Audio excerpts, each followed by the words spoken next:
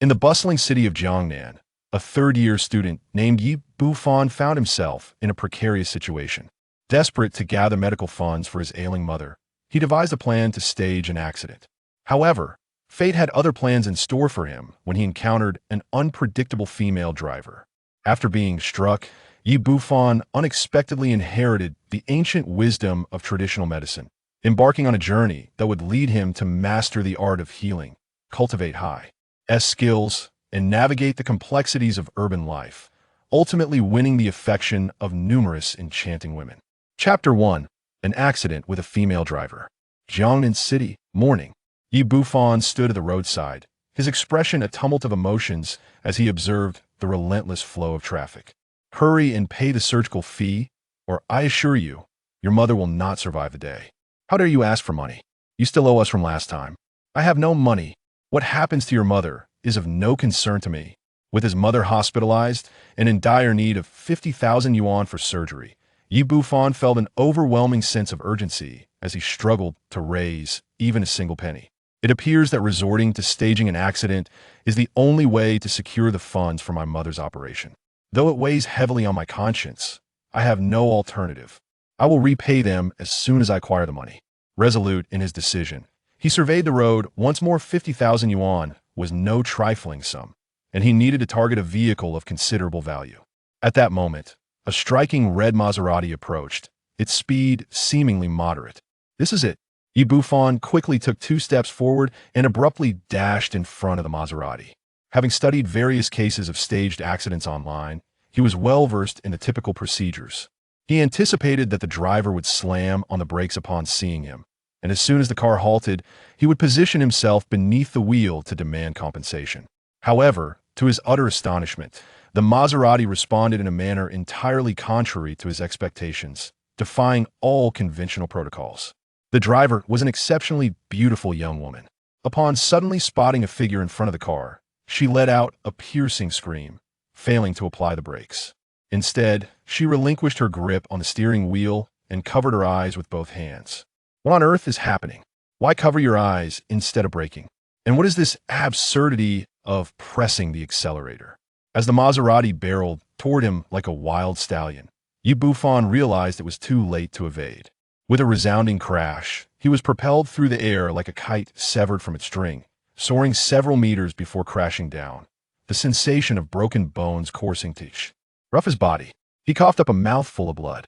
One should never attempt to extort from a female driver. This was his final thought before losing consciousness. The accident drew a throng of onlookers, yet none noticed the blood he spat, which splattered onto an ancient jade pendant resting against his chest, only to be absorbed completely. In an instant, Yi Bufan was an orphan, and this pendant had been the sole token of affection from his mother when she adopted him. Thus he wore it close to his heart. In a daze, he felt a warmth radiating from his chest, followed by a thunderous resonance in his mind. Descendant Yi Bufan received the legacy of the Ancient Medical Sect. Suddenly, an elderly figure clad in green robes appeared in his consciousness. I am Yi Xiaoyao of the Ancient Medical Sect. You have inherited my legacy henceforth. You must abide by our sect's regulations, healing the world and practicing medicine far and wide. Countless streams of knowledge flooded into his brain, encompassing martial arts techniques, medical practices, esoteric arts, and various skills. As the flood of information surged in, it seamlessly melded with his memory, becoming strikingly clear, as if it were an inherent part of him. Simultaneously, the ancient jade pendant hanging at his chest grew increasingly warm, eventually transforming into a robust current that coursed into his body. Upon entering, this energy rapidly fortified his muscles and bones, meticulously mending the injuries he had just sustained. A wave of profound comfort enveloped him, and soon, Yi Bufan succumbed to a deep slumber. After an indeterminate passage of time, he regained consciousness, opening his eyes to a pristine white surrounding was in a hospital room. Instinctively, he touched his chest, discovering that the pendant had been reduced to a mere red string, the jade having vanished without a trace. Despite having been violently struck by a Maserati, he felt no pain whatsoever. On the contrary, he was in a state more invigorated than ever, every muscle fiber brimmed with strength. The medical knowledge, arcane techniques, and martial arts he had acquired were all vividly clear, each one affirming that this was no mere dream, had indeed inherited the leg. AC of the Ancient Medical School, you're awake. A melodious voice of surprise resonated beside him, followed by the appearance of an exquisite visage. The woman had cascading long hair and a face so finely crafted that it bore no discernible flaw. Complemented by her alluring figure, she was captivating beyond measure. He stood transfixed, having never encountered such breathtaking beauty, even the airbrushed starlets on Tela. Vision paled in comparison. That I'm truly sorry that my name is Chin Chu Chu. I just received my driver's license yesterday, and I never imagined I would hit you today. Yi Bufan suddenly recalled that the girl before him, with an apologetic expression, was indeed the owner of the Maserati. He bore no resentment towards her after all. He had willingly put himself in a precarious situation, and it was not her fault. On the contrary, he felt a profound gratitude. Had he not encountered this female driver, he would not have acquired the legacy of ancient medical knowledge. Noticing his silence, Chin Chu Chu continued, "Rest assured, I will take full responsibility for the accident. You should focus on your recovery here, and I will cover all medical expenses until you are fully healed and discharged." Seeing that the girl before him lacked any airs of a privileged young lady, Yi Bufan's fondness for her grew. He replied, "Thank you, I'm fine. You nearly frightened me to death yesterday, being thrown so far by the impact," Chin Chu Chu exclaimed, patting her elevated chest. "It's quite astonishing. The doctor said you sustained no serious injuries, only a concussion that temporarily rendered you unconscious. It's truly a miracle. My car is undergoing major repairs, yet you emerged relatively unscathed. It's hard to believe."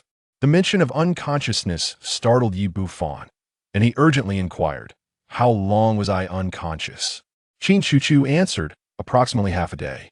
Initially, the doctor indicated you would remain unconscious for 24 hours. Half a day." Yi Bufan abruptly sat up. His mother was still in the hospital, clinging to life, and he could not afford to delay any longer. Now that he had inherited the ancient medical knowledge, no one else's skills could surpass, as he no longer needed other doctors for surgery, as he could heal his mother's ailment.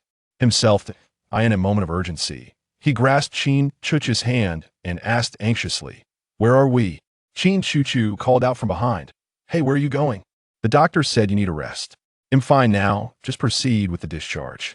With that, Yi Bufan swiftly exited the central hospital, heading towards Jiangnan Hospital, and on the way, he purchased a packet of silver needles from a pharmacy, tucking them in his pocket. Within the ICU of Jiangnan Hospital, the attending physician, Xia Haitao, inspected Ouyang Lan's eyelids and glanced at the monitors at the bedside. He said to Nurse Zhang Xiaoman, "It is confirmed that she is dead. Let's proceed with the next steps." "Understood, Dr. Xia," Zhang Xiaoman replied, taking a white sheet to cover the deceased.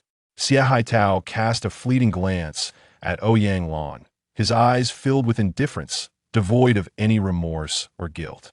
"If her family can come up with a surgical fee of 50,000 yuan, I could perform the operation personally. Perhaps there would be a chance for survival. Unfortunately, she is destitute, unable to gather even such a meager sum with no money. She can only await death." At that moment, Yi Bufan rushed in from outside, and upon seeing the white sheet in Zhang Xiaoman's hands, shouted, "Stop! What are you doing?" Zhang Xiaoman, startled, ceased her actions and replied, "The patient is already dead." "Nonsense! My mother is not dead."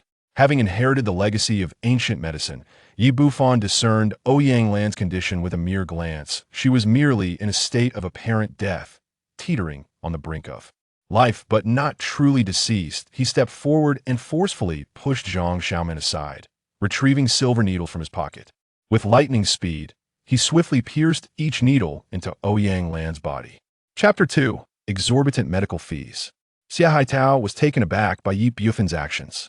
Recognizing him, he exclaimed, "Kid, the person is already dead. What are you frantically doing? Are you pretending to be filial? If you truly cared, you would have brought 5,000 yuan for the surgery. Sooner your mother wouldn't have died." "It disgusts me to see someone like you who has no money, yet pretends otherwise." He continued to ramble on, but Yi Bufan paid him no mind, focused intently on administering the needles to Ouyang Lan. "Hey, I'm talking to you. Are you even listening?" Seeing that the young man ignored him, Xia Haitao's anger flared again as he shouted, "Are you a doctor? Stabbing aimlessly with a flimsy needle here. Do you wish for your mother to rest in peace? Let me tell you, this is the ICU, where charges accrue by the hour. The previous medical fees remain unpaid. What are you trying to pull here? Stop this at once. Finally, Yi Bufan withdrew the last needle and let out a sigh of relief. He then turned to Zhang Xiaoman and said, "Immediately call the funeral home to have the body taken away." Yi Bufan coldly retorted, "You charlatan, what nonsense are you spouting? My mother is still alive." Xia Haitao scoffed, "Alive? Are you out of your mind? If your mother were to come back to life, I would gladly relinquish my position as chief physician to you." As he spoke, the monitoring device by the bedside emitted a sharp beep, only to resume its function shortly thereafter. To everyone's astonishment, Ouyang Lan's heart began to beat. 1-2 beats, initially sluggish, but soon returning to a steady rhythm. Xia Haitao and Zhang Xiaoman were left in a state of shock mere moments ago. This individual had shown no signs of life, and now it seemed as if they had miraculously returned to existence. Were it not for the setting of the ICU, they might have believed they were witnessing a resurrection. After completing these inexplicable events, Ouyang Lan suddenly sat upright in bed, surveying her surroundings before inquiring, "Son, where am I?" "Mom, you're finally awake," Yi Bufan exclaimed, grasping Ouyang Lan's hand with palpable excitement. Had it not been for the fortuitous inheritance from the Ancient Medical Sect, the bond between mother and so, it might have been irrevocably severed. Xia Haitao's eyes widened in disbelief. He was acutely aware of Ouyang Lan's condition, and even if she had not perished, such a swift recovery seemed implausible. Ouyang Lan remarked, "Son, what has happened?" "I recall suddenly fainting. Am I ill? Will it cost a great deal of money?" Yi Bufan had not only healed his mother's cerebral hemorrhage, but had also addressed various other hidden ailments within her. At this moment, Ouyang Lan was undeniably healthier than anyone else, rendering any further stay in the hospital unnecessary. "Very well, let us leave. I've always said that minor ailments do not require a hospital visit. A bit of rest suffices." Ouyang Lan had single-handedly raised Yi Bufan and his sister, enduring a life of hardship, and her greatest fear was the financial burden of hospital expenses. As she spoke, she descended from the bed, and together with Yi Bufan, they prepared to leave. "Stop! You cannot leave yet." Xia Haitao positioned himself in front of them. Yi Bufan furrowed his brow. "What do you intend to do?" Xia Haitao replied, "If you wish to depart, you must first settle the medical fees." Ouyang Lan inquired, "Oh, of course, how much is it, doctor?" Xia Haitao stated, 13,800. "What? Such a staggering amount." Ouyang Lan was taken aback. Had it not been for Yi Bufan's recent assistance in improving her health, she might have found herself once again on the brink of collapse. This is an ICU ward, and charges are calculated by the hour. Additionally, the cost of the emergency medications accounts for this total, Xia Haitao explained, tossing a stack of medication details toward Ouyang Lan. "Take a look. We have expended considerable manpower and resources to save you. Otherwise, you would have long since perished, and it would be impossible for you to stand here speaking." Ouyang Lan held the bill, her understanding of medicine limited to the shocking figure printed on it. Yi Bufan glanced over, his expression darkening immediately. "Are you certain that all these medications were for my mother?" As a third-year student at Ancient Medical University, he possessed a basic familiarity with common medications, despite not yet graduating. Xia Haitao asserted, "Of course, now hurry and pay." Yi Bufan, seething with rage, seized him by the throat and forcefully pressed him against the wall. "You, a person so inept, not only lack capability, but possess such a callous heart. How dare you call yourself a doctor?" Xia Haitao found himself ensnared by a firm grip around his neck, instantly experiencing a sense of suffocation. No matter how he struggled, Yi Bufan's powerful hand remained immovable, akin to an iron clamp. Ouyang Lan and Zhang Xiaoman were taken aback, perplexed by the sudden fury emanating from Yi Bufan, and hurried to intervene. Zhang Xiaoman rushed to tug at Yi Bufan's arm, only to discover that what appeared to be an unremarkable limb possessed the strength of a mountain, resisting her efforts entirely. "Son, please release him. Striking another is against the law," Ouyang Lan urged as she stepped forward. It was only then that Yi Bufan relented, letting go. Cough, cough, cough. Xia Haitao finally inhaled the fresh air, gasping for breath. Yi Bufan seethed. This unscrupulous doctor previously demanded a surgical fee of 50,000 yuan. Why could not pay? He callously refused to assist. Just moments ago, this quack misdiagnosed you as deceased, a heinous disregard for life. Now, he resorts to deceit, prescribing medications that are largely unnecessary, yet he comes to us demanding payment. How can someone like him claim the title of a doctor? And to think, the volume of these injections exceeds 25 kilograms. Are we to believe that all of this was intended for my mother?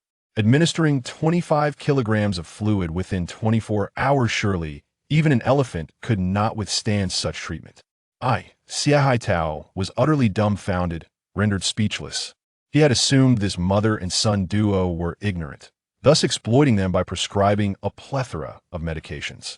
Not only could he secure a commission from the hospital, but selling these drugs could yield even more profit. He had often engaged in such practices before, yet today he found himself exposed by Bufan. Just as he found himself at a loss, the emergency room doors swung open, and a middle-aged man rushed in, carrying a boy of about 10 years old on his back. The man exclaimed, "Doctor, please, you must see what is wrong with my son." A nurse, who followed closely behind, approached Xia Haitao and said, "Director Xia, this patient has been sent by Director Zhou from the Health Bureau, and we have been instructed. We'll do everything in our power to save him." Chapter 3. You are unworthy of being a doctor. Quickly place the child on the hospital bed and commence emergency treatment. Upon hearing that this was an order from the head of the Municipal Health Bureau, Xia Haitao did not dare to delay, instructing the middle-aged man to lay the young boy on the ICU bed. Observing the child's ashen complexion and rapid breathing, now in a state of unconsciousness, the situation appeared dire. Bufan refrained from saying more. The issue of medical expenses could be addressed in due time, and there was no need for haste. As Xia Haitao conducted his examination, he inquired, "What led to the child's sudden illness?" The middle-aged man replied, "My son was perfectly fine when he returned from school, but shortly thereafter he complained of discomfort, quickly developed a high fever, and then fell into unconsciousness." After completing the examination, Xia Haitao remarked, "Do not worry. It is merely a common cold, though the fever is quite severe. I shall administer some antipyretics, and he will recover swiftly." Given his uncertainty about the man's relationship with Director Zhou, he spoke with utmost politeness. The middle-aged man sighed with relief. "That is wonderful. Thank you, doctor." Xia Haitao took the antipyretic prepared by Zhang Xiaoman, ready to inject it into the young boy. However, Bufan shook his head, stating, "He is not suffering from a cold at all. Administering antipyretics will exacerbate his condition. What do you know? Are you the one treating him, or am I? If you lack understanding, refrain from speaking out of turn." Having just been exposed for his sordid actions, Xia Haitao, already boiling with anger, let it all out at that moment. With that, he seized the syringe and personally administered the antipyretic to the young boy. As time progressed, a faint flush began to appear on the young boy's face, suggesting that his pain had considerably lessened. Xia Haitao, wearing a self-satisfied expression, remarked, "You see, I told you it was merely a slight cold, nothing to worry about." The middle-aged man sighed in relief, nodding repeatedly, Indeed, Dr. Xia, you are truly the chief. Your medical skills are exceptional." However, at that moment, the boy's innocent visage suddenly contorted, his limbs began to convulse, and he was foaming at the mouth. The bedside apparatus emitted a piercing alarm. Blood pressure plummeted, and his heart rate rapidly decelerated, indicating an imminent life-threatening situation. Xia Haitao was taken aback. According to his diagnosis, the boy merely had a common cold. How could such a dire condition arise so suddenly? The anxious middle-aged man implored, "Doctor, you must act swiftly. He is my only son." Xia Haitao found himself at a loss, utterly bewildered by the circumstances. How could he devise a remedy? As the boy's condition deteriorated further, the middle-aged man shouted furiously, "You incompetent physician! If anything happens to my son, I will hold you accountable.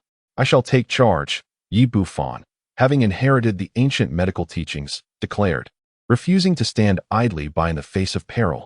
Approaching the bedside, he stated, "I have long asserted that you are mistaken. This is not a mere cold, but rather poisoning." With that, he withdrew silver needles from his pocket and began to skillfully insert them into the boy's vital acupuncture points on his chest. "What are you doing?" Xia Haitao moved to intervene, but suddenly a thought struck him, and he halted, exclaiming, "Any disruption to my treatment of the patient will be your responsibility, regardless of the consequences." As the little boy seemed on the brink of death, the stakes were dire. If he truly succumbed, not only would the director's title be jeopardized, but he might also face imprisonment. However, the circumstances had shifted dramatically, allowing the responsibility to be deflected elsewhere. Bufan remained undeterred, continuing to administer acupuncture to dispel the toxins from the boy's body. Upon closer inspection, one would notice that the silver needles, once inserted into the acupoints, began to tremble gently, as though imbued with an unseen energy compelling them to vibrate incessantly. A middle-aged man inquired, "Is this individual also a physician from your emergency room?" Xia Haitao replied, "He is no doctor, merely a relative of the patient. I could have treated this illness, but now, thanks to him, the situation has become entirely beyond my control." At this, the middle-aged man erupted in outrage. "What right does a mere relative have to treat my son?" As he advanced, intent on confrontation, he abruptly noticed that the boy's convulsions ceased, the froth at his mouth subsided, and his complexion gradually regained its rosy hue. Even the monitoring equipment at the bedside returned to normalcy. What is happening?" Everyone stood in stunned silence, particularly Xia Haitao, who had presumed that Bufan's prior success with Ouyang Lan was mere happenstance, never anticipating that he could also save this young boy. Regardless of the outcome, the absence of a fatality relieved everyone. The middle-aged man asked, "Young miracle worker, what affliction does my son suffer from?" Bufan responded, "He has contracted a particular virus. Has he recently come into contact with anything unsanitary, such as rats or other creatures known to harbor a multitude of pathogens?" The middle-aged man remarked, "There should be none. He hasn't gone out today and has been attending school all along." As Bufan noted that the time was nearly up, he retrieved a silver needle and skillfully pricked the tips of the young boy's 2 index fingers, extracting 2 drops of dark blood which he let fall into a nearby trash bin. Upon seeing his son awaken, the middle-aged man exclaimed with joy, "Divine doctor, you truly are a miracle worker.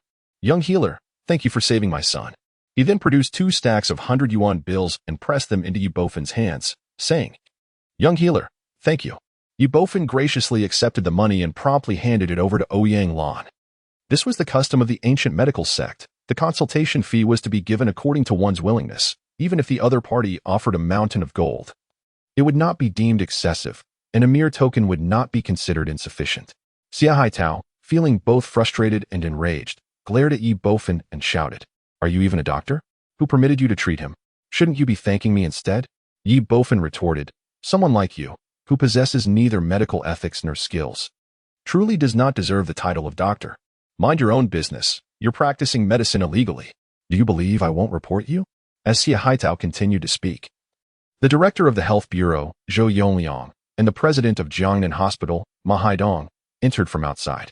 Upon their arrival, he lowered his voice to issue a threat. "Kid, you'd best keep your mouth shut. Practicing medicine without a license is a grave offense that could land you in prison for at least 5 to 6 years. I will help you bear the consequences." With that, he rushed over with a sycophantic demeanor. "Director Zhou, President Ma, it's a pleasure to see you both." Zhou Yongyang inquired, "Where's the patient I instructed you about? Has he arrived?" Xia Haitao replied, "Are you referring to the child with a fever? I have successfully treated him. He has just departed from our facility." As he spoke, a sense of relief washed over him, for it seemed that the young boy's father had not communicated directly with Director Zhou. This made matters considerably simpler. Zhou Yongyang, with an expression of astonishment, inquired, "Did you truly administer the treatment?" He was familiar with Xia Haitao, recalling him merely as an ordinary chief physician, without any notable skills in medicine. "Indeed, Director Zhou, I was the one who treated him," Xia Haitao replied. Observing the audacity of this individual, Bufan was poised to expose the truth, yet was halted by Ouyang Lan. She was acutely aware that her son lacked a medical practice license, and any involvement with the police would lead to complications. Chapter 4. Impersonation. Zhou Yongliang pressed further. Was it merely a temporary alleviation of symptoms, or a complete cure? Xia Haitao responded confidently, "It was a complete cure, absolutely a complete cure. The child is now devoid of any issues, and the family is exceedingly satisfied with the treatment results." "Dr. Xie, I had no idea your medical skills were so exceptional," Zhou Yongliang remarked. With a beaming smile, Xia Haitao replied, "Director Zhou, you flatter me. As a physician, this is my fundamental duty." Though his words were modest, internally he was elated. Gaining recognition from the head of the Health Bureau heralded a promising future. Presently, there was a vacancy for a vice president at the hospital, which could very well become his. Zhou Yongliang chose not to pursue the matter further, instead retrieving his mobile phone and dialing a number, Mr. Dong. I have splendid news to share. Dr. Xie from Jiangnan Hospital has successfully treated this condition. Please bring your son over at once. Subsequently, he made another call. Vice Director Zhao promptly notified the other hospitals to transfer all children afflicted with this peculiar ailment to Jiangnan Hospital. Dr. Xie Haitao here has discovered an effective treatment. Upon hearing this, Xie Haitao was utterly taken aback. He had initially believed that there was but a solitary unique case, and that seizing the credit would suffice. Little did he anticipate the multitude of subsequent patients. Zhou Yongliang remarked, "These ailing children are students from Jiangnan City Central Primary School. This afternoon, one child stumbled upon a bat, and 12 others who had come into contact with it have exhibited symptoms of high fever and unconsciousness. Preliminary assessments suggest they have contracted a novel virus, one that is not recorded in the National Virus Repository and for which no effective medication exists. I will disperse the afflicted children across the major hospitals in Jiangnan for treatment, hoping that someone may succeed in curing this malady." Other hospitals have failed to identify any effective remedies, yet Dr. Xie has successfully cured that particular case, and the results have been remarkably positive. Jiangnan Hospital will undoubtedly earn great merit this time. He then addressed Xie Haitao, saying, "Dr. Xie, if you manage to cure all these children, I shall commend you significantly." Xie Haitao felt a cold sweat trickling down his forehead. Having just usurped Yi Bufan's credit, he was at a loss regarding how to heal this affliction. Noticing his expression, Ma Haidong inquired, "What troubles you, Dr. Xie? Is there an issue?" "And no problem at all." At this juncture, Xie Haitao could not confess to his impersonation. Thus he gritted his teeth and persevered. He had previously studied some traditional Chinese medicine and possessed a rudimentary understanding of acupuncture. Moreover, he had been present when Yi Bufan treated the young boy, diligently memorizing the acupoints that were punctured. He believed that employing the same technique for acupuncture should suffice in alleviating this ailment. With this thought, he felt a renewed sense of inner tranquility. Xie Haitao hurriedly remarked, "They are the recently cured patients and their families, waiting to discuss the medical fees with me." Ma Haidong interjected, "We shall converse outside. This is the ICU ward, and outsiders cannot enter casually." His implication was clear. As long as he was not exposed on the spot, the matter of medical expenses could be negotiated. A cold smile crept across Yi Bufan's lips. He had originally intended to unmask this individual, but now he felt no urgency. If one wished to usurp his achievements, one must possess the requisite abilities. He would patiently observe how this would unfold. He led his mother to a bench outside the ICU ward, where they settled down. Ouyang Lan said, "Son, we have 20,000 yuan now. Let us speak earnestly with Dr. Xie and see if we can settle the medical fees with this amount." Yi Bufan replied, "Absolutely not. He charges exorbitantly. We cannot indulge his malpractice. We shall not pay him a single cent." As the mother and son were engaged in conversation, the sound of urgent braking pierced the air, and 2 luxurious black sedans came to a halt at the entrance. A middle-aged man exited the vehicle, followed by 4 bodyguards in black who were carrying a stretcher, upon which lay an unconscious young boy. "Mr. Dong, you have arrived." Zhou Yongliang greeted the middle-aged man with great enthusiasm. Although he held a significant position, the individual he faced was no ordinary person. Dong Tianda, the chairman of the Jiangnan Tianda Group, was a prominent figure in the culinary world. The Tianda Group wielded considerable influence, with establishments ranging from the prestigious Royal Cuisine Grand Restaurant to humble street-side eateries, half of which belonged to the Dong family. Dong Tianda not only possessed assets worth billions, but also boasted an extraordinary background, donating 7-figure sums annually to the health sector. Naturally, Zhou Yongliang treated such a distinguished individual with utmost courtesy. However, at that moment, Dong Tianda was devoid of any pleasantries, urgently stating, "Director Zhou, please find a doctor to treat my son. He is suffering from a high fever of 40 degrees Celsius, and I fear that a prolonged delay may affect his intelligence." "Rest assured, Mr. Dong, everything has been prepared," Zhou replied. "Yes, Director," Xie Haitao affirmed, stepping forward. Dong Tianda addressed him, "Dr. Xie, if you can cure my son, the Tianda Group will certainly reward you handsomely." "Mr. Dong, you are too kind. Healing the sick is my duty," Xie Haitao proclaimed grandly, though internally he was elated. His fortunate moment had arrived. If he could successfully treat Dong Tianda's son, he would not only gain recognition from his superiors, but also reap substantial benefits, a dual reward of fame and fortune. Dreaming of such prospects, he retrieved the prepared silver needles and approached the boy's bedside. Ma Haidong, taken aback, inquired Dr. Xie. What are you about to do? Xie Haitao explained, Director. At present, there is no effective medication for this viral infection in Western medicine. We can only treat it through acupuncture. Zhou Yongyang expressed his astonishment. Dr. Xie, you are also proficient in traditional Chinese medicine? It cannot be said that I am an expert, but by sheer coincidence. I came across a particular acupuncture technique in a medical book that seems to be capable of treating this ailment.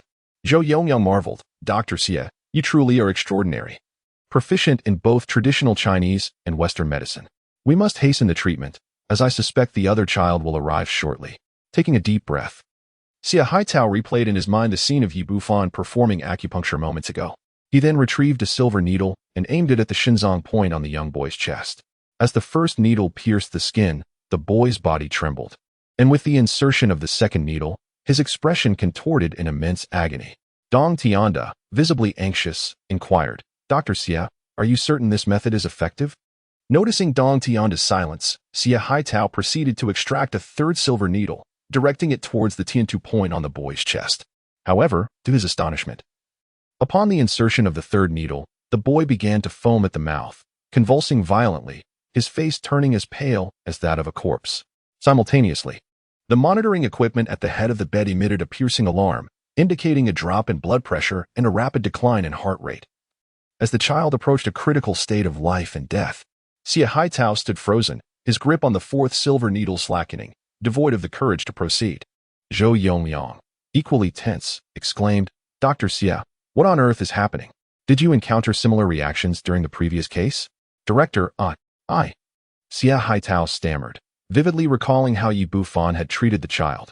Why then, in his own hands, did the technique not only fail but seemingly exacerbate the boy's condition? Upon witnessing his son's dire situation deteriorating further, Dong Tianda bellowed, enough of your nonsense. Hurry and treat my son. Indeed, what are you lingering for? Think of a way to save him at once. Ma Haidong was equally frantic. If Xie Haitao were to truly cause the death of Dong Tianda's son, it might very well spell the end of his tenure as the hospital director. In desperation, Xie Haitao removed the 3 silver needles he had inserted, yet the little boy's condition showed no signs of improvement. Dong Tianda, in a state of agitation, exclaimed, Xie, he is my only son. If anything happens to him, I swear I will end you. Zhou Yongyang furiously interjected, Xie Haitao, did you not just cure a patient? Why is it failing now? Stammering and drenched in cold sweat, Xie Haitao struggled to articulate even a single coherent sentence. After a moment's hesitation, Zhang Xiaomin finally spoke up. The one who truly cured that child was not Dr. Xie, but rather the family member outside, named Yi Bufan. Realizing the truth was laid bare, Xie Haitao's legs buckled, and he collapsed onto the ground. Upon learning the reality, Dong Tianda dashed out of the emergency room. At this point, he was willing to do anything to save his son. Approaching Yi Bufan with urgency, he implored, Young man, I beg you to save my son. You can name any condition you wish. Very well, Yi Bufan replied, unperturbed by the outcome. Recognizing the urgency of the little boy's condition, he entered the room, cast a glance at the prostrate Xie Haitao, and moved to the boy's bedside, retrieving silver needles to commence treatment. The monitoring device at the bedside incessantly emitted a piercing alarm, yet as the silver needles penetrated one by one, the device fell silent. Simultaneously, the young boy ceased his convulsions and foaming at the mouth. His complexion gradually regained its rosy hue, and his breathing steadied. Having treated such cases before, Yi Bufan deftly pricked the boy's fingertips, extracting 2 droplets of toxic blood. A miraculous healer. Truly a miraculous healer, exclaimed Dong Tianda, grasping Yi Bufan's hand. Little healer, our Dong family has been passed down for 3 generations. Your salvation of my son equates to the salvation of our entire lineage. Although Yi Bufan had once been a mere impoverished youth, his acquisition of the ancient medical legacy left him unfazed by Dong Tianda's fervent gratitude. After all, wealth pales in comparison to the value of a life. The Ancient Medical Sect had treated patients with such reverence that once, a city was offered as a consultation fee. Witnessing Yi Bufan's effortless success that yielded a profitable establishment, both Zhou Yongliang and Ma Haidong gazed upon him with envy. Dong Tianda, an astute businessman, was not acting on a whim. To forge an alliance with a miraculous healer was tantamount to securing an extra life when it mattered most. For no amount of wealth could be enjoyed without life to spend it. He believed that mere monetary offerings would be insufficient to befriend someone of Yi Bufan's caliber. hence his extravagant gesture. Observing Yi Bufan's calm demeanor only reinforced his conviction. He saved Yi Bufan's contact information and presented him with a business card, saying, "Young brother, do not hesitate to reach out if you require assistance in the future." After expressing his gratitude multiple times, Dong Tianda departed with his child, soon followed by other patients arriving at Jiangnan Hospital, all of whom Yi Bufan treated in turn. Upon witnessing the successful treatment of the last ailing child, Zhou Yongyang exhaled a sigh of relief. This incident had garnered significant attention within the upper echelons of Jiangnan City. With the Jiangnan Hospital having successfully treated all infected children, it had indeed salvaged his reputation. "Xiaoyi, you have truly been of immense help to me. Do not hesitate to ask if there is anything I can assist you with." Yi Bufan, having stowed away his silver needles, cast a fleeting glance at Xie Haitao beside him and remarked, "Director Zhou, I do have a matter that requires your assistance." Zhou Yongyang replied, "Please, do not hold back." Sensing that Yi Bufan was about to voice his concern, Xie Haitao looked at him with a face full of entreaty. Yet, Yi Bufan did not spare him a glance. He produced the billing statement and said, "Director Zhou, Dean Ma, this is the billing statement that Dr. Xie just provided for my mother. My mother was admitted here last night, and within less than 24 hours, the charges have already amounted to 39,800. Despite her suffering from a severe cerebral hemorrhage, the medications listed include anticoagulants and heart disease treatments, leaving one to wonder if there are any aphrodisiacs included as well. As for the intravenous therapy, the total weight of these infusions exceeds 25 kilograms. Even a bull would struggle to endure such a burden, would it not? As it stands, I still owe the hospital over 30,000 in medical fees. I leave it to both of you to determine how we should proceed."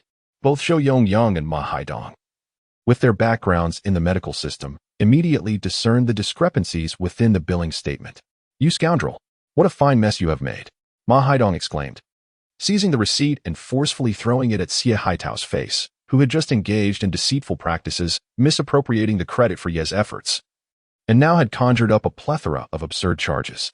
"You are utterly unworthy of the medical profession. Henceforth, you are dismissed." At this, Xie Haitao was rendered speechless, his face a canvas of desperation as he pleaded, "Director, I implore you, grant me another chance. I shall never transgress again." Yi Bufan interjected, "Director Ma, it appears that this act of clandestinely introducing contraband medication and imposing unjust charges has indeed transgressed the bounds of legality. I believe it would be far more prudent to entrust this matter to the authorities. Moreover, this is likely not an isolated incident. There must be numerous previous transgressions that warrant thorough investigation." Zhou Yongliang concurred. "What Brother Yi asserts is indisputable. Individuals like him are the very parasites of the medical field, tarnishing the esteemed reputation of physicians. This necessitates a comprehensive inquiry, followed by appropriate action from the police." Chapter 6. Why should I feel sympathy for you? No, please. Not that. I have elderly family members and young children to care for. If I am incarcerated, it would spell my ruin. Xie Haitao, now in a state of utter panic, collapsed to the ground, beseeching, "Director Zhou, Director Ma, Brother Yi, I beg you, have mercy on me." Zhou Yongyang and Ma Haidong turned their gazes to Yi Bufan, evidently deferring the decision to him. However, as Xie Haitao wept, his face streaked with tears and snot, Yi Bufan felt no trace of compassion. The memory of risking his own life to gather funds for his mother's medical expenses ignited a raging fire within him. "You plead for my sympathy. Have you ever considered the plight of the helpless patients and their families? Do you comprehend the lengths to which they go to amass such funds? These are the hard-earned, blood-sweat savings from selling homes and land, devoted to saving the lives of their loved ones. In the end, you casually issued a bill and snatched everything away, which is 10 times more despicable than a robber. Why should I feel pity for you? I." Xie Haitao was rendered speechless, collapsing to the ground like a pile of mud. Observing Yi Bufan's demeanor, Zhou Yongliang coldly remarked, "You should go to the police station and turn yourself in. Perhaps you might receive leniency." Ma Haidong waved his hand, summoning 2 security guards to drag him away, then expressed his sincere apologies, saying, "Young Brother Yi, I am truly sorry. I never anticipated that our hospital would harbor such a parasite. To demonstrate our regret, we will waive all your mother's medical expenses and additionally provide you with 30,000 yuan as a token of gratitude for your assistance." Yi Bufan nodded. The hospital's response was heartfelt, and he chose not to comment further. Zhou Yongyang inquired, "Young Brother Yi, may I ask where you are currently studying? How did you acquire such remarkable medical skills?" Yi Bufan replied, "I have yet to graduate.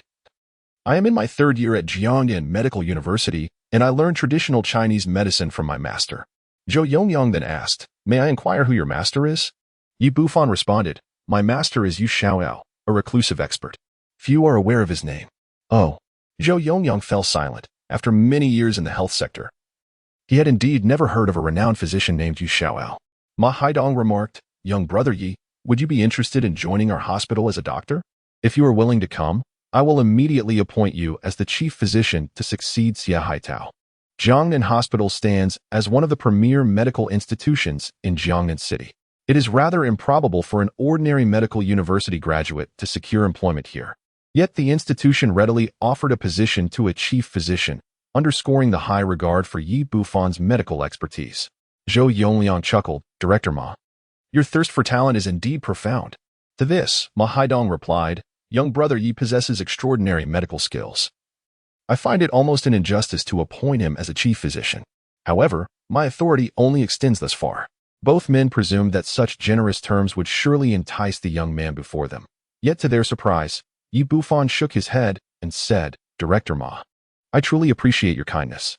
However, your hospital specializes in Western medicine, while my studies are rooted in traditional Chinese medicine, making it somewhat unsuitable for me to join your establishment."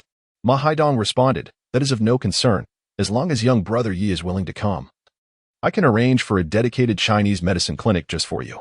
He genuinely recognized the value of Yi Bufan's skills, believing that with such a reliable anchor, the hospital could swiftly tackle complex medical cases like the one encountered today. Once again, Yi Bufan declined, stating, "Director Ma, I am indeed not suited to work here." His aspiration lies in promoting traditional Chinese medicine, and the rigid structure of the hospital would hinder his personal development. He preferred, instead, to establish his own Chinese medicine clinic. A profound disappointment flickered in Ma Haidong's eyes as he conceded, "Very well, young brother. Should you ever reconsider, my doors will always be open to you." He then called for the hospital's office director, instructing him to waive all medical expenses incurred by Ouyang Lan, and additionally handed over 30,000 yuan as a token of gratitude. Yi Bufan accepted the money and departed from Jiangnan Hospital. It was already past 9 in the evening when he first called Ouyang Lan to convey his safety, and then proceeded to dial his girlfriend Zhu Linlin's number. The phone emitted an electronic prompt. "Sorry, the number you have dialed is switched off." Yi Bufan sighed. Ever since the holiday began, Zhu Linlin had vanished, leaving him unable to see her or reach her by phone, and he was left in uncertainty regarding her situation.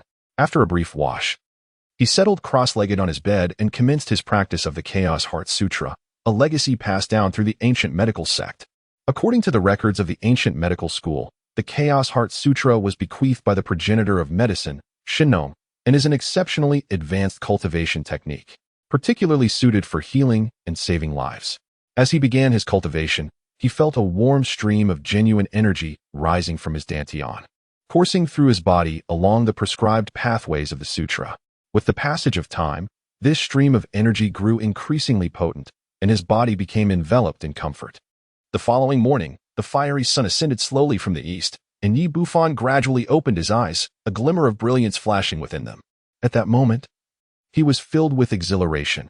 After a night of cultivation, the Chaos Heart Sutra had reached the 9th layer of the Qi refining stage, just a step away from establishing his foundation. What delighted him most was that upon reaching the 9th layer, he had acquired spiritual awareness, enabling him to perceive objects within a 2-meter radius even with his eyes closed. Moreover, this awareness possessed the ability to see through barriers. Not only could walls not obstruct his vision, but he could also glimpse into the human body, clearly observing his own meridians, bones, and the flow of blood. He understood that the rapid advancement in his cultivation was entirely due to the spiritual energy emanating from the ancient jade pendant. However, the earth is currently suffering from a scarcity of spiritual energy, making future enhancements increasingly challenging.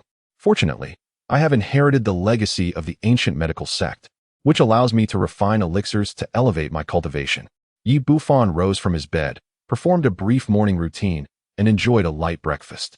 With a refreshed spirit, he exited the school gates, determined to find a pharmacy to procure the ingredients necessary for concocting foundational elixirs. Not far from Jiangnan Medical University stands a grand 20-story office building, adorned with opulence yet exuding an air of sophistication. This is the headquarters of the Qin Group.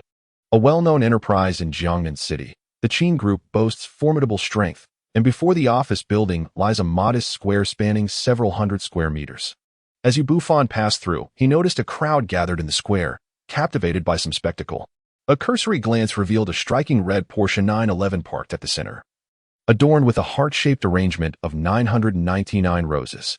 A young man, clad in a tailored suit and impeccably groomed, stood before the car, clutching a bouquet of blue roses, seemingly poised to declare his affections. While the young man possessed a fair degree of handsomeness, Bufan immediately discerned the pallor of his complexion and the weakness in his posture, indicative of excessive indulgence that had thoroughly depleted his vitality. At that moment, a fragrant and delicate figure collided with him. Bufan swiftly turned to find a woman in professional attire, her attention evidently drawn to the young man in the square, resulting in their unintentional collision. Fortunately, both were moving at a modest pace, and the woman managed to regain her balance after taking a couple of steps back. "I'm so sorry. I apologize." Both individuals were acutely aware of their negligence in observing the path ahead and instinctively offered apologies to one another. In unison, they exclaimed, "What a coincidence to see you." Chapter 7. The pretend boyfriend. Bufan recognized that the person he had collided with was none other than Qin Chuchu. He couldn't help but chuckle. "So, the car incident yesterday wasn't enough for you, and now you've resorted to crashing into me with your body?" As he spoke, a thought crossed his mind. The sensation of a human collision was far more pleasurable than that of a vehicle, soft and wonderfully yielding. Bufan couldn't resist appraising Qin Chuchu's curvaceous figure. She appeared exceedingly slender, yet possessed ample curves in all the right places. Particularly notable was her bosom, which seemed on the verge of bursting the buttons of her blouse. He wondered if that delightful softness he had just experienced had originated from there. Qin Chuchu was equally surprised to encounter Bufan in this setting. After a moment of astonished silence, she said, "Let us skip the pleasantries. I need your assistance urgently." Bufan, somewhat taken aback, queried, "What kind of assistance do you require? Are you in need of a loan? Not money, but rather, I need to borrow you for a while to pretend to be my boyfriend," she clarified. Feigning a grin, Bufan quickly grasped the situation. "Ah, so someone is pursuing you?" He chuckled. "Then you should accept. While you may not find me as handsome, I am certainly not lacking." Qin Chuchu shot him a glare. "I'm being serious here. Will you help or not?" "I cannot assist. I am already in a relationship," he replied. Qin Chuchu's chest heaved with indignation. The man who usually pursued her relentlessly seemed to relish the idea of being her boyfriend, as if it were a disadvantage. "I won't assist others, but for you, I certainly will. It's merely a matter of pretending to be your boyfriend. How insignificant." Bufan readily agreed, acknowledging that he bore responsibility for the incident yesterday, which had caused considerable damage to her vehicle, leaving him with a lingering sense of guilt. A triumphant smile crossed Qin Chuchu's face as she declared, "If you help me chase away this nuisance, I shall overlook your previous transgressions." Bufan replied, "Leave it to me." As they conversed, Xiang Yuntian noticed them and approached briskly, clutching a bouquet of blue roses. The onlookers, realizing the female lead had arrived, parted to create a pathway. "Chuchu, you're here," Xiang Yutian exclaimed as he stood before Qin Chuchu, presenting the roses with a gentlemanly flourish. "These flowers are for you, wishing you joy every day." "My mood was quite pleasant until I saw you," Qin Chuchu retorted, not even glancing at the bouquet of blue roses. "Xiang Yutian, how many times must I tell you that there is no possibility between us? I already have a boyfriend." Xiang Yutian insisted. "Chuchu, do not deceive me. I am well aware of your circumstances. You have no boyfriend. I knew you wouldn't believe me, so today I have brought him along." Qin Chuchu affectionately wrapped her arm around Bufan's, stating, "This is my boyfriend, Bufan." Xiang Yutian was momentarily taken aback, scrutinizing Bufan with a serious demeanor, before a disdainful smirk graced his lips. "Chuchu, even if you're seeking someone to impersonate your boyfriend, you ought to choose someone of a higher caliber. Do you truly expect me to believe in such a specimen?" Feeling belittled, Bufan retorted, "What, do you look down on me? Is that even a question?" Xiang Yuntian replied condescendingly, "If you wish to earn respect, you must possess the capability to command it." Xiang Yuntian gazed at him with derision and inquired, "Tell me, do you have an 8-figure sum in your bank account?" "No." Bufan shook his head. "Then do you earn a 6-figure annual salary?" Bufan responded, "I haven't graduated yet." Xiang Yuntian's arrogance swelled further. How could a penniless student still in school compare to the heir of the Xiang family? With a haughty demeanor, he proclaimed, "Let me inform you, The Xiang family is a conglomerate worth over 100 million, and I am the sole heir, currently serving as the vice president of the group. What do you have to compare with me? Indeed, there was no comparison to be made. A destitute youth stood no chance against the privileged heir of the Xiang family. The disparity is indeed vast. If it were me, I would undoubtedly choose Xiang Dashao. However, I find this young man rather handsome. Yet, being merely good-looking is not sufficient. A man must possess true strength. Hearing the murmurs of those around her, Qin Chuchu felt a twinge of melancholy. In her haste to find a shield, she had overlooked the significant gap between the two individuals. Yi Bufan and Xiang Yintian were worlds apart. Did you see that? That is the new car I gifted to Chuchu, worth over 3 million. It's not that I belittle you, but I fear you may never earn such a sum in your lifetime. Xiang Yintian expressed his satisfaction with the effect he had created, gesturing towards the rose in his hand. This is a blue enchantress, specially airlifted from Europe, costing 500 each, far more expensive than your bargain bin attire. You, a mere pauper, are utterly unqualified to pursue Chuchu, let alone compare yourself to me. At that moment, the onlookers regarded Yi Bufan with a myriad of expressions, mockery, sympathy, and pity. No one believed that a poor boy could ever compete with a wealthy heir. Yet, Yi Bufan's demeanor remained unchanged as he calmly replied, "Are you suggesting that only the affluent have the privilege to pursue Chuchu? Or do you perceive her as a mere gold digger, one who values nothing but wealth?" That is certainly not my intention." Xiang Yutian stammered, growing anxious. His pursuit of Qin Chuchu was driven not only by a desire for beauty, but also by the ambition to align himself with the illustrious Qin family. In other words, as the daughter of the Qin household, how could Qin Chuchu possibly be interested in his meager fortunes? In order to prevent Qin Chuchu from feeling displeased, he hastily clarified, "Chuchu, please do not misunderstand. I truly did not mean it that way." However, Qin Chuchu gazed at Yi Bufan with keen interest. His unexpected demeanor significantly surpassed her expectations, as he effortlessly undermined the advantages that Xiang Yintian had long taken pride in. Noticing that Qin Chuchu remained silent, Xiang Yintian grew increasingly anxious and reiterated, "Chuchu, do not listen to his nonsense. My feelings for you are entirely sincere. Upon hearing about your traffic accident yesterday, I was utterly terrified. Fortunately, you emerged unscathed. I heard that your car was severely damaged, so I immediately bought you a new one. The money is trivial. What matters is my genuine affection for you. How moving it is. If only someone would treat me like this, I would undoubtedly marry him without hesitation. Young Master Xiang is exceedingly generous, offering 3 million right away. If I were in her position, I would definitely agree. A wealthy yet devoted man is truly a rarity in these times." Hearing the murmurs from the crowd, Xiang Yuntian secretly breathed a sigh of relief and discreetly signaled to the undercover agent hidden among the spectators. Instantly, someone in the crowd shouted, "Accept him. Be together. Be together." In this charged atmosphere, several onlookers joined in the chant. Chapter 8. Bai Chao Hong kneeling on one knee, Xiang Yuntian held a bouquet of blue roses and earnestly declared, "Chuchu, from the moment I laid eyes on you, I knew I was irrevocably captivated for life. My heart has been entirely filled by you. Beyond you, I shall not cast my gaze upon any other woman. Will you be my girlfriend?" Upon uttering these words, the crowd erupted once more, chanting, "Together, together, together." Seeing this man so obstinate, Qin Chuchu looked to Yi Bufan for assistance.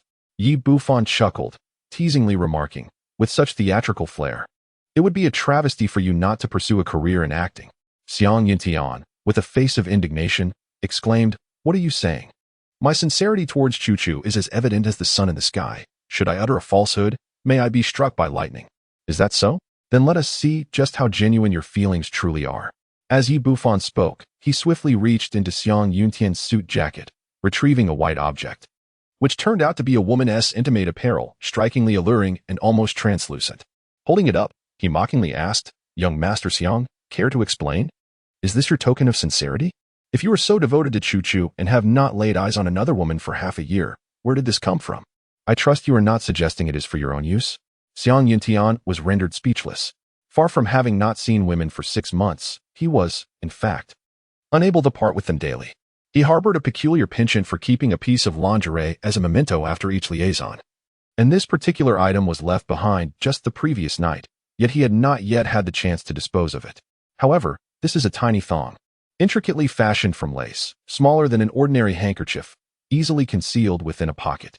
How on earth did this fellow discover it? Upon witnessing this scene, the surrounding crowd erupted in a flurry of commotion. Goodness, I was nearly deceived by this scoundrel. Carrying another woman's belongings in his pocket while professing his feelings is truly absurd. What a shameless display. To possess such an item and yet speak with such audacity is utterly astonishing. Is it not said that such individuals deserve divine retribution? Xiang Yutian licked his parched lips and, in a moment of desperation, exclaimed, "Chu-chu, please do not misunderstand. A friend of mine borrowed this suit for an outing yesterday. And what about this? What connection does it have with you?" Yi Bufan casually discarded the tiny thong, only to swiftly retrieve a pink object from Xiang Yuntian's trouser pocket. His speed was remarkable, leaving Xiang Yuntian no time to react. "Young Master Xiang, I believe this is called a durex, isn't it? Where did it come from? Have you lent your trousers to a friend as well?" Xiang Yuntian's face flushed with embarrassment, as durex has become a standard accompaniment for his daily rendezvous with women, always carried on his person. Yet he was perplexed. The durex was even smaller than the thong. So how did this rascal know? Could it be that he possesses some form of X-ray vision? "Chu-chu, please do not misunderstand.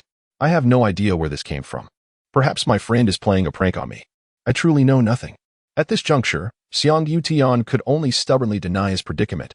Otherwise, all his efforts would have been in vain. "Is that so? What is this?" Yi Bufan reached out and extracted 2 small white pills from his other pocket. "Young Master Xiang, if I am not mistaken, these must be the legendary regret pills, correct? You seem well equipped. Could this also be a prank orchestrated by your friends?" Qin Chuchu, witnessing the unfolding scene, expressed her disdain, saying, "Xiang Yutian, leave at once. I no longer wish to see you." Seeing his meticulously planned scheme unravel, Xiang Yutian was consumed by rage, exclaiming, "You bastard, I will end you." At that moment, he could no longer maintain his facade, swinging his fist toward Yi Bufan's face. Unfortunately, his debauched and weakened physique was no match for Yi Bufan. He was swiftly met with a kick to the abdomen, sending him flying onto a bed of 999 roses. "Ah!" Xiang Yutian let out a heart-wrenching scream, though the fall was not overly severe. The roses were all thorny, and as he struggled to rise, his body was already punctured with rose thorns. "You dare to vie for a woman with me? Just wait." He spat defiantly before attempting to flee.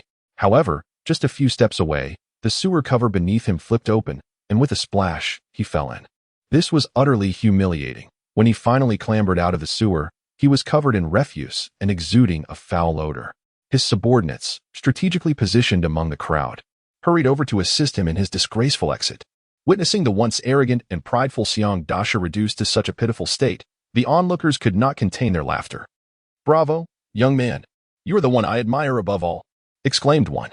"Young lady, you possess keen insight. Your choice in this young man is indeed commendable," remarked another as they showered praises upon Yi Bufan. The crowd, who typically disdained the antics of wealthy scions yet felt powerless to act, found a sense of vindication in the recent turn of events, as this young man had provided them with a much-needed release. Qin Chuchu pulled Yi Bufan aside, her gaze intense as she inquired, "How did you manage that?" His earlier display had been astonishing, almost breathtaking, as he had decisively bested the heir of the Xiang family. It was likely that after today's humiliation, Xiang Yuntian would no longer have the audacity to pursue her. With a smile, Yi Bufan replied, "Did you not witness it all?" Qin Chuchu's cheeks flushed as she continued, "I meant, how did you know that Xiang Yuntian had such a thing in his pocket?" Naturally, Yi Bufan refrained from divulging the matter of his spiritual perception. Instead, he said, "As a traditional Chinese medicine practitioner, I could easily discern his severe kidney deficiency." It was a simple deduction. Qin Chuchu chose not to press further on this topic, expressing her gratitude. "Thank you for your assistance. I shall treat you to dinner after work." With that, she turned and hurried towards the Qin Group's office building, realizing she would soon be late.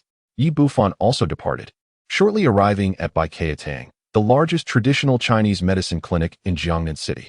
The clinic was adorned in an ancient style, exuding a sense of elegance and grandeur. At the entrance hung a couplet. The first line read, "Cultivation unseen by others," while the second line stated, "Intentions known only to heaven." Yi Bufan stepped inside and surveyed his surroundings. To the left was the apothecary, and to the right, the traditional Chinese medicine consultation room. As it was just opening, the apothecary was not crowded, and the patrons had yet to reach the stage of collecting their prescriptions. Behind the counter, a young attendant was engrossed in his mobile phone. Upon noticing Yi Bufan's entrance, he merely cast a glance without uttering a word, returning to his distraction. Yi Bufan approached the counter and declared, "I am here to collect my medicine."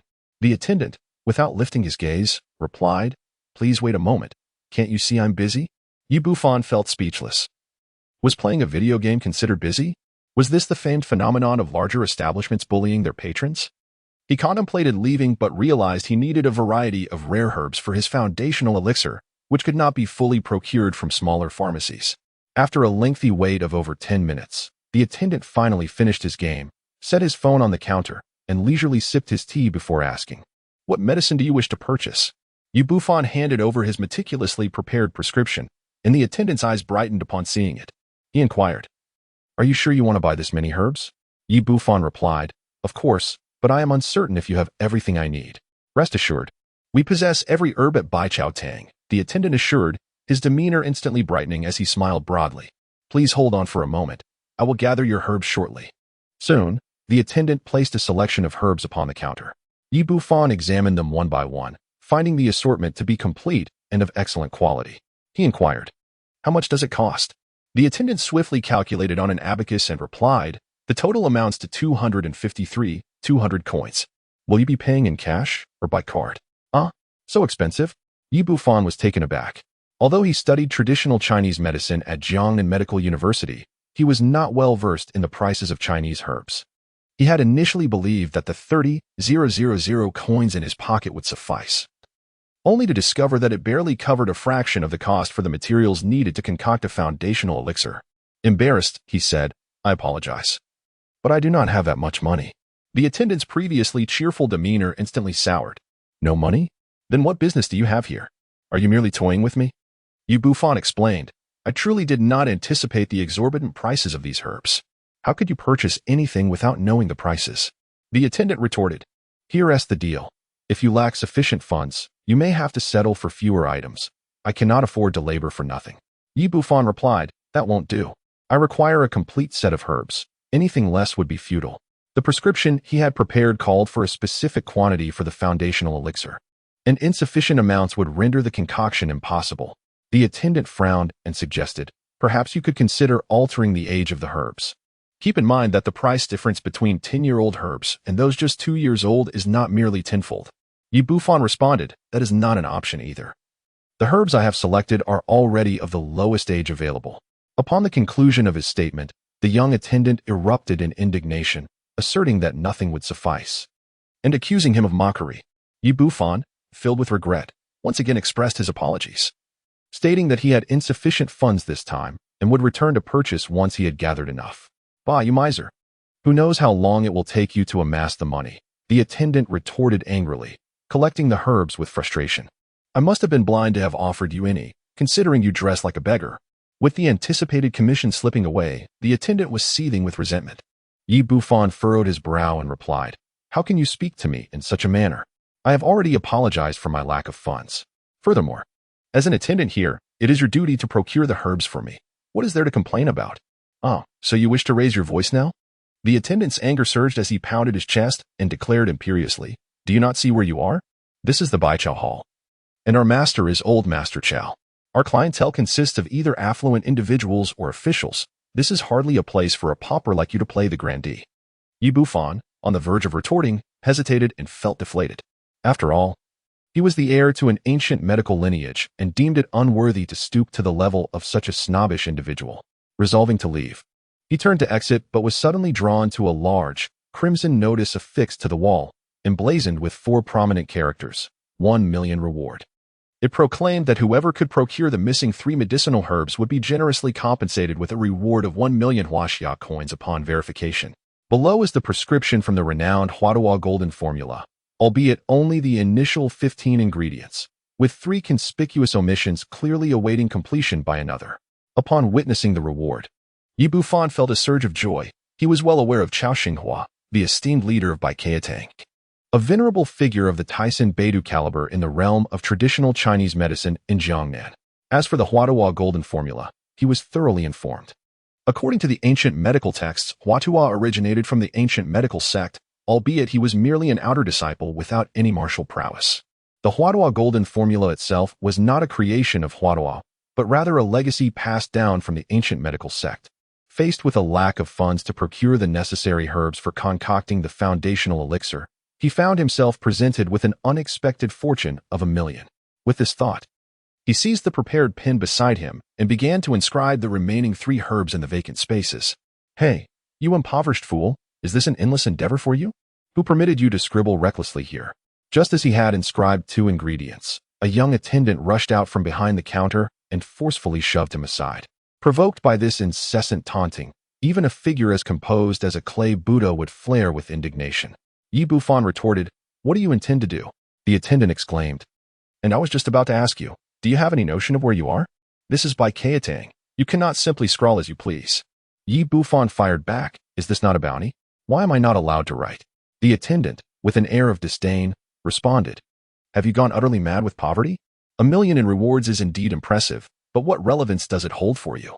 Ever since this notice was posted, it had initially attracted numerous luminaries in the field of medicine, all of whom came to test their skills, yet without exception, they all met with failure. To comprehend the vastness of traditional Chinese medicinal materials, one must acknowledge that there exist at least tens of thousands of varieties. Relying solely on chance to procure the remaining 3 herbs would yield a probability lower than that of winning the lottery by countless magnitudes.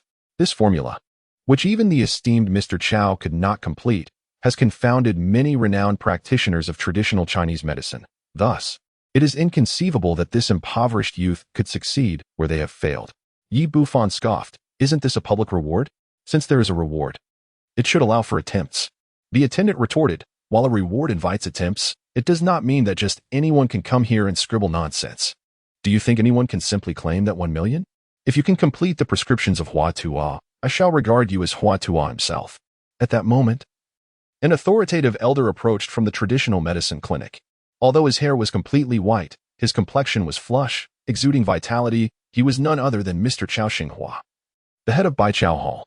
"Mr. Chow, you have arrived." The attendant, who had been previously assertive, instantly transformed into a sycophant upon seeing Chow Xinghua. "What is happening? Why this uproar in the store?" As Chow Xinghua spoke, he cast a glance at the reward notice. Upon seeing the 2 herbs written by Yi Bufan, he stood there, astonished. "Mr. Chow, this impoverished youth, lacking funds, has come to stir trouble in our shop," scribbling wildly on the reward notice. The attendant continued to prattle without noticing the old man's expression. Chow Xinghua, ignoring him entirely, turned to Yi Bufan with excitement and asked, "Young man, are these 2 herbs on the wall written by you?" Before Yi Bufan could utter a word, Lu Hong interjected, "It was all his hasty scribbles. If I hadn't intervened in time, he would have included a 3rd ingredient as well." "Old Chow, please do not be upset. I shall erase it immediately." Before Lu could finish his sentence, Chow Xinghua delivered a sharp slap across his face, exclaiming, "You scoundrel, apologize to this young man at once." "Ah." Lu Hong stood there, utterly bewildered, his mouth agape in shock. Chow Xinghua, his anger unabated, reiterated, "Did you hear me? Apologize to this young brother immediately." Yi Bufan, with an icy demeanor, remarked, "Today, I have witnessed what it truly means for a large establishment to bully a customer when no one sees your cultivation. Heaven will be aware of your intentions. This speaks of the integrity expected from practitioners of traditional Chinese medicine, neither deceiving themselves nor others. You, at Bai Kaetang, are utterly unworthy of this principle. My young brother, I sincerely apologize. It is my failure in discipline," Chow Xinghua said, expressing urgency. "Young brother, can you truly complete the Hua Tua Golden Prescription?" Chapter 10. The Hua Tua Golden Prescription. Yi Bufan replied, "Indeed, I am well acquainted with this formula." "Splendid. Young brother, please assist me in completing the prescription. The reward of 1,000,000 will be entirely yours," Chow Xinghua exclaimed, his excitement causing his beard to quiver. From the 2 ingredients Yi Bufan had already inscribed, it was evident that this young man was extraordinary. He had studied this prescription countless times and experimented with numerous ingredients. Yet none could harmonize with the preceding 15 as required. However, the 2 ingredients at present are entirely distinct, harmonizing perfectly with the previous 15 formulas. And they may very well represent 2 of the 3 missing components. Yi Bufan shook his head and replied, "I apologize, I intended to complete the formulation. But the people from Bai Kaetang insisted that this is not a place for just anyone to make arbitrary contributions. It appears that fate has not favored us." I suggest you seek someone more capable. With that, he turned to leave, but Chao Xinghua seized his wrist, exclaiming, "Please, do not depart. You must stay." The bounty notice had been posted for quite some time, and apart from Yi Bufan, no one else could match even a single ingredient. If he were to leave, it would be nearly impossible to find another. The Watua Golden Formula is a priceless treasure, and given its implications for a significant individual's life or death, it is no wonder he was willing to offer such a substantial reward. Having finally found someone capable of completing the Watua Golden Formula, he could not afford to let him go. I assure you, if this young man does not forgive you, you shall leave here today. Lu Hong was utterly taken aback. The treatment at Baikiatang is the most esteemed in the entire Jiangnan medical community. With Chao Qinghua's prestige in traditional medicine, if he were dismissed from here, it would be unlikely he would find employment elsewhere, resulting in the complete loss of his livelihood. Realizing this, he fell to his knees before Yi Bufan, raising his hand to strike himself twice in penance. I beg your forgiveness. I was blind to your worth. I have an elderly parent and young children depending on me. Please, I implore you to pardon my transgressions this once. Yi Bufan sighed. Had he known such a situation would arise, he might have acted differently from the outset. However, ever since he acquired the legacy of the Ancient Medical Sect, his understanding and perspective have ascended to a higher realm, rendering him disinclined to engage in disputes with such insignificant individuals.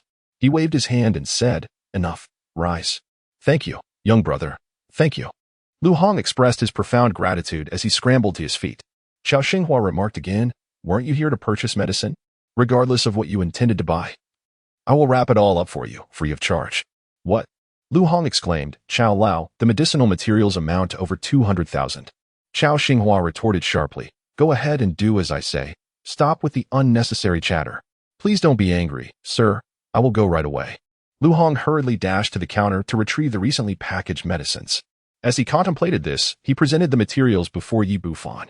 Chao Xinghua continued, "Young brother, consider these medicines as my apology. I kindly ask you to complete the Watua Golden Prescription." As he spoke, his face was filled with yearning. As a towering figure in the field of traditional Chinese medicine in Jiangnan, Chao Xinghua had reached such heights that Yi Bufan felt it inappropriate to voice any objections. He picked up a pen and completed the final ingredient, 3 leaves of the orchid.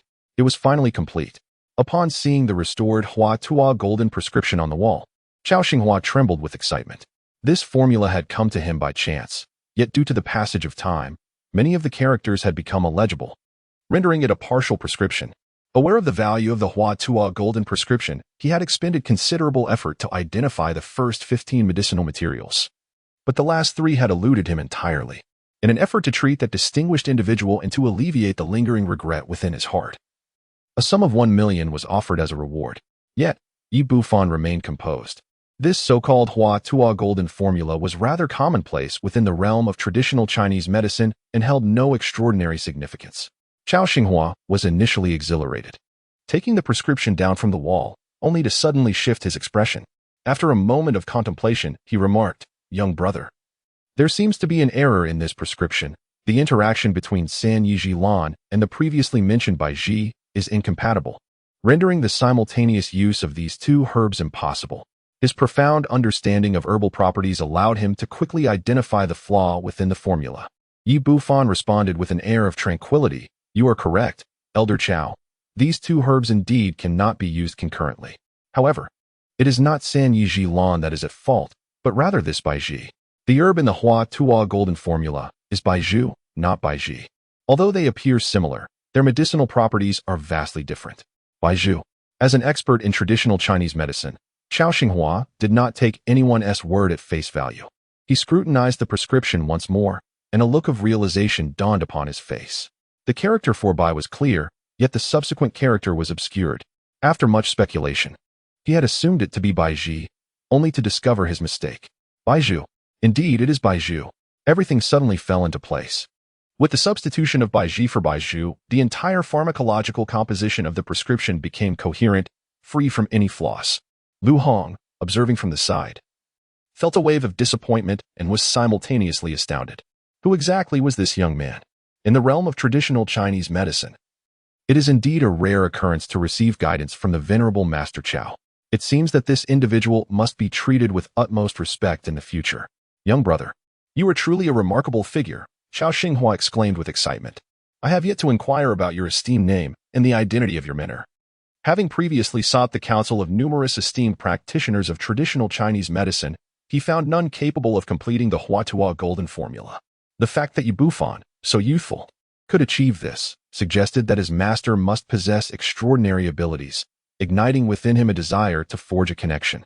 I am Yi Bufan, and my master, a reclusive sage, has already passed on. Xiao Xinghua's eyes momentarily reflected a hint of regret before he continued, young brother, you have successfully completed the Huatua Golden Formula for me. And it is now time for the old man to honor his promise. He summoned the steward from the consultation room and presented a check for 1 million to Yi Bufan. Upon receiving the check, Yi Bufan replied, Master Qiao, I cannot accept payment for my efforts. Let the cost of the medicinal materials be deducted from the reward. What do you mean by that? The old man has stated he does not wish to receive any money. Does this not bring shame upon me? Xiao Xinghua retorted. The Huatua Golden Formula is a priceless treasure. Adding an additional 200,000 is hardly significant. Besides, you have rendered me an immense service. I was anxiously awaiting the completion of the Huatua Golden Formula to save an old friend. If we had delayed a few more days, it would have been too late. Yi Bufan held a favorable impression of this elder, who, as an elder statesman in the field of traditional Chinese medicine, displayed no airs and had a straightforward character that resonated well with him. He inquired, Master Qiao, do you intend to use the Huatua Golden Formula to treat someone? Xiao Xinghua nodded and said, Indeed, I have an old friend suffering from a severe lung ailment. Despite consulting numerous renowned physicians, his condition remains dire. If we cannot gather the Huatua Golden prescription, he may have but a day or two left to live. Yi Bufan furrowed his brow and replied, Old sir, you are mistaken. The Huatua Golden prescription does not possess curative properties. What?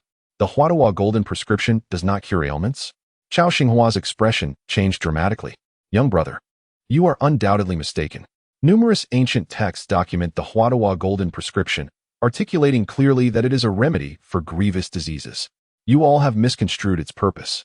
Yi Bufan shook his head, stating, the world-renowned Ma Fei San and the Huatua Golden prescription are both formulations that have emanated from the Ancient Medical Sect. As a successor of this lineage, how could I be unaware of the Huatua Golden prescription's efficacy?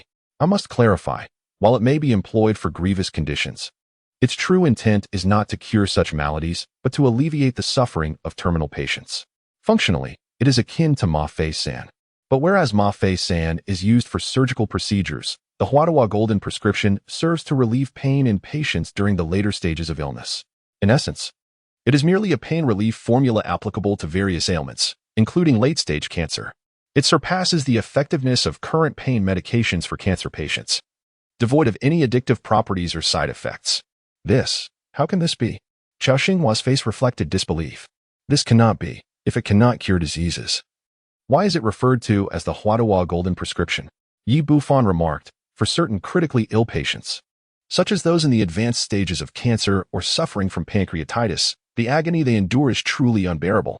This prescription can effectively alleviate such pain. Only those who have experienced such torment can appreciate the value of this medicine, hence it is revered as the Golden Formula. Xiao Xinghua was utterly bewildered. The previous prescription was incomplete, rendering him unable to ascertain the properties and efficacy of the medicine, ultimately leading to a misinterpretation of the ancient texts. According to Yi Bufan, the medicinal properties of this remedy were indeed exceptionally rare.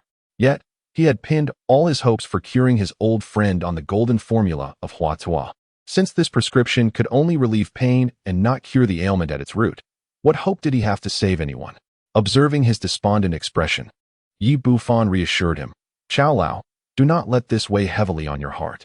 Although the Golden Formula of Huatua cannot cure the illness, we can still seek alternative methods. Alternative methods? Xiao Xinghua suddenly felt a spark of inspiration. Little brother, can you heal my friend's affliction? The fact that Yi Bufan possessed the complete Golden Formula of Huatua indicated the extraordinary nature of his lineage, igniting a flicker of hope within him. Yi Bufan nodded affirmatively, saying, Indeed. Xiao Xinghua, overjoyed, exclaimed, Little brother, are you certain you can cure him? What are the chances? An 80% chance. Yi Bufan humbly replied, as the ailment in question was merely a pulmonary disease, which was trivial in the face of the ancient medical lineage.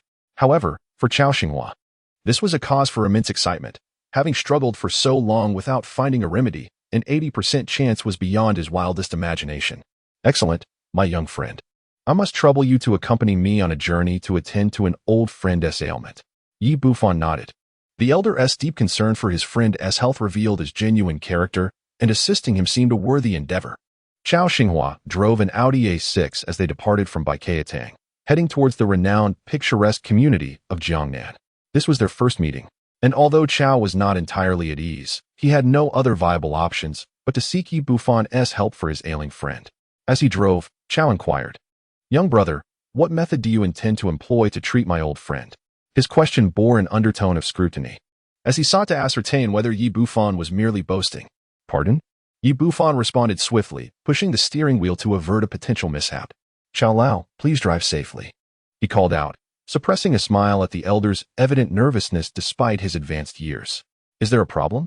Yi Bufan continued, "Rest assured, I would not deceive you. My lineage indeed possesses such acupuncture techniques." Chao Xinghua's confidence in Yi Bufan soared, and he restarted the vehicle, accelerating towards their destination. The He family of Jiangnan is a paragon of the upper echelons of society. The venerable He Changqing, patriarch of the He family, rose from humble beginnings. Having vanquished countless foes and earned numerous accolades for the nation, he is one of the last surviving elders, wielding immense influence both in Jiangnan and throughout the realm. His 3 sons are all exceptionally talented. The eldest son, He Tianming, serves in the military and has already earned his stars. The second son, He Tianda, has entered politics and holds a significant position in Jiangnan province. The youngest son, He Tianxi, has ventured into business and has amassed considerable wealth. Consequently, the He family wields substantial influence throughout Jiangnan City. Their villa stands as the finest building in the picturesque Jiangnan community, featuring a private courtyard with 3 elegant European-style structures. Chao Xinghua appears to be quite familiar with this place, as he is not hindered by the bodyguards at the entrance. Upon entering, a middle-aged man in his 40s approaches. "Who is He Tianxi, the youngest son of He Changqing?"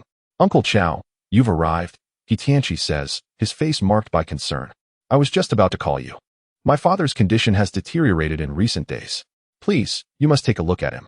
"Do not worry. I brought Xiao Yi today specifically to attend to old He." Chao Xinghua replies, introducing Yi Bufan to He Tianxi. "This is Dr. Yi Bufan." He Tianxi looks bewildered. In the past, Chao Xinghua often brought renowned traditional Chinese medicine practitioners to treat his father, but they were invariably elderly men. When did such a young doctor appear? Sensing He Tianxi's skepticism, Chao Xinghua reassures him, "Do not let his youth deceive you. His medical skills far surpass my own. Come, let us visit old He." Although He Tianxi harbors some doubts about Yi Bufan, he understands the importance of honoring Chao Lao's wishes and leads them to a 3-story building. Chao Xinghua was well acquainted with the surroundings and swiftly led Yi Bufan into a solitary 3-story building, which served as the private hospital of the Yi family. Although it was a private establishment, the medical facilities were by no means inferior to those of large hospitals. Upon entering the ward, Yi Bufan noticed an elderly man, his hair and beard completely white, lying on the hospital bed, emaciated and pallid, currently in a state of unconsciousness. He Tianxi, filled with anxiety, exclaimed, "Uncle Chao, please help my father." Chao Xinghua then turned to Yi Bufan, saying, "Young Yi, quickly assist old He." Yi Bufan nodded, stepping towards He Changqing's bedside. Just as he was about to extend his hand to take the pulse, a voice from behind shouted, "Stop! Do not touch my grandfather." Chapter 12. Preparing for the aftermath. What are you doing? Are you not aware that my grandfather is a critically ill patient and cannot be handled carelessly? A girl, her face flushed with anger, strode into the room. She was He Tianxi's daughter and He Changqing's granddaughter, He Shuang. "How old are you? You're going to treat my grandfather? Have you even graduated from medical school?" Upon seeing that Yi Bufan appeared younger than herself, a flicker of disdain crossed He Shuang's frosty visage, clearly not regarding him with any respect. He Tianxi, somewhat embarrassed, interjected, Shuang, mind your manners. Dr. Yi is a practitioner of traditional Chinese medicine." Traditional Chinese medicine? What a joke. Traditional Chinese medicine is inherently unreliable, and even more so when practiced by someone so young. Having been raised with a Western education and recently returned from studying in the United States, He Shuang held a profound disdain for traditional Chinese medicine. She continued, "Father, allow me to introduce my esteemed friend, Dr. Gao Haixing, a cardiopulmonary specialist invited from the capital. It was then that He Tianqi noticed a middle-aged doctor in his 40s standing at the door, accompanied by 4 or 5 assistants clad in white coats, each carrying a variety of medical instruments. He Shuang elaborated. Dr. Gao is a doctoral graduate from a prestigious institution in M country, a leading expert in internal medicine in the capital, with unique research in cardiopulmonary studies. He has published 2 or 3 dozen papers in journals sponsored by the World Medical Association. Just a few days ago, Dr. Gao received an invitation from the World Medical Association and will soon become a member there. He has graciously set aside numerous commitments to attend to my grandfather's health. Upon hearing such an impressive array of credentials, He Tianqi promptly approached, saying, Dr. Gao, I truly appreciate your efforts. Dr. Gao, with an air of pride, nodded and remarked, with my expertise, there is no need to seek other physicians for the old gentleman's ailment, especially not those dubious practitioners of traditional Chinese medicine. Can those quack remedies truly heal? At this statement, Yi Bufan's expression darkened immediately. While one might indulge in arrogance, there was no need to disparage traditional Chinese medicine. Chao Xinghua's countenance also shifted dramatically.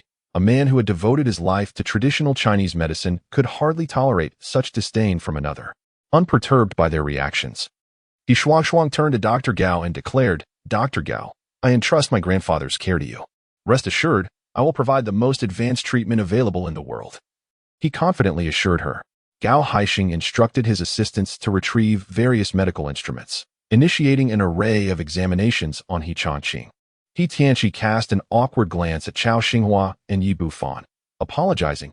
Chao uncle, I apologize for her temperament. You know how she can be, speaking without regard. Please don't take it to heart. You two should rest for a while. Once they finish, I will kindly ask you to attend to my father. His words were courteous. Yet it was evident to all that he had chosen Gao Haixing over Yi Bufan. Although Yi Bufan had inherited the ancient medical traditions with the noble aim of saving lives, he understood that a physician must uphold their dignity and should never be in a position of begging to treat someone. Given the He family's lack of faith in him, he saw no reason to remain. Just as he turned to leave, Chao Xinghua grasped his arm, urging, Young Yi, do not be hasty in departing. In my humble opinion, these individuals will certainly fail to heal old He. Over the years, he has consulted numerous Western medical experts, yet none have offered a solution. We will need your assistance shortly. Chao Xinghua harbored considerable dissatisfaction with the He family's attitude, but he could not let personal grievances cloud his concern for an old friend's life. Yi Bufan replied, Chao old master, it is not that I lack respect for you. I simply believe in the concept of fate in medicine. I have never been one to seek out patients. Chao Xinghua countered, Young Yi, if we leave now, it will imply that traditional Chinese medicine is inferior to Western medicine, only serving to bolster their arrogance. Our primary objective should be to heal old He, demonstrating the efficacy of our medical expertise and restoring the honor of traditional Chinese medicine. His words profoundly moved Yi Bufan. In an era where traditional Chinese medicine is in decline, as a bearer of ancient medical heritage, one ought to contribute to its preservation. Gao Haixing, are you not esteemed? Are you not an expert in Western medicine? Are you not renowned throughout all of Huaxia? Today, I shall challenge your perceptions and demonstrate what true ancient Chinese medicine entails. With this thought, he chose to remain, joining Chao Xinghua. He Tianqi was taken aback by Chao Xinghua's regard for Yi Bufan. Unable to comprehend what merits this young man possessed to garner such esteem from the elder. Meanwhile, Gao Haixing, accompanied by his assistants, conducted a series of examinations on He Tianqi, culminating in a collection of reports that landed in his hands. As he perused the results, his brow furrowed increasingly. He Shuang, filled with anxiety, inquired, Dr. Gao, how is my grandfather's condition? Is there any hope? Gao Haixing sighed and shook his head, responding, it has reached a critical stage. It is time to prepare for the inevitable. He Shuang, with urgency, pressed, what? Dr. Gao, can't you think of another solution? Her bond with her grandfather was profound, and she was loath to see the elder pass away. He Tianqi echoed her concern, stating, indeed, Dr. Gao, you are an expert in cardiopulmonary matters. You must devise a solution. We, the He family, are willing to bear any cost to save my father. Gao Haixing shook his head and replied, I sincerely apologize. While I am indeed an expert, not every ailment can be cured. The old gentleman's ailment has lingered for too long, compounded by his advanced age and waning bodily functions. Even the divine would be powerless in such a situation, Thus it is prudent to prepare for the inevitable. He Tianqi and He Shuangshuang wore expressions of profound disappointment. For deep down, neither wished to confront such a disheartening outcome. At that moment, a voice interjected, "Is this the esteemed expert of Western medicine you speak of? After years of study in the United States, is the sole lesson imparted merely to instruct the families of patients on how to prepare for the end?" The speaker was Yi Bufan, who harbored considerable dissatisfaction with Gao Haixing's approach. Having just boasted with grandiosity, looking down upon others with an air of self-proclaimed expertise, he now found himself at a loss, advising only that preparations for the end be made. What kind of physician is this? You insolent fool! Gao Haixing, an internal medicine expert from the capital, had never before been subjected to such a reprimand. Anger surged within him as he declared, "A doctor is not a deity. Not every ailment can be cured. The severity of the patient's condition is not a reflection of my incompetence. No one could remedy it." Yi Bufan scoffed. "No one can remedy it? Who bestowed upon you the audacity to make such a claim?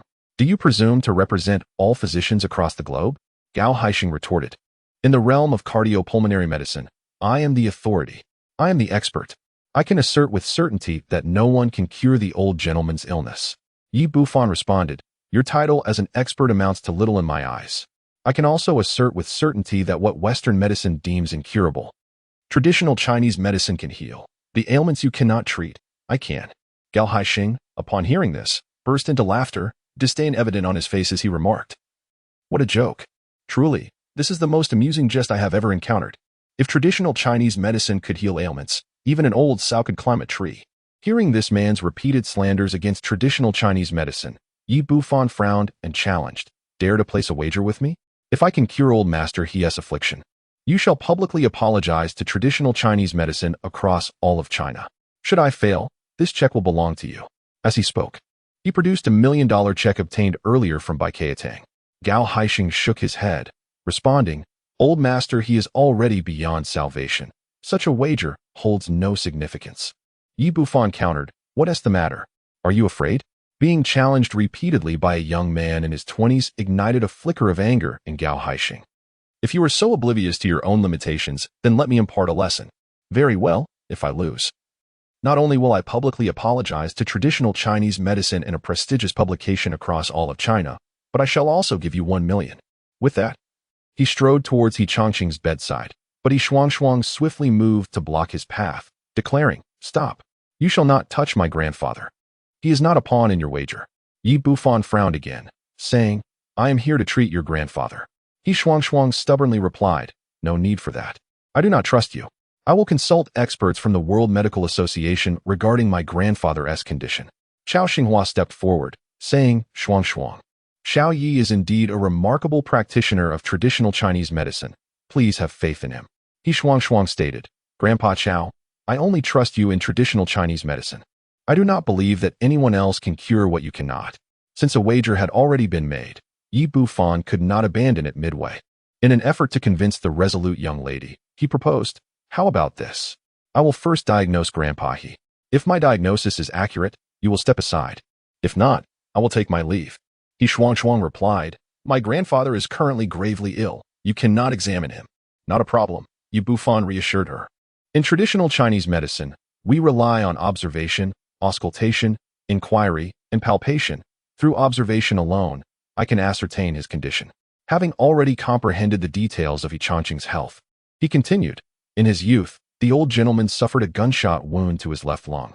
Although the injury was not severe, inadequate recovery measures led to improper healing. In recent years, he has frequently indulged in alcohol, and coupled with exposure to wind and cold, his lung condition has deteriorated." He Shuangshuang's expression shifted. She was astonished that his words mirrored her grandfather's condition precisely. Yet, she stubbornly insisted, "Do not speak in vain. Just tell me about his current ailment." "The situation is quite dire.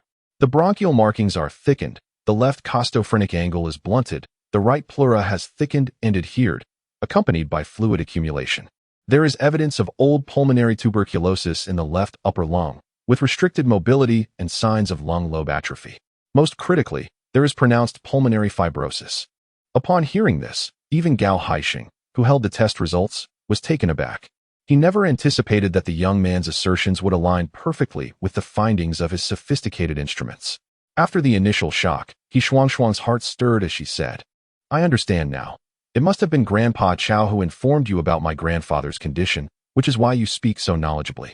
Yi Bufan halted Chao Xinghua, who was about to defend himself, and smiled as he replied, If you still harbor doubts, let us approach this differently and discuss your health. He scrutinized He Shuang, a teasing expression gracing his face. Overall, your health appears to be satisfactory. You began martial arts at a young age and bear a scar on your right leg. Your left arm has also sustained an injury, causing discomfort on overcast or rainy days. Recently, you have been experiencing discomfort in your left chest, accompanied by a lump, indicative of hyperplasia. Additionally, due to years of martial training and inadequate care of your body, you have accumulated coldness within, leading to menstrual pain, which flared up just 2 hours ago. Why you? Quickly, cease your words. He Shuang, though remarkably bold and possessing a character akin to that of a boy, found herself blushing at the public revelation of her personal matters. Internally, she was utterly astonished. If her grandfather's illness could have been disclosed by Chao Xinghua, then how could this individual know her secrets, which she had never shared with anyone?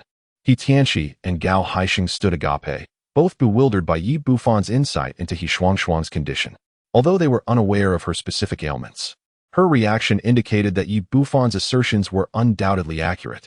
Such extraordinary ability to discern other situations seemed beyond human comprehension. Could it be that he possessed X-ray vision? Seeing He Shuang standing there in a daze, Yi Bufan merely smiled faintly and paid her no further attention.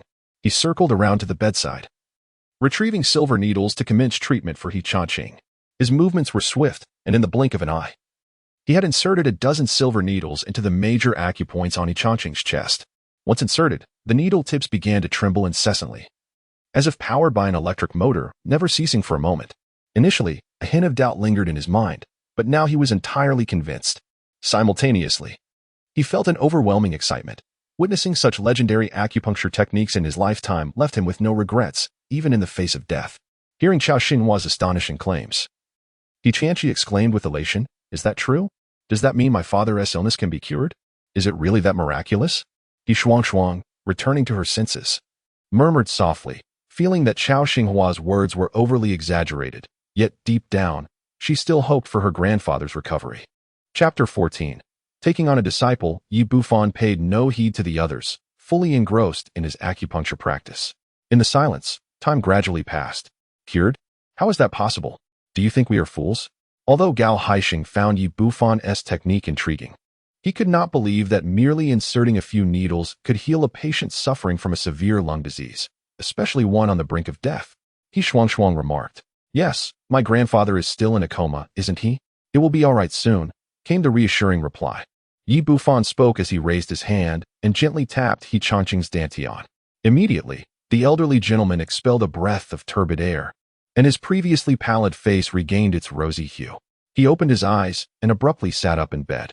Gao Haixing was taken aback, retreating several steps. If it weren't daylight, one might have thought he had risen from the dead. Gao was acutely aware of He Changqing's condition. The recent examination results had been dire, indicating he was on the brink of death. To witness such a man suddenly sit up was beyond his comprehension. He Tianxi and He Shuang, however, were overwhelmed with joy. Father, you have awakened. Grandfather, you are finally awake. You nearly frightened me to death. They grasped He Changqing's hands, tears of happiness streaming down their faces. Enough of your weeping, you two. Let this old man stretch his legs. Lying down for so long has left my body rusty, He Changqing remarked, shaking off their hands and gradually rising from the bed. Initially, his movements were slow, but after a few steps, his gait became increasingly fluid, soon returning to normal. The onlookers were astonished. They had been preparing for his funeral, yet here he was, full of vitality. The stark contrast was almost impossible for them to accept.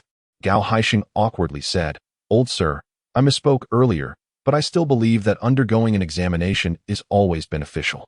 He Shuang added, Grandfather, it would be wise for you to have a checkup. We would feel reassured. He Changqing replied, Very well then. I shall heed your advice and undergo a checkup. After he spoke, he reclined back onto the bed. Gao Haixing, accompanied by his assistants, commenced a fresh round of examinations using their instruments. Soon, the results were revealed once more, and as he gazed at the findings in his hands, his eyes nearly popped out in disbelief. Had he not conducted the tests himself? he would have been convinced that the data belonged to two separate individuals. The latest results indicated that Yi Changqing's health was remarkably robust. Particularly astonishing was the pulmonary function assessment, which showed everything to be normal. The previously existing pleural effusion had vanished, and there were no signs of any fibrosis. This was inconceivable. It was utterly impossible. Staring blankly at the laboratory results, he found himself frozen in disbelief, repeatedly muttering, "This cannot be true." Chao Xinghua stepped forward and said, "Brother, you have misjudged this time. My old man truly wished to save you, but alas, he lacked the capability." A flicker of astonishment crossed Yi Changqing's face. "Brother Yi, you are indeed exceptionally talented at such a young age. I never imagined you possessed such extraordinary medical skills. Thank you, old chap. You have bestowed me with my life, and from now on, you shall be our family's savior. Your affairs will henceforth be our affairs." Yi Bufan replied with calm humility, "You are too kind, old sir. Your ailment is a mere trifle in the realm of traditional Chinese medicine." After speaking, he turned to Gao Haixing and asked, "Dr. Gao, isn't it time to honor our wager?" At this, all eyes converged on Gao Haixing, recalling the bet they had just made. Gao Haixing's face flushed an alarming shade of crimson. He was indeed awed by Yi Bufan's medical prowess. Yet the thought of parting with 1 million in a single transaction was still quite painful. He Tianqi's expression darkened. "Dr. Gao, I am a notary. You wouldn't be attempting to default, would you?" Gao Haixing felt a tremor in his heart. He was acutely aware of the formidable influence of the He family, which held great prestige not only in Jiangnan province, but throughout all of Huaxia. If he failed to satisfy the He family today, he might find himself unable to leave Jiangnan City, or worse, jeopardize his entire medical career. With no other recourse, he took the checkbook from his assistant, wrote out a check for 1 million, and handed it to Yi Bufan. Upon receiving the check, Yi Bufan remarked, "I acknowledge the receipt of the funds. But do not forget your promise. Rest assured, tomorrow I will publicly apologize for my actions regarding traditional Chinese medicine in all major media outlets across Huaxia," Gao Haixing replied, before hastily departing from the He residence with his entourage. Just as he left, Chao Xinghua approached Yi Bufan and said, "Old fellow, I wish to take you as my master. What do you think?"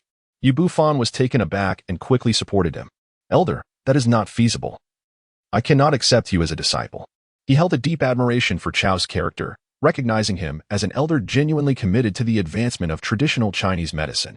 However, Chao Xinghua appeared displeased and insisted, "Young Yi, are you suggesting that you disdain an old man? I am earnest in my desire to learn traditional Chinese medicine from you." Yi Bufan hastily responded, "That is certainly not the case. Your esteemed reputation is beyond compare. How could I possibly be your master? How about this? No matter what you choose to learn in the future, I assure you that I will share my knowledge without reservation." "That will not do," Chao Xinghua countered.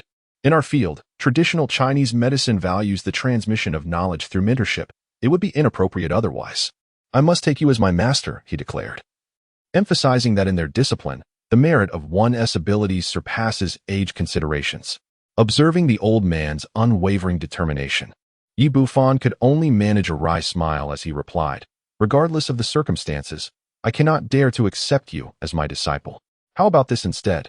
I shall act on behalf of my master to accept you as a pupil, and you may take my teacher as your own."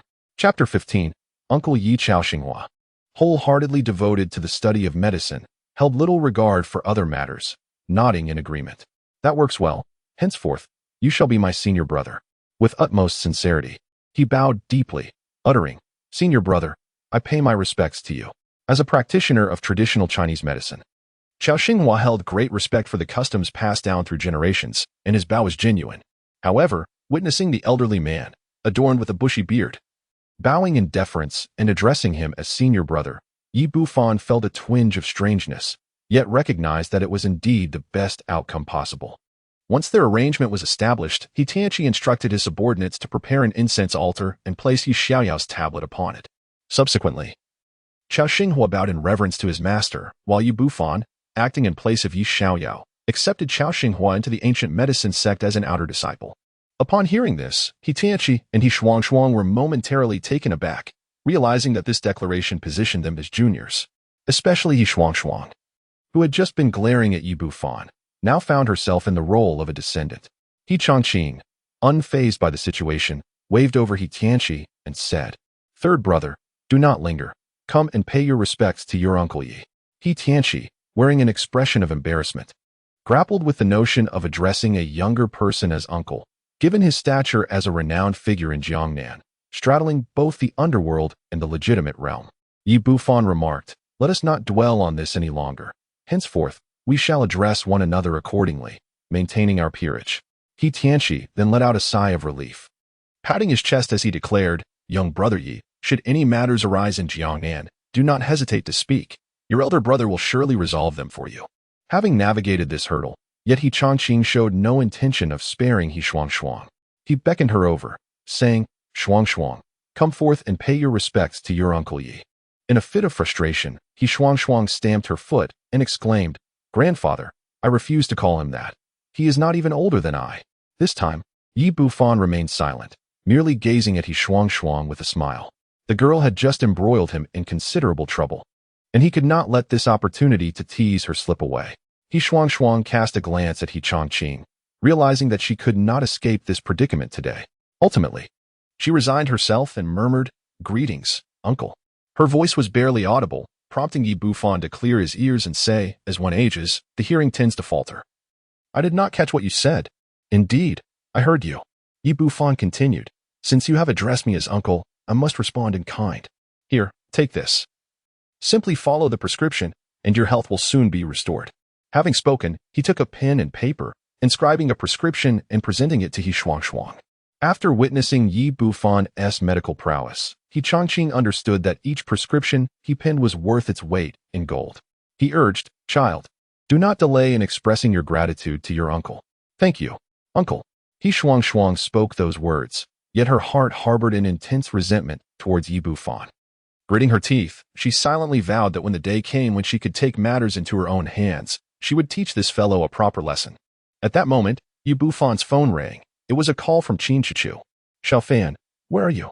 After experiencing two significant events together, Qin Chuchu's relationship with him had grown much closer, and her tone was now notably affectionate. "I'm outside. What's up?" "We agreed to have dinner together. A new restaurant, Drunken Jiangnan, has opened in Jiangnan City, and their cuisine is quite delightful. I've reserved room 1. Let's not miss each other at 6 this evening." With that, Qin Chuchu hung up the phone. Yi Bufan had nearly wrapped up his affairs and, not wishing to linger any longer, turned to He Chongqing and Chao Xinghua, saying, "I have some matters to attend to, so I must take my leave." He Shuangshuang was utterly dejected, yet she could not disregard her grandfather's words. Pouting, she followed Yi Bufan out of the room. The moment they stepped outside, she quickly retrieved the prescription from her pocket, tore it to shreds, and tossed it into the nearby trash bin, as if this act would somehow alleviate the fury brewing within her. Yi Bufan merely smiled faintly. The lump in this girl's chest was far from reassuring, and now that she had discarded her prescription, it would only be a matter of time before she regretted it. Upon reaching the courtyard, just as He Shuangshuang was about to approach her Lamborghini, she suddenly noticed a Jetta parked nearby. This was the vehicle the He family had purchased for the maid to run errands, typically left unlocked with the keys inside. "Humph.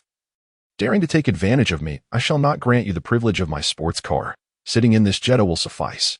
He Shuangshuang pondered this in her heart as she directly approached the Jetta. Upon opening the door, she commanded, "Get in." Yi Bufan, perceiving her subtle intentions, paid them no mind and took a seat in the passenger's side. As He Shuangshuang drove out of the villa, she asked, somewhat exasperated, "Where are you headed?" "Ancient Medical University. Please stop by the kitchenware store along the way. I need to purchase some items." He Shuangshuang seemed disinclined to utter another word to him. Driving straight ahead, approximately half an hour later, they arrived at the entrance of a large kitchenware mall. Yi Bufan inquired, "Care to join me for a look around?" "Absolutely not.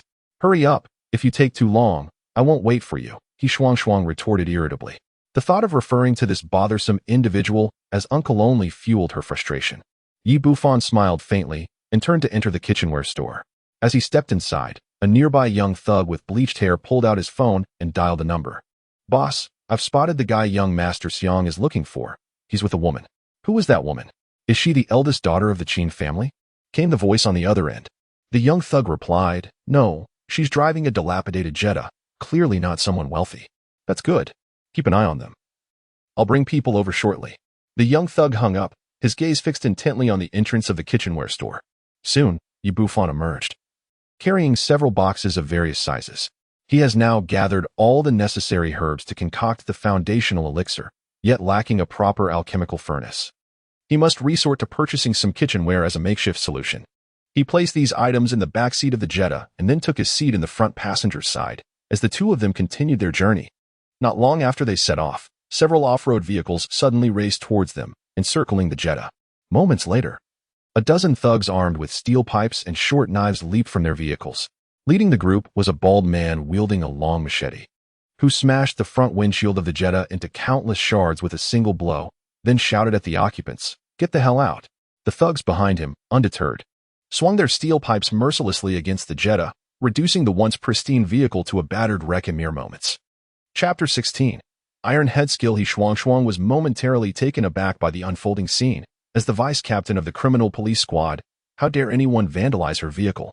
Already brimming with frustration due to Yi Bufan, she was now on the verge of exploding with anger. With a forceful kick, she flung open the car door, leaped out, and pointed at the bald man, demanding, "What do you want?" Upon witnessing the thug's demeanor, Yi Bufan deduced that they were sent by Xiang Yunfei. However, he refrained from intervening immediately. Since these insolent individuals had provoked a member of the He family, he was quite content to observe the drama unfold. He exited the vehicle and stood beside He Shuang, a mischievous expression on his face as he regarded the gangsters before them. He Shuang addressed the thugs, commanding, "Everyone, squat down and clasp your heads with both hands. I am a police officer." The bald man had only recently arrived in Jiangnan City and was unfamiliar with the vice captain of the criminal police team standing before him. His lecherous gaze roamed incessantly over He Shuang, and with a mocking grin, he remarked, "You, a mere girl, claim to be a police officer? Why not just declare yourself the captain of the criminal police team?" "Indeed, you are correct. I am the vice captain of the criminal police team." "Now, drop your weapon and raise your hands to your head," she retorted with an air of authority. "How utterly dull. You boast so insignificantly, you lack any audacity. Merely claiming to be a vice captain." The bald man erupted into laughter, continuing, "Do you think we are easily deceived? If you are the vice captain, then I must be the chief." At that moment, the young man with yellow hair, completely enchanted by He Shuang, immediately lunged towards her, following the command. Yi Bufan, while attending to his patients, had discerned that this girl had practiced martial arts since childhood. Although she had yet to step into the realm of true martial artists, she far surpassed the average person in strength. Indeed, with a belly full of rage, He Shuang bellowed, "You seek death." She then lifted her leg, and her 10-centimeter high heel struck the yellow-haired youth's abdomen with force. Before anyone could admire her long, slender legs, the yellow-haired man was sent flying, crashing to the ground in front of the bald man. "Ah!" He screamed in excruciating agony, feeling as if his insides had been shattered, writhing in pain on the floor.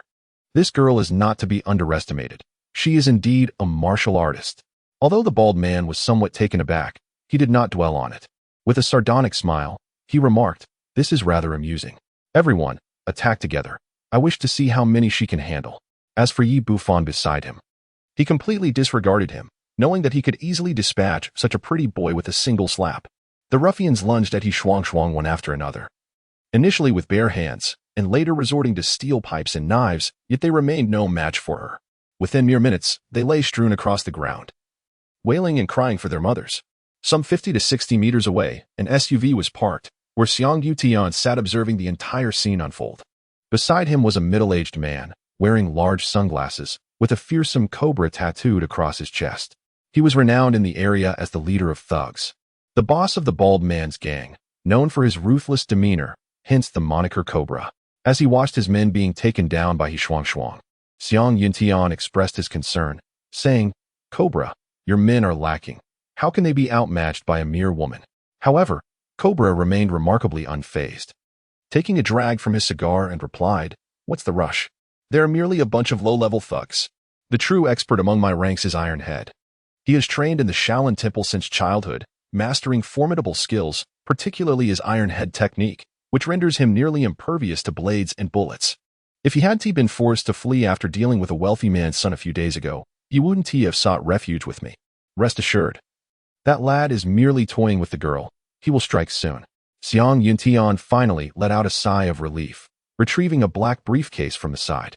"Brother Snake, here is the agreed sum of 200,000. I demand the 2 legs of that brat. Toss it in the car. I, the Cobra, have always honored my word." As he spoke, he suddenly furrowed his brow and glanced at Yi Shuangchuang. Who is this woman? She looks somewhat familiar.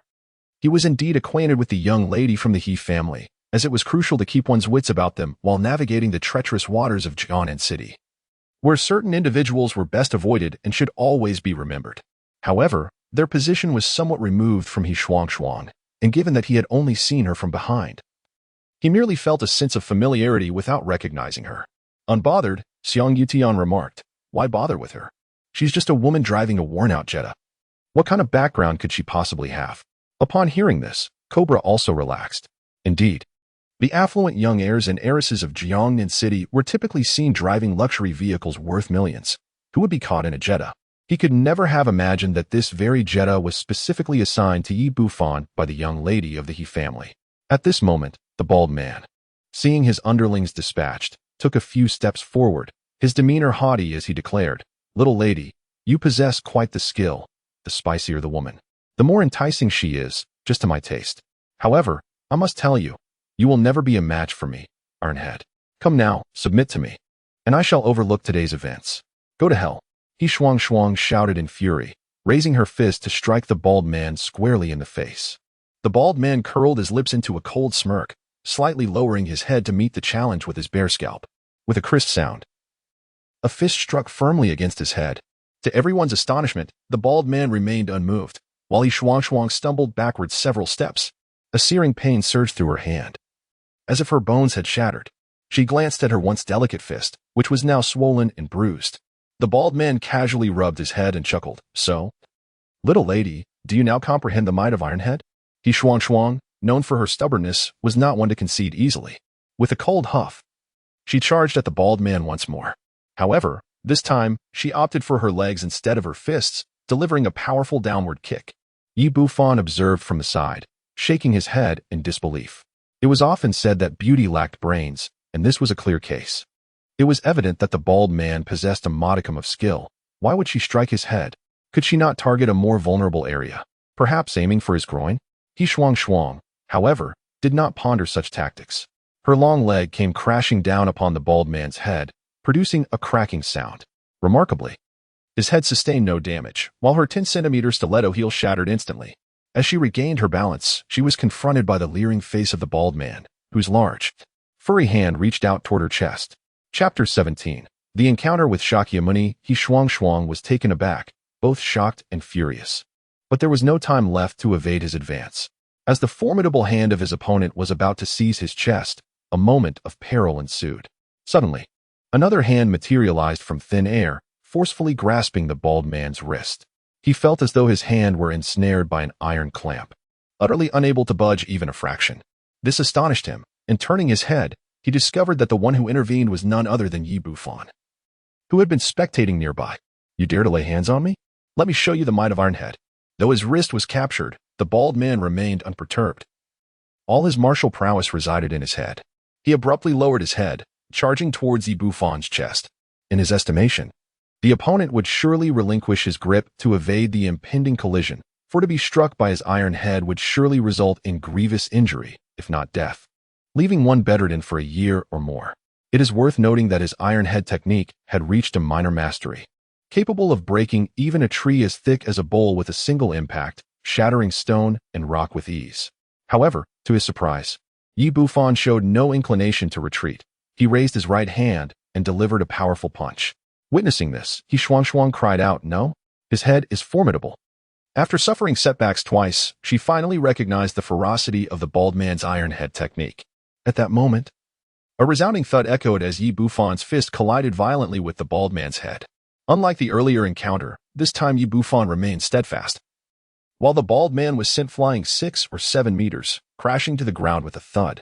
In that instant, he felt as if his head had been struck by a train, experiencing a sensation akin to nearly being shattered. With a swift motion, he touched the iron head, which was capable of shattering stone, only to find a swelling the size of an egg had appeared. A mere touch sent waves of excruciating pain through him. How could this be? The bald man's heart sank in disbelief. His head could withstand the blows of bricks and stones without such a reaction. Could it be that his opponent's fist was harder than a hammer? Yet, Yi Bufan was unfazed. Since the adversary sought his legs, he would offer no courtesy in return. With a swift step, he positioned himself before the bald man and unleashed a flurry of punches, focusing solely on the bald man's head. The sound of flesh meeting flesh echoed through the air. Slap, slap, slap, slap. Each strike left a blood blister on the iron head, and within 2 minutes, the bald man's head was swollen with bumps, resembling a living Buddha. Inside the SUV, Cobra and Xiang Yutian were rendered speechless, utterly astonished by Yi Bufan's formidable prowess. Xiang Yutian anxiously exclaimed, "Cobra, what is wrong with you? Hurry and call for backup." Infuriated, Cobra retorted, "Call for what? Iron Head is my best subordinate. Who else could I summon? Didn't you say he was merely an ordinary person? You've brought me such a formidable opponent. Had I known he was this powerful, I wouldn't have agreed to this for 200,000, let alone 20,000. Seeing Cobra fuming, Xiang Yutian quickly interjected, "Cobra, please calm down. I have investigated, and he is merely a background less impoverished lad. What use is his skill? Now that he has assaulted someone, we shall notify the authorities. My cousin is in the criminal police. He will ensure that the rascal faces dire consequences." The Cobra shook his head and replied, "No, my men are not without their own transgressions, especially the bald one, who carries a life on his conscience. If you report this, they will all be doomed." Xiang Yuntian reassured him, "Fear not, Brother Snake. We are the victims here. When my cousin arrives, he will undoubtedly overlook their identities. Capturing that scoundrel is all that matters." However, Cobra hesitated, sensing an underlying disquiet. At that moment, Xiang Yutian had already dialed the number. Yi Bufan felt it was time to conclude the altercation. Grasping the bald man's collar, he taunted, "Aren't you skilled in Iron Head technique? Have you ceased your practice?" The bald man shook his head, straining to focus on the young man's face. He was utterly dazed, perceiving only twinkling stars and buzzing bees. He could not comprehend how this youth's fists were so formidable. Even when he had once used his head to strike rocks, he had never experienced such devastation. "I will not practice any longer. Please, I beg you, spare me this time." The bald man felt that if the beating persisted, his skull would truly shatter. This encounter had instilled a profound fear within him. He would likely never dare to utilize his iron head again. He Shuang observed the young man with a complex expression. Just moments before, while spectating, she had thought him a coward, a worthless man. Little did she expect him to possess such astounding prowess. She said with dissatisfaction, "With your remarkable skills, why didn't you come to my aid earlier? Were you merely waiting to see me make a fool of myself? You seem to enjoy yourself thoroughly and didn't even call for my assistance. Sister, am I the one who helped you now? Shouldn't you be expressing your gratitude instead?" Yi Bufan felt a surge of frustration. In tales of heroes saving damsels, the beautiful maiden would invariably fall into the hero's embrace, yet his situation was entirely different. "Thank you." "Nonsense," he pondered. He Shuang felt a sense of gratitude. Had it not been for this man's intervention, she would have faced humiliation at the hands of the bald man. For reasons unknown, she refused to bow her head before Yi Bufan. To vent her pent-up anger, she removed her other intact high heel and unleashed a flurry of strikes upon the bald man. His head, already battered, suffered further from the relentless assault of the 10-centimeter heel, causing him to howl in agony as if he were a slaughtered pig. Yi Bufan interjected, "All right, enough. If you continue, you'll kill him." Having sufficiently released her frustration, He Shuang's mood improved considerably. At that moment, the sound of police sirens pierced the air. As 6 or 7 police cars sped towards them, coming to a halt, and from them emerged a dozen officers, led by a middle-aged man. Inside an SUV, Xiang Yutian, upon seeing the man, slapped his thigh excitedly and exclaimed, "Wonderful. My cousin has arrived in person. That brat is done for. Who allowed you to fight here? Everyone, cease immediately." The middle-aged man named Wang Chang, a squad leader in the criminal police team, arrived at the scene and, with a commanding shout, rushed forward. Upon seeing Captain He Shuang, his expression shifted dramatically. "Captain He, what brings you here?" he exclaimed. At his call, the bald man, who had just risen, stumbled and fell again, bewildered by the situation. What on earth was he doing? It turned out that the woman was indeed telling the truth. She was a police officer, and a captain at that. Wang Chang felt a jolt of surprise. How could anyone dare to assault his deputy captain, the heiress of the He family? Were these people out of their minds, or did they simply think life outside was too comfortable? He swiftly produced a pair of handcuffs to restrain the bald man, while the other officers moved decisively to apprehend the remaining thugs and secure them in the police vehicle. Chapter 18. The medical expenses of the He family. After the thugs had been taken away, Wang Chang turned to Yi Bufan and inquired, "Captain He, who is this?"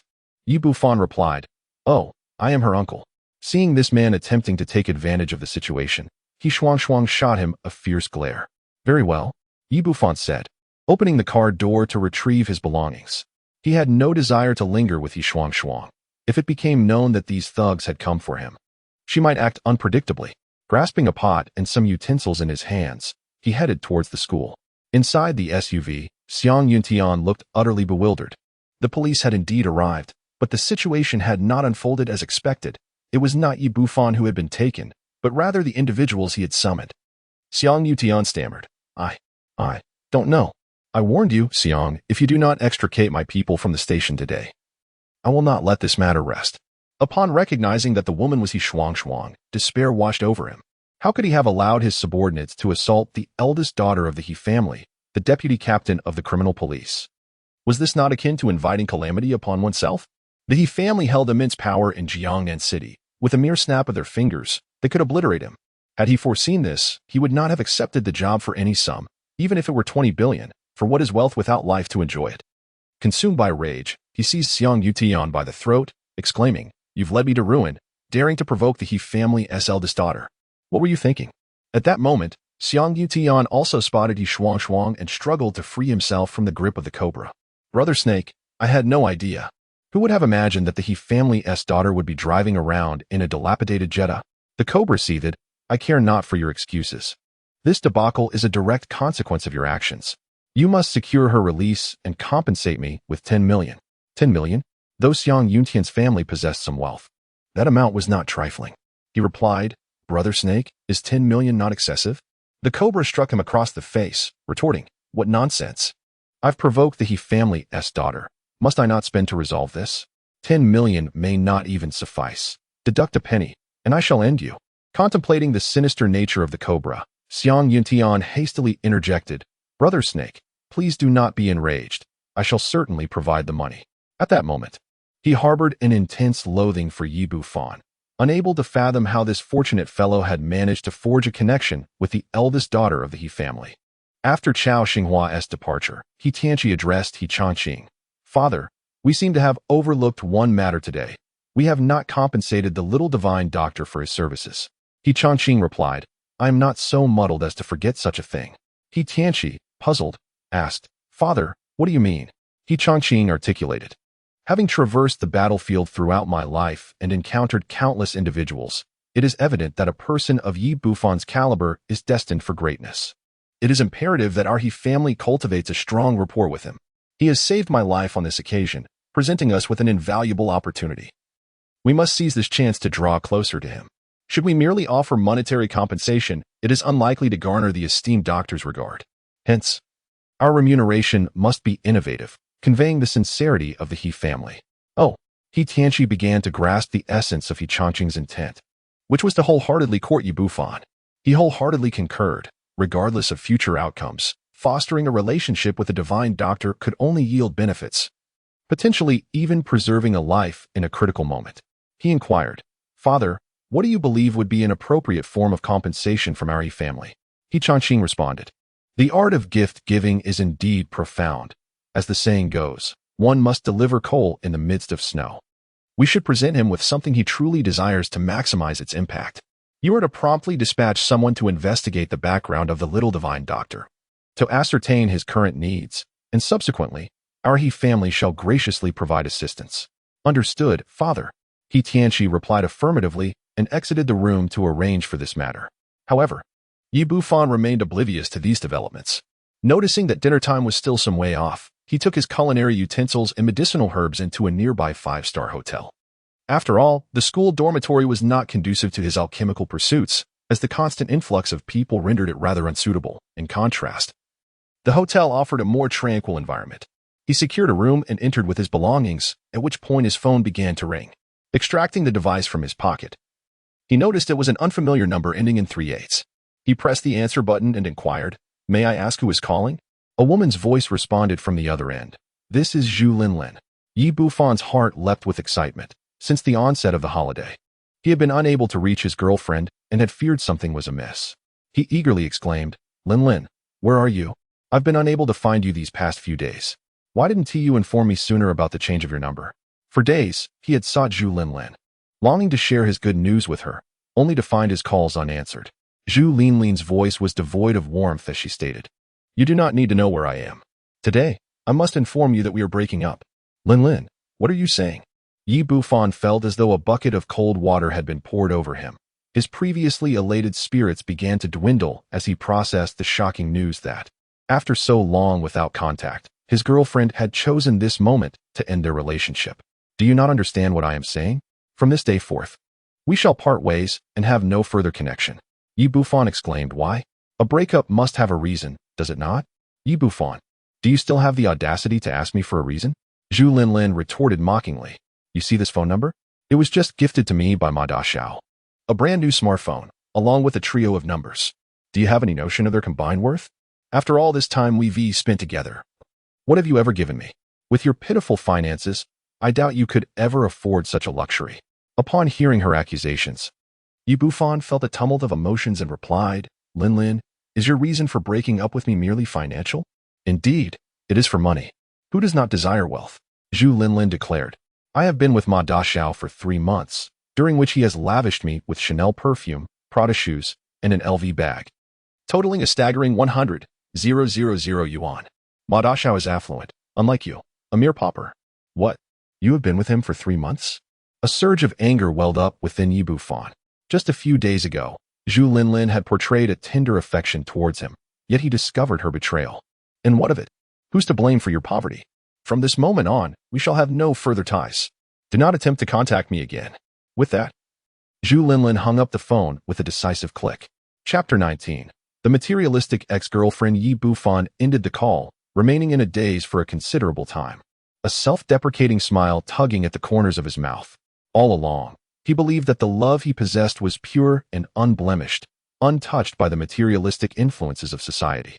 He never anticipated that the eventual outcome would be like this. The most ludicrous part was that Zhu Linlin had chosen to end their relationship for financial gain. As a successor of the ancient medical lineage, how could he possibly lack funds? Earning money was merely a matter of moments. He extracted $2 million checks from his pocket, one intended for his mother and the other for Zhu Linlin, but it seemed the latter would no longer be necessary. Soon, he came to realize that this was, in fact, a blessing in disguise, allowing him to see through the true nature of this materialistic woman, which was far preferable to remaining in ignorance. With this clarity, he felt a great sense of relief and proceeded to retrieve the culinary tools he had purchased to begin concocting foundation-building pills. Although using kitchenware for alchemy was considerably inferior to using a proper alchemical furnace, the foundation-building pills were not of exceedingly high grade, and thus he could still manage. 2 hours later, 3 dark, lumpy foundation-building pills rested in his palm. While they lacked the aesthetic finesse of those produced in an alchemical furnace, their efficacy was not significantly diminished. He took one pill and swallowed it, then began to circulate his chaotic true energy. The pill dissolved instantly upon entering his mouth, and soon his dantian reacted, bubbling like boiling water. The true energy grew increasingly robust and powerful, continuously cleansing the meridians throughout his body. Under Yi Bufan's mental guidance, the surging true energy flowed through his limbs and veins like a mighty river. As time elapsed, his body gradually filled with ever purer true energy, ultimately reaching a point where it felt as though he might burst apart. At the moment when he felt he could no longer persevere, an unexpected lightness enveloped him, and a droplet the size of a bean emerged within his dantian. Yi Bufan's consciousness observed the transformation within him with clarity. His vital energy transitioned from a gaseous state to a liquid form, a hallmark of foundational cultivation, signifying that he had successfully entered the foundational stage. After a period of cultivation, the surging vital energy within him was completely refined, resulting in 3 additional droplets of liquid vital energy forming in his dantian. After a while, Yi Bufan gradually opened his eyes, fully aware of his newfound strength, which had increased tenfold compared to his previous state of qi refining. Simultaneously, his consciousness experienced a remarkable enhancement, expanding from 2 meters to 5, allowing him to perceive everything occurring in the adjacent room with remarkable clarity. He took a cold shower in the bathroom and, deeming the time appropriate, departed from the hotel. He made his way to a nearby bank, where he exchanged a 2 million yuan check for cash to deposit into his card, before proceeding towards the Zui Jiangnan Grand Restaurant, as mentioned by Qin Chuchu. The Dong family possessed unparalleled experience in the culinary industry, in the Zhuhai Jiangnan Grand Restaurant, having just been established, swiftly became a new gem in the gastronomic realm of Jiangnan City, bustling with patrons. The restaurant's architecture showcased a retro style, exuding a golden splendor that was both ancient and grand, yet retained an air of luxury. The waitstaff within the establishment were all tall and strikingly beautiful, their kipeos accentuating their graceful figures in a captivating manner. Upon entering, Yi Bufan was immediately approached by a server. "Sir, may I inquire if you have a reservation?" "The number 1 VIP room." Yi Bufan revealed the room number booked by Qin Chuchu. "Sir, please follow me." The waiter, exhibiting utmost respect, escorted him to the opulent VIP room on the top floor. As Qin Chuchu had yet to arrive, the waiter poured a glass of water and then retreated. Yi Bufan settled onto the genuine leather sofa, surveying his surroundings. Despite the fact that only 2 individuals were dining, the private room boasted an impressive area of 30 to 40 square meters, adorned with exquisite luxury. The sofas were crafted from real leather, and the tableware was fashioned from pure silver. Having grown up in profound poverty, this was his inaugural experience in such a high-end establishment, prompting him to reflect on the lavish enjoyment of the wealthy. At that moment, his phone buzzed in his pocket. Upon checking the caller ID, he recognized it was a call from Dong Tianda. Once connected, Dong Tianda cordially inquired, "Dr. Yi, where are you? Did I not mention that I would be gifting you a restaurant? The paperwork has just been finalized, and I am ready to present it to you." Yi Bufan replied, "I am in the VIP room number 1 at the Zhuhai Jiangnan Grand Hotel." Dong Tianda responded, "Is that so? What a remarkable coincidence. The establishment we, the Dong family, wish to bestow upon you is indeed the Zhuhai Jiangnan Grand Hotel. I am nearby and will be there shortly." After ending the call, Yi Bufan couldn't help but feel a wave of emotion. Such a luxurious restaurant must be worth at least several tens of millions, and he was on the verge of calling it his own. Just days prior, he had struggled to scrape together 100 yuan, and now he was on the brink of becoming a millionaire. Yet, only a few hours ago, his girlfriend had cast him aside due to financial issues. A true twist of fate. Lost in these thoughts, he inadvertently knocked over the water glass in front of him. Under normal circumstances, in such an upscale establishment, he would not need to lift a finger. He could merely summon the waiter to tidy up.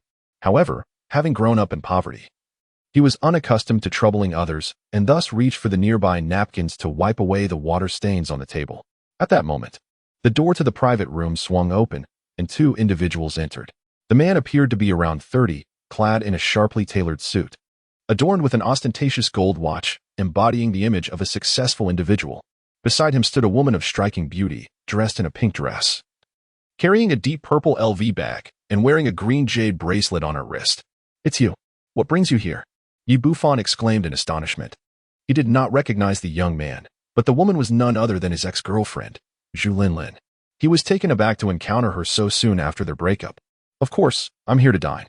But what about you? How did you manage to come to such a place?" Zhu Linlin, visiting such an extravagant venue for the first time, was utterly astonished by the opulent decor upon entering. Moments earlier, she had lamented that if she were to stay with Yi Bufan, she might never have the opportunity to experience such luxuries. Yet here they were, face to face. "Isn't it obvious?" he asked one of the waitstaff here. Before Yi Bufan could respond, the young man interjected, "Linlin, do you know this person?" Zhu Linlin replied, "Darling, this is my ex-boyfriend Yi Bufan, though I have since moved on from him." She turned to Yi Bufan and said, "Allow me to introduce you. This is my boyfriend, Ma Wenba, the eldest son of the Ma family." Ma Wenba cast a disdainful glance at Yi Bufan and remarked, "Ex-boyfriend, Linlin, I truly cannot comprehend your previous judgment. How could you choose such a destitute fellow as your partner?" Zhu Linlin sighed. "I was young and naive, and in my ignorance, I was deceived by this impoverished wretch." Yi Bufan replied coldly, "Zhu Linlin, I have no objections to your decision to break up, but let us part amicably. When have I ever deceived you?" Zhu Linlin retorted, "If it weren't for your sweet talk, how could I ever have been attracted to someone as broke as you, whose pockets are emptier than his face?" A surge of anger welled up within Yi Bufan, and he exclaimed, "When have I ever used flattery? It was you who pursued me, remember? And who do you think you are to speak to my woman in such a manner?" Ma Wenba, with an air of arrogance, replied, "What is done is done. Aren't you just a hotel attendant? My shoes are dirty. Clean them for me." As he spoke, he extended a foot, spitting on his gleaming black leather shoe, and added, "These are handcrafted by a renowned Italian tailor, worth over 20,000. Be careful, if you damage them, you won't be able to afford the cost." Although this man indulged in a life of excess and had entangled himself with numerous women, the revelation that this was his girlfriend's ex stirred a deep-seated irritation within him. Moreover, he harbored a deep-seated disdain for the impoverished young man before him, seeking to trample upon Yi Bufan and showcase his own superiority. Yi Bufan's expression instantly turned frosty. "Get out. How dare you speak to me like that? What is wrong with you polishing shoes?" Zhu Linlin retorted with audacity. "You are merely a service staff here, while Master Ma is a distinguished guest. Is it not your duty to attend to him?" Ma Wenba exclaimed with an air of self-satisfaction. "Look at you. Still unable to don the uniform of a mere service staff. You must be a newcomer. I am well acquainted with the owner here, and should you serve me well, a mere word from me could secure your permanent position, or even elevate you to team leader." Zhu Linlin chimed in. "Did you hear that? This illustrates the disparity between individuals.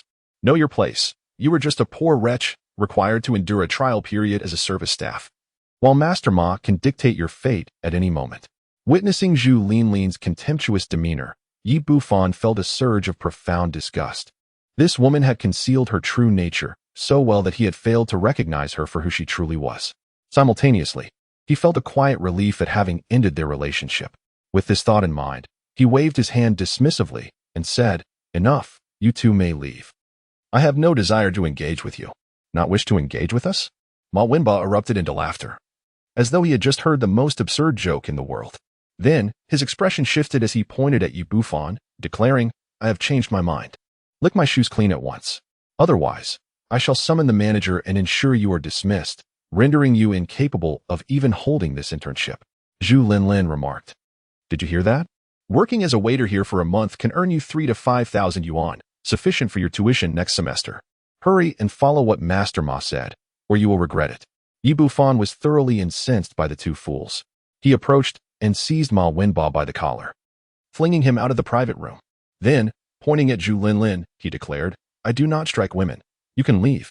Yi Bufan, you've grown bold, haven't you? How dare you lay a hand on Master Ma?" Zhu Linlin quickly rushed outside to help Ma Wenba up from the ground. "You dare to hit me, you little brat." Ma Wenba was beside himself with rage, wanting to confront Yi Bufan but lacking the courage. After a moment's hesitation, he yelled, "Where's the manager? How can your establishment allow waitstaff to assault customers?" Zhu Linlin joined in, shouting, "Someone come quickly, a waiter has attacked a guest." Upon hearing their cries, the manager, Zhang Daqing, hurried over, wearing an obsequious expression. "Master Ma, when did you arrive?" Ma Wenba, a notorious playboy known for his indulgent lifestyle, had been in the catering industry for many years and was well acquainted with Zhang, recognizing him as the heir of the Ma family, undeniably a wealthy individual. Encountering an old acquaintance only inflated Ma Wenba's arrogance further, as he pointed at Yi Bufan and exclaimed, "Zhang, does your establishment still intend to operate? A waiter actually dares to strike a customer." Zhang Daqing followed the direction of his finger and then said, "Master Ma, you have misunderstood. He is not our waiter." Ma Wenba exclaimed, "This is impossible. I clearly saw him wiping the table. How could he not be one of your staff?" Zhu Linlin chimed in, "Exactly. If he is not a waiter, then what is he? He is nothing but a penniless wretch, with pockets emptier than his face. How could he possibly afford to dine here?" Yi Bufan remained silent. This establishment was now his, and he was curious to see how the manager would handle the situation, to determine if he was worth retaining in the future. Zhang Daqing, with a face full of obsequiousness, said, "Master Ma, you truly have misunderstood. All our waiters are in uniform, and this is the first time I have seen him. Not a waiter?" Ma Wenba furrowed his brow and responded, "If he is not a waiter, then how did he arrive here? This is our reserved private room. How did he end up here? How does your establishment manage its affairs? Quickly call security to throw him out." "Master Ma, please hold on. I will handle this immediately," he asked with a serious expression. "Who are you, and what are you doing in our hotel?" Yi Bufan replied, "Of course, I am here to dine. This is our reserved private room." "Yi Bufan, when did you become so pretentious?" Zhu Linlin immediately retorted, "Manager, do not listen to him. He is just a poor wretch. How could he possibly have the means to eat here?" Yi Bufan, utterly disillusioned with this woman, remarked, "You are truly ignorant. Do you not understand the adage, do not underestimate a youth in poverty? How dare you say such things?" Zhu Linlin exclaimed, pointing at Yi Bufan. "These shoes were purchased by me for just 25 yuan at a street stall. These pants cost 30 yuan, and the t-shirt was a mere 10 yuan. After more than a year together, the most you ever had in your pocket was 100 yuan. A pauper like you actually has the audacity to mention dining in the VIP room number 1, as if everyone else is a fool. Ma Wenba arrogantly addressed Zhang Daqing. Did you hear that? He sneaked in here. Hurry and have security throw him out. One was a wealthy heir, the other a destitute youth, and without hesitation. Zhang Daqing chose to believe Ma Wenba. He told Yi Bufan, this is a high-end establishment. Not just anyone can enter. Leave immediately. Yi Bufan replied. I will say this once more. This private room is reserved in my name. If you doubt it, you may verify the booking records. No need, Zhang Daqing retorted. Young Master Ma has declared this room is reserved under his name. You need to leave at once, or I'll summon security to remove you. Having worked in the hospitality industry for over a decade, Zhang Daqing was confident in his ability to assess people. There was no way this young man could be a patron dining in VIP room number 1, where the minimum spending was 10,000 yuan. Yi Bufan maintained a composed demeanor as he said, is this how you treat your guests, as the manager of this establishment? Ma Wenba scoffed. You're just a penniless wretch who can't even afford a meal. What kind of guest do you think you are? It seems I must speak to your boss about the management issues here, Yi Bufan concluded. Ma Dasha, do not be anxious. I shall have him removed at once. Zhang Daqing hastily seized the walkie-talkie in his hand and called out, Security, please come to VIP room number 1. There is a disturbance here. Upon hearing his command, 4 tall and robust security guards swiftly rushed over. Zhang Daqing pointed at Yi Bufan and ordered, throw him out. The 4 guards, with no hesitation, advanced to take action. When suddenly a furious roar erupted from behind. I dare anyone to move, all of you, halt. Chapter 21. He's your employer. All present turned towards the source of the voice and saw Dong Tianda striding forward with purpose. Upon noticing his employer's arrival, Zhang Daqing quickly approached with an ingratiating smile. Boss, you have arrived. There is an insolent individual causing trouble in our establishment. I will handle him immediately. Before he could finish, Dong Tianda delivered a resounding slap across his face. You imbecile! I shall deal with you first. How dare you show disrespect to Mr. Yi? Dong Tianda's fury was palpable. He had gone to great lengths to curry favor with Yi Bufan, even offering the restaurant as a gesture of goodwill. Yet, this foolish subordinate dared to act against him, jeopardizing his efforts. He approached Yi Bufan with a contrite expression and said, Dr. Yi, I sincerely apologize for my tardiness. I was caught in traffic. Rest assured, I will ensure this matter is resolved to your satisfaction. Zhang Daqing was utterly taken aback by the recent slap. Momentarily at a loss for words as he stammered, Boss, Mr. Ma mentioned that this Mr. Yi has infiltrated.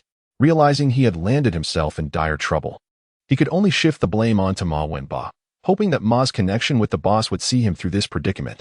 Noticing Dong Tianda's gaze upon him, Ma Wenba hurriedly raised his hands in greeting. Good day, Mr. Dong. However, Dong Tianda merely cast a cold glance in his direction, showing no inclination to reciprocate. Who are you? Are we acquainted? In truth, Ma's claim of familiarity with Dong Tianda was nothing more than an attempt to inflate his own ego. Even his father was not of the same caliber. The Dong family was a titan in the restaurant industry, boasting assets in the hundreds of millions, while his own family merely scraped by with assets in the low hundreds of millions. The disparity was stark and undeniable. He had initially intended to flaunt his father's name to bolster his own image, but upon encountering Dong Tianda, his bravado was immediately deflated.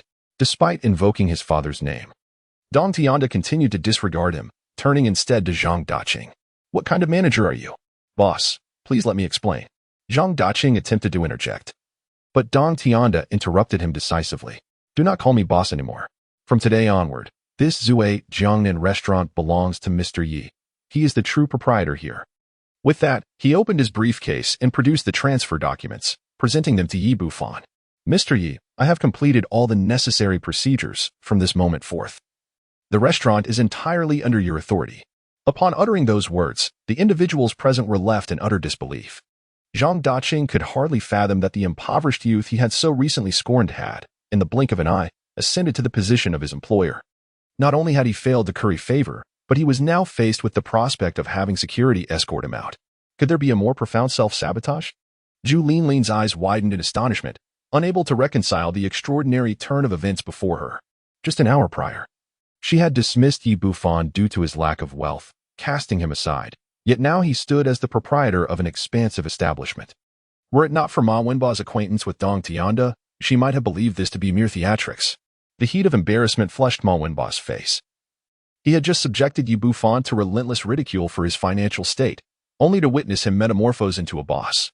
Was there a more resounding slap in the face? Yi Bufan spoke coolly. There is no need for that. I am not your employer. Effective immediately, you are dismissed. Please, no, boss. Zhang Daqing interjected hurriedly. It was indeed my mistake, but circumstances warranted my actions. I never anticipated you would arrive at the private room reserved by Mr. Ma. For the sake of understanding, I implore you to forgive me this once. After years of toil in the culinary industry to finally attain the position of general manager with a substantial annual salary, the thought of being dismissed threatened to unravel his hard-won achievements. Yi Bufan replied with indifference, I have already afforded you an opportunity. I instructed you to verify the registration records, yet you chose to ignore my words. You have categorized guests into hierarchies, believing every word from Ma Wenbo while disregarding my own. Individuals like you, who view the world through tinted lenses, are indeed unfit to work under my employ. The one surnamed Yi, it is evident that you are lying. Ma Wenbo fears Dong Tianda but does not fear Yi Bufan. He took out his phone and declared, Look, I have a record of the meal order. It is for room 1. Upon hearing his assertive tone, Yi Bufan felt a flicker of doubt. Could it be that Qin Chuchu had made a mistake? At that moment, Zhang Daqing snatched the phone to examine it, and his complexion turned ashen. Ma, you have led me into a terrible predicament. Have you ever frequented a high-end establishment? Do you even know what you ordered? At that instant, he regretted not checking Ma Wenbo's messages earlier, which would have spared him from such a grave error. Ma Wenbo appeared utterly embarrassed. He had mistakenly entered the wrong room, intruding upon a lavish private dining space, and had been acting quite pretentiously. What a disgraceful blunder indeed. Zhang Daqing, with a face full of desperation, pleaded, Boss, I beg you for another chance. I promise to be loyal from now on. Yi Bufan waved his hand dismissively, stating, I have already mentioned that the last opportunity has been granted to you, but regrettably, you failed to seize it. A person like you is unfit to work here. Gather your belongings and leave at once. Zhang Daqing was filled with resentment but felt utterly powerless, so he could only depart with his head hung low. Yi Bufan then turned to Ma Wenbo and Zhu Linlin, saying, Did you not just assert that with my presence, you would not be here? From this day forward, you shall be placed on the blacklist of my restaurant, and I shall no longer conduct business with you. The fiery sting on Ma Wenbo's face was palpable. He had intended to leverage his status to dismiss Yi Bufan, only to discover that the latter was the proprietor of this establishment, leaving him to be the one to depart. What is there to be so smug about, you little brat? Your woman was still taken from you. He glared resentfully at Yi Bufan before turning to Zhu Linlin. What are you still doing here? Are you not embarrassed enough? Come, let us leave at once. To his surprise, Zhu Linlin did not follow him. Instead, she threw herself in front of Yi Bufan, her face awash with desperation. Xiao Fan, I was wrong this time. For the sake of our past, can we reunite? She had already deliberated in her mind. Although Ma Wenbo was wealthy, he merely toyed with her affections, and she could not truly secure anything substantial from him. There was a risk she might be cast aside at any moment. In contrast, Yi Bufan had always lavished every penny he had on her, and now he owned a grand restaurant worth tens of millions. If she could rekindle their relationship, she would undoubtedly ascend to the status of a millionaire heiress. Chapter 22. I will prove it to you, you insufferable wretch. I will ask you once more, are you coming with me or not? Ma Wenbo's face darkened with rage, having just boasted about taking another man's woman. He found himself swiftly rejected by her, leaving him at a loss for where to direct his humiliation. Zhu Linlin paid no heed to Ma Wenbo's fury and reiterated, Xiao Fan, I truly erred this time. I was deceived by his sweet words. Please grant me another chance. I will cherish you moving forward. In the days when she was with Yi Bufan, regardless of the mistakes she made, as long as she lowered her head to acknowledge her faults and uttered a few flattering words, Yi Bufan would ultimately choose to forgive her. However, at this moment, Yi Bufan had become the heir of the Ancient Medical Sect. His vision and realm were vastly different from before. How could he fail to see that Zhu Linlin's actions were solely motivated by her desire for his wealth, bearing no relation to their past affections? Once he found himself in financial ruin again, she would undoubtedly kick him aside without hesitation. He spoke coldly, Zhu Linlin, some mistakes are irreparable, once committed. There is no chance for redemption. Put away your antics. As you said, from now on, there shall be no relationship between us, and neither of us shall entangle the other any further. Xiao Fan, I was merely joking. Please don't take it to heart. I still love you. Zhu Linlin clung to her naive fantasies, striving for her dream of becoming a wealthy lady. You shameless wretch, just wait. And you pauper, this is far from over. Ma Wenbo, unable to bear the embarrassment any longer, stormed out in anger. Dr. Yi, I have matters to attend to and will send a manager shortly to oversee the restaurant. Dong Tianda realized that it was inappropriate to linger in such a setting, exchanged a brief greeting, and hurriedly departed. Xiao Fan, please forgive me this once, just this once, won't you? In the future, whatever you say will be the way it is. As Zhu Linlin noticed that the private room was empty, she lunged forward, attempting to exchange her physical presence for his forgiveness, only to be forcefully pushed away by Yi Bufan. Zhu Linlin, I shall reiterate. There is no longer any connection between us. Please maintain your dignity. Through the recent incident, Yi Bufan had reached the pinnacle of disappointment in this woman, and the affection he once held had entirely dissipated. What do you want, Yi Bufan? What are your intentions? In their interaction, Zhu Linlin subconsciously reverted to her previous lofty mindset. I have already apologized. What more do you desire? Can you truly find a girlfriend as beautiful as I am? Besides me? At that moment, a melodious voice interjected, Indeed, I can, for I am his girlfriend, and far more beautiful. Within every woman's heart lies the belief that she is the most exquisite, and they seldom concede defeat. The woman before her was stunning to the extent that Zhu Linlin felt a sense of inferiority, robbing her of the courage to retaliate. Without comparison, there is no paying. Among ordinary individuals, Zhu Linlin could be considered somewhat attractive, yet in the presence of this woman, she appeared utterly dimmed. The newcomer was Qin Chuchu, adorned in a flowing bohemian gown that accentuated her tall, curvaceous figure, surpassing even international supermodels in perfection. More striking than her physique was her face, flawless and breathtaking from every angle, exquisitely refined to an unparalleled degree. Who are you? Zhu Linlin inquired, a sense of deep unease enveloping her. Are your ears not functioning properly? I just mentioned that I am Xiao Fan's girlfriend. As Qin Chuchu spoke, she stepped closer to Yi Bufan and linked her arm with his. Impossible, this cannot be. Within Zhu Linlin's mind, Yi Bufan had merely been a poor boy.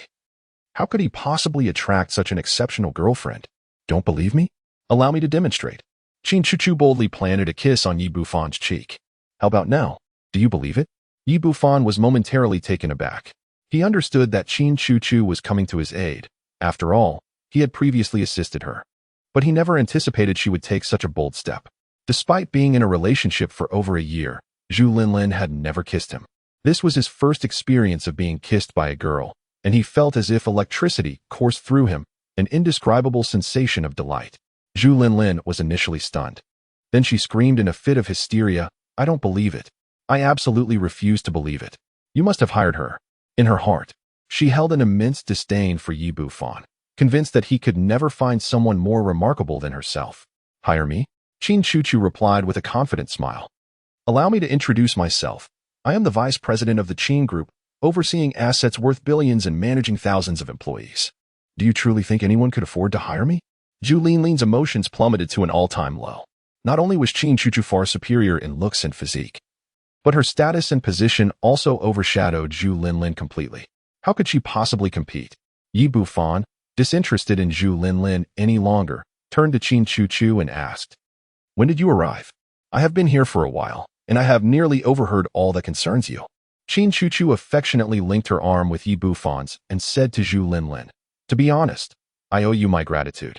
Were it not for your foolish obsession with wealth, I would never have had the fortune to be with such an exceptional boyfriend as Bufan. Having just lost Ma Wenbo and now being unable to attain Yi Bufan, coupled with the pressure exerted by Qin Chuchu, Zhu Linlin's emotions spiraled out of control in that moment. She cried out in frenzy, What's wrong? Which woman does not love money? Do you think all women are born with a golden key in their mouths? I simply desire a better life. What is wrong with that? Yi Bufan silently shook his head, realizing that it is often said that those who are in the right speak with fervor. This woman could audaciously defend her shamelessness. Reaching the pinnacle of absurdity, he truly could not fathom how he had once been with her. He replied, Enough. Your aspirations for life are of no concern to me. We are no longer connected in any way, so please leave. At this moment, Zhu Linlin understood the meaning of a double loss. She glared at Yi Bufan with venomous resentment, then turned and walked towards the door. Wait. Qin Chuchu called out to Zhu Linlin. What more do you want? Zhu Linlin shouted in anger. It's nothing. I merely wish to remind you that while a desire for wealth is acceptable, one should exercise a modicum of intelligence to avoid being easily deceived. Qin Chuchu took 2 steps forward, pointing at the jade bracelet on her wrist and said, "This trinket of yours is crafted from granite and chemicals. It is not only worthless, but also potentially harmful to your health. Prolonged exposure could even lead to cancer." Zhu Linlin was initially taken aback, then exclaimed, "What? That is impossible. This is a jade bracelet given to me by Ma Wenba, worth over 20,000. Complete with a certificate." The very first night she spent with Ma Wenba was for this bracelet, and she could hardly believe it could be a counterfeit made of granite. Qin Chuchu scoffed, "Let me enlighten you. The antique jade industry is fraught with deceit. My family specializes in the jade business. Do you truly think my words hold less weight than those so-called certificates?" Chapter 23. Trouble comes knocking. Yi Bufan had not paid attention to the bracelet before, but now, with his spiritual perception, he discerned that its material indeed consisted entirely of granite, devoid of any spiritual essence. On the contrary, it emanated a grayish aura that could be quite detrimental to the human body over time. Seeing that, Zhu Linlin remained skeptical. Qin Chuchu picked up a spoon from the table, removed her own jade bracelet, and tapped it lightly. The sound was crisp and melodious. In truth, identifying such an item is quite simple. Tap your bracelet and listen. If it produces a clear sound, it is jade or emerald. If it sounds dull, it is merely stone. Zhu Linlin removed her bracelet and tapped it with the spoon, producing a thudding noise, devoid of the clarity that Qin Chuchu had demonstrated. "Ma Wenba, you scoundrel!" Realizing that the bracelet was indeed a harmful counterfeit, Zhu Linlin forcefully hurled it to the ground. With a sharp crack, the bracelet shattered into pieces, revealing the untouched section within, which undeniably was made of granite. Qin Chuchu stepped forward, pointing at her LV bag, and remarked, "This item surely wasn't given to you as a genuine product, was it? I must inform you, it's merely a knockoff. Readily available for a mere few dozen yuan on a certain e-commerce platform." Zhu Linlin was on the brink of despair. She had climbed into Ma Wenba's bed for that bracelet and ended her relationship with Yi Bufan for this bag. If both were counterfeit, she felt utterly despondent. Noticing that Zhu Linlin had likely never owned an authentic LV bag, Qin Chuchu declared, "Allow me to provide you with a complimentary appraisal. An authentic LV bag features the brand's engraved circle with the letter being the smallest among the 3 rows of letters, whereas yours is quite the opposite, even the largest. Furthermore, examining the metallic components, genuine metal pieces are finely polished, with clear engravings and a gentle sheen, while yours is evidently a mere imitation, with indistinct lettering. Most importantly, this bag isn't even made of leather. It's entirely a low-grade dyed material." As she spoke, she took the remaining half-glass of water from Yi Bufan and splashed it onto Zhu Linlin's LV bag, then wiped it with 2 fingers, revealing the dark purple dye smeared on her hand. Even the dullest of minds would now recognize that the bag was a forgery. "Ah, Ma, I shall have your head." Zhu Linlin let out a desperate wail before frantically rushing out of the private room. To abandon a super diamond stock for 2 worthless fakes is an unbearable provocation for anyone. Yi Bufan shook his head and remarked, "What was the purpose of this?" Had the truth not been revealed, Zhu Linlin might have clung to some semblance of comfort in possessing those 2 counterfeit items. Now, she has lost even the last shred of solace in her heart.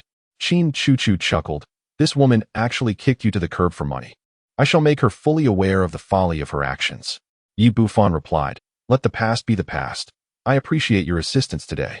Qin Chuchu gazed at him with intense eyes and asked, "How do you intend to thank me?" "That was my first kiss, you know." Yi Bufan responded, "What should I do then? Shall I offer you my first kiss as well? Who would value that?" A faint blush crept onto Qin Chuchu's cheeks, for reasons unknown. Her thoughts had been consumed by this man throughout the day, leaving her somewhat distracted at work. Finally, as she endured until the end of her shift. Upon hearing Zhu Linlin mention that Yi Bufan was single, she instinctively stepped forward, as if her heart yearned for this opportunity. Even offering her first kiss of over 20 years without hesitation. To mask her embarrassment, she inquired, "What exactly did you do for Dong Tianda? He gifted you a restaurant?" Yi Bufan recounted the events at Jiangnan Hospital, explaining that in gratitude for my help, he presented the restaurant to me as a consultation fee. Qin Chuchu expressed her astonishment. "You possess such remarkable medical skills?" Yi Bufan confidently declared, "In all the world, none surpass my medical expertise." Boasting, Qin Chuchu evidently harbored doubts, and at that moment, Yi Bufan's phone rang. It was Director Zhou Yongliang from the Health Bureau. He pressed the answer button and said, "Director Zhou, what can I do for you?" On the other end, Zhou Yongliang responded with enthusiasm, "Dr. Yi, where are you? I would like to invite you to dinner tonight. To be frank, the handling of the recent incident involving the viral infection among elementary school students was exceptionally effective, resulting in no serious consequences or adverse impacts. I have just received commendation from higher authorities and a substantial bonus. One must not forget the well-wisher while enjoying the water. All of this is thanks to your remarkable contributions. I certainly must express my gratitude to you, the esteemed physician. This is but a trivial matter. It is my duty as a doctor, Bufan replied. However, since you have been recognized, we should celebrate. I am currently at the Zhujiangnan Grand Restaurant. Do come over. Very well, I am not far from there and will arrive shortly, Zhou Yongliang said before ending the call. At that moment, a middle-aged man in his 40s, accompanied by mid-level management personnel from the restaurant, approached the private room. The man stated, "Hello, Mr. Yi. My name is Lu Kai, and I have been sent by Mr. Dong to temporarily manage this restaurant in place of Zhang Daqing." "Oh, thank you for your efforts," Yi Bufan replied. Lu Kai appeared astute and capable, and Yi Bufan was quite pleased with Dong Tianda's arrangement. He had his own plans for this restaurant. His mother had long been running a small bun shop, which, while not particularly lucrative, was indeed a strenuous endeavor in all kinds of weather. Ouyang Lan is an exceptionally ambitious individual, despite her newfound wealth. It is unlikely that she would allow herself to remain idle. Now that she owns this restaurant, it presents a perfect opportunity for her mother to enjoy a leisurely life. However, having her mother serve as the general manager is evidently unsuitable. Lu Kai's involvement is merely a temporary arrangement, and in due course, a more fitting candidate will be sought to take over from Dong Tianda. After their initial meeting, Lu Kai and his associates settled into their respective roles, ensuring that the restaurant operated smoothly without descending into chaos following Zhang Daqing's departure. Before long, Zhou Yongyang arrived, and Yi Bufan introduced him to Qin Chuchu. The trio sat down to dine together. The head chef at Zue Xian Lu possesses remarkable culinary skills, and the three enjoyed their meal immensely. However, after a brief interval, Lu Kai hurriedly entered from outside, his expression fraught with anxiety. He exclaimed, "The boss is in trouble. A group of individuals claiming to be from the health inspection team has arrived downstairs, stating that our restaurant's hygiene standards are inadequate and demanding an immediate closure for rectification." Upon hearing Lu Kai's report, Zhou Yongliang's demeanor soured. Here he was, the top authority, enjoying a meal while his subordinates brought forth complications.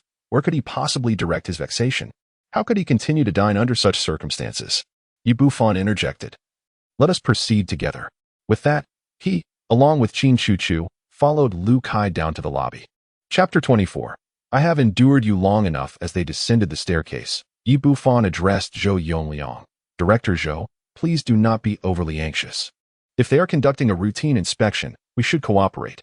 Zhou Yongliang nodded in agreement and, upon reaching the ground floor, refrained from rushing forward, instead trailing behind the two. "They're leaving. Let us not dine here any longer, for the hygiene standards of this establishment are subpar. Quickly, let us depart. This place is shutting down." Upon entering the hall, one sees 4 or 5 individuals clad in inspection uniforms, ushering diners out. A middle-aged man, leading the group, stands beside Ma Wenba, casually smoking a cigarette. The manager of the hall addresses the man. "Sir, could you please extinguish your cigarette? Smoking is prohibited here." The middle-aged man scoffs, casting a disdainful glance at him. "The restaurant is about to close. What's the big deal about me having a smoke? Besides, why are you so meddlesome? You are not the owner. Go fetch your boss." As a few individuals descend the stairs, they witness the scene of the establishment being cleared out.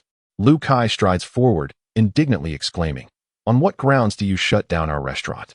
The middle-aged man smirks coldly. "Your hygiene is inadequate. What if someone were to fall ill? It is only right to suspend operations for rectification." Lu Kai retorts, "We operate entirely within legal parameters. Our hygiene is impeccable. You have not even inspected our kitchen. On what basis do you claim we are lacking?" The middle-aged man replies, "Simply because I am the head of the inspection department, I determine who meets the standards and who does not." Zhou Yongyang, who had been standing in the background, had no intention of intervening if this were merely a routine inspection. However, upon witnessing the unfolding situation, he steps forward angrily. "This is absurd. Who granted you such authority?" The middle-aged man glances at him dismissively. "Old man, is it your intention to breathe extra air through your 3 nostrils? Wherever it is cool, stay there. It has nothing to do with you. For you are not the boss. Please, do not be angry. Allow me to handle this matter." Zhou Yongyang was seething with rage, on the verge of exploding. When Yi Bufan pulled him back, he glanced at the middle-aged man before him and mockingly inquired, "Do you not recognize this individual?" The middle-aged man, drawing on his cigarette, replied, "Why should I know him? Is he someone of significance?" At that moment, Ma Wenba stepped forward, brimming with arrogance, and announced, "Ah, Yi, you have finally descended. Now you realize my power, do you not? Just because you own a large restaurant, do you think you are impressive? Angering me will lead to your establishment's closure in an instant." Qin Chuchu interjected, "For such a grand establishment, there must be a valid reason for its closure, surely?" Ma Wenba greedily eyed her and arrogantly declared, "This is Section Chief Liu from the Inspection Bureau. He has already stated that his word is the reason. He says you must close, and you shall comply. To be frank, if you do not satisfy me today, you need not hope for your restaurant to remain open in the future." Yi Bufan halted Qin Chuchu, stating, "Then tell me, what must I do to earn your satisfaction?" The young man, now realizing the consequences of offending me, "Did you not just boast about being superior moments ago? Are you afraid now? Let me enlighten you. Even with your newfound wealth, you are but a nouveau riche, your connections pale in comparison to mine. To destroy you would be merely a matter of moments." Ma Wenba declared with a sense of pride, "Considering your awareness, I shall not press you too hard. Just produce 1 million today, and this matter will be resolved." Qin Chuchu retorted angrily, "Why should I give you money? Why don't you just rob me?" The middle-aged man shouted, "You little girl, why the endless chatter? Do you believe I want to abandon my demands and simply shut down your establishment, leaving you with no hope of reopening?" Yi Bufan interjected, 1 million is not an insubstantial amount, yet you must provide me with a valid reason." The middle-aged man arrogantly proclaimed, "You want a reason? Your establishment fails to meet health standards, thus, 1 million is the fine." Zhou Yongliang's face turned ashen with rage, and he could not help but exclaim, "You casually mention 1 million. You truly have an inflated sense of authority. Who are you? Show me your credentials." The middle-aged man retorted with irritation, "Old man, I can tolerate a pretty young girl's words, but why do you, a decrepit elder, insist on interfering? My credentials are not for your scrutiny. Now, kindly step aside." Yi Bufan once again restrained Zhou Yongyang and inquired, "Which department do you represent?" Ma Wenbo responded, "He is Liu, the section chief from the Health Bureau's Inspection Department. Offending him could lead to your establishment being shut down in an instant." "Section chief, is it? Such arrogance," Yi Bufan remarked with a mocking expression. "You don't even know the bureau chief, and yet have the audacity to claim you are a section chief." The middle-aged man scoffed. "Are you trying to intimidate me with the bureau chief? I must inform you that should our director arrive, the consequences for you here would be far more severe, matters that a mere sum of 1 million could scarcely resolve. However, your director has indeed arrived," Yi Bufan proclaimed. "Allowing me to introduce this esteemed individual, Director Zhou of the Health Bureau. You, who cannot even ascertain the identity of the director, come here posturing as a department head. It appears your performance is woefully inadequate." The middle-aged man's expression shifted dramatically, and he retorted, "Are you attempting to intimidate me with the director? Do you think that simply finding some elderly man can qualify him as our director?" Zhou Yongyang, filled with indignation, asserted, "I am the director of the Health Bureau. Which department do you represent? State your position at once." This time, a flicker of panic crossed the middle-aged man's eyes as he turned to Ma Wenba for guidance. Yet, Ma Wenba remained unfazed, discarding his cigarette but onto the ground, and mockingly addressed Zhou Yongliang. "With your pathetic demeanor, you aspire to pose as a director? The entirety of your attire couldn't possibly amount to more than 500. He had thoroughly assessed Yi Bufan's situation, a mere impoverished youth, fortunate enough to have rescued the son of Dong Tianda through some stroke of luck. Nevertheless, a poor boy remains a poor boy, devoid of any connections. And it is inconceivable that he could be acquainted with the director of the Health Bureau." Ignoring Zhou Yongyang's ashen countenance, he turned once more to Yi Bufan, insisting, 1 million, will you pay it, or not? If not, I shall seal your establishment immediately." "Seal it? I have endured your nonsense for far too long," Yi Bufan declared, lifting his leg and delivering a swift kick that sent the middle-aged man sprawling to the ground. Others were taken aback, astonished that this young man, who had been so courteous moments ago, could exhibit such a fiery temperament, resorting to violence at a moment's notice. A crowd gathered at the entrance of the tavern, all equally startled, for these onlookers were typically esteemed gentlemen, and yet the proprietor of this establishment was brazenly declaring his intent to fight. Upon hearing the command, several individuals immediately lunged at Yi Bufan with menacing expressions. However, these assailants were no match for Yi Bufan, who dispatched them effortlessly, leaving them writhing in pain on the ground beside a middle-aged man, their cries of agony echoing in the air. Ma Wenba shouted, "Yi, do you comprehend the gravity of your actions? You dare to strike even those from the Health Bureau. You've truly invited disaster. Produce a compensation of 1 million immediately, or I shall call the police and ensure you spend the rest of your life behind bars." Yi Bufan regarded him with a chilling smile. "Very well. Go ahead and call. I have tasted every kind of meal in my life, yet I have never dined in a prison." Ma Wenba faltered, taken aback by the unexpected lack of fear in his opponent.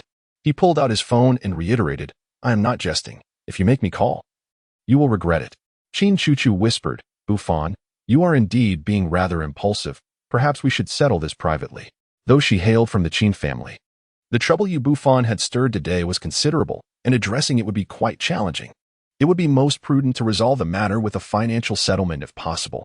She spoke in a soft voice, yet it was still audible to Ma Wenba, who, with a smug expression, proclaimed, "Did you hear that? This is the wisest course of action."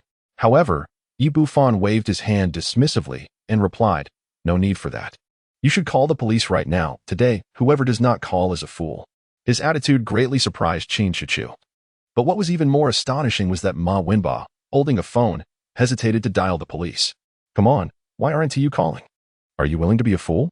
As Yi Bufan spoke, he raised his hand and slapped Ma Wenba across the face, sending him sprawling to the ground. "How dare you hit me? Do you believe?"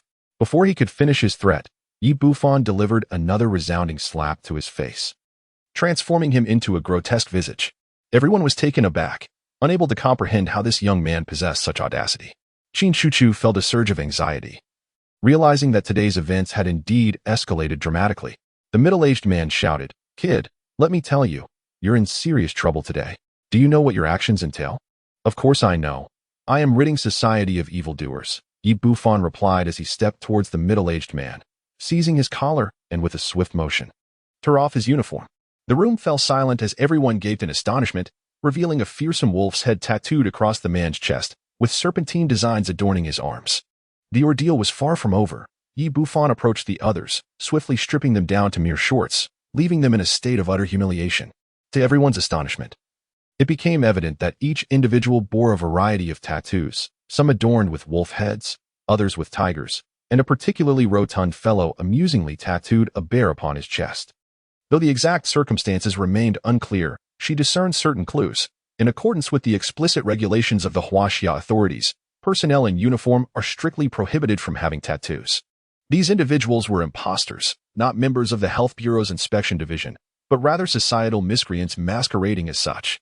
The moment the counterfeit director Liu failed to recognize Zhou Yongyang, he sensed something amiss. It was inconceivable for the head of the inspection division to be unfamiliar with the bureau director. As he scanned the scene with his heightened awareness, it became clear that all these individuals were adorned with tattoos, an unmistakable indication of their deceitful nature. At this revelation, Ma Wenba was left utterly dumbfounded, his complexion paling dramatically. He had initially perceived Yi Bufan as merely a penniless youth who had yet to step beyond the confines of academia, believing that a mere show of authority from uniformed individuals would suffice to extort some money from him, thereby salvaging his lost dignity. However, he was unprepared for the fact that Yi was in the company of the bureau director and, even more astonishingly, possessed the ability to see through all FAAs. Yi Bufan approached him, crouching down with a mocking expression, and remarked, "Young Master Ma, it seems you have grown quite accustomed to fabrication. Presenting Zhu Linlin with a granite bracelet is one thing, settling for counterfeit goods is another, yet you dare to engage ruffians to impersonate official personnel." Zhou Yongliang, filled with indignation, exclaimed, "This is unacceptable, utterly intolerable. This matter must be dealt with seriously. I shall call the police immediately and request their presence." "Do not call the police, I implore you. Let us discuss this matter amicably." Ma Wenba, fully aware of the gravity of the situation, beseeched, "Shall we settle this privately? How much do you require?" "I shall provide it immediately." Observing his pitiful expression, Qin Chuchu could not suppress a chuckle. The swift turn of events was rather remarkable. Just moments ago, he sought to extort others, and now he was the one proposing compensation. "Director Zhou, since they are willing to negotiate, let us proceed with the discussion," suggested Yi Bufan, addressing Ma Wenba. "You have disrupted my establishment, tarnished our reputation, and driven away numerous patrons. Pray tell, how much are you prepared to compensate me?" Ma Wenbo replied, "I am willing to offer you 100 100, 000? Such a paltry sum, Bufan scoffed. Just a moment ago, you demanded 1 million. Now you offer a mere 100, 000. Is that not rather stingy?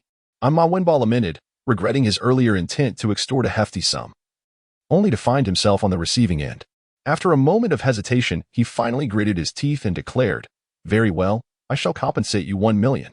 1 million is insufficient. Considering the damages to my establishment, it must be doubled 2 million. Were you suggesting I resort to robbery?" Ma Wenbo exclaimed, 2 million is exorbitant. I cannot possibly procure such an amount. Qin Chuchu interjected, surely, a settlement should span at least 8 to 10 years. Bufan remarked, Ma Da Xiao. Choose between 2 million and a decade in prison.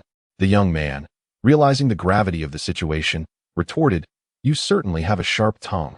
Ma Wenbo, determined not to surrender himself to incarceration, reluctantly retrieved his checkbook and signed a check for 2 million, handing it over. Bufan examined the check and said, your forgery skills are impressive, but how can I ascertain its authenticity? Either present me with 2 million in cash, or make an immediate transfer. With no other option, Ma Wenbo helplessly took out his phone and transferred the funds to Bufan's bank account. Can I leave now? Bufan, having effortlessly secured a profit of 2 million for the restaurant, expressed his satisfaction, stating, begone, and do not let me see you again. Ma Wenbo shot him a venomous glare before hastily exiting the establishment with his companions. This commotion dampened the appetite of the other patrons, leading Zhou Yongyang to depart from the scene. Bufan entrusted the restaurant's affairs to Lu Kai and exited alongside Qin Chuchu. Curious, Qin Chuchu inquired. Did you recognize those individuals were imposters from the start? Bufan replied, of course. How could a genuine chief inspector not recognize his own director? And how did you discern their tattoos? Qin Chuchu pressed. Bufan cast a teasing glance at her, responding, it is because I possess a pair of insightful eyes that can see through clothing. Chapter 26, Collecting Protection Fees in the Midst of Conversation. He casually cast a glance at Qin Chuchu. Upon catching sight of the scenery beneath her flowing skirt, he felt a sudden warmth in his nostrils. Her figure was strikingly flawless. Not a single excess to be found, nor a hint of deficiency, her beauty rivaled that of Venus sculpted in marble, albeit with 2 exquisitely delicate arms. The intensity of the moment overwhelmed him, prompting him to swiftly avert his gaze. Fearful that he might embarrass himself with an unwelcome nosebleed, such an indignity would be utterly mortifying. Noticing his expression, and recalling their recent encounters, Qin Chuchu was taken aback. What if Bufan truly possessed the ability to see through her garments?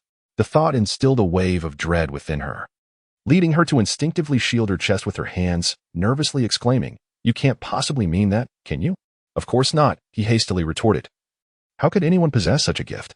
Bufan quickly concocted an excuse, adding, I merely observed the details more closely. The man we just saw had some tattoos visible on his chest. His explanation seemed reasonable to Qin Chuchu, allowing her to exhale in relief as she replied, that's more like it. You truly frightened me. Bufan surreptitiously glanced once more at the enchanting vista before him, feeling a rush of heat and a quickening heartbeat. The allure was simply overwhelming, compelling him to shift his gaze elsewhere. Observing his demeanor, Qin Chuchu voiced her dissatisfaction. Why aren't you looking at me? Do you think I'm unattractive? Bufan silently lamented the peculiar nature of women.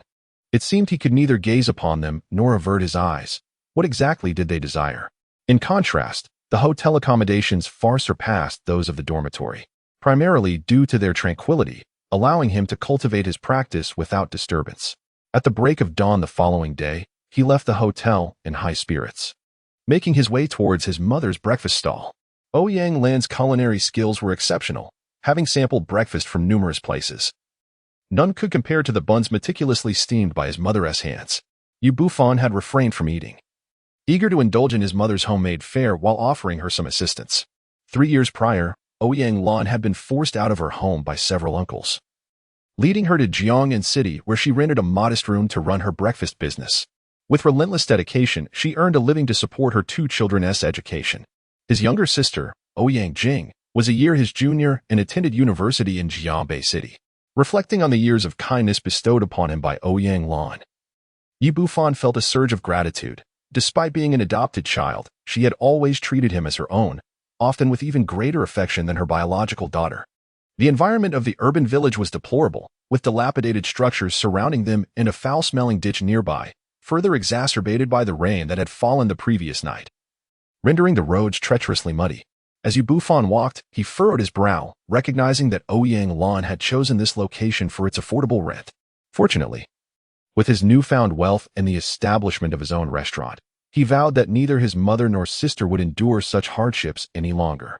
That morning, she had risen early to begin selling buns, and due to the popularity of her delectable offerings and a loyal customer base, she swiftly sold more than half of the numerous trays she had prepared. As she busied herself, a group of 4 or 5 brightly dressed ruffians approached the steamed bun stall. "Madam, business seems to be thriving," remarked the leader, clad in a floral shirt and sporting a mohawk. Upon seeing these individuals, Ouyang Lan's expression tightened, yet she forced a smile and responded, "Gentlemen, it may appear that my stall is bustling, but in truth, I hardly make a profit. Have you eaten yet? I have just steamed some buns that are still warm. Please, help yourselves." The mohawk-headed ruffian retorted, "Enough with the pleasantries. When do you intend to pay your protection fee for this month? May I kindly request a few more days' grace, brothers? Business has been exceptionally slow lately, and I just returned from the hospital." The mohawk-headed ruffian's demeanor swiftly darkened as he shouted, "What does your hospital visit have to do with us? As long as you're alive, the protection fee remains unchanged." A flicker of anger crossed Ouyang Lan's face, but she quickly suppressed it, retrieving a 100 yuan note from the canvas bag tied around her waist. "Gentlemen, this is all I earned today." The nearby blonde ruffian lunged forward, snatching the 100 yuan note, and declared, "This paltry sum is hardly enough to fend off beggars. You owe at least 1,000 this month." With desperation etched on her face, Ouyang Lan pleaded, "I only make 2,000 to 3,000 yuan a month selling buns. I still need to eat and provide for my child's education. Where would I find such money?" The mohawk-headed ruffian exclaimed, "Have you lost your mind? Do you not comprehend what is truly important? This money was collected by Master Maggio. Is the education of your child more important? Or is Master Maggio's reputation more significant?" The young thug raised his leg and kicked over the nearby bamboo steamer, sending the pristine buns scattering across the ground. "If you cannot pay the protection fee, then what business do you have selling buns? You might as well prepare to subsist on the bitter winds of the Northwest." Witnessing the thuggish behavior of these ruffians, the surrounding vendors seethed with indignation. Yet they understood that these individuals were the underlings of the notorious Maggio from the East District, and they were not in a position to provoke them. They could only harbor their anger in silence. At that moment, Uncle Zhang, who sold fried dough sticks and large fruit, spoke up, "Ouyang damsel, as a single woman raising 2 children, it is quite challenging for you. Why not grant her a few more days?" "Grant her a few more days? What do I care about the children she raises? They are not mine." The Mohican-headed thug bellowed, "If you meddle further, I'll smash your fried dough stand too." Uncle Zhang sighed and fell silent. Although he empathized with Ouyang Lan, he knew he could not afford to confront these men. The Mohican-headed thug then instructed the young thug, "Take her bag over here and see if there's any money left." The young thug complied and approached Ouyang Lan, reaching for the canvas bag at her waist. Ouyang Lan's expression changed dramatically. The 20,000 yuan given to her by Bufan was inside that bag. She quickly wrapped her arms around it, exclaiming, "What are you doing? You can't touch this bag." The Mohican-headed thug shouted, "Indeed, there's still money in there. Seize it." The young thug lunged for the canvas bag, and despite Ouyang Lan's desperate attempts to protect it, how could a woman stand against the strength of a man? After a couple of fierce tugs, the young man with yellow hair seized the canvas bag and yanked it forcefully, instantly tearing it in half. Inside, 2 stacks of 100 yuan bills and some loose coins tumbled out. Indeed, there was wealth, and yet they dared to feign poverty. The young man cursed vehemently as he reached for the stacks of cash, but just then, a large foot appeared from nowhere, ruthlessly crushing his hand beneath it. Chapter 27. Eating Buns. A heart-wrenching scream escaped the young man's lips. The force of that stomp was immense, and he felt as though one of his hands might be shattered. It was Bufan who had arrived just in time, witnessing these ruffians tormenting his mother, igniting a surge of fury within him, leaving no room for courtesy. The Mohican-headed thug was taken aback. These scoundrels were all under the command of Master Maggio, accustomed to their unchecked reign in the urban village. Who would dare to oppose them? Yet, here was a young man daring to strike at his own. Did he not wish to live? He gestured to the remaining 2 thugs. "TMD, make this kid bleed." The 2 thugs' eyes gleamed with malice as they drew short knives from their waists, charging towards Bufan. The onlookers immediately felt a pang of anxiety for him. These young men were ruthless and not to be trifled with. Upon reaching Bufan, the 2 thugs wasted no time and thrust their knives forward. However, Pain erupted in their arms as, inexplicably, their own knives had lodged into their forearms. Ah! The two thugs clutched their injured arms, wailing like slaughtered pigs. Yi Bufan dispatched the yellow-haired thug with a swift kick and advanced toward the Mohican leader. Witnessing the effortless defeat of his three subordinates, the Mohican's composure faltered, prompting him to retreat a couple of steps, nervously stammering, What do you intend to do? I must inform you. I am affiliated with Master Margio. Yet, before he could finish, Yi Bufan raised his hand and delivered a resounding slap to his face. The sharp crack echoed, and the Mohican spun several times before spitting out a mouthful of blood mixed with teeth. How dare you strike me? I am a subordinate of Master Maggio. Slap, slap, slap. Yi Bufan continued to rain down blows, transforming the Mohican's visage into a grotesque mask. Realizing the severity of his predicament, the Mohican wisely fell silent, understanding he had encountered a formidable opponent. Sensing Ouyang Lan's fear, the Mohican regained a semblance of bravado, muttering indistinctly, I warn you, offending Master Maggio means you will no longer be able to operate here. Silence. Ouyang Lan hesitated before advising, Very well, but you must be cautious. Do not escalate this situation. As Yi Bufan's murderous aura enveloped the group, the Mohican and his companions fell silent, their earlier arrogance evaporating in the face of impending danger. If you choose not to speak, I shall break every one of your legs, Yi Bufan declared, striding toward the four thugs with unwavering resolve. I. The young man with yellow hair felt a deep regret, wishing he had known about the remarkable prowess of this individual's son. Why had he taken the lead? Now, he found himself in dire straits. Yi Bufan stepped forward, his gaze icy as he inquired, Which leg did you use to kick? Sensing the murderous intent emanating from him, the young man was nearly paralyzed with fear, instinctively pointing to his right leg and stammering, Our right leg. Before he could finish, a sharp crack echoed through the air as Yi Bufan brutally kicked his right leg, breaking it into two. Clutching his severed limb, the young man let out a heart-wrenching scream. The onlookers were left in stunned silence. Some recognized Yi Bufan, while others did not. But none anticipated such ruthless ferocity from him. Typically, Yi Bufan possessed a rather affable demeanor and rarely lost his temper. However, the deep-seated love and sacrifices of his mother were his Achilles heel. He would not permit anyone to insult her. Moreover, these young ruffians had long ruled the area, oppressing the good-hearted, extorting protection fees, and bullying the weak. This was a punishment they rightfully deserved. The Mohican-headed youth had witnessed Yi Bufan's brutality firsthand. For those like him, maintaining face paled in comparison to preserving one's life. He quickly implored, Brother, we were in the wrong. We four were blind to our folly. I beg you, spare us this once. Spare you? That is indeed a possibility, Yi Bufan replied, gesturing towards the buns scattered on the ground. But first, you must eat every last one of these buns. The Mohican hesitated, for the dumplings that lay upon the ground were tainted with dust, some having even fallen into the nearby gutter. How could one consume such filthy fare? Yet, when reflecting on the recent squandering of provisions, what thoughts crossed their minds? Yi Bufan cast a frigid gaze upon the four individuals before him and declared, You shall either consume these dumplings or face dire consequences. The choice is yours. I will eat.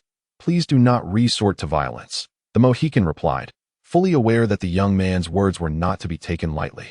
With determination, he seized a dumpling and stuffed it into his mouth. The remaining ruffians, sensing the gravity of the situation, followed suit without a moment's hesitation, devouring the dumplings voraciously. These rascals deserved every bit of this retribution. They had tormented us mercilessly in the past, and this young man had finally avenged our grievances. They often kicked over other stalls, and today they were receiving their comeuppance. Observers of this scene felt no pity for the four ruffians. On the contrary, they experienced a profound sense of satisfaction. Ouyang Lan's dumplings were substantial and hearty, genuine in quality. After consuming 4 or 5 each, the ruffians found themselves unable to eat another bite. Yi Bufan insisted, You must finish every last one. Leave even a single dumpling, and I shall break one of your legs. The four ruffians were left dumbfounded, not daring to utter a word, and could only continue swallowing the dumplings before them. Minutes later, their bellies were swollen, and not a single dumpling remained on the ground. It is likely that from this moment forth, they will view steamed buns with a psychological aversion, never to indulge in them again. Brother, can we leave now? The Mohican spoke in a barely audible whisper, fearing that even the slightest movement of his mouth might cause him to regurgitate the buns within. He secretly vowed never to consume steamed buns again in his lifetime. Yi Bufan remarked, "Want to leave? First, you must settle the bill for the buns." "How can one eat and not pay?" The Mohican retrieved a 100 yuan note from his pocket and said, "Brother, this is the payment for the buns. No need for change." Yi Bufan replied coldly, "Insufficient. 100 yuan only covers one bun." The Mohican exclaimed, "What? That's exorbitantly priced. Aren't they usually just 1 yuan each?" Yi Bufan asserted, "The buns my mother steams are worth this price. Is there a problem?" Chapter 28. Seeking Justice. No problem. No problem. The Mohican, thoroughly intimidated by the formidable figure before him, hastily produced the cash from the pockets of the four individuals, amounting to approximately 4 to 5,000 yuan. "Brother, this is all we have. Can you let us go?" Yi Bufan was initially dissatisfied, but at that moment, Ouyang Lan stepped forward and said, "Son, let them go quickly. For the sake of my mother, let today's incident be forgotten. They should leave. However, remember this, you are not to return here to collect protection fees, or I shall deal with you each time I see you. Do you understand?" "We understand, we understand." A group of ruffians, as if granted a sudden reprieve, hastily scrambled to their feet and fled the urban village in a state of disarray. "Well done, my boy. Today you have avenged us," they exclaimed. "Indeed. It is high time these scoundrels were dealt with. Had I possessed your prowess, I would have taught them a lesson long ago." The sight of these delinquents being bested brought immense joy to the surrounding neighbors, who lavished praise upon Yi Bufan. Yet, some were apprehensive. Uncle Zhang from next door approached with concern. "Xiao Fan, you have stirred a great calamity.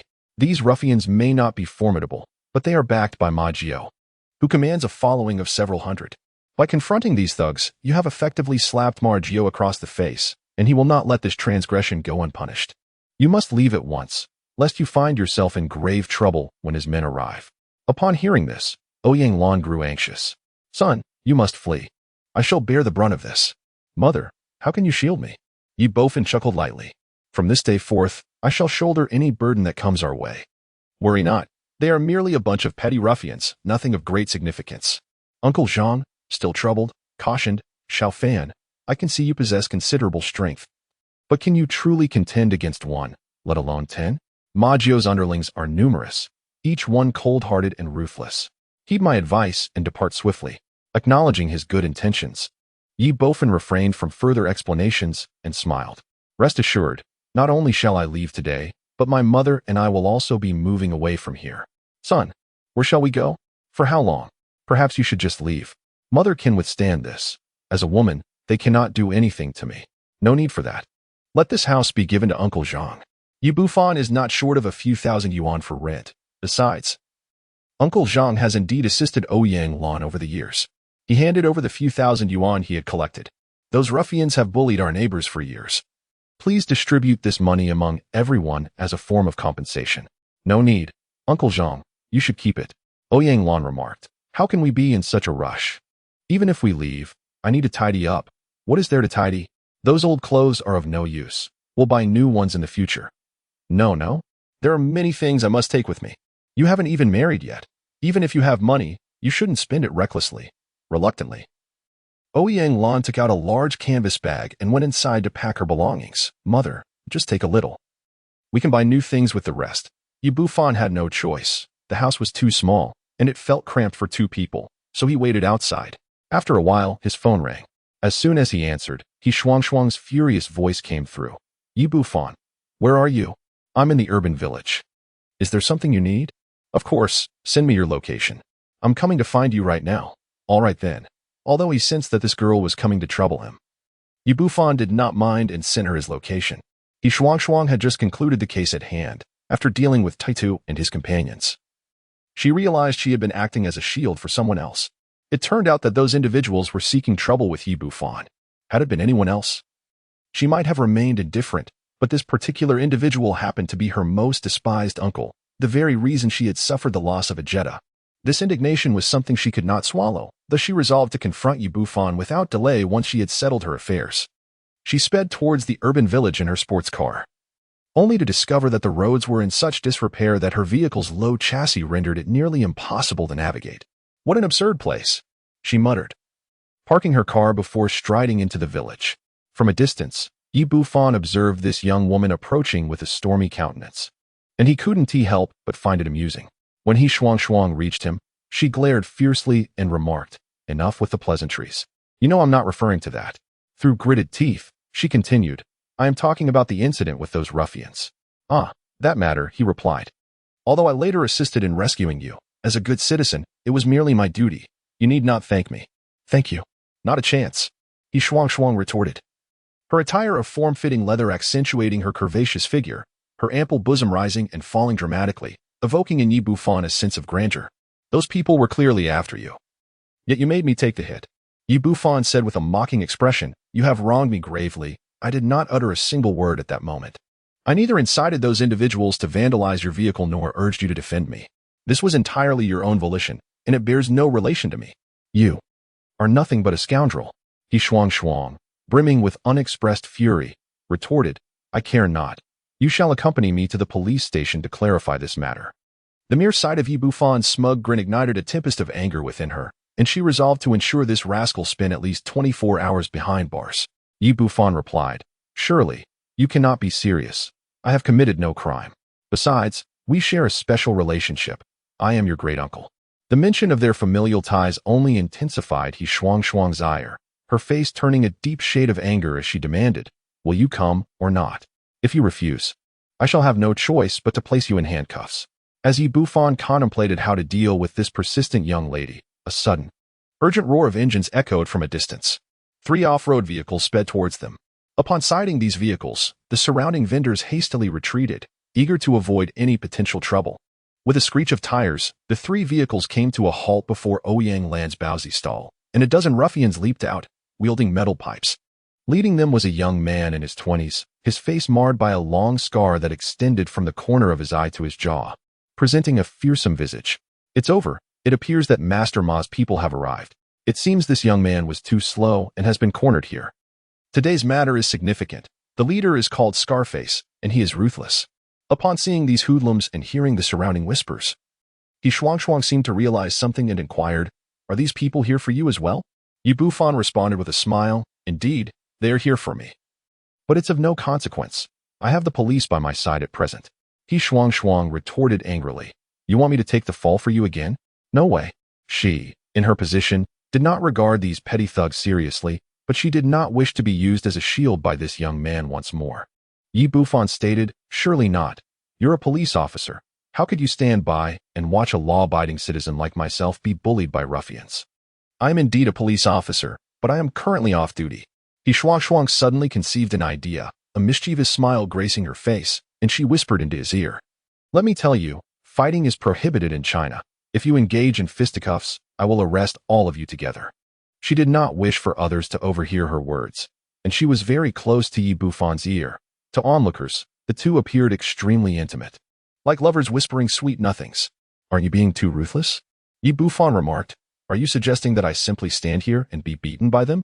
He Shuang chuckled triumphantly. "That is your concern. I cannot interfere. In any case, if you engage in fighting, I will make arrests. Let's see how you continue to gloat with me." Having spoken, she turned her face aside, adopting an attitude of unconcern. As a police officer brimming with a sense of justice, she was not inclined to overlook these ruffians. Rather, she sought to enlist Yi Bufan's assistance in capturing them. In doing so, she could effortlessly bring the miscreants to justice, while also addressing her grievances against this man who frequently took advantage of her, thus achieving a dual purpose.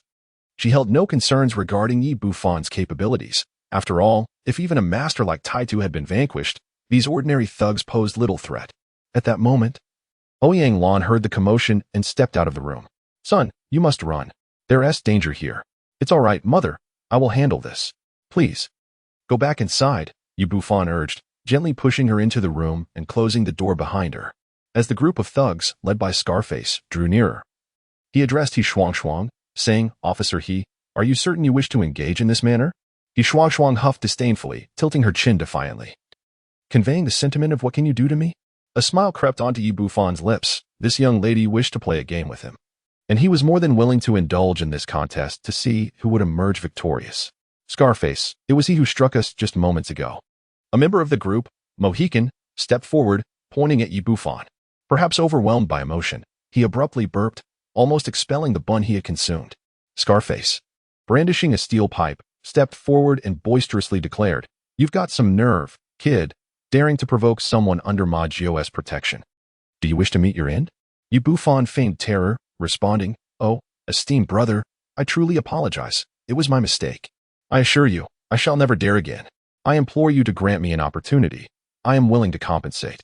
He Shuang initially believed that Yi Bufan would undoubtedly resort to violence at the slightest provocation, eagerly awaiting the spectacle. To her surprise, this fellow simply backed down. However, Scar Brother remained oblivious to this, his expression growing increasingly smug, convinced that his imposing presence had subdued the dandy before him. "Kid, you seem to be quite sensible. Willing to pay, are you? Very well, produce 1 million. And kneel to apologize to my brothers. We shall consider today's incident resolved." Yi Bufan replied, "I have no issue with kneeling and apologizing, but I do not possess such a sum." Scar Brother's expression shifted dramatically, his anger flaring. "No money? Are you mocking us?" Yi Bufan hastily responded, "Please, do not be enraged. I currently lack the funds, but I can procure 1 million immediately, not a penny less." What a coward he is, abandoning his own woman at a critical moment. He Shuang, observing from the sidelines, was infuriated by Yi Bufan's words. "What nonsense are you spouting? When did I become your girlfriend?" Indeed, finding such a spineless man, one could only blame oneself for being blind. Scar Brother's lecherous gaze roamed over He Shuang, nodding incessantly. Generally, it is rare for an ordinary woman to pull off a form-fitting leather outfit. Yet He Shuang's figure was undeniably captivating, tall and slender, with all the right curves accentuated. Coupled with her flawless complexion, any man would be entranced at the mere sight of her. "Little lady, from now on, you shall follow Scarface. I assure you. A life of luxury awaits you," he taunted. However, He Shuang, with her fiery temperament, retorted angrily, "Get lost. If you dare to look again, I will gouge out your eyes." The audacity of the man was infuriating. He smirked. "Your man has already pledged you to us, so your protests are futile." With a dismissive wave of his hand, Scarface commanded the thugs behind him, "Brothers, take this girl to the car." At a signal, 4 or 5 ruffians rushed forward, eager to take advantage of the situation and impose themselves upon He Shuang. Yi Bufan, wearing a playful smile, feigned terror and retreated several steps, hiding behind He Shuang. Furious, she gritted her teeth, realizing she had once again been used as a pawn by this man. "Stay away from me. I have no connection with him," she yelled. Yet, her pleas fell on deaf ears as the thugs continued their advance, reaching out to grab her. "Scoundrels, mindless fools," He Shuang cursed.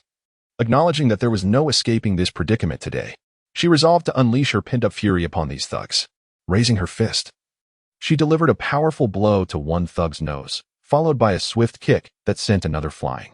These thugs were no match for her prowess. In a matter of moments, they lay defeated on the ground.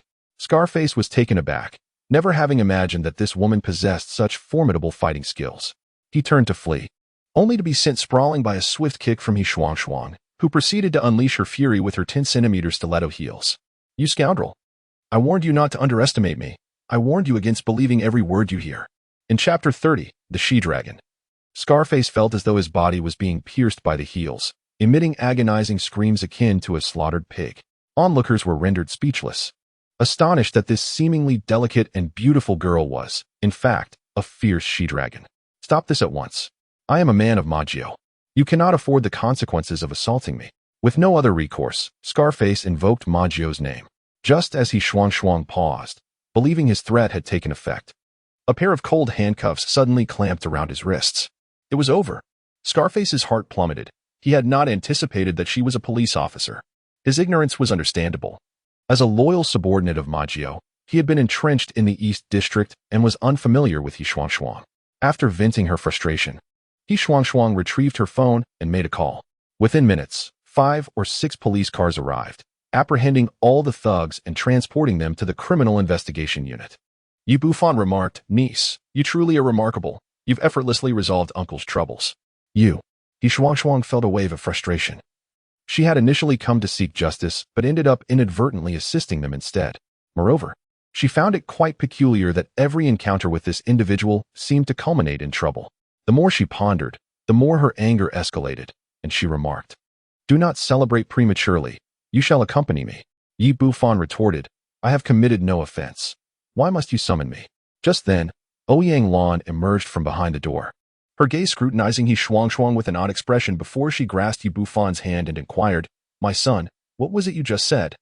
Is this young lady your girlfriend?" Yi Bufan hastily clarified, "Mother, no, there is no relationship between us." Ouyang Lan remarked, "Do you think your mother is hard of hearing? I distinctly heard you declare that she is your girlfriend."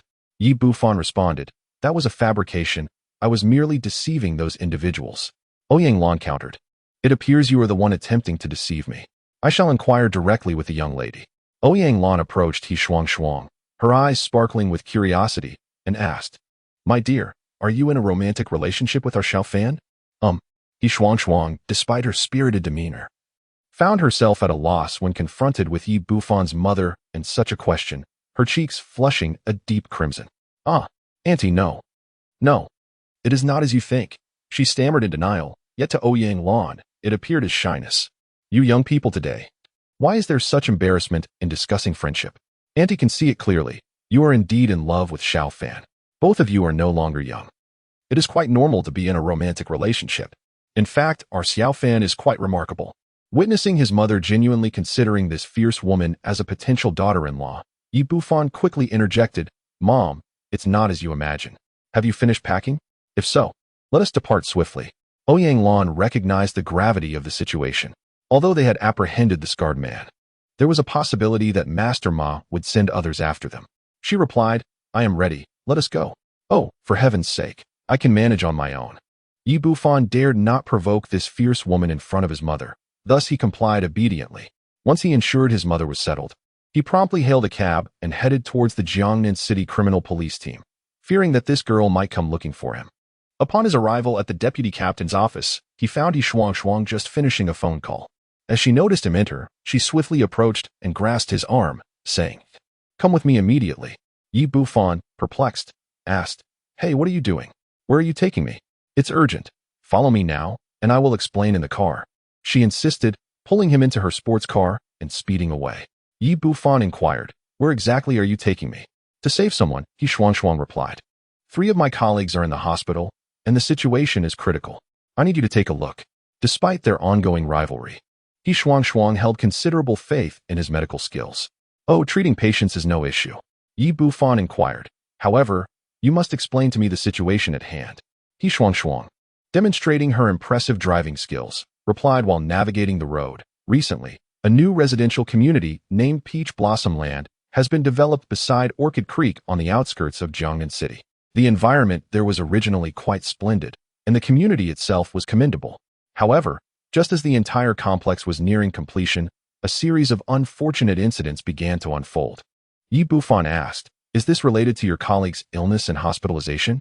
"Certainly, it is," she affirmed, "but allow me to finish my explanation."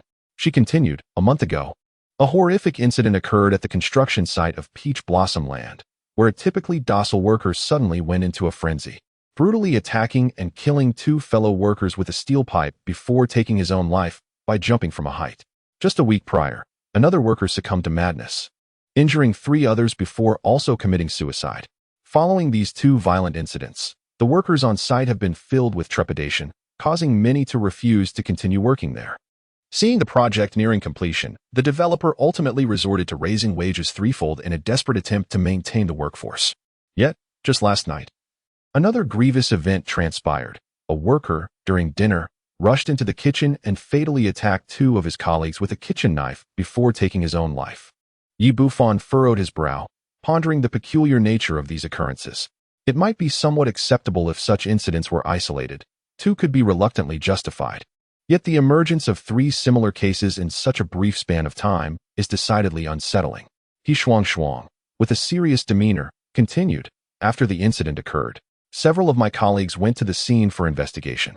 To our astonishment, 3 of them suddenly collapsed and fell into a coma, necessitating their urgent transfer to the hospital.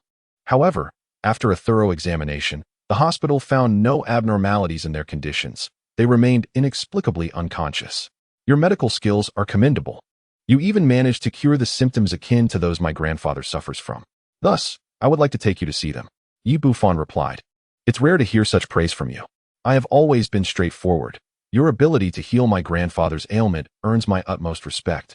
Yet I cannot overlook your tendency to become overly proud. I maintain a low profile, Am I truly that arrogant? He retorted. Low profile? Is it still considered modesty when you take advantage of your seniority? Noticing that the young lady remained fixated on this matter, Bufan added, Can you really blame me? If blame is to be assigned, it should be directed at your grandfather. I have no desire to discuss this further. He Shuang interjected. Can you treat this illness or not? Confidently, Bufan proclaimed, As long as there is breath, I can heal. She continued. I sincerely hope you can restore the health of these colleagues. They endure immense hardships, facing life and death daily, with families relying on them. If anything were to happen, the consequences would be dire. Before long, her sports car arrived at the Jiangnan City Traditional Chinese Medicine Hospital. Bufan inquired, Are all your colleagues receiving treatment at this hospital? It is hardly surprising that he would inquire, as traditional Chinese medicine is waning in popularity, with few placing their faith in it, particularly when confronted with sudden illnesses, which are generally not treated through traditional methods. He Shuang remarked, There was no choice. Yesterday, when they fell ill simultaneously, they were taken to Jiangnan Hospital. Unfortunately, after conducting a comprehensive series of examinations, no issues could be identified. Subsequently, the team leader decided to transfer them to Jiangnan Traditional Chinese Medicine Hospital, hoping that traditional methods might offer a solution. Now, everywhere was congested with vehicles. He surveyed the surroundings, but found no available parking spaces. Thus, he drove directly to the hospital entrance and said to Bufan, The situation is urgent. You go attend to my colleague while I search for a parking spot. Bufan nodded, opened the car door, and stepped out. Upon entering, he unexpectedly encountered two individuals, Ma Wenba and Zhu Linlin. This astonished him, as yesterday Qin Chuchu had publicly exposed the counterfeit LV bag and granite bracelet, logically leading one to assume that the two should have parted ways. Why were they together again? At the same time, they noticed him as well. It turned out that after compensating Bufan 2 million, Ma Wenba harbored a deep resentment towards him, feeling a twisted sense of satisfaction in being with Zhu Linlin as a form of retribution.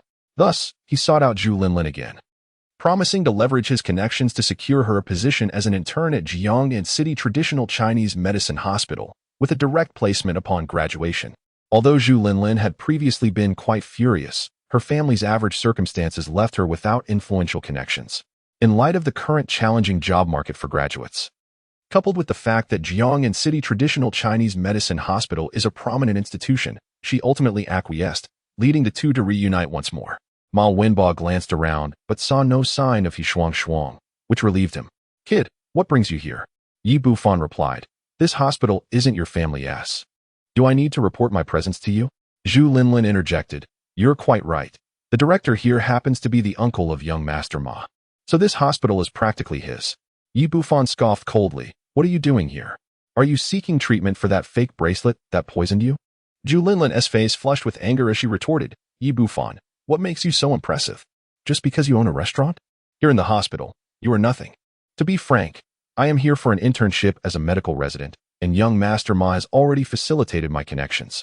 Today is merely a formality. After graduation, I will secure a position here without issue. Conversely, you, a medical student, can't even find an internship. I truly pity you. You needn't pity me. We share no connection, Bufan replied hastily, rushing upstairs to attend to patients. Watching his retreating figure, Zhu Linlin stomped her foot and exclaimed, What is so impressive about him? No matter how grand, he is still someone I could easily dismiss. Enough, don't let it get to you, Ma Wenba said. I hope he isn't here for the internship. Otherwise, I will certainly have my uncle teach him a lesson. Zhu Linlin concurred exactly. If he is here for the internship, he must not be allowed to pass. In the rooftop intensive care unit, Captain Lu Mingyang of the criminal police team, Director Xie Donglin of the Traditional Chinese Medicine Hospital, and Chief Physician Zhang Bai gathered around the hospital bed, intently observing an elderly man as he examined a police officer lying on the bed. The elderly man, Chao Xinghua, the head of Baikeatang, appeared increasingly grave after taking the pulses of the three individuals. He inquired about the diagnosis from the Western medicine side. Lu Mingyang, filled with urgency, questioned, Chao Lao, what is the condition of my brothers? What illness have they contracted? Chao Xinghua replied, The pulses of the three are identical, indicating a severe imbalance of yin and yang. If I am not mistaken, they must have been contaminated by something unclean. What? Something unclean? How is that possible? Lu Mingyang's eyes widened in disbelief. As a police officer, he found it hard to accept such notions. Chao Xinghua clarified, The unclean thing I refer to is the malevolent energy. Their symptoms are indicative of the influx of this negative qi into their bodies. Oh, Lu Mingyang exclaimed. Chao Lao, do you have any remedies for this condition? Chao Xinghua sighed deeply and shook his head, saying it is regrettable to admit that traditional Chinese medicine once harmonized the paths of healing, martial arts, and metaphysics. Unfortunately, the inheritance of martial and metaphysical arts has largely been lost in the realm of traditional medicine, and the remaining medical knowledge has diminished significantly. I am truly powerless against this affliction. Lu Mingyang, in a state of desperation, implored, Chao Lao, you are a luminary in the field of Chinese medicine. Please, think of a solution.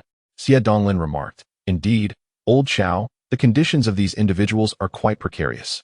Even if we transfer them to the capital, we cannot guarantee that unforeseen circumstances won't arise along the way. Their hospital is powerless to address the ailments of these three, which is why they have summoned you, Mr. Chao. If even you cannot cure them, we will be in a difficult predicament. Chao Xinghua stroked his beard thoughtfully and replied, there is a solution, albeit one that requires my senior brother's intervention. Lu Mingyang, with a face full of anticipation, inquired, Old Chao, can your senior brother truly treat such ailments? Chao Xinghua, brimming with admiration, responded, certainly.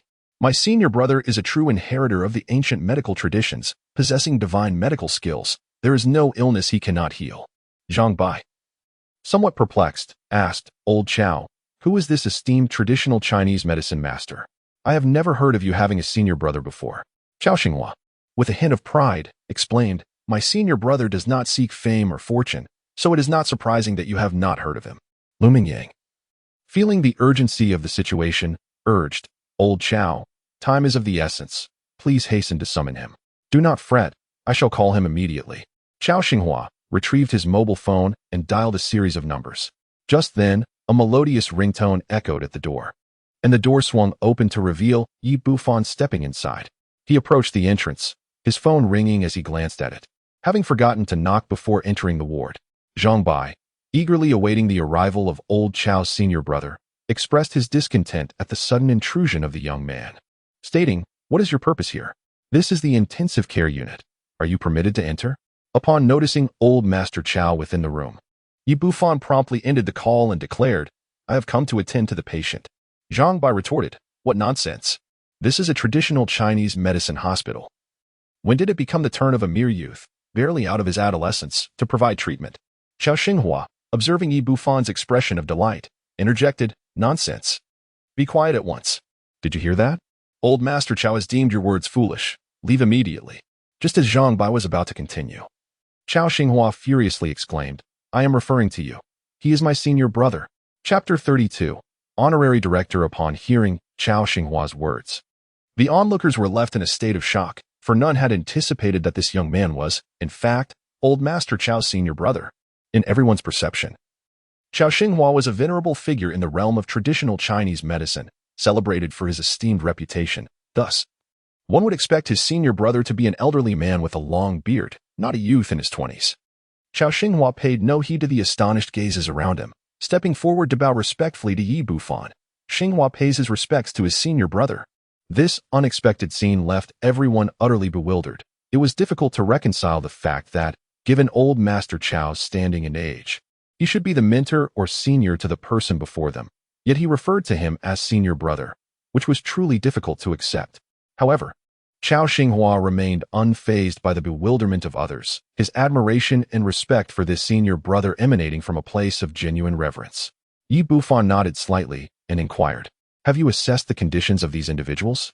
I have just observed, senior brother, that these individuals have succumbed to a state of unconsciousness due to the intrusion of sinister energies. Regrettably, my limited knowledge renders me incapable of providing treatment, thus necessitating your intervention. As Chao Xinghua spoke, he respectfully invited Yi Bufan to the bedside of the patients. Yi Bufan conducted a sweep with his spiritual perception over the three individuals, discerning that their bodies were enveloped in a murky haze, indicative of the typical symptoms associated with sinister energy invasion. Your diagnosis is accurate. These individuals have indeed been afflicted by such energies. It is not insurmountable. A few acupuncture needles will suffice, Yi Bufan declared, retrieving his silver needles to commence treatment on the first unconscious officer. Xie Donglin, feeling rather uneasy, tugged at Chao Xinghua's sleeve and whispered, "Old Chao, is this truly reliable?" Observing the remarkably youthful Yi Bufan, he inwardly mused whether Chao, in his advanced years, had been deceived. At merely 20-something, he likely hasn't even memorized the entirety of the herbal formula. How could he possibly treat anyone? Chao Xinghua retorted with displeasure. What sort of talk is that? My senior brother's skills are unparalleled. How could they possibly be unreliable? 5 minutes later, he withdrew the silver needles. And the officer who had been deeply unconscious suddenly opened his eyes and sat up. Surveying his surroundings, he addressed Lu Mingyang. "Captain, how did I end up here? What has happened? Wasn't I supposed to be at the crime scene?" Lu Mingyang responded, "Xiao Wang, you finally awakened. You fainted unexpectedly while investigating the scene, which is why you were brought to the hospital." At this moment, everyone was thoroughly impressed by Yi Bufan's medical skills. A multitude who had been rendered helpless by the ailments that 2 hospitals could not resolve, witnessed him deftly administer a few acupuncture needles and, within mere minutes, effect a cure. Chao Xinghua, with a triumphant expression, declared, "What did I tell you? There is no ailment my senior brother cannot heal." Soon, Yi Bufan managed to revive the other 2 unconscious officers as well. The trio now appeared to be in excellent health, as if they had never fainted at all. Just then, He Shuang approached from outside and was taken aback upon seeing her 3 colleagues restored to health. She had only been away for a brief moment to park her car, and yet, everyone had already been treated. Observing the crowd gathered around Yi Bufan like moths to a flame, she stepped forward and inquired, "How are they? My colleagues won't suffer any after effects, will they?" "Of course not. They are fully recovered," Yi Bufan replied. "However, I advise you not to venture into that area at night. Complete any necessary work during the day." Although he had never visited that secluded community, he surmised it must be a place heavy with malice. Lu Mingyang, now a firm believer in Yi Bufan's words, glanced at the time and noted it was almost noon. He expressed his gratitude, saying, "Dr. Yi, thank you for your assistance. Time is of the essence. We must proceed to thoroughly investigate the scene." With that, several individuals hurriedly exited the ward, and He Shuang chose not to linger with Yi Bufan, instead following Lu Mingyang and the others. Once they departed, Xie Donglin earnestly addressed Yi Bufan. "Dr. Yi, would you be interested in joining our hospital? As long as you are willing to serve as our attending physician, you may set any other conditions you desire." He was indeed very excited. The current state of traditional Chinese medicine is rather weak, and if we could invite such a distinguished physician to oversee our institution, the hospital's future would undoubtedly flourish. Upon hearing the dean's words, Zhang Bai's heart raced. He is currently the most skilled doctor in the hospital, and if this young man were to join, his position would likely be jeopardized. Yi Bufan shook his head and replied, "I appreciate Dean Xie's kind offer, but I have always cherished my freedom and prefer not to be constrained." He genuinely wished to advance traditional Chinese medicine, yet he did not want to be overly restricted. Nor did he wish to enter a bureaucratic institution where intrigue and competition were overly complex, making it unsuitable for his singular focus on practicing traditional Chinese medicine. A fleeting look of disappointment crossed Xie Donlin's face, followed by a reluctant proposal. "Dr. Yi, how about this? I formally invite you to become the honorary director of our Chinese medicine hospital. You would only be called upon for particularly challenging cases, with a monthly salary of 50,000 yuan. What do you think?" A glimmer of jealousy flashed in Zhang Bai's eyes. As the hospital's leading physician, he did not earn such a salary, while this young man was afforded such privileges. Yi Bufan pondered for a moment. Given his character, even without financial incentives, he would likely assist with difficult cases. Furthermore, a salary was indeed appealing. He nodded and said, "Very well, I shall accept the position of honorary director." "Wonderful, Dr. Yi. I will arrange for the appointment letter to be prepared immediately, and it will be delivered to you within a few days." Xie Donglin remarked, "Dr. Yi, there is one more matter. We are about to assess several trainees who are preparing to intern at the hospital, and I would like to invite you and Elder Chao to evaluate these young individuals together.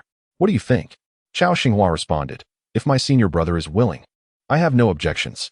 Recalling his encounter with Ma Wenba and Zhu Linlin downstairs, Yi Bufan's lips curled into a smile as he replied, "Certainly. I happen to have time right now." Chapter 33, Head of the Evaluation Team. "That is splendid. I am confident that Dr.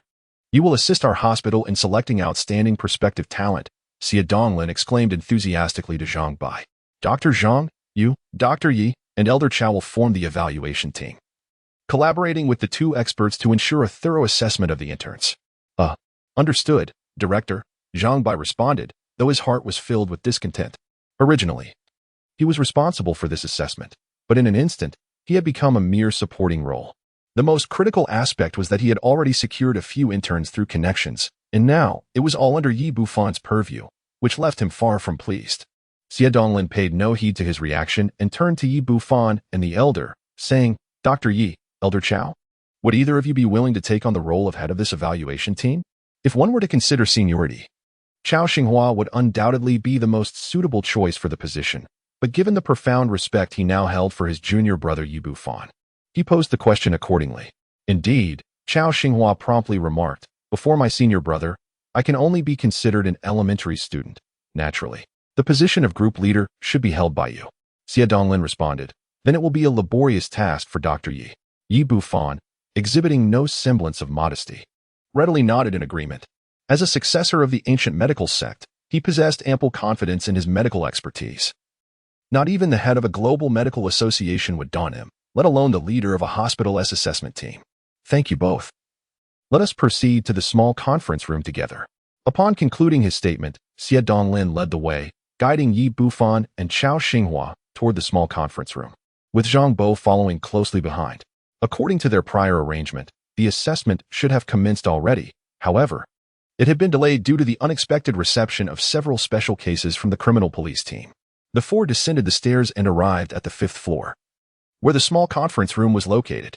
Just as they were about to enter, a young man in his 20s emerged from the restroom.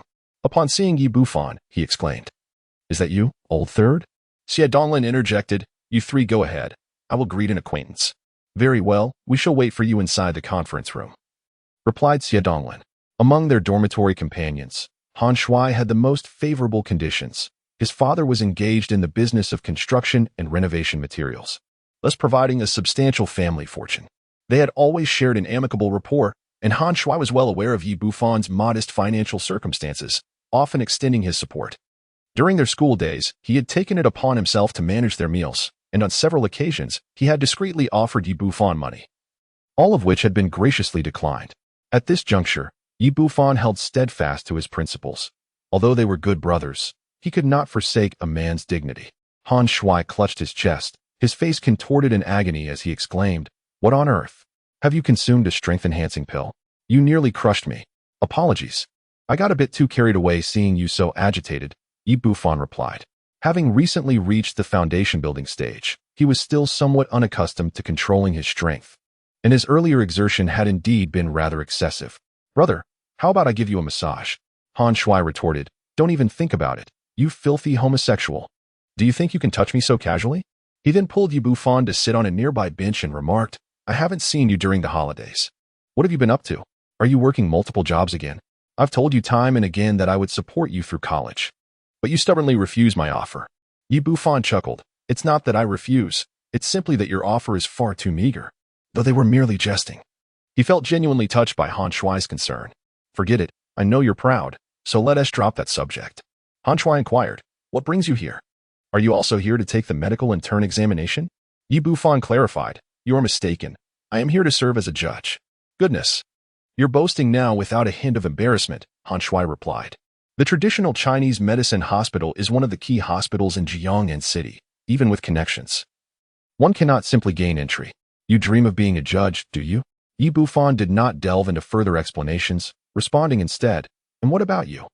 Are you here to take the examination as well? I have come here merely to pass the time, compelled by my father's insistence.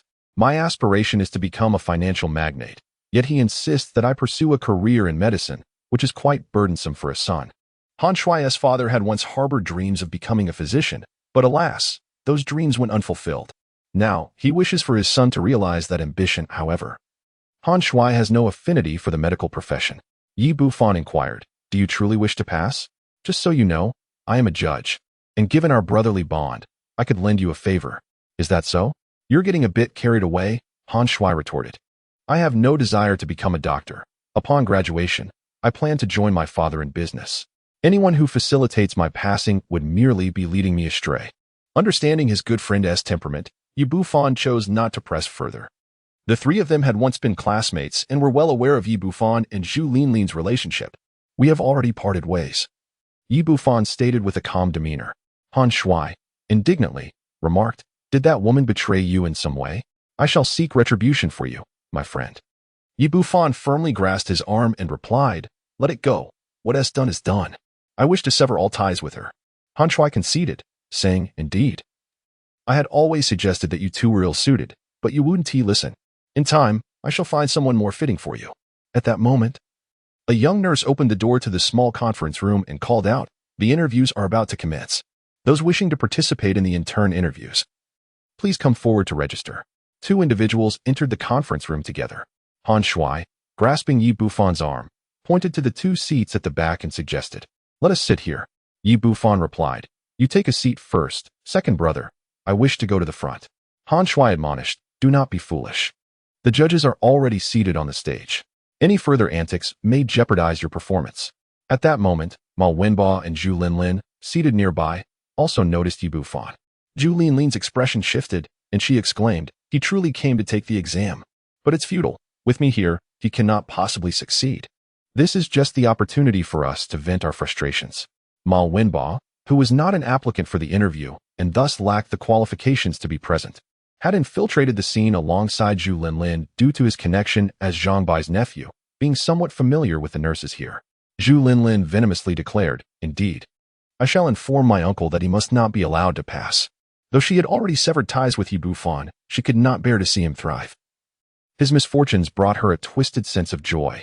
"I will send a message to my uncle now, instructing him to give him a score of 0 and have him expelled." As Ma Wenba retrieved his phone to message Zhang Bai, he noticed Yi Bufan striding confidently toward the judge's table, taking a prominent seat at the center. Is that not Yi Bufan? Has he lost his mind? How did he end up in the front? Today, there were over 10 candidates participating in the examination, hailing from various institutions, several of whom were familiar with Yi Bufan, including some from Ancient Medical University. Everyone was bewildered. How could a student, who was supposed to be taking the exam, suddenly find themselves seated at the judging panel? Right in the center? Ma Wenba was utterly dumbfounded, even pausing his texting, unable to comprehend what Yi Bufan was attempting. Han Shui was equally astonished. Mouth agape, what on earth was going on with the third one? Had he succumbed to a severe delusion, truly believing himself to be a judge? Silence. Came the authoritative voice of Xie Donglin, resonating throughout the venue. The audience, recognizing him as the director of the Chinese Medicine Hospital, immediately fell silent. He introduced himself. "I am Xie Donglin, the director of the Chinese Medicine Hospital. I welcome all students to today's examination for internship doctors. Allow me to present the members of today's judging panel. This is our esteemed Dr. Zhang Bai, and here is Mr. Chao Xinghua, a distinguished figure in traditional Chinese medicine from Jiangnan City. Lastly, I would like to introduce Dr. Yi Bufan, the head of our judging panel." The audience applauded warmly for the first two judges, but when it came to Yi Bufan, everyone fell silent in shock. Han Shui's mouth hung open, large enough to fit an egg. Could it be true? Everything the third one had said was indeed accurate. He was genuinely one of today's judges. Zhu Linlin and her companion wore expressions of disbelief, having just ridiculed him for lacking the qualifications to participate. And now he had transformed into the head of the judging panel. Ma Wenba pinched his thigh hard, the sharp pain causing him to wince, nearly exclaiming aloud. Confirming to himself that this was not a dream, Xie Donglin announced, "Very well, let us officially commence the interviews. The first candidate to participate in the assessment is Zhu Linlin. This time, only 3 slots are available. Previously, Ma Wenba had already paved the way with Zhang Bai, ensuring that Zhu Linlin would be the first to take the stage, thus avoiding the risk of being overshadowed by others. However, they never anticipated that the usually indifferent dean would personally oversee the proceedings, and the judging panel had shifted from Zhang Bai to the current Yi Bufan. Despite the myriad of frustrations in her heart, Zhu Linlin stepped forward and bowed to the 3 judges seated before her. Chao Xinghua inquired, "Esteemed candidate, I would like to pose the first question. How do you interpret the cultivation of virtue as unseen by others, yet heaven is aware of one's intentions?" As a traditional Chinese medicine practitioner, he placed great emphasis on the nurturing of medical ethics, which is why he had hung this couplet at the entrance of the Baikatang. Zhu Linlin stammered, I. Her academic performance had never been remarkable, and she had been led to believe that this was merely a formality. Assuring her acceptance, thus she had come unprepared. She had never encountered Chao Xinghua's question before, leaving her at a loss for words, her face turning a deep shade of crimson in an instant. Zhang Bai discreetly shook his head and said, Chow Lao, the academy does not emphasize medical ethics much.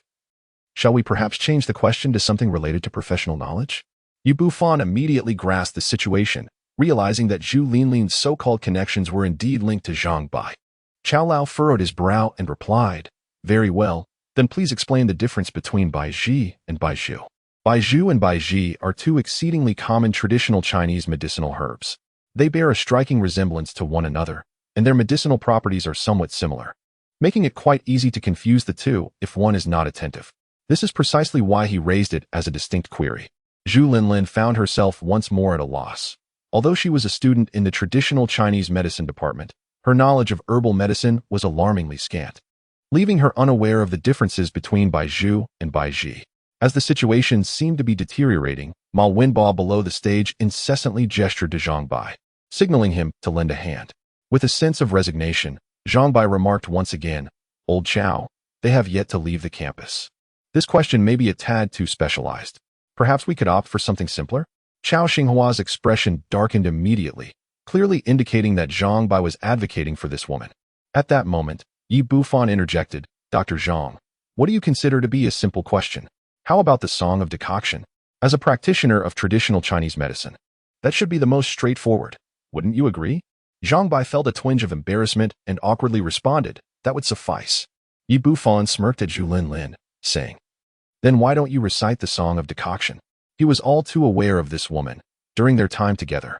He had repeatedly urged Zhu Linlin to memorize the song of decoction, but she had paid him no heed, being far more engrossed in indulgences. Back then, their relationship was amicable, and he had indulged her whims, but in retrospect, it was merely a manifestation of her lazy habits. I can't." Zhu Linlin bit her lip, struggling to utter those few words. At this moment, she harbored a profound resentment towards Yi Bufan. Had it not been for this man's abrupt intervention, she would not find herself in such an embarrassing predicament. Chao Xinghua exclaimed in anger, "You are utterly clueless. I truly wonder what you have been learning at the medical school all these years, and what audacity you possess to come here to take the examination." As Chao Xinghua delivered his verdict, Zhang Bai, with a heavy heart, interjected, "Elder Chao, I believe this young lady possesses a commendable image. With further cultivation at the hospital, she could flourish." He felt cornered, having promised Ma Wenba the night prior that he would support him, fearing he would lose face before his nephew. Moreover, given the Ma family's immense wealth, he was counting on his sister to purchase a car for him. Initially, he had thought that both Yu Bufan and Chao Xinghua would extend him some courtesy, but to his surprise, the moment he spoke, Chao Xinghua erupted in fury. "Dr. Zhang, what do you mean by that? Are we conducting a beauty pageant or hiring interns? What does it mean to pass simply on the basis of appearance? What about the other students who excel in medical skills? Is that fair to them?"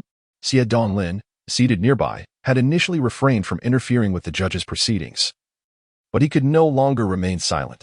With a stern expression, he declared, "Zhang Bai, do you even understand the gravity of your words? From this moment forth, you shall no longer serve as a judge. The evaluation will be entrusted to Dr. Yi and Elder Chao."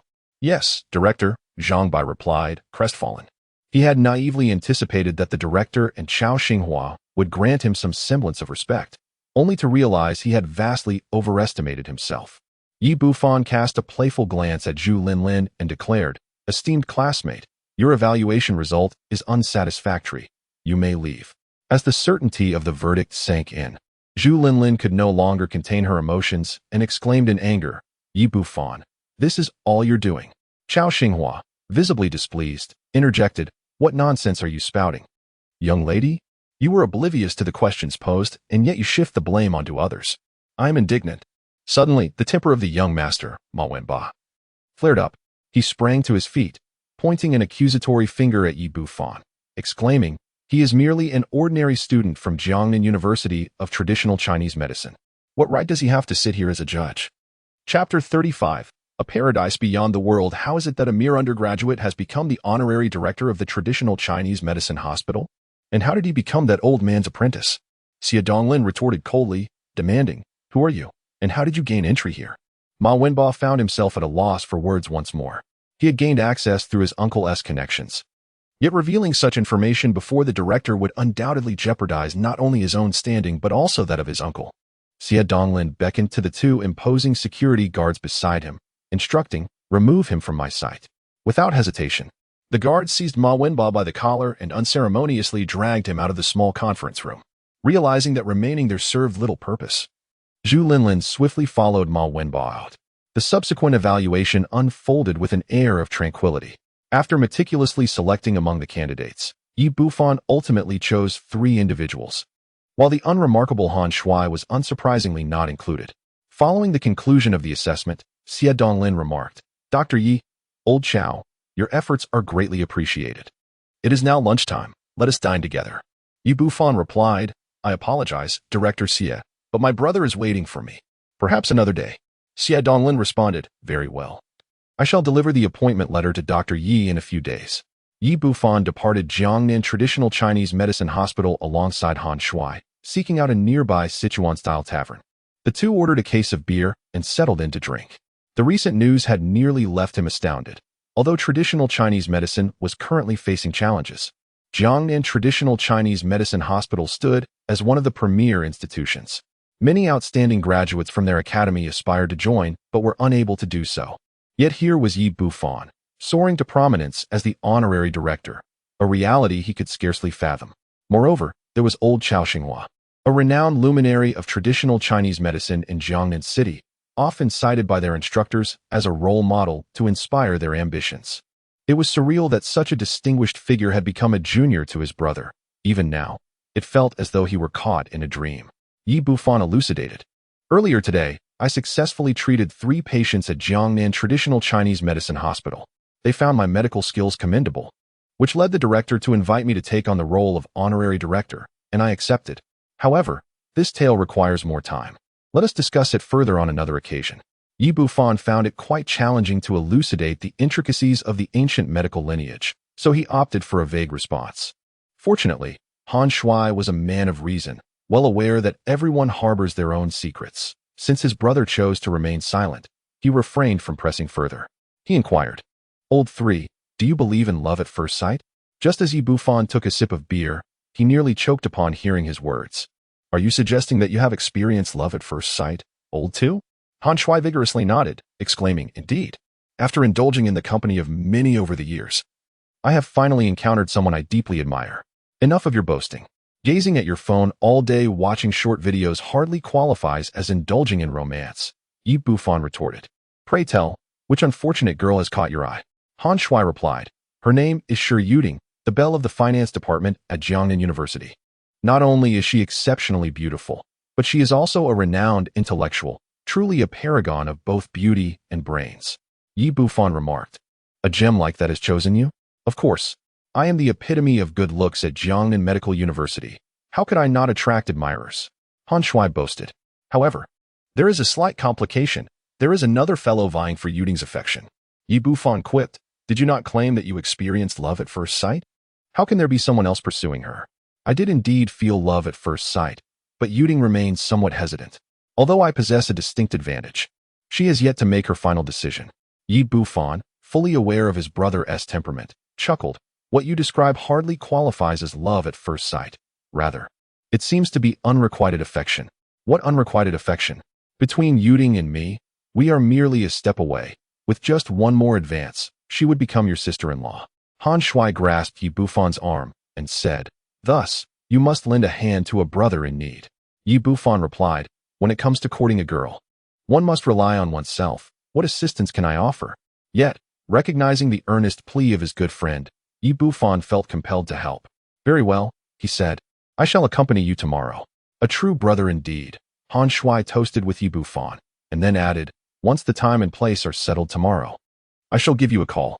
The two then indulged in hearty drinking. In the past, Yi Bufan could hardly match Han Shui's capacity for alcohol, but now, as a foundational period cultivator, he effortlessly metabolized the alcohol with a mere circulation of his vital energy. They continued their revelry until evening, while he remained relatively sober. Han Shui succumbed to inebriation. After listening to He Shuang's account of the situation today, he was convinced that there were indeed issues plaguing the Paradise community. Otherwise, the oppressive presence of malevolent energy would not be so palpable, nor would there have been 3 unfortunate incidents within a month. The Paradise community is somewhat secluded, nestled against the verdant Qiling mountain of Jiangnan City, with a charming stream named Orchid Creek flowing in front. The scenery here is exceptionally picturesque, and the air is remarkably fresh. With transportation becoming increasingly developed, people have grown accustomed to retreating from the city's clamor by night, making the idea of constructing a villa community here quite appealing. Regrettably, following the series of incidents, all development in the community has come to a standstill, and the sales office remains devoid of inquiries. As Bufan arrived at the entrance of the community, the clock was nearing midnight. Standing there, he could already sense the dense, malevolent energy emanating from within, as if the temperature had suddenly dropped several degrees. He surveyed his surroundings. This place should have been filled with abundant spiritual energy, so why was there such a heavy presence of dark energy? At this moment, the vicinity of the community was devoid of any human presence. Following a series of incidents, the elderly security guard stationed at the construction site had long since departed.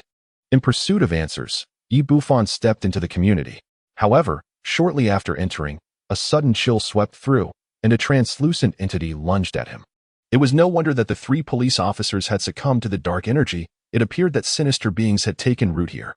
Yet, if you seek to trouble me, you are woefully outmatched. Bufan's internal energy surged as he transformed his chaotic essence into pure yang energy. In an instant, the malevolent entity that had charged at him disintegrated like snowflakes upon a roaring fire, reduced to nothingness by the searing pure yang energy. The deeper he ventured into the community, the more intense the dark energy became, with a multitude of sinister beings emerging. Yet, these entities were greatly intimidated by the pure yang energy surrounding him, daring only to flit about in the vicinity without approaching. Bufan gradually made his way to the heart of the community, where the dark energy was at its most potent. Sinister beings whirled around him, emitting an array of howls that made one feel as though they had fallen into the depths of a hellish abyss. Ignoring these entities, he closed his eyes and attuned himself to the surroundings. Suddenly, he opened his eyes wide, having discerned the source of the rampant dark energy. As it turned out, someone had set up a mysterious gathering formation here. Bufan discerned the source of the rampant malevolence. It was the result of a sinister formation laid out by someone skilled.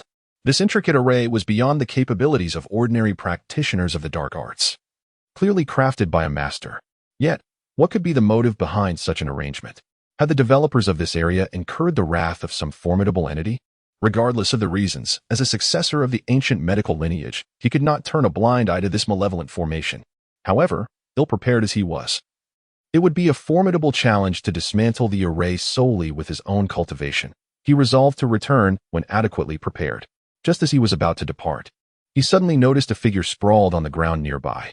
How could someone be here? Bufan pondered, hastening his steps toward the person, and from a distance, he observed countless malevolent entities clinging to the individual, gleefully siphoning away their vital energy. To his astonishment, it was the girl, Shuang. What had compelled her to come here?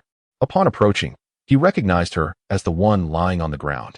Get away from her, he bellowed, unable to ignore her plight. He raised his hand and directed it towards Shuang, employing the 9-yang palm, a technique of unparalleled vigor from his ancient medical heritage. A surge of potent yang energy instantly eradicated the malignant entities from her body. For such malevolent beings born of negative energy, a modicum of yang energy served as a boon, but in excess could be lethal, reducing them to ashes in an instant. Bufan rushed forth, cradling Shuang in his arms, placing his hand on her pulse, only to furrow his brow in concern. Very well, I shall sacrifice my first kiss for the sake of her safety. The situation had escalated to a perilous extent, and the time for replenishing yang energy with silver needles had long since passed. In desperation, Bufan could only lower his head and kiss Shuang's crimson lips, gradually transferring his own vital yang energy into her. Shuang, inherently a spirited individual, fueled by her curiosity about the Peach Blossom residence, paid little heed to Bufan's warnings.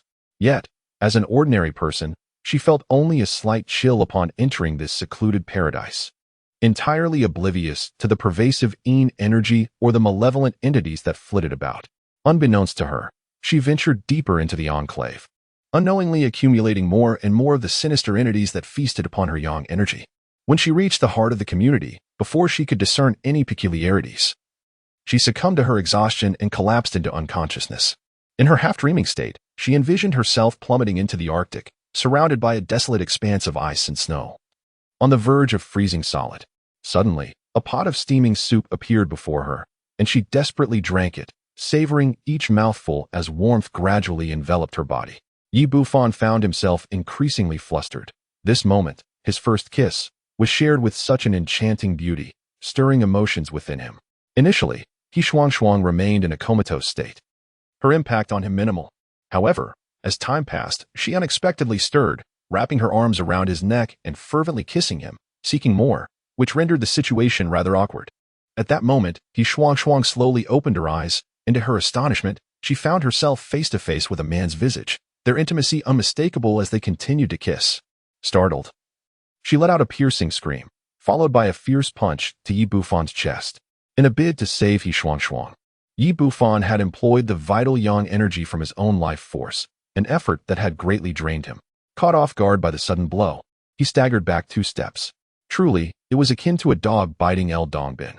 He shouted in frustration, "What are you doing? Have you lost your mind?" Only then did He Shuang recognize the person before her as Yi Bufan, and in a fit of rage, she exclaimed, "You, with the surname Yi. How dare you take advantage of me? I will fight you." With that, she swung her fist once more, aiming them at Yi Bufan. He swiftly grasped her wrists and retorted angrily, "Can you not be so ungrateful? If I hadn't rushed over, you would already be facing the king of hell. Impossible. It's clear that you, vile scoundrel, took advantage of me while I was unconscious," He Shuang declared, lifting her right leg to kick him in a most sensitive area. Realizing her intent, Yi Bufan quickly clamped her foot between his legs, leaving them in a most peculiar stance. "Can you not act impulsively? Please, just listen to me," he urged, speaking rapidly. "Your 3 colleagues fainted, and I sensed something was amiss here, which is why I tried to prevent you from coming. But you insisted on coming here. You were just drained of yang energy by the malevolent forces here. Had I not arrived in time, you would have been dead by now. Nonsense. If you're going to make excuses, at least be creative. How dare you attempt to deceive me with such absurd reasoning?" He Shuang remained unconvinced by Yi Bufan's claims. "Do you not believe me? Allow me to demonstrate," he declared, releasing He Shuang's hands. He then conjured a spell, forcefully tapping her forehead. "Awaken the celestial eye." With a resounding command, he temporarily bestowed his own magical power upon her, enabling her to access the celestial vision. "Let me tell you, refrain from indulging in these mystical nonsense. Only the foolish would place their faith in such things." As He Shuang spoke, she was suddenly confronted with a multitude of horrifying entities she had never before encountered. These malevolent apparitions flitted about, some merely disembodied heads, others grotesquely mutilated, and some reduced to mere skeletons. Though she possessed a bold and stubborn disposition, leaning towards a masculine demeanor, the sudden onslaught of terror overwhelmed her, eliciting a piercing scream as she instinctively leaped into Yi Bufan's embrace. Chapter 37. The blood-soaked skeleton overcome by sheer fright. He Shuang clung tightly to Yi Bufan's waist with her long legs, her arms encircling his neck, burying her face deep into his chest. Her eyes were squeezed shut. Refusing to glance at the horrors surrounding her, Yi Bufan found himself in a rather awkward predicament, with such a stunning beauty clinging to him like a koala. The intimate posture sparked thoughts that any man would be hard-pressed to dismiss. "All right, you need to come down. I cannot move like this. I want tea. It's too terrifying." Faced with her stubbornness, Yi Bufan had no choice but to cast another spell to close her celestial eye, then gently instructed, "Now, open your eyes. You can no longer see them." He Shuang slowly opened her eyes, and everything faded into darkness, freeing her from the sight of those terrifying entities, which brought her some relief. Yet, she still clung tightly to Yi Bufan. "Are those monsters still around?" "They must be," Yi Bufan replied helplessly. "Then I won't go down. It's too frightening here. Hurry and take me away." In that moment, He Shuang was no longer the fierce woman she had been, but resembled a frightened little girl, clinging tightly to Yi Bufan's neck. "How can I move like this?" he protested. "I don't care. It's your fault for scaring me." Seeing that He Shuang refused to loosen her grip, Yi Bufan had no choice but to lift her slightly, adjusting her position to alleviate the awkwardness. Finally, he could at least manage to step forward. However, he soon realized that a new awkwardness emerged as he lifted her. He Shuang's ample figure drew ever closer to his face. Not only was her enchanting fragrance overwhelming his senses, but her captivating form was now almost within reach. This was hardly the time for such thoughts. He forcibly diverted his gaze and, akin to carrying a child, held He Shuang tightly as they prepared to leave. Just then, a sudden tension gripped him, halting his steps. Not far away, a massive blood-red skeleton appeared, suspended in midair, surrounded by a multitude of sinister creatures, clearly the sovereign of this realm. In comparison to the other malevolent beings, this one exuded an overwhelming power that instilled a sense of dread in Yi Bufan. He shuang, taken aback, asked, "Why aren't we moving? Let's go." No talking. Something formidable is approaching. The true energy within Yi Bufan surged wildly, invigorating the yang energy in his body to shield Yi shuang. The blood-red skeleton hovered in midair, its size comparable to that of a bulldozer, surrounded by an array of swirling black mist. Its two hollow eyes seemed capable of absorbing all light, and its darkened mouth resembled a cavern, emitting piercing howls. At that moment, a shrill roar echoed as the blood-red skeleton issued a command to attack, prompting the surrounding blood mist to surge forward like a frenzied tide, relentlessly charging at Yi Bufan. Although these entities could not breach his protective true energy, their sheer numbers posed a significant challenge, while one or two were inconsequential. The onslaught of so many malevolent spirits was draining. He could no longer remain in this perilous place. Retreat was imperative. As Yi Bufan defended against the assault of the evil beings, he swiftly made his way towards the entrance of the community. The blood-red skeleton, akin to a composed commander, refrained from direct confrontation, instead orchestrating the surrounding malevolence to deplete Yi Bufan's strength. This creature was utterly terrifying, seemingly possessing a modicum of intelligence. Yi Bufan contemplated the necessity of dismantling the Darking Gathering formation. Otherwise, if these malevolent entities matured to a certain extent, they would bring catastrophic ruin to the entire Jiangnan city. He shuang nestled in Yi Bufan's embrace, finding solace in the safety of his presence amidst the surrounding terrifying darkness. Observing the gravity of his expression, she sensed that they were undoubtedly facing an inexplicable peril. As the two individuals approached the edge of the community, the blood-red skeleton, evidently unwilling to let its prey escape, finally launched a personal assault. With a piercing shriek, its body suddenly expanded, and its dark maw seemed to possess an insatiable force. Lunging violently toward Yi Bufan and his companion. "Get away from me!" Yi Bufan shouted as his 9 sons' palm struck fiercely, the howling gust of his palm colliding squarely with the blood-red skeleton. A resounding thud echoed, causing a tremor in the surrounding air. This blood-red skeleton was evidently far more formidable than the other malevolent creatures. Although Yi Bufan's strike momentarily repelled it, it appeared largely unscathed, spinning around before launching itself at them once more. Under its command, the surrounding malevolent entities surged forth with even greater ferocity, akin to a roaring tsunami. Yi Bufan managed to repel the blood-red skeleton several times, yet his efforts merely pushed it back without diminishing its might. Moreover, the oppressive energy in the vicinity seemed to continuously replenish the skeleton's power while draining his own vitality. At that moment, He shuang had regained much of her composure and inquired, "Are we facing a significant predicament?" "It's hardly a grave trouble. I shall resolve it shortly," Yi Bufan replied, flicking his fingertips to unleash a ball of eerie green flames. This was the Dan fire, a technique only accessible after reaching the foundation establishment stage. While its primary purpose was alchemical, it also served as a potent weapon against all malevolent entities. However, the energy required to condense the Dan fire was substantial, and he would refrain from employing it unless absolutely necessary. The blood-red skeleton, with its enormous maw, incessantly emanated a powerful suction, swiftly engulfing the Dan fire that had emerged. Suddenly, it let out a piercing cry of agony, and the surrounding dark mist diminished significantly, causing its form to shrink by half. Clearly, this flicker of Dan fire inflicted substantial damage upon its essence. Sensing the formidable strength of the individual before it, the creature dared not linger any longer. Turning away and vanishing into the shadows, Yi Bufan exhaled a sigh of relief, grateful to have reached the foundation establishment stage. Had he still been at the chi refinement stage, he would have found himself in considerable trouble. Of course, this predicament stemmed from his prior lack of preparation. Had he equipped himself with more talismans and magical artifacts, dealing with such a malevolent entity would have been feasible. With the blood-red skeleton no longer pursuing him, he swiftly departed the Peach Blossom Land community with Yi Shuang, and 10 minutes later, they re-emerged beneath the bright glow of the city's streetlights. Yi Bufan gently patted Yi Shuang's resilient back, saying, "Miss, we've arrived. It's time to disembark." Yi Shuang, still somewhat apprehensive, inquired, "Is there nothing of that sort here anymore?" "No, at least for now. They cannot venture far from the Peach Blossom Land community."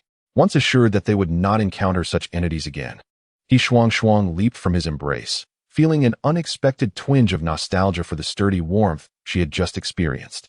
Reflecting on the rather embarrassing manner in which she had clung to him like a koala, her cheeks flushed with heat. To alleviate her embarrassment, she hurriedly asked, "How did you conjure that flame just now?" Yi Bufan remarked, "It is a form of mystical art, but I doubt you would comprehend it." He Shuang inquired again, "Do you also possess magical abilities? Are you a doctor or a sorcerer?" Chapter 38. Gratitude and Retribution. Certainly, I am a doctor, Yi Bufan replied. However, I am a practitioner of ancient Chinese medicine, which encompasses the integration of medical skills, martial arts, and esoteric techniques. A proficient practitioner of ancient Chinese medicine must also be an exceptional master of mystical arts and a formidable warrior. He Shuang, patting her ample chest, exclaimed, "I truly did not expect such things to exist in this world. I thought they were mere fabrications." Recalling the horrifying scene she had just witnessed, a shiver of dread coursed through her, for it had indeed been terrifying. Seemingly perceiving her thoughts, Yi Bufan chuckled, "I had assumed that Missy was fearless. Yet here you are, afraid of such matters." He Shuang shot him a glare and retorted, "What is there to be embarrassed about? I am a girl, and it is entirely normal to fear such things." "Are you truly a girl?" Yi Bufan feigned surprise, then playfully surveyed her form before adding, "It does indeed seem so." "You." Turning to the matter at hand, Yi Bufan's expression grew serious. "There is something peculiar about this community. It has been ensnared by a remarkably powerful formation that gathers malevolent energy. It is precisely due to the abundance of this energy that these sinister entities are able to thrive." He Shuang asked, "Are the recent incidents, along with my colleague's fainting spells and subsequent hospitalization, connected to this?" "Certainly, it is indeed relevant. The few deranged workers were driven to madness by the influx of malevolent energy, resulting in their erratic behavior. Your colleagues are similarly affected, albeit their brief stay in the community led only to a momentary fainting spell rather than a complete loss of sanity." Yi Bufan remarked that the longer the formation operates, the more oppressive the malevolent energy becomes within the premises. Had you arrived here 10 days prior, you would have merely fallen ill, without experiencing such sudden fainting spells. Should the formation continue its operation, the malevolent energy will intensify, and the sinister entities will grow increasingly powerful, posing a grave threat to the entirety of Jiangnan City in the future.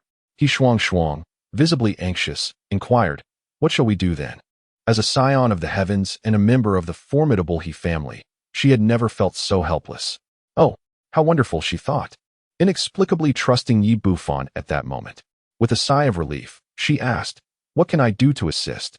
"Seal off this area and ensure that no one enters for the next 3 days, otherwise, unforeseen incidents may occur."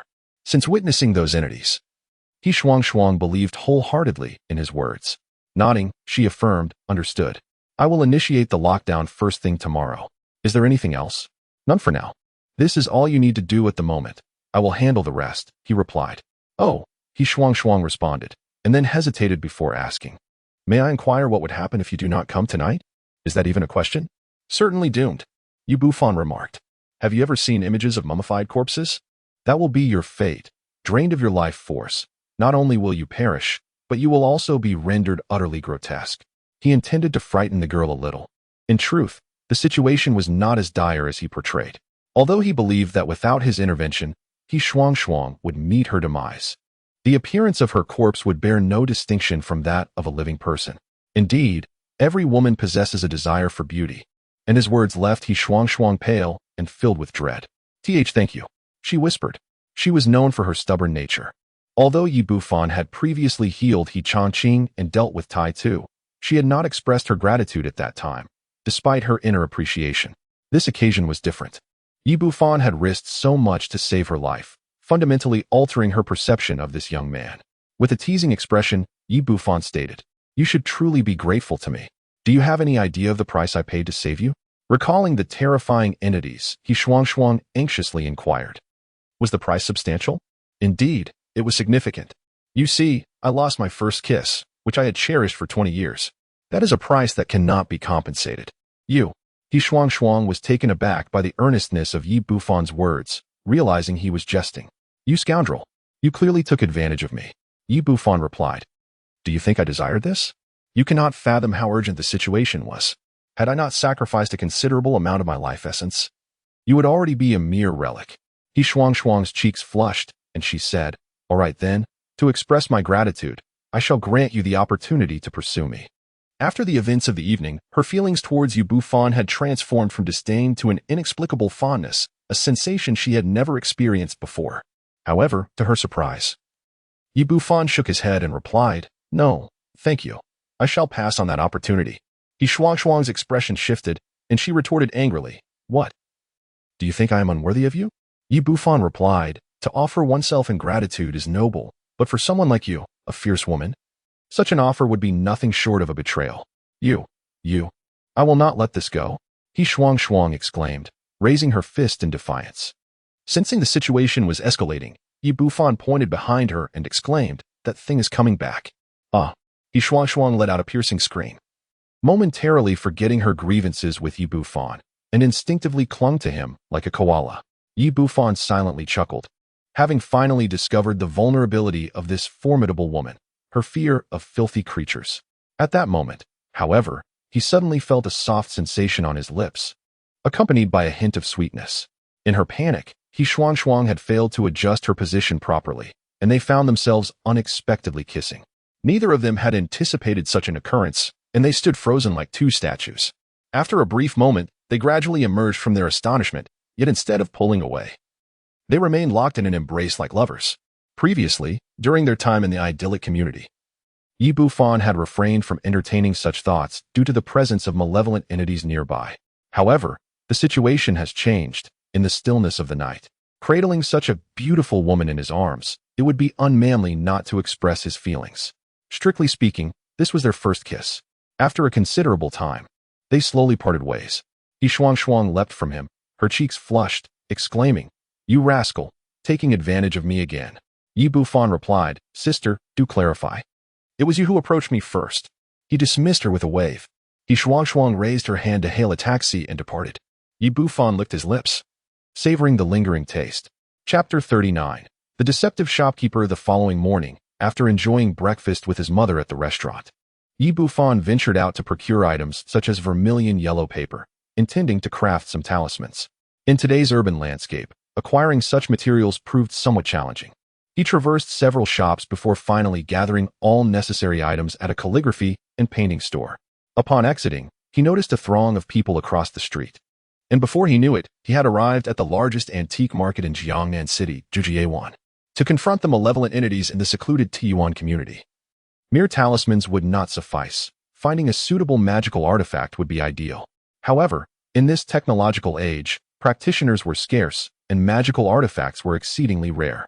Having reached Zhujiayuan, he resolved to test his luck, hoping to discover one or two magical items. With this thought in mind, he strolled toward the antique street. In times of chaos, gold thrives, while antiques flourish in periods of peace. In recent years, the antique market in Huaxia has experienced an extraordinary boom, drawing many who casually wander through, hoping to stumble upon a hidden treasure. Under such circumstances, the prospect of discovering a genuine artifact becomes nearly impossible. As Bufan strolls through the antique street, he meticulously inspects each shop, employing a straightforward method of appraisal. Merely sweeping his divine consciousness over the items reveals their true essence. Authentic antiques possess varying degrees of spiritual energy. The more potent the energy, the older the artifact. Although the antique industry is rife with forgeries, this spiritual essence is something that cannot be artificially replicated, rendering his method of evaluation even more reliable than carbon-14 dating. However, the depths of the antique street are fraught with deception. After traversing half the street, he finds that the vast majority of items are mere replicas, and though he encounters a few genuine pieces, their prices are exorbitantly inflated, far exceeding their true worth. Venturing into another shop, he circles around and is about to leave when a middle-aged man rushes in, clutching a scroll. This man, bespectacled and exuding the demeanor of an intellectual, is visibly seething with rage. Initially indifferent to the unfolding drama, Bufan's attention is captured when he glimpses the scroll in the man's grasp, which emanates a profound spiritual energy, unmistakably indicating its extraordinary nature. "Boss, this is utterly outrageous. Why did you remove the wrapping from the painting I purchased?" The middle-aged man exclaims, slamming the scroll onto the counter, his anger palpable. The proprietor is a man in his 30s, lean and wiry, resembling a desiccated monkey, yet he insists on donning an oversized Tang suit, which renders him somewhat incongruous.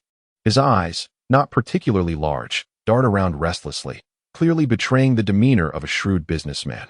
Upon encountering a middle-aged man, his expression shifts slightly, and he remarks, "What do you mean by that, my good sir?" The middle-aged man, his face flushed with anger, retorts vehemently. The shopkeeper smirks coldly. One may indulge in a haphazard meal, but one must not speak carelessly. With so many establishments in Gathering Treasure Garden, who can ascertain where you made your purchase? The middle-aged man, incensed, asserts, "Are you attempting to evade responsibility? I distinctly remember acquiring it from your shop, and from your very hands." The shopkeeper replies, coolly, "And even if you did purchase it from my store, what of it? Our antique street has a well-established rule. Once bought, it is yours, with no returns or exchanges. If you misjudge the piece, who can you blame?" He continues, nonchalantly, "I attend to countless customers daily. Who could possibly recall the specifics of your purchase?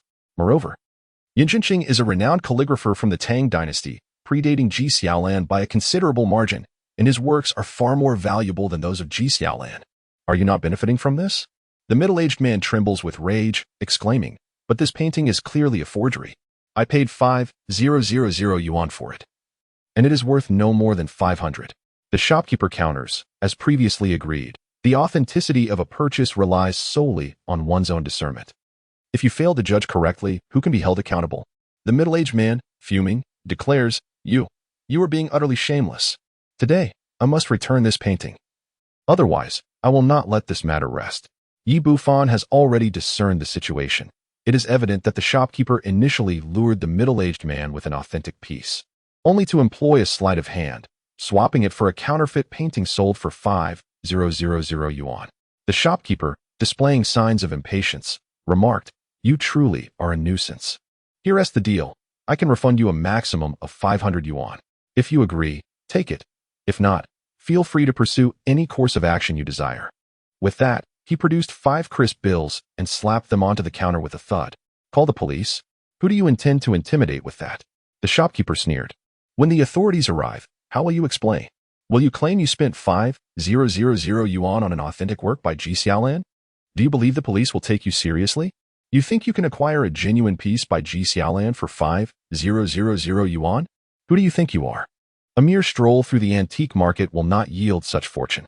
If it were indeed a genuine work, you wouldn't be able to walk away with it for less than 500,000 yuan. What are you thinking?" The middle-aged man, his face flushed, pondered for a moment but then felt deflated. Indeed, such matters could not be clarified even with the involvement of the police. Reluctantly, he resigned himself to his misfortune. Acknowledging that his own greed had led him astray, how could one possibly acquire a genuine work by Ji Xiaolan for just 5,000 yuan?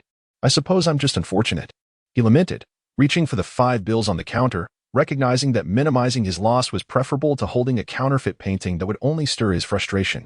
At that moment, Yi Bufan interjected, "Good sir, may I borrow your painting for a moment? I have long desired a piece by Yin Jinqing, if possible. I would like to purchase it from you." "Feel free to observe it," the shopkeeper replied, "but I must inform you beforehand, this is a forgery." The middle-aged man spoke as he handed over the scroll in his hand. However, this particular piece of calligraphy appeared rather crude. Even those who were not particularly discerning could recognize it as a forgery. Observing that Yi Bufan was inclined to purchase the piece, the shopkeeper remarked, "Young man, if you appreciate the works of Yin Jinqing, I have plenty in my shop that are far superior. Feel free to choose any." "No need, I want this one," Yi Bufan replied, producing 5,000 yuan and handing it to the middle-aged man. "Brother, I'll take this piece for 5,000 yuan. Just moments before, he had discerned the hidden value of this work, realizing it was worth far more than 100 times that amount. Initially, he had contemplated offering the man more money, but feared that such generosity might backfire, so he decided against it. After all, antiquities come with their own set of rules. Without his intervention, the man would have only managed to pocket a measly 500 yuan, resulting in a far greater loss. Chapter 40. There is a universe within. Gazing at the 5,000 yuan in front of him, the middle-aged man wore an expression of disbelief. "Young brother, are you certain you wish to purchase this piece?" Yi Bufan smiled slightly. "I've already taken the money. There can be no doubt." "Very well, I shall accept the money. This scroll is now yours." The middle-aged man joyfully accepted the 5,000 yuan, initially fearing he would incur a loss, only to find his fortune restored. Elated, he exited the antique shop. while Yi Bufan carefully rolled up the scroll and tucked it away.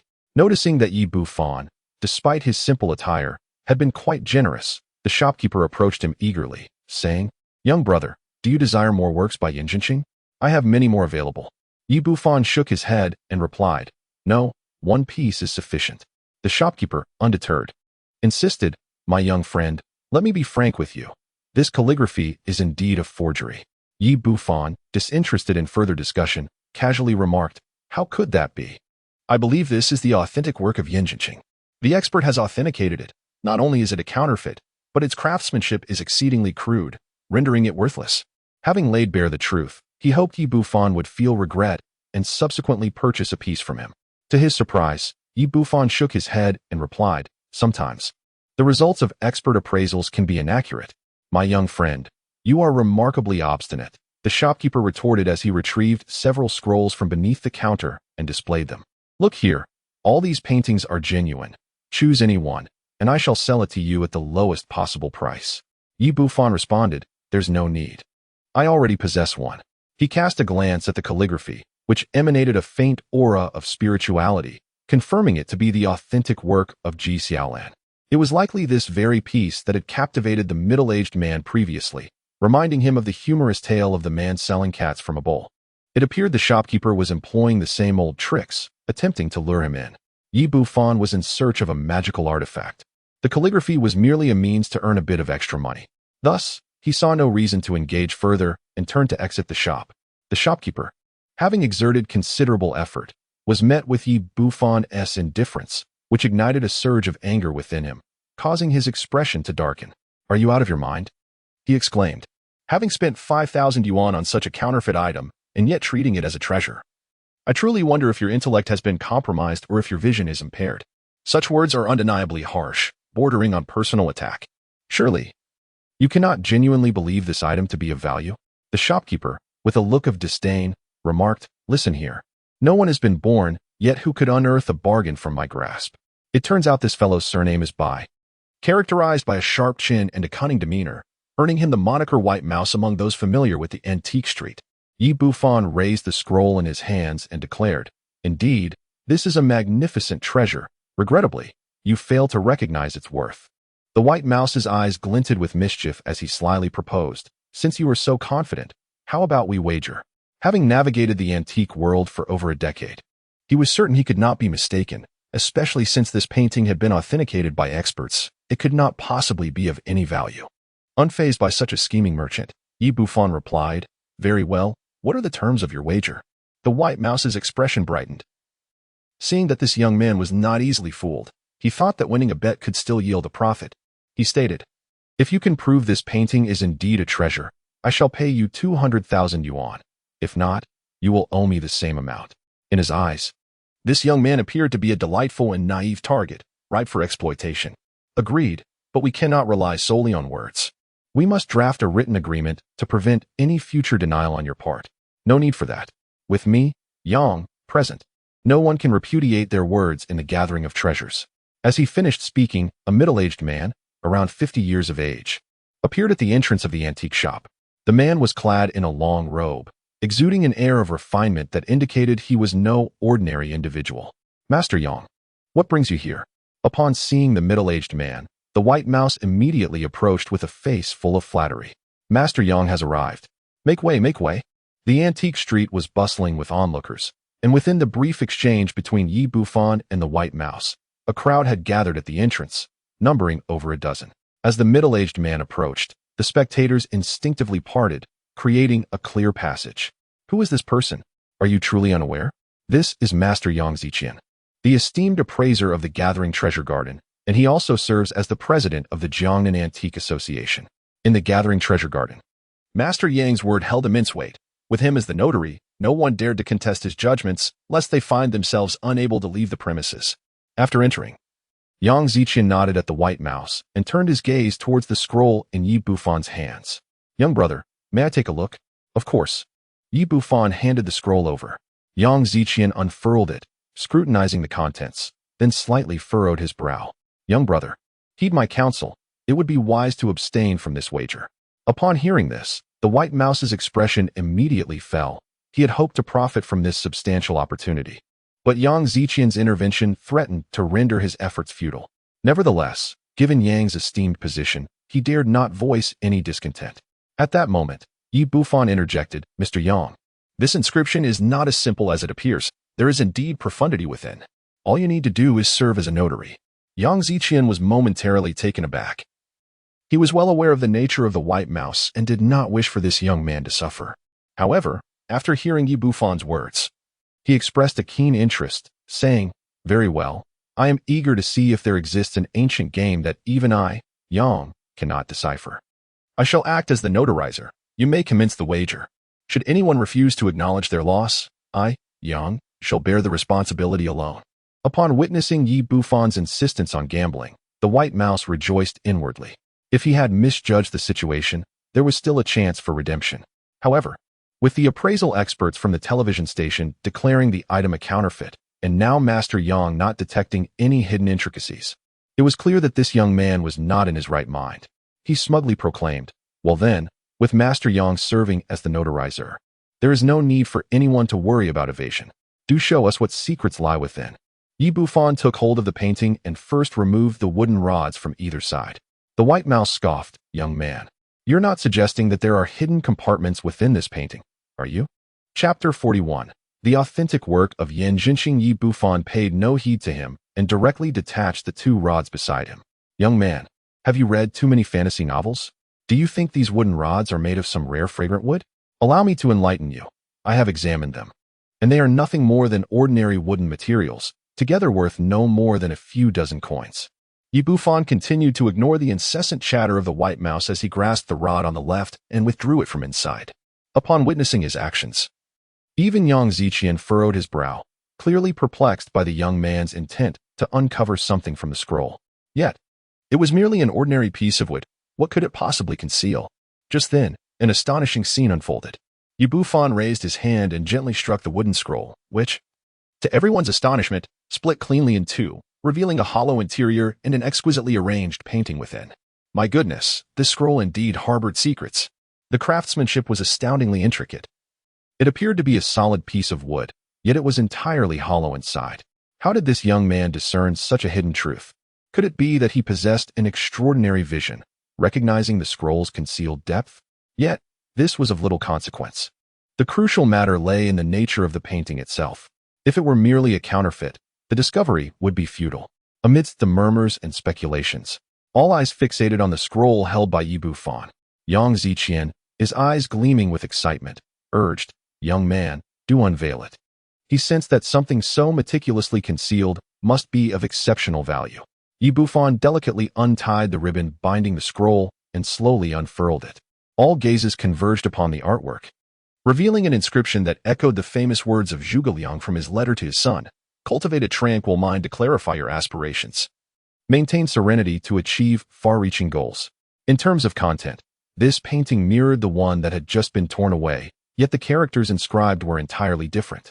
The characters on this calligraphy piece are structured with precision, displaying a perfect balance of light and heavy strokes, exuding a robust and majestic aura. Yang Ziqian, initially appearing nonchalant, transformed upon recognizing the handwriting, stepping forward with palpable excitement, exclaiming, "This is an authentic work, a true piece by Yan Jinxing. It is indeed a rare find." The white mouse stood there, utterly astonished, never having imagined that this painting concealed an original by Yan Jinxing. Typically, he would meticulously examine any scroll he acquired, scrutinizing every layer and wooden axis, fearing the loss of a treasure. However, he was taken aback to discover that the wood of this scroll was entirely hollow. At this moment, a bystander inquired, "Master Yang, what is the value of this painting?" After gazing at the piece for an extended period, Yang Ziqian reluctantly diverted his gaze, responding, "Not long ago, at an auction in Hong Kong, an authentic work by Yan Jinxing, smaller than this one, fetched 3 million. Given the quality of this piece, I estimate it to be worth at least 5 million. Good heavens, is a single painting really worth that much?" The young man had only spent 5,000, and now it could be sold for 5 million. Such a lucrative opportunity. What do you know? Typically, calligraphy and paintings are priced by the inch, and an authentic work by Yan Jinxing is undoubtedly worth this amount. Amidst the surrounding chatter, Yang Ziqian turned to Yi Fan, saying, "Young man, to be candid, I have a personal fondness for Yin Jinqing's works. Would you consider parting with it and selling it to me? The matter of price is easily settled, I assure you. I shall not let you suffer any loss. 6 million, what do you think? Yi Bufan pondered for a moment, recognizing that this price was indeed quite fair. The key factor was that what he desired was the magical artifact, showing little regard for ancient antiques or paintings. With this thought in mind, he replied, "Very well. I shall sell it to Mr. Yang. Thank you, young brother. In the future, should you have any matters concerning antiques, do not hesitate to reach out to me. I, Yang, am duty-bound to assist you." Yang Ziqian, brimming with excitement, pulled out a checkbook from his pocket, wrote a check for 6 million, and handed it to Yi Bufan, carefully stowing away the precious scroll of Yin Jinqing's authentic work. Bai Laoshi, observing from the side, was utterly astonished. A painting valued at 6 million had been thrust upon someone for a mere 5,000. Watching the check in Yi Bufan's hand, his heart ached as if it were being pierced. "Boss Bai, have you had your fill of the spectacle? Shouldn't we conclude our wager?" Yang Ziqian remarked. "Boss Bai, in this contest, you are the one who has lost. Quickly, pay the young brother what you owe." I witnessing the loss of a painting worth 6 million, and now being compelled to part with an additional 200,000 as gambling stakes, felt akin to having flesh torn from his own body. However, with Yang Ziqian as the witness, Bai Laoshi harbored no thoughts of evasion. Otherwise, his standing in the antique community would be jeopardized. Reluctantly, he took out his phone and transferred 200,000 in cash to Yi Bufan. Upon completing the transaction, Yang Ziqian inquired, "Young brother, might you enlighten me as to how you discerned the hidden depths within the wooden shaft?" This has always been a perplexing matter for him. Despite his profound expertise in antiques, he failed to discern any flaws, leaving him baffled as to how Yi Bufan made his discovery. Yi Bufan smiled and remarked, "It's nothing. Merely a fortunate coincidence." Yang Ziqian shook his head slightly, finding no other rationale for the event beyond sheer luck. He then produced a business card and handed it to Yi Bufan, stating, "Young brother, it is evident that your knowledge of antiques is substantial. Should you come across anything of value, feel free to contact me." "Very well," Yi Bufan replied, holding Yang Ziqian in high regard, and promptly tucked the card into his pocket. He did not linger any longer in the antique shop and continued his quest for magical artifacts. Once everyone had departed, 3 burly men entered from outside, led by a tall figure known as Blackskin, who addressed White Mouse, saying, "Brother, what shall we do? We can't just stand by and watch this kid swindle us out of so much money." Blackskin, along with White Mouse and the others, was part of a gang notorious for grave robbing and scams. Had it not been for Yang Ziqian's presence, they would have never allowed Yi Bufan to leave so easily. White Mouse gritted his teeth and declared, "Of course, we won't let this slide. No one has yet been born who can take advantage of us."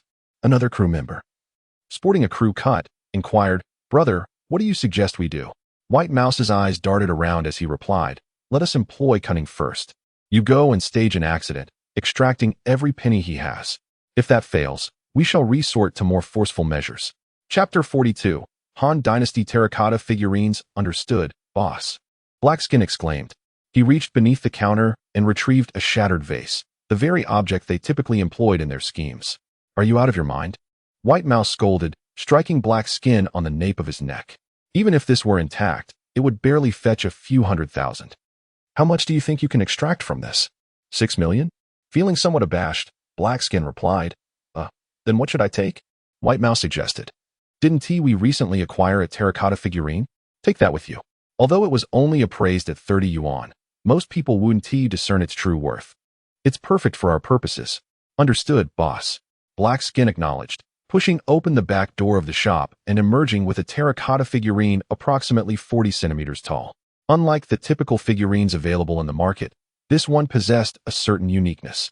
Despite its dilapidated state, one could still discern that it depicted a young scholar, holding a fan in his left hand and wearing a black ring on his right. White Mouse glanced at the figurine and remarked, "If this were in pristine condition, it could command a handsome price. Alas, its current state renders it quite unsuitable for sale. It's just right for our scheme. Take it with you." Blackskin placed the figurine into a cardboard box, and the 3 of them ventured out together. Meanwhile, Yi Bufan continued to meander through the antique street, in search of the talisman he desired. He meticulously inspected each shop, thus his pace was slow, and it wasn't long before Blackskin and his companions caught up with him. Hype addressed the 2 individuals with crew cuts, stating, "As per our usual arrangement, I shall collide with him from behind while you engage him from the front. Rest assured, Brother 2, we have been executing this task for many years without error. Besides, he is merely a naive youth. The crew-cut men nodded in agreement, and the trio split into two groups. Hype stealthily trailed behind you, Bufan, waiting for an opportune moment to strike. Standing at an imposing height of 6 feet 3 inches and weighing around 200 pounds, Hype anticipated that his collision would inevitably cause the target to lose balance and fall into the awaiting arms of the two crew-cut men ahead. At that moment, the crew-cut man discarded the cardboard box onto the ground, shattering the porcelain figurine within, and commenced his extortion. In Hype's estimation, this act of deception would pose no challenge. However, upon colliding with Yi Bufan's back, he felt as though he had struck an immovable mountain. Contrary to expectations, the youth did not falter. Instead, Hype was propelled backward. Meanwhile, the two crew-cut men had already executed their part of the plan, having thrown the box to the ground at the precise moment of impact, resulting in the sound of shattering porcelain. Unfortunately, Yi Bufan remained steadfast, completely unaffected by their ruse, and did not make contact with the box they had discarded. This left the crew-cut men in an awkward predicament. Their intended victim had not even grazed them, rendering their actions absurd. One of the crew-cut men pointed at Yi Bufan and exclaimed, "You blind fool! You have damaged my belongings. You must compensate me today, or you shall not leave the gathering place." Yi Bufan perceived the entire situation with clarity and instantly recognized that he was embroiled in a case of extortion. He turned to the individual with the crew-cut and remarked, "If one must resort to deceit, ought it not to be executed with greater finesse? I have not even brushed against your cardboard box. Does this not seem rather far-fetched?" Indeed, I had observed the scene with utmost clarity. The young man had not touched them at all. Rather, it was they who had carelessly discarded their belongings onto the ground. It was evident that this was a case of fraud, aimed at extorting money from that young man. It would be prudent to remain silent. These individuals are ruffians from the gathering treasure garden, and we are ill-equipped to provoke them. This young man is in for a stroke of misfortune. At that moment, Hype arose from the ground, menacingly addressing the onlookers, "Everyone, step back. If you stand too close and something breaks, will you compensate for it?" Witnessing his fierce demeanor, the crowd instinctively retreated, no one daring to utter a word. With the situation escalated, Hype dropped any pretense and directly confronted Yi Bufan, stating, "You, lad, have damaged our property. Tell me, how will you compensate?" Yi Bufan casually surveyed the cardboard box with his spiritual sense, his expression subtly shifting before he replied, "That would depend on the value of your item." Observing his apparent willingness to negotiate, a smug grin spread across Hype's face as he ripped open the box, pointing at the shattered figurine within. "Let me inform you, this is a newly unearthed Han Dynasty figurine, exceedingly valuable. Now that you have reduced it to this sorry state, you owe us at least 6 million, not a penny less." Yi Bufan cast a glance at the figurine and coldly retorted, "Are you certain that 6 million is the amount you wish to settle for? Shouldn't it be 6,200,000? How could he not see that these individuals are nothing more than pawns trying to extort money from him?" Blackskin stated, "Since you are so well informed, then pay up 6,200,000. Yi Bufan patted his pocket and replied, "To be frank, I have the money, even more than 6,200,000. The question is whether you have the capability to take it." Unexpectedly, the opponent seemed to be toying with him. With a fierce expression, Blackskin growled, "Kid, do you even know who we are? In this treasure-gathering place, no one who has dared to touch our belongings has escaped without compensating." The crew-cut man chimed in, "Did you hear that? Kid, 6,200,000, not a penny less, and you won't be leaving." Yi Bufan replied, "Then I shall see how you intend to prevent me from leaving." As he continuously provoked these thuggish ruffians, the onlookers felt a wave of anxiety for him. It was evident that Blackskin and his associates were imposing figures, far from the meek Yi Bufan's match. "You won't shed tears until you see the coffin. It seems I must loosen your skin and bones first," the crew-cut man remarked, stepping forward to throw a punch at Yi Bufan's face. However, as his fist was launched, he felt a powerful force strike his abdomen, as if a cannonball had hit him, and he was sent flying backward to crash against a cardboard box. Struggling to rise, the crew-cut man was met with excruciating pain in his stomach, as if his intestines had been ruptured. "Kid, do you dare to fight back?" His thoughts aligned with the buzz-cut leader. Today, he was determined to secure the 6.2 million, for even if he were to abandon this line of work thereafter, such a sum would suffice for a lifetime of sustenance. As the thugs brandished their knives, the timid onlookers could not suppress their gasps of horror. In a swift motion, Yi Bufan delivered a kick that sent the thug, black skin, sprawling to the ground, tumbling alongside the buzzcut leader. Black skin clutched his injured hand, emitting cries akin to a slaughtered pig. The remaining thug, who had charged halfway, stood frozen in shock at the unfolding scene. Without hesitation, Bufan sent him crashing to the ground with another kick. Gazing down at the three fallen figures, he sneered, "So, what will it be? Do you still wish to claim this money?" Chapter 43. A pleasant surprise. Having roamed this street for many years, Black Skin and his companions were quintessential ruffians. Well aware of the wisdom in avoiding immediate losses, they hastily exclaimed, "We don't want it. We don't want it. We'll pass on the money." Bufan inquired, "Are you quite certain?" 2 million is quite a considerable amount, enough to sustain you for a lifetime. Blackskin replied, "Young brother, we acknowledge our mistakes. Please, spare us this time. We shall never dare again." Bufan glanced at the shattered pottery figurine and asked, "To be honest, how much did you acquire this for?" Realizing he was up against a formidable opponent, Blackskin confessed, 30 yuan. 30, is it? I shall purchase it then. Here is 100, no need for change. Bufan spoke as he pulled out 100 yuan note and slapped it against the face of his companion, then turned towards the pile of shattered figurines. Everyone around him wore expressions of bewilderment, including Hei Pai, who was equally puzzled by Bufan's intentions regarding the heap of debris. Under the curious gaze of onlookers, Bufan rummaged through a cardboard box, eventually extracting a black ring, precisely the one adorned on the hand of the figurine. Despite the figurine's diminutive stature of merely 40 centimeters, the ring bore no distinction from an ordinary one, appearing rather dull and devoid of embellishments. One could hardly expect to fetch even 2 yuan for it at a street stall. What could this young man possibly mean by seeking such a worthless trinket? To anyone's eye, the ring hardly resembled a valuable item. Not even 10 yuan would entice me to accept it.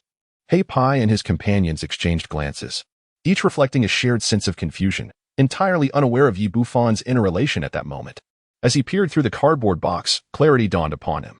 The ring resting upon the figurine's hand was not an ordinary piece. It was, in fact, a rare storage ring, a magical artifact of considerable significance. The means by which this storied ring came to adorn the figurine's hand was inconsequential. What mattered was that he now possessed this extraordinary treasure. Although devoid of offensive capabilities, it was undoubtedly a superior artifact, allowing him the convenience of stowing away any belongings within the confines of the ring, sparing him the burden of carrying them. He had once glimpsed the attributes and uses of a storage ring within the ancient medical traditions, believing it to be merely a figment of legend. To his astonishment, he found himself face to face with one today. Just as he was about to stow the ring away, a voice called out from nearby, "Young layman, might you allow this humble Taoist to look at that ring?" Turning his head, Bufan beheld an elderly Taoist approaching. The man appeared to be in his 50s or 60s, clad in a cerulean Taoist robe, with a long sword strapped to his back, exuding an air of ethereal composure. However, upon seeing him, Bufan furrowed his brow. Despite the old man's seemingly respectable demeanor, he emanated a palpable aura of malevolence, unmistakably suggesting that he was no righteous practitioner. Yet, the Taoist's prowess was undeniably formidable, as evidenced by the potent fluctuations of spiritual energy that enveloped him, indicating that his cultivation level had reached a stage beyond Bufan's foundational level. This marked the first martial practitioner he had encountered since receiving his inheritance, suggesting that this world indeed harbored others like himself. At that moment, the Taoist's eyes gleamed with avarice as they fixated upon the ring, clearly recognizing its exceptional nature. Realizing the man was not to be trusted, Bufan resolutely declined to part with his newfound treasure. "I apologize, but I have no habit of showing my possessions to others," he replied, promptly adorning the ring on his finger. The Taoist, unwilling to concede so easily, pressed on. "Young layman, this ring seems fated for me. Why not sell it to me? I assure you, you will not suffer any loss. I am prepared to offer 100,000. Upon the announcement of the price, others were momentarily taken aback. This ring appeared to be utterly unremarkable, seemingly devoid of value. Has the old monk lost his senses? Willing to part with 100,000? The few individuals clad in dark attire felt a pang of discontent within. They had just sold the terracotta figurine for a mere 100 yuan, only to witness someone offer a staggering 100,000 in return. How could one endure such a disparity? To Bufan, the storage ring was an invaluable treasure, not something to be relinquished lightly. He stated, "I too admire this ring, but I shall not sell." A glint of cold light flickered in the old monk's eyes as he insisted, 1 million. Will you sell? At this declaration, the crowd erupted once more. Although this was an antique street, 1 million was by no means a trifling sum. Most antiques here hardly fetch such a price, let alone an unremarkable ring. The dark-clad individuals, especially the one with a buzz cut, were wide-eyed with disbelief. 1 million was slipping right through their fingers. At that moment, they were filled with regret. Had it not been for the inaccessibility of their opponent, they would have eagerly rushed forward to seize the ring. What astonished them further was that Bufan merely shook his head, displaying no signs of temptation, and turned to leave the throng. The old monk, undeterred, called out from behind, "Young practitioner, I am willing to offer 10 million for this ring. My heavens, what sort of ring is this? Could it possibly be more valuable than a top-tier diamond ring? Unthinkable. How could a mere ring be worth such an exorbitant sum? I suspect these two are merely putting on a show. Are you out of your mind? They have all departed. Do they perform for your amusement? Moreover, this ring is not his at all, but rather a gift from a few individuals associated with Blackskin." Upon hearing the figure of 10 million, Blackskin nearly choked, momentarily forgetting the pain in his hand. Such a precious item, and he had the audacity to use it for deceit. The most absurd part is that he failed to secure the 6 million, yet ended up losing 10 million instead. As the old Taoist observed Bufan's steadfast refusal to sell, a flicker of malevolence crossed his eyes before he strode towards the outskirts of the antique street. Bufan wandered through the antique street once more, having explored nearly all the shops, yet he found not the desired magical artifact and could only leave in disappointment. After departing the antique street, he sought a secluded spot, removed the storage ring, an unclaimed object that proved quite convenient. He inscribed a mark upon it with his spiritual sense, thus claiming it as his own. This treasure, left behind from the past, held the promise of unknown valuables. However, when he probed the storage ring with his spiritual sense, he discovered it to be entirely empty, devoid of any item. Although he felt a twinge of disappointment, he soon found solace in the realization that the ring itself was a treasure, and with its several hundred square units of capacity, it was indeed a rare, high-quality item among storage rings. With a mere thought, all the sundries he held, such as the vermilion yellow-marked paper, vanished in an instant, seamlessly transferred into the storage ring. Within this ring existed an independent three-dimensional space, capable of storing all items, except for living beings. Moreover, the space within the ring is distinct from that outside, devoid of any concept of time. Whatever is placed inside retains its original state, freeing one from concerns of decay or expiration. Just then, a chilling voice interrupted. "You there, hand over the treasure swiftly, and I may spare your life." Chapter 44, Master of the Arts. It appeared that in his excitement over acquiring the storage ring, he had overlooked the fact that the old Taoist had been trailing closely behind him. The old man's eyes gleamed with fervor as he beheld the ring upon his hand, and he exclaimed with palpable excitement, "The mustard seed holds the universe. Accommodating all things, it is indeed a remarkable item. Quickly surrender it to me, and I assure you, I shall let you live." Bufan replied coldly, "Get lost at once. I can also grant you mercy." The old Taoist's expression darkened menacingly as he retorted, "Do you know to whom you are speaking?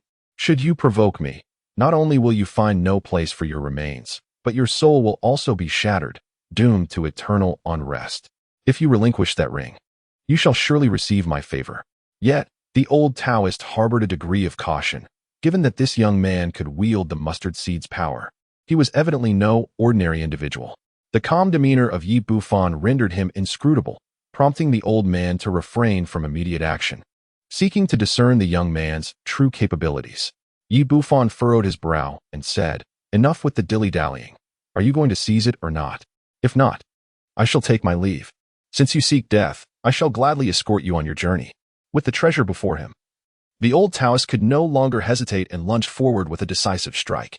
Had this been before the foundation was laid, Bufan would have regarded the old Taoist with a modicum of respect. However, the circumstances had shifted dramatically. The disparity in their martial prowess was now insurmountable. Without the slightest hesitation, he met the old Taoist's outstretched palm with his own. The impact resounded with a loud bang, sending the old Taoist sprawling backward like a kite severed from its string, crashing to the ground several meters away, followed by a violent spout of blood.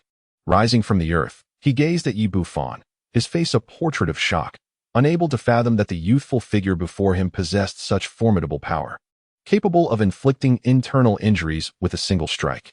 "You are indeed a Shin-level warrior?" Bufan, having inherited the martial legacy of the Ancient Medical Sect, was oblivious to the current ranks of martial artists and the significance of being a Shin-level warrior. He retorted, "You old fool, with such meager skills. You dare to emulate a bandit. Do not presume that reaching the Shin level makes you exceptional. I can just as easily bring you to your demise." The old Taoist replied, wiping the blood from the corner of his mouth. With a flourish of his hands, a series of talismans materialized within his palms. "Prepare to perish," he bellowed as the talismans soared into the air, coalescing into a serpentine form. In an instant, they ignited into flames, transforming into a fire dragon that lunged towards Bufan. The old Taoist's face lit up with triumph. These talismans were the fruits of his meticulous crafting. Although the flames of the fire dragon did not rival the innate fire, they were infinitely stronger than ordinary flames. Despite the opponent being a Shin-level warrior, he was certain that his magical assault would be insurmountable. As he beheld the roaring fire dragon approaching, Bufan's lips curled into a cold smirk. Having inherited the legacy of the Ancient Medical Sect, his mental prowess was exceptionally formidable, far surpassing his martial arts cultivation in terms of magical techniques. A mere grain of rice dared to shine. In the face of the oncoming fire dragon, he casually waved his hand, causing the beast not only to halt its assault, but to turn and charge towards the old Taoist instead, with a gesture that seemed to manipulate the very cosmos. The old Taoist was left in utter astonishment. You are indeed a master of magical arts," he exclaimed, his surprise palpable. Yet, as the fire dragon lunged at him, he hastily struggled to defend himself. Regrettably, the dragon's might was overwhelming, and lacking Bufan's extraordinary magical power, he was swiftly engulfed. His hair and eyebrows ignited in flames. In desperation, the old Taoist unleashed a flurry of talismans from his palms, exerting tremendous effort to extinguish the flames that engulfed him. Without daring to linger any longer, he fled at breakneck speed. A young practitioner of the Shin stage, coupled with a master of magical arts, was certainly beyond his capacity to provoke. In high spirits after acquiring a storage ring, Bufan paid no heed to the old man, turning away from the treasure-gathering garden and making his way to the hotel he had rented. Although the old man had escaped, his earlier words ignited a spark of curiosity within him. What exactly was a Shin stage warrior? What defined a master of magical arts? How many practitioners and sorcerers existed in this world, and how were their ranks delineated?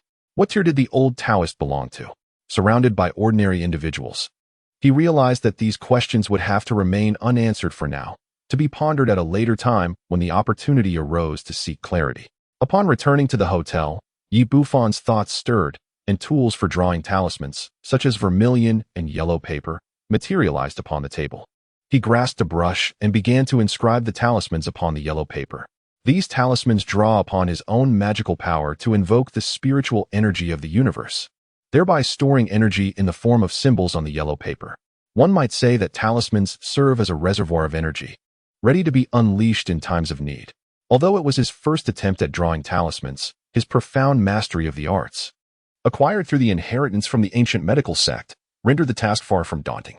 In just over an hour, he had crafted 20 exorcism talismans, 20 fire talismans, and 20 thunder talismans, along with a few other assorted talismans, all of which he collected into his storage ring. Having an abundance of such items is never detrimental. Preparedness is key in critical moments.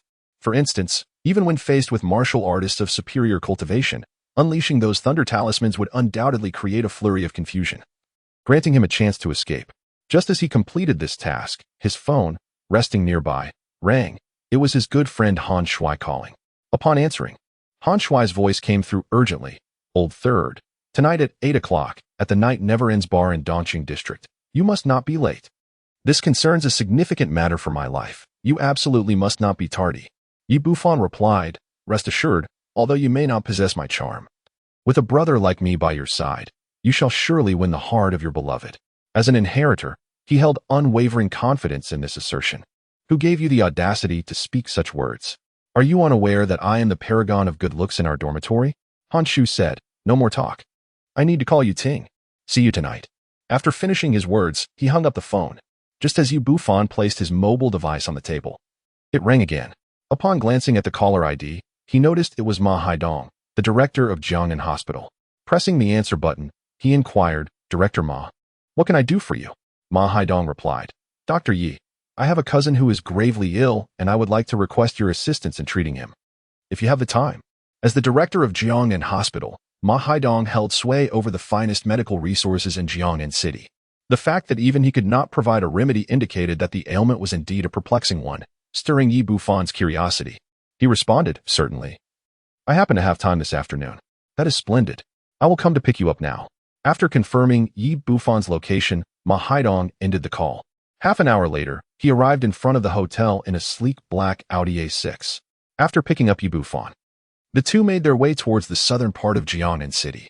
In the car, Yi Bufan asked, "Director Ma, what is the condition of the patient?" Ma Haidong replied, "Dr. Yi, have you heard of the Tang family in Jiangnan?" Yi Bufan shook his head. As he had previously been an ordinary student with limited knowledge of the upper echelons of Jiangnan society, Ma Haidong continued, "What about the He family?" Given Jiangnan's relatively small size, he was already aware of Yi Bufan's treatment of He Changqing. Yi Bufan nodded, "Of course, I am familiar with them." Ma Haidong remarked that in terms of strength and status, the Tang family is in no way inferior to the He family. The distinction lies in the fact that the patriarch of the He family relies on his seniority and prominence within Huaxia, while the Tang family is grounded in martial prowess. The Tang family is a lineage steeped in martial arts, with every core member diligently practicing the discipline. The elder Tang, a formidable master in his own right, despite having reached the venerable age of 80, possesses a remarkably robust physique. However, inexplicably, he fell ill 3 days ago.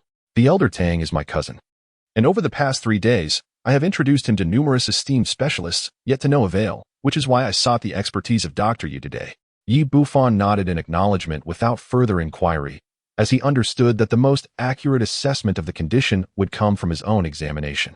Shortly thereafter, Ma Haidong drove the Audi to a secluded estate on the outskirts.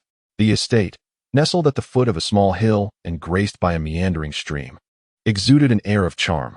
After greeting the security personnel at the entrance, Ma Haidong proceeded to drive into the estate, parking in front of a 3-story building. This is the private hospital of the Tang family. Once they alighted from the vehicle, he escorted Yi Bufan to a patient room on the 2nd floor. Upon entering, they found a venerable elder with white hair and beard reclining on the hospital bed, while a middle-aged man in a white coat conducted an examination beside him. Yi Bufan smiled subtly, recognizing the man as Gao Haixing, the cardiologist he had encountered at the He family. It was quite a coincidence to meet him again so soon. As Ma Haidong entered, a man in his 40s approached them. He was Tang Feng, the youngest son of the elder Tang. Yi Bufan cast a glance and immediately discerned the opponent's cultivation level. Truly, as a scion of a martial arts family, he had already reached the pinnacle of the qi refining stage. "Cousin, you have arrived." Tang Feng greeted Ma Haidong politely, completely overlooking Yi Bufan, whom he assumed to be merely a chauffeur. Ma Haidong inquired, "Cousin, how is the old gentleman's condition?" "It is quite dire. He has just coughed up blood." Tang Feng replied, his expression grave. "This is the specialist I engaged to treat the old gentleman. I hope he can provide a remedy." Ma Haidong reassured him, "Cousin, do not be anxious. This time, I have specifically invited Dr. Yi to attend to the old gentleman. Doctor, you possesses profound knowledge in traditional Chinese medicine and will surely be able to cure him." Dr. Yi, still a practitioner of traditional Chinese medicine? Tang Feng regarded Yi Bufan with a puzzled expression. Were it not for the gravity of the old gentleman's illness, he would have thought his cousin was jesting. A young man in his 20s as a practitioner of traditional Chinese medicine. When had the field become so youthful? Typically, seasoned practitioners were adorned with abundant facial hair. Perceiving his doubts, Ma Haidong hastily clarified, "Cousin, you must not underestimate Dr. Yi. Despite his youth, his medical skills are undoubtedly top-notch. Just a few days ago, it was Dr. Yi who successfully treated old Master He when he fell ill." Being part of a prominent family in Jiangnan, Tang Feng was well aware of the He family and the recent illness of old Master He. But he was astonished to learn that it was this young man who had restored him to health. Upon grasping this information, Tang Feng's demeanor immediately transformed into one of courtesy. "Dr. Yi, you truly are a remarkable young talent. I must trouble you this time." At that moment, Gao Haixing, having completed his examination, approached with a stack of medical documents, and his gaze fell upon Yi Bufan. He had come from the capital, expecting to reap substantial profits, only to find himself without a single cent, having instead lost 1 million in a gamble. Tang Feng inquired, "Dr. Gao, how is my father's condition?"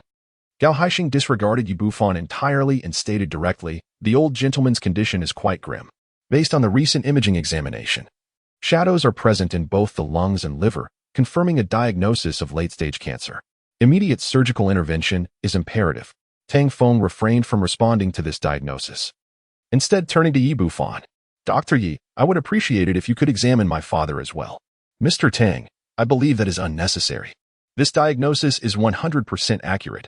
I employ the most advanced instruments available globally, and the results are indisputable. The old gentleman is indeed in the late stages of cancer and requires immediate surgical treatment. In matters of malignant tumor treatment, Western medicine is significantly more advanced than traditional Chinese medicine, having previously lost face and 1 million in the He family's residence. Gao Haixing felt an intense displeasure upon encountering Yi Bufan. Perceiving his sentiments, Yi Bufan offered a faint smile. Dr. Gao, setting aside the debate over whether Western medicine is superior to traditional Chinese medicine in treating malignant tumors, your diagnostic results are entirely erroneous. Mr. Tang's father is neither afflicted with cancer nor in any late stage. Upon witnessing Yi Bufan's skepticism regarding his diagnostic results, Gao Haixing immediately exclaimed, "This is absolutely impossible. I have employed the most advanced medical equipment in the world. The test results are undoubtedly scientific and devoid of any errors." Yi Bufan, with a mocking countenance, retorted, "Since Dr. Gao is so confident, would you dare to wager?" I do not gamble. Science is rigorous, so why should I take bets?" Gao Haixing stammered, recalling his recent loss of 1 million. As a medical expert in the capital, his income was considerable, yet his expenditures were equally substantial, leaving him with mere savings of around 2 million. Having already lost 1 million, he could not afford to risk the remaining sum. Yi Bufan remarked, "If you lack the courage to wager, perhaps you ought not to speak so definitively. Western medicine is merely a form of medical practice. It is neither superior to traditional Chinese medicine, nor does it wholly embody the essence of science." Gao Haixing hesitated, ultimately refraining from further comment. For reasons unknown, he felt an instinctive trepidation towards the young man before him. Observing Yi Bufan's dominance over Gao Haixing, Tang Feng inquired, "Dr. Yi, what ailment do you believe my father is suffering from?" Yi Bufan replied calmly, "Your father is not ill. Rather, he has sustained internal injuries from becoming obsessed with his practice." Unexpectedly, Tang Feng's face lit up with excitement as he gazed at Yi Bufan, exclaiming, "Dr. Yi, you are indeed a miraculous physician. My father has indeed fallen into obsession during his cultivation. Do you possess a remedy for his condition?" Gao Haixing, bewildered, could only ponder the perplexity of the situation. Clearly, it is terminal cancer. How could it be a mere obsession? Have both of these individuals lost their minds? Chapter 46. Cultivating Energy for Breakthrough. Of course, it is possible. Among all the realm, I am perhaps the only one capable of treating old Master Tang. Yi Bufan's tone, though seemingly audacious, bore the weight of truth. Such internal injuries caused by obsession could only be remedied by someone whose martial arts and techniques have reached a certain pinnacle. Yi Bufan, please cease your theatrics. This supposed obsession is nothing but a ruse. Old Master Tang is in the late stages of cancer, and your actions may delay his treatment. Gao Haixing admonished Tang Feng. "Mr. Tang, do not be deceived by this charlatan. My diagnosis is the most scientific. Old Master Tang is indeed in the late stages of cancer." Yi Bufan cast a glance at him and inquired, "Have you reviewed Old Master Tang's diagnosis?" "Certainly. Not only did I assess the diagnosis I conducted today, but I have also examined the previous test results." Yi Bufan then pressed, "Then tell me, when was Old Master Tang diagnosed with cancer? Was it just 3 days ago?" Indeed, Old Master Tang was diagnosed with cancer 3 days prior. He was in good health before that. Exactly. Have you ever seen a case where cancer could transition from early to late stage within 3 days, encompassing all vital organs? Gao Haixing was left utterly speechless. Such a scenario had indeed never occurred. Even in the case of the most rapidly progressing lung cancer, it would be impossible to transform from mid-stage to late stage in just a matter of days. However, the X-ray clearly reveals a substantial presence of tumor shadows in the patient's chest, a fact that cannot be denied. Yi Bufan remarked that the shadows were not caused by tumors, but rather by the chaotic flow of true energy within the internal organs due to his obsession, resulting in severe internal injuries. This misdiagnosis as late-stage cancer is a consequence of the limitations of your so-called advanced technology. Indeed, Dr. Yi, you are absolutely correct, exclaimed Tang Feng, who, before Gao Haixing could respond, eagerly grasped Yi Bufan's hand. "Dr. Yi, you have not even taken my father's pulse. Yet you have articulated his condition with remarkable clarity. Truly, you are a miraculous physician." Yi Bufan replied, Traditional Chinese medicine emphasizes observation, listening, inquiry, and palpation. I have already discerned the elder's condition.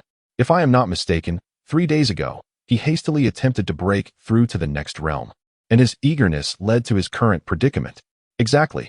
My father has dedicated his life to cultivation, yet he has been stuck at the pinnacle of the yellow stage, unable to ascend to the Xin stage. He lost control of his emotions for a moment and forced a breakthrough, which ultimately resulted in his severe internal injuries. At this moment, Tang Feng was filled with profound admiration for Yi Bufan. The latter expressed his astonishment. What use is it to seek a Western doctor for injuries caused by such practice? Tang Feng sighed. I find myself in a predicament. There are few warriors to begin with, and even fewer doctors capable of treating internal injuries in martial artists. When my father was injured, we could not find a suitable physician, and seeing him on the brink of death, I had no choice but to take this risky chance. Yi Bufan nodded in affirmation. Indeed, such a case of internal injury resulting from obsession was likely beyond Chao Xinghua's capabilities. Witnessing their conversation, Gao Haixing stood by, utterly astonished. As the matter at hand exceeded his comprehension, Tang Feng, in a state of urgency, implored, Dr. Yi, please attend to my father at once. He vomits blood every hour, and the next episode is imminent. If this continues, my father's health will surely deteriorate. Do not fret. Let me examine him, Yi Bufan replied, moving to the bedside and placing his hand upon Tang Tiany's pulse. Although he had already gleaned much of the old man's condition through his spiritual perception, a pulse examination would yield greater accuracy. Tang Feng, anxious, inquired, Dr. Yi, what is my father's condition? Yi Bufan furrowed his brow and responded, the situation is even more intricate than I had anticipated. The internal injury is manageable and the injured meridians can be restored. However, his organs are currently inundated with the violent true energy resulting from failed breakthroughs. Unless this true energy is thoroughly purged, even if he is rescued, he will be rendered incapable, forever estranged from the martial path. Tang Feng, filled with desperation, urged, Dr. Yi, is there any way to remedy this? My father has devoted his life to martial arts. If he cannot practice, it would surely lead him to despair. There is indeed a solution, Yi Bufan replied. If he undergoes another breakthrough, elevating his cultivation level, the chaotic true energy will naturally be cleansed, leaving no lingering repercussions. Tang Feng, with a furrowed brow, remarked, Dr. Yi, my father has been stagnating at the pinnacle of the yellow rank for over a decade. If it were so effortless to break through, he would have already ascended to the profound rank and would not have succumbed to demonic deviation. I can certainly assist him in this matter. Yi Bufan, having previously engaged with the old Taoist and now having taken Tang Tiany's pulse, had developed a fundamental understanding of the distinctions between yellow rank and profound rank martial artists. The yellow rank martial artist is akin to the Qi refinement stage in his own cultivation, while the profound rank corresponds to the foundation establishment stage. Currently, Tang Tiany seeks to overcome the bottleneck of the Qi refinement stage, reminiscent of Ye's own completion of the foundation establishment. However, Tang's cultivation method, the chaotic art, is several tiers superior to the martial arts techniques on Earth, resulting in a more refined vital energy. With his assistance, and considering that there were still 2 foundation establishment pills remaining, facilitating Tang Leoi's breakthrough to a profound rank martial artist would not pose a significant challenge. Is it true, Dr. Yi? Can you genuinely help my father achieve this breakthrough? If you can accomplish it, you will be a great benefactor to our Tang family. It is no surprise that he was exhilarated. The martial arts family hierarchy is quite pronounced, and should Tang Tiany successfully ascend to the profound rank, the Tang family would undoubtedly rise in stature, transforming their current standing. Yi Bufan responded, let us give it a try. I possess a 90% confidence in my ability to succeed. Even if it does not work, I can ensure the old gentleman's life is preserved, which is far better than the current predicament. With that, he produced a foundation establishment pill and placed it into Tang Tiany's mouth.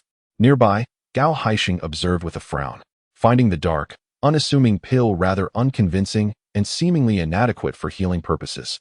Yi Bufan paid no heed to the thoughts of others. From his pocket, he retrieved 3 silver needles, which he deftly inserted into the vital points on Tang Tiany's chest. In an instant, the elderly man, who had been in a deep stupor, opened his eyes and regained consciousness. Do not inquire about anything for now. Simply sit cross-legged and follow my guidance to channel your energy. Yi Bufan assisted Tang Tiany in sitting on the bed in a meditative posture and placed his right hand upon the man's Mingmen acupoint. gradually infusing him with chaos true qi. This primordial energy, known for its ability to nourish the meridians, entered Tang Tiany's dantian, aiding in the repair of the injuries he had sustained from his reckless cultivation. As the effects of the Foundation Establishment pill began to manifest, the true qi within his dantian increased in both quantity and purity, flowing gently through the meridians under Yi Bufan's direction. Having devoted his life to cultivation, Tang Tiany instinctively recognized that a master was aiding him in mending his injuries. He ceased his contemplations, calming his mind and spirit, and synchronized his energy with Yi Bufan's guidance to commence the operation of his true qi. Chapter 47. The levels of martial practitioners. Yi Bufan did not hasten to lead Tang Tiany in breaking through the yellow-level bottleneck. Instead, he patiently circulated his energy within to heal the previous injuries. Once the damaged meridians were sufficiently restored and the effects of the Foundation Establishment pill peaked, the newly repaired dantian brimmed with pure true qi. Recognizing that the moment was nigh, Yi Bufan then guided Tang Tiany's energy to launch a final assault on the bottleneck. The Foundation Establishment pill, employed by practitioners of the mystical arts, not only augmented Tang Tiany's total true qi but also enhanced its purity. He discovered that after embarking on this challenge, he advanced with remarkable ease, effortlessly overcoming obstacles that had previously stymied him, as if they posed no difficulty whatsoever. Could it be that this time, success was truly within his grasp? A surge of excitement coursed through Tang Tiany's heart, when suddenly, a voice echoed in his ear, "Maintain your composure. Do you wish to fall into madness?" Startled, he shuddered and quickly gathered his thoughts, directing all his focus toward the surging energy within him as he charged towards the next barrier.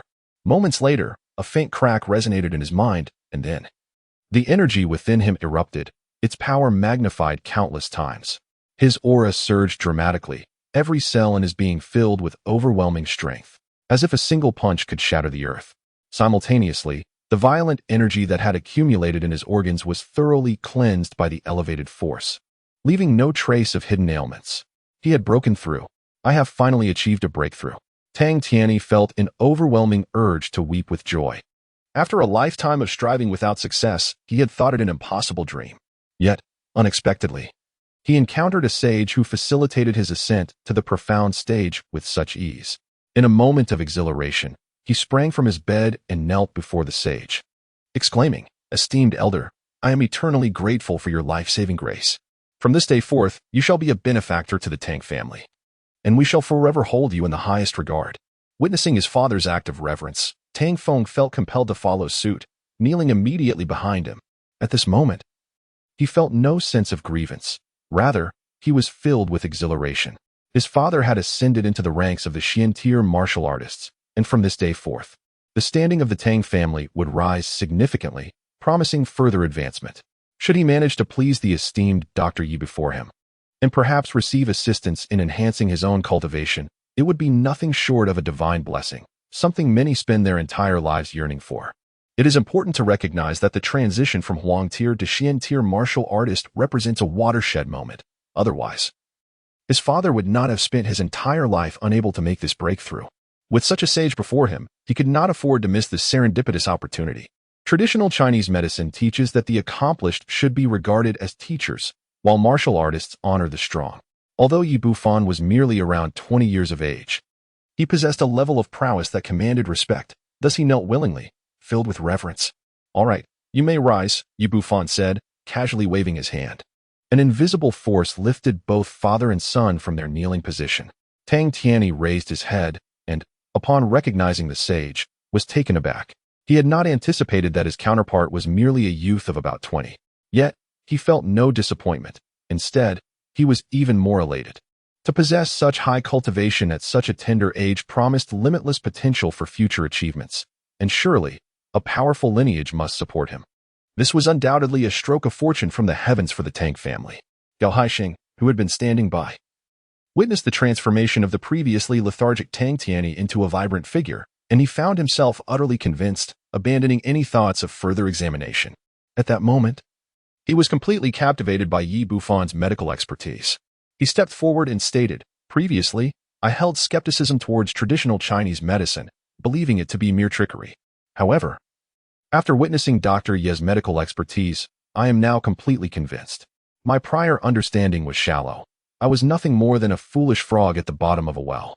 I now formally apologize to you and to traditional Chinese medicine. I am truly sorry. After bowing deeply, he rose and departed from the Tang residence, accompanied by his assistant. Once they had left, Tang Feng respectfully presented a check worth 10 million to Dr. Yi. Dr. Yi, this is your consultation fee. It is a small token of appreciation. Please accept it. Yi Bufan accepted the check without even glancing at it, simply tucking it into his pocket. He turned to Tang Tianyi and said, Old Master Tang, there is something I would like to inquire about. Please, my benefactor, speak freely. Anything within my knowledge, I shall share without reservation. In the past, Tang Tianyi was a figure of immense influence in Jiangnan City. A mere cough from him could send tremors throughout the city. Yet at this moment, he stood with the humility of a schoolboy, devoid of any airs of authority. Yi Bufan continued, Old Master Tang, I am merely a physician, not a martial artist. And thus I am not well versed in the current state of martial artists in our nation. Could you enlighten me? Of course, I would be happy to. What specifically would you like to know? Yi Bufan replied, First, could you explain how martial artists are categorized? Tang Tianyi responded, In our nation, martial artists are generally classified into 4 levels: Heaven, Earth, Xian, and Yellow, with each major level further divided into 4 stages: early, mid, late, and grand completion. Yi Bufan inquired, Are there any martial artists more formidable than those at the Heaven level? Tang Tianyi remarked, The martial arts of Huaxia have fallen into decline. Many leaders of large sects are merely at the Xian level, while even Earth stage warriors can become masters of a sect. Heavenly stage warriors are exceedingly rare. Each one is revered as a godlike figure in today's martial arts realm. As for those above the heavenly stage, legends speak of saints, such as Zhang Sanfeng, the progenitor of Wudong, who is indeed a saint. Unfortunately, in this day and age, saints are but a legend, having not emerged for a long time. Yi Bufan nodded and inquired, Are there many warriors nowadays, and what level does someone like Elder Tang represent? Tang Tianyi replied, In this present age of martial arts decline, most young individuals pursue disciplines such as Taekwondo or Sanda, oblivious to the fact that these are merely minor arts, hardly allowing them to cross the threshold of a true warrior. Consequently, few can attain the yellow stage, let alone progress to later stages or achieve great perfection. My family, renowned as a martial arts lineage, sees the highest cultivators of my generation, myself and Feng, merely reaching the peak of the yellow stage. Had I not encountered a benefactor today, I might never have stepped into the realm of Xian stage warriors in this lifetime. As for Jiangnan City, only the president of the Martial Arts Association, Cha Baichuan, has attained the mid-Xian stage, making him the foremost expert. Others are even inferior to me. Upon hearing Tang Tianyi's account, Yi Bufan felt considerably reassured. Presently, he was at the initial stage of foundation building, equivalent to the early Xian stage warrior. However, his technique's level was superior, rendering him invincible among peers. Even when facing a mid-Xian stage warrior, he possessed the strength to contend. Moreover, he had access to higher-level magical techniques, which, if unleashed, could even slay those at the late Xian stage. Upon reflecting on this, he inquired, And what of the practitioners of the magical arts? How fares their situation? Chapter 48. Han Shuai's birthday gift. Tang Tianyi replied, Currently, the number of individuals cultivating magical arts is significantly fewer than those pursuing martial pathways. My knowledge on this matter is rather limited, but I can provide a general overview. Practitioners of magical arts can be categorized into 4 distinct tiers: the magical practitioner, the true practitioner, the master of magical arts, and the grandmaster of magical arts. In terms of strength, the magical practitioner corresponds to the yellow rank martial artist, the true practitioner to the profound rank martial artist, the master of magical arts to the earth rank martial artist, and the grandmaster to the celestial rank martial artist. Beyond that, my understanding falters. However, rarity begets value. Due to their scarcity, practitioners of magical arts hold a more esteemed position. My benefactor. This is all I am aware of. Yi Bufan nodded, having gained a general understanding from Tang Tianyi's elucidation. The magical practitioners on earth are akin to novices in a lineage, the true practitioners to those in the midst of cultivation, the masters of magical arts to those who comprehend the path, and the grandmasters to those who have attained profound understanding. He has now reached the level of comprehension, thus being regarded as a master of magical arts by the elderly Taoist. He has begun to grasp his own capabilities. While there are many formidable individuals in Huaxia, none in Jiangnan City pose a threat to him. At that moment, his phone buzzed in his pocket. It was a call from Han Shuai. Third brother, where are you? I've arrived at Yueyang. You must come quickly. Yi Bufan glanced at the time, and before he knew it, night had fallen. He bid farewell to Tang Tianyi and his son, then departed from the Tang residence, heading towards the Night Eternal KTV in the Eastern District. Tang Tianyi sat in his armchair and inquired, "Fenger, how much did you pay Dr. Yi today?" Tang Feng replied, "Father, I gave him 10 million. Upon hearing this figure, Tang Tianyi slightly shook his head. Tang Feng, perplexed, asked, "What is it, father? Is there an issue? For a doctor, 1 million is already a staggering fee. Surely 10 million is substantial enough, isn't it?" Tang Feng, your perspective remains somewhat limited. While 10 million is indeed considerable, it depends on the caliber of the physician. At merely 20 years of age, to have stepped into the realm of the profound and to possess unparalleled medical prowess, there is truly no one comparable to him across the globe. For such an extraordinary individual, our Tang family ought to exert every effort to cultivate a relationship. If Dr. Yi is willing, he could usher you into the realm of the profound at any moment. Tang Feng responded, "Father, it was precisely to foster a relationship with Dr. Yi that I readily offered 10 million. Yet, you still lack greatly. Your vision is far too narrow. A person of Dr. Yi's caliber would hardly regard wealth with any significance. Did you not notice how he did not even glance at the check when I handed it over? With such an attitude, how can we expect him to regard our Tang family with any favor? This, father, it is my oversight. Do you think there is any way to rectify this?" As the conversation unfolded, a cold sweat trickled down Tang Feng's forehead. If he truly incurred Yi Bufan's displeasure, his aspirations of stepping into the threshold of the Xian level would be dashed. For a person of Yi Doctor's stature, mere material possessions would hardly leave a lasting impression. Tang Tianyi suggested, "How about this? You take that car from the storeroom, complete all the necessary paperwork, and deliver it to Yi Doctor. This could serve as a token of our sincerity from the Yi family." Tang Feng's expression shifted slightly as he replied, "Father, isn't that car intended for the provincial city to establish relations with the Gu family?" Tang Tianyi furrowed his brow and remarked, "How can you still not discern the gravity of the situation? The Gu family, while indeed a prominent clan in the provincial city, is but a distant resource that cannot quench our Tang family's immediate thirst in times of need. You must understand how pivotal Xian-level warriors are to our martial arts lineage.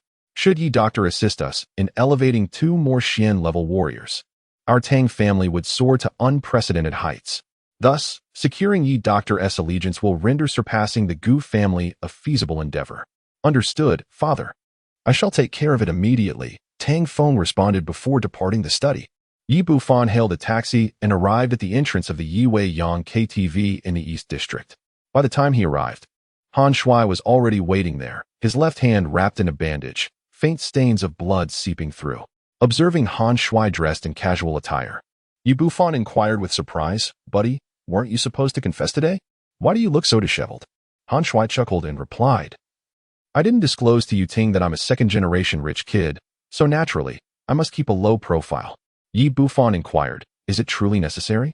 Informing others of your possessions, a house, a car, and an 8-figure savings, wouldn't that make courting women considerably easier?"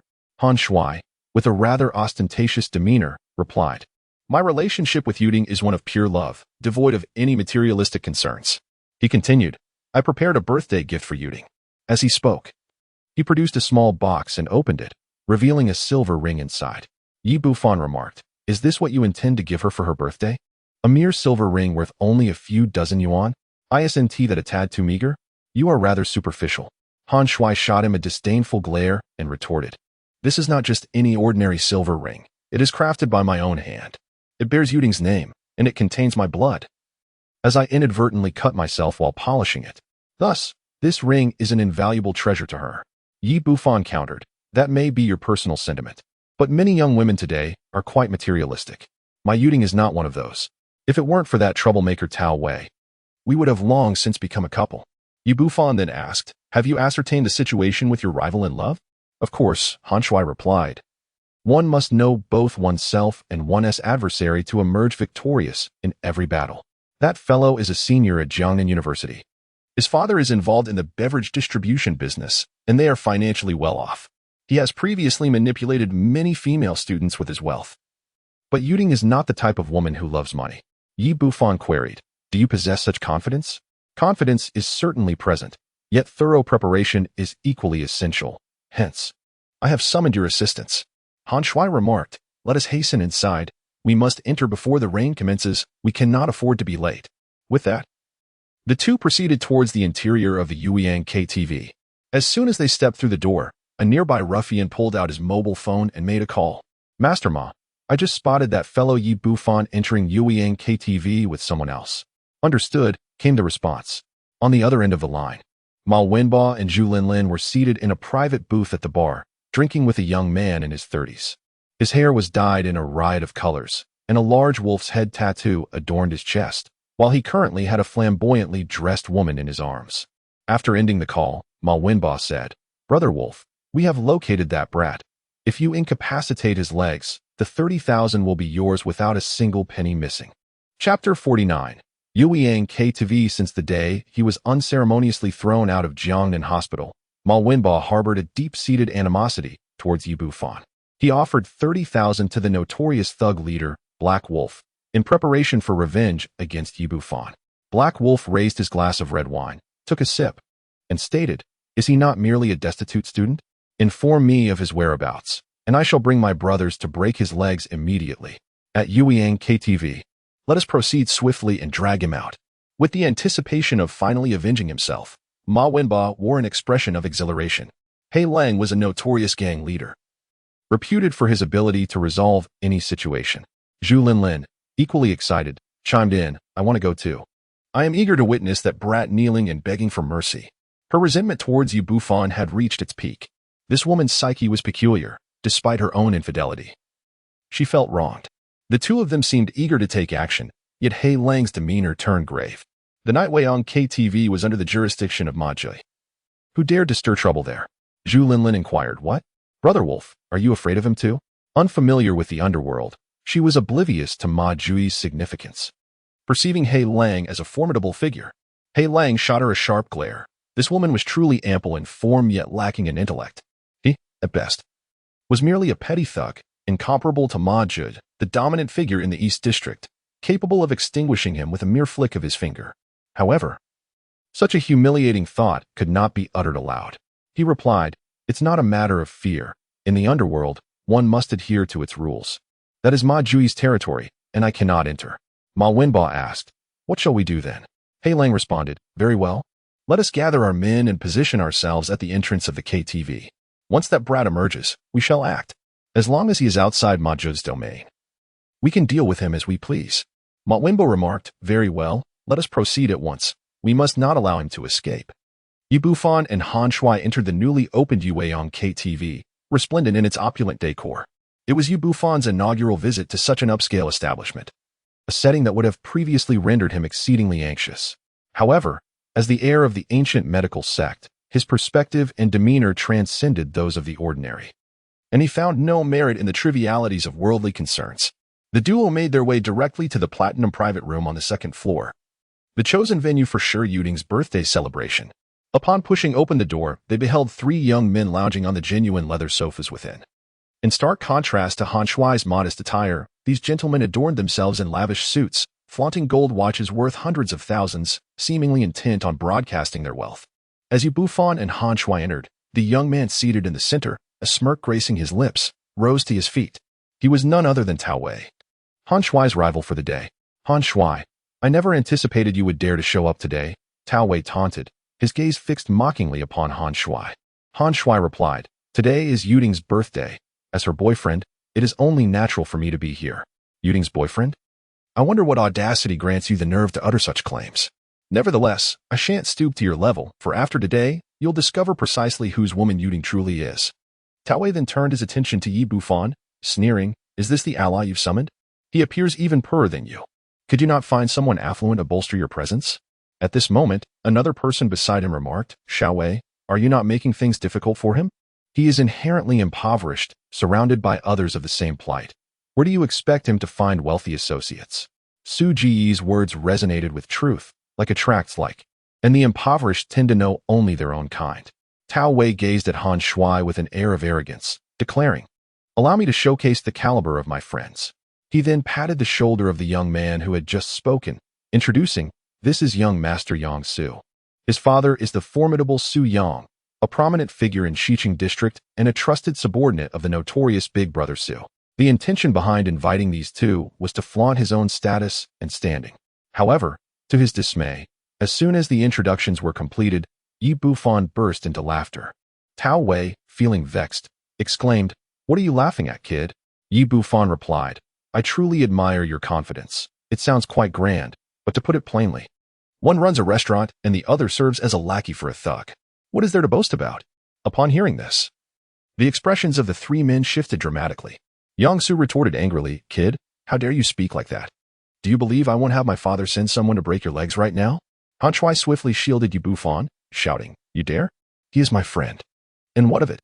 Two impoverished souls truly consider themselves significant," Yang-su scoffed, pulling out his phone to make a call.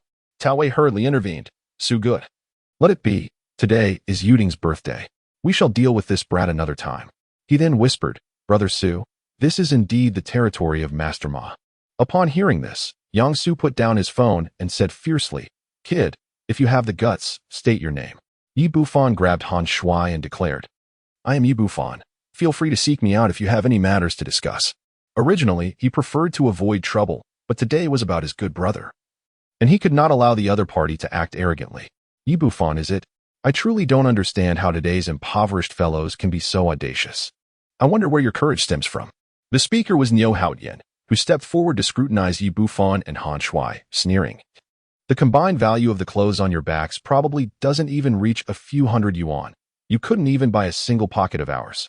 Han Shui retorted, "So what? Is wealth something to be revered?" "You've hit the nail on the head. Wealth is indeed impressive," Niu Haoyan replied, brimming with confidence. "With money, one can do as one pleases, eat whatever one desires, wear whatever one wishes, and pursue any woman one fancies. Only impoverished fools like you would believe in love, comforting yourselves with such ephemeral notions. What woman in this world does not covet money? They would rather weep in a BMW than smile on a bicycle. With your character, how dare you vie for a woman with young Master Tao? Have you not looked in the mirror to reflect on your own nature?" Yang-su remarked, "Indeed, individuals like you, impoverished and destitute, can only wait until we tire of a woman and discard her casually, leaving you to play the part of the willing recipient, providing her with a lifetime of support like a benevolent deity. Such is the fate of the impoverished. You are destined to subsist on our leftovers, utilizing the remnants we have grown weary of. However, rest assured, I seldom linger long with ordinary women.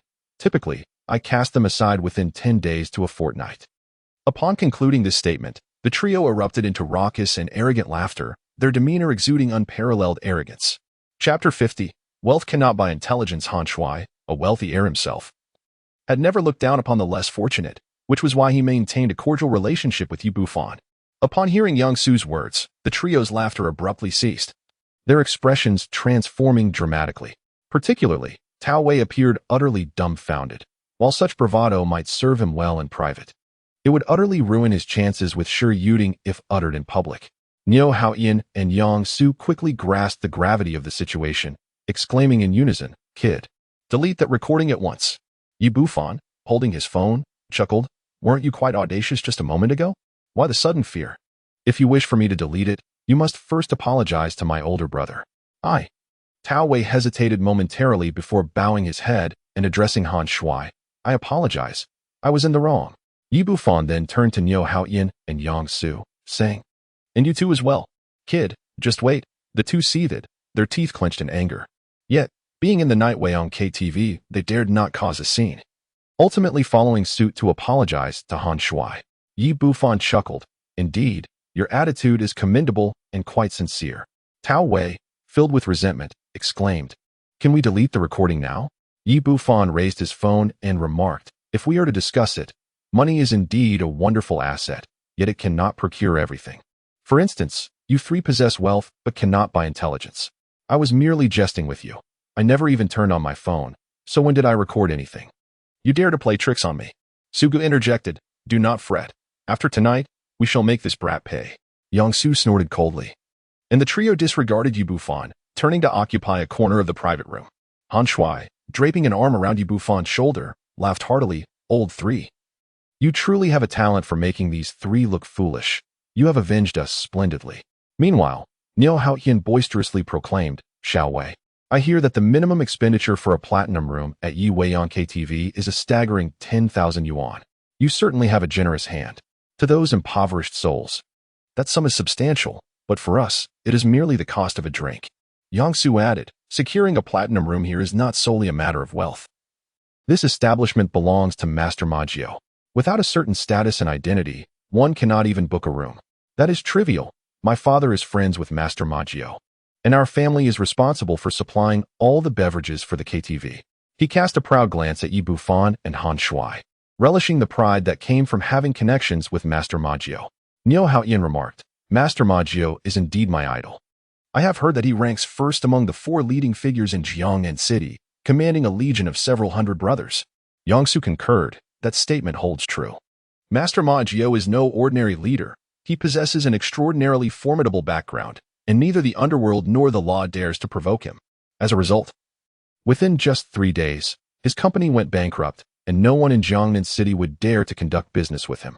This exemplifies the might of Master Maggio. It is no exaggeration to say that a mere sneeze from him could cause an epidemic in Jiangnan City. Tao Wei interjected. I have heard that Master Maggio is also a formidable fighter. In his youth, he once defeated over 100 opponents single-handedly, which is how he earned his renown. Yang Su added, indeed, Master Maggio's skills are inscrutable. However, as the paramount leader of Jiangnan City, he has not needed to take matters into his own hands for many years. No matter the situation, he can simply send a subordinate to resolve it. Niu Haoyan continued. According to my father, a reckless young man has recently provoked Master Maggio.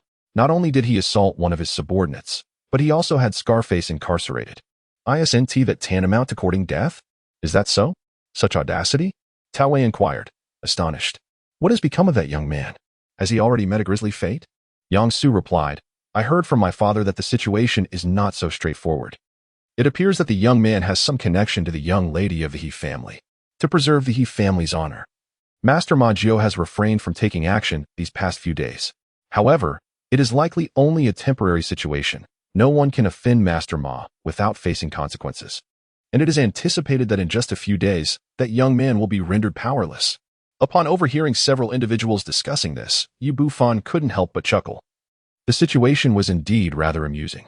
Just a few days prior, he had disciplined Master Ma's subordinates, and now he found himself sitting in his KTV, indulging in drinks. Han Shui, with a serious demeanor, remarked, Third brother, my father has mentioned this Master Ma as a formidable figure not to be trifled with. One must exercise caution in future encounters and avoid provoking him. Yi Bufan laughed in response. Isn't he just a petty thug? There's nothing to fear. As they conversed, the door to the private room suddenly swung open, and 2 young ladies entered. The girl at the forefront wore a flowing white gown, her long hair cascading gracefully, and her delicate features made her appear as though she had stepped out of a fairy tale. Although she might not rival the beauty of He Shuang or Qin Chu Chu, she was certainly a stunning presence. Beside her stood another girl, who, while possessing some charm, was unfortunately marred by excessive makeup and revealing attire, rendering her more akin to a woman of the streets and lacking in grace. Yuding, you've arrived. Upon her entrance, Han Shui and Tao Wei promptly stood to greet her. She was none other than Shi Yuding, the object of Han Shui's affections, while the other girl was her classmate and close friend, Huang Xiaoli. As she observed everyone fawning over Shi Yuding like stars surrounding the moon, a flicker of jealousy crossed Huang Xiaoli's eyes.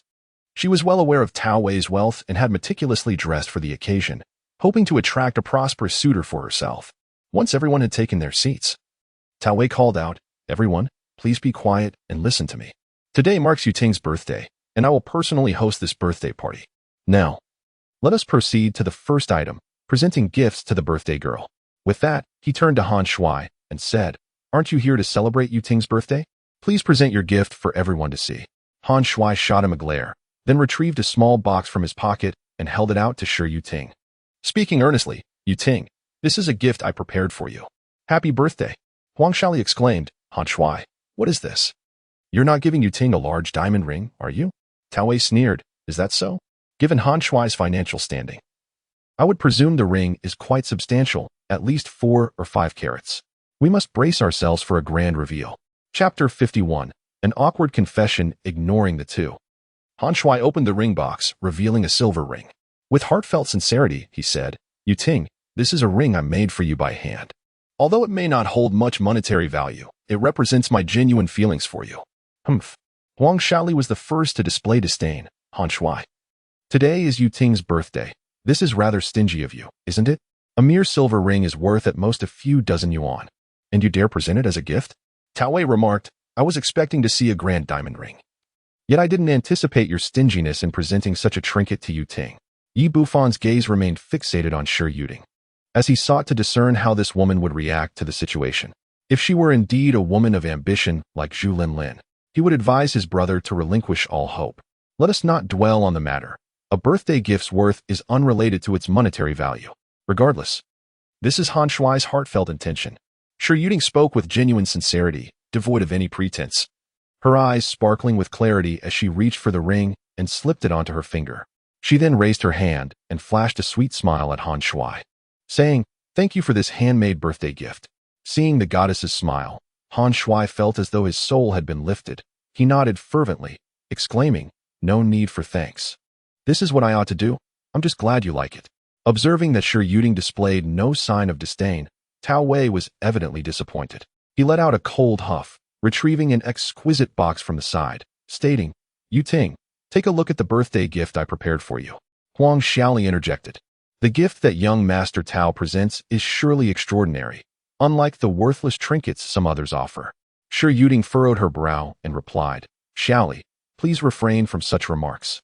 A gift embodies sentiment, irrespective of its value. Yu Ting is correct.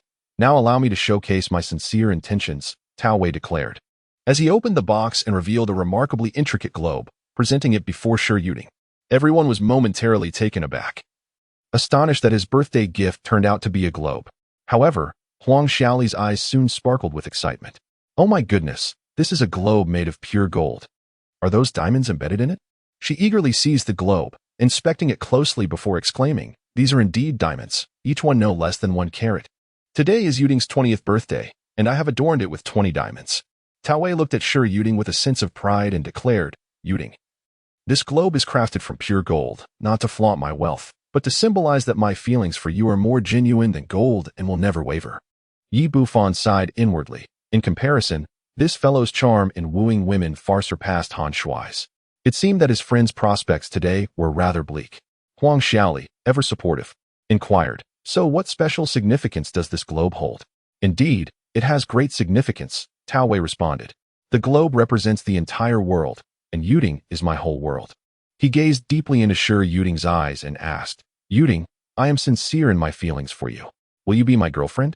Yi Bufan furrowed his brow, recognizing the thoughtfulness behind this extravagant gift, both precious and heartfelt. He could even see the glimmer of emotion in Shi Yuding's eyes. Meanwhile, Han Shuai appeared increasingly anxious, clearly worried that Shi Yuding might accept Tao Wei's proposal outright. It seemed he would need to lend a helping hand to his good friend. Yi Bufan flicked his finger, and a whisper of wind silently pierced into Tao Wei's abdomen. At that moment, everyone was enveloped in the atmosphere meticulously crafted by Tao Wei. And the private room was filled with silence, all eyes fixated on Shi Yuding, eagerly awaiting her response. Shi Yuding hesitated. Deep down, her feelings towards Tao Wei were rather unfavorable. Yet, the birthday gift he presented was truly unique and deeply moving, compelling her to reject it while feeling a pang of guilt. Just as she wavered, a sudden, resounding fart echoed through the room. In the stillness, the sound was particularly jarring, and everyone clearly recognized its source, the infatuated Tao Wei. The faces of all present were etched with embarrassment. Not only did Tao Wei turn crimson, but Shi Yuding was equally mortified. Only Han Shuai, seated nearby, struggled to contain his laughter, finding the situation utterly ridiculous, especially at such a crucial moment. Tao Wei cursed himself inwardly, lamenting that the unexpected and forceful release was beyond his control. Ultimately, his efforts to manage the situation backfired, amplifying the sound instead. He was perplexed, wondering how he could have suddenly passed gas when he had consumed nothing indigestible. Fortunately, Yang Su, quick-witted and agile in thought, lightheartedly remarked, Xiao Wei, even if you have feelings for Yuding, there is no need to be this anxious. Tao Wei hurriedly dismounted from his metaphorical donkey and said, Yuding, I apologize. This is my first time earnestly confessing my feelings to a girl, and I am exceedingly nervous. Allow me to reiterate, you are my. Just then, a resounding flatulence erupted, louder than before, a veritable symphony of 3 consecutive sounds. The atmosphere in the private room became palpably awkward. Shi Yuding's complexion darkened significantly as Tao Wei's unfortunate timing made it seem as if he had inadvertently declared her to be his flatulence. Han Shui could no longer contain himself and burst into laughter, addressing Tao Wei. Tao, could you possibly exhibit a modicum of decorum? Releasing gas in succession at such a moment is quite inconsiderate. At that moment, Tao Wei wished fervently for a place to hide, his face flushed with embarrassment, resembling that of a monkey's rear. He could not fathom why it was at this precise moment that he had succumbed to such an uncontrollable bodily function. In a fit of irritation, he exclaimed, "You." Yet before he could articulate his thoughts, another series of 7 or 8 loud emissions escaped him. Not only were they thunderous, but the odor was also potent. After a barrage of about 10 such occurrences, the spacious room, despite its size, was now laden with a pungent stench. Han Shui exclaimed, "Goodness, are you trying to suffocate us? They say that silent farts are the worst, yet your flatulence, Tao, is both loud and odorous. It's truly remarkable." He then took Shi Yuding's hand and urged, "Let us swiftly depart, lest we succumb to the fumes within this chamber." Shi Yuding initially found the situation somewhat impolite, yet the odor was overwhelmingly pungent, rendering her unable to endure it any longer. Thus, she accompanied Han Shui and Yu Bufan as they exited the private room to seek fresh air. Huang Xiaoli had intended to curry favor with Tao Wei, initially considering remaining inside the room to share in the tribulations and thereby win his affection. However, merely a few seconds later, she could no longer tolerate the stench and hastily fled the room. Chapter 52. A series of misfortunes. Niu Haoyin and Yang Su exchanged glances. Both having come to support Tao Wei, and under normal circumstances, they would have persevered. Yet, the foul odor was simply intolerable, compounded by the continuous sounds emanating from Tao Wei, who was unceremoniously releasing new gases. After a brief moment of endurance, both men abandoned their pride and rushed out of the room, leaving Tao Wei alone in the vast space, awkwardly standing there. At that moment, he remained perplexed about the unfolding events, his meticulously planned confession and the lavish birthday gift he had commissioned for 500,000 had ultimately succumbed to a mere flatulence. With everyone departed, he could not linger any longer. Should he remain, he feared he would be overwhelmed by his own emissions, which would only exacerbate his humiliation. In desperation, he opened several windows and the ventilation fan in the room before retreating to the doorway. Fortunately, the gas within him had subsided considerably, and no new forces joined the fray, thus alleviating further embarrassment. At that moment, a waiter happened to pass by the door of the private room and, noticing several individuals standing outside, inquired with surprise, "Ladies and gentlemen, why are you not entering the room? Has something occurred?" Tao Wei, filled with pent-up frustration, retorted angrily, "Get lost. I prefer to stay outside. It's none of your business." "I apologize." The waiter, taken aback, quickly departed. However, as he passed by the door of the private room, his expression shifted dramatically, and he instinctively covered his nose, hastily fleeing the scene. He could hardly fathom that the guests might have engaged in some unspeakable activity within, which could explain such intense anger. Once inside, the atmosphere in the room became somewhat awkward, and the matter of the birthday gift was no longer broached. To alleviate the discomfort, Niu Haoyin declared, "Everyone, today we celebrate Miss Yu Ting's birthday. Let us continue to enjoy ourselves." Yang Su added, "Indeed, let us sing a song to express our best wishes for Miss Yu Ting." Yi Bufan nudged Han Shui, saying, "Come on, second brother. Why not take the stage and show off a little?" Han Shui grimaced, replying, "You know how I sing. While others might be off-key, I am utterly tone-deaf. It would be embarrassing to perform." Huang Xiaoli chimed in enthusiastically, "When it comes to singing, no one can rival our esteemed Tao Xiao, the former karaoke champion of Jiangnan University, a truly deserving king of song. Let us invite Tao Xiao to serenade us." Though he was a bit of a libertine, he had been raised with a noble education and was undeniably talented in various arts, especially in the realm of music, possessing a modicum of innate talent, coupled with diligent cultivation, enables one to sing far better than the average person. He took the microphone and once again addressed Shi Yuding. "Yuding, I have been preparing this song for you for quite some time, practicing daily with the intention of serenading you on your birthday. I wish to convey that you are my rose, you are my flower." As he spoke, the music began to play, and he sang into the microphone, "When a flower blooms, another flower loves, amidst the mountains of blossoms, only you are my cherished one." To be candid, Tao Wei's singing was indeed commendable. Although he may not yet rival professional singers, he undoubtedly stood out among ordinary individuals.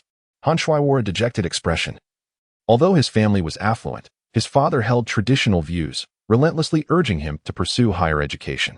His upbringing had been steeped in exam-oriented education, focusing solely on mathematics and science, with no exposure to the arts. Lacking any talent in that domain, he could only watch enviously as his rival showcased his abilities on stage. Bufan observed everything keenly, since he was present. He could not simply stand by and allow his good friend to be overshadowed. Moreover, it seemed a grave misfortune for such a wonderful girl as Yuding to fall into the hands of someone as frivolous as Tao Wei. As Tao Wei grew more animated and flamboyant in his performance, he sang, "You are my." However, unexpectedly, just as he reached the climax of the song and was about to utter the word rose, a sudden rush of air erupted from his throat, and he inadvertently let out a hiccup. The incessant hiccups rendered him unable to continue singing. He merely wished to showcase his talents before Yuding, hoping to entice the woman into his embrace. Yet, why were there so many obstacles? Could he not enjoy the pursuit of romance? Frustration mounted within him, and he ultimately hurled the microphone onto the ground, exclaiming, "Damn it, I won't sing anymore." Huang Xiaoli hurriedly approached to offer comfort, saying, "Young Master Tao, there's no need to be upset. You must be feeling unwell today. It's nothing to worry about. How about this? There's a piano over there. I recall the last time you played. It was nothing short of celestial music. Could you grace us with another piece?" Niu Haoyan chimed in, "Indeed, Xiaowei, your talents are manifold. Why limit yourself to just one song? A piano performance would be splendid and a wonderful way to convey your blessings to Yuding." Upon hearing their encouragement, Tao Wei's spirits lifted considerably as he strode towards the piano. The KTV, renowned for its upscale ambience, boasted a fine piano within the confines of their platinum private room, which required a minimum expenditure of 10,000.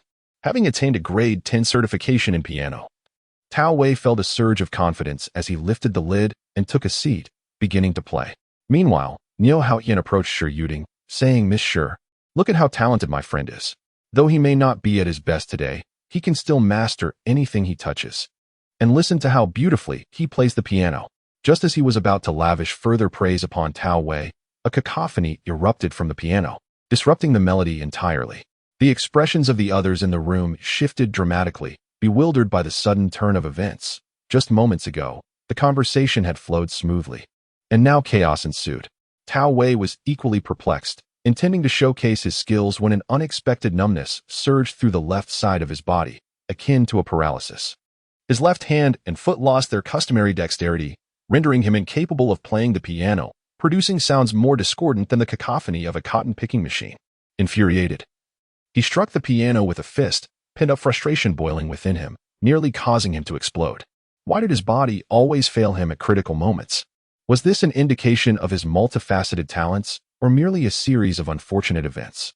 Chapter 53. A lesson in piano playing. At that moment, Han Shui burst into laughter.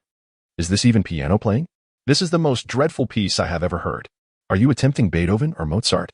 If they were to hear this, the very coffins would shake, eager to emerge and confront you. Feeling the mocking gazes around him, Tao Wei retorted, "What are you laughing at? What is so amusing? If you possess the ability, why not play something for me to hear? If you can't do it yourself, what right do you have to ridicule others?" Han Shui's smile faltered. He longed to showcase a piece and strike back at his adversary, but alas, he was a complete novice in music, having never even touched a piano before.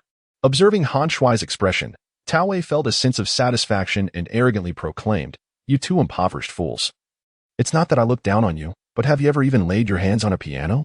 Do you comprehend what a piano piece truly is? Are you aware of the number of keys on a piano? Those who possess no merit dare to mock others. If you have the prowess, play a piece for me.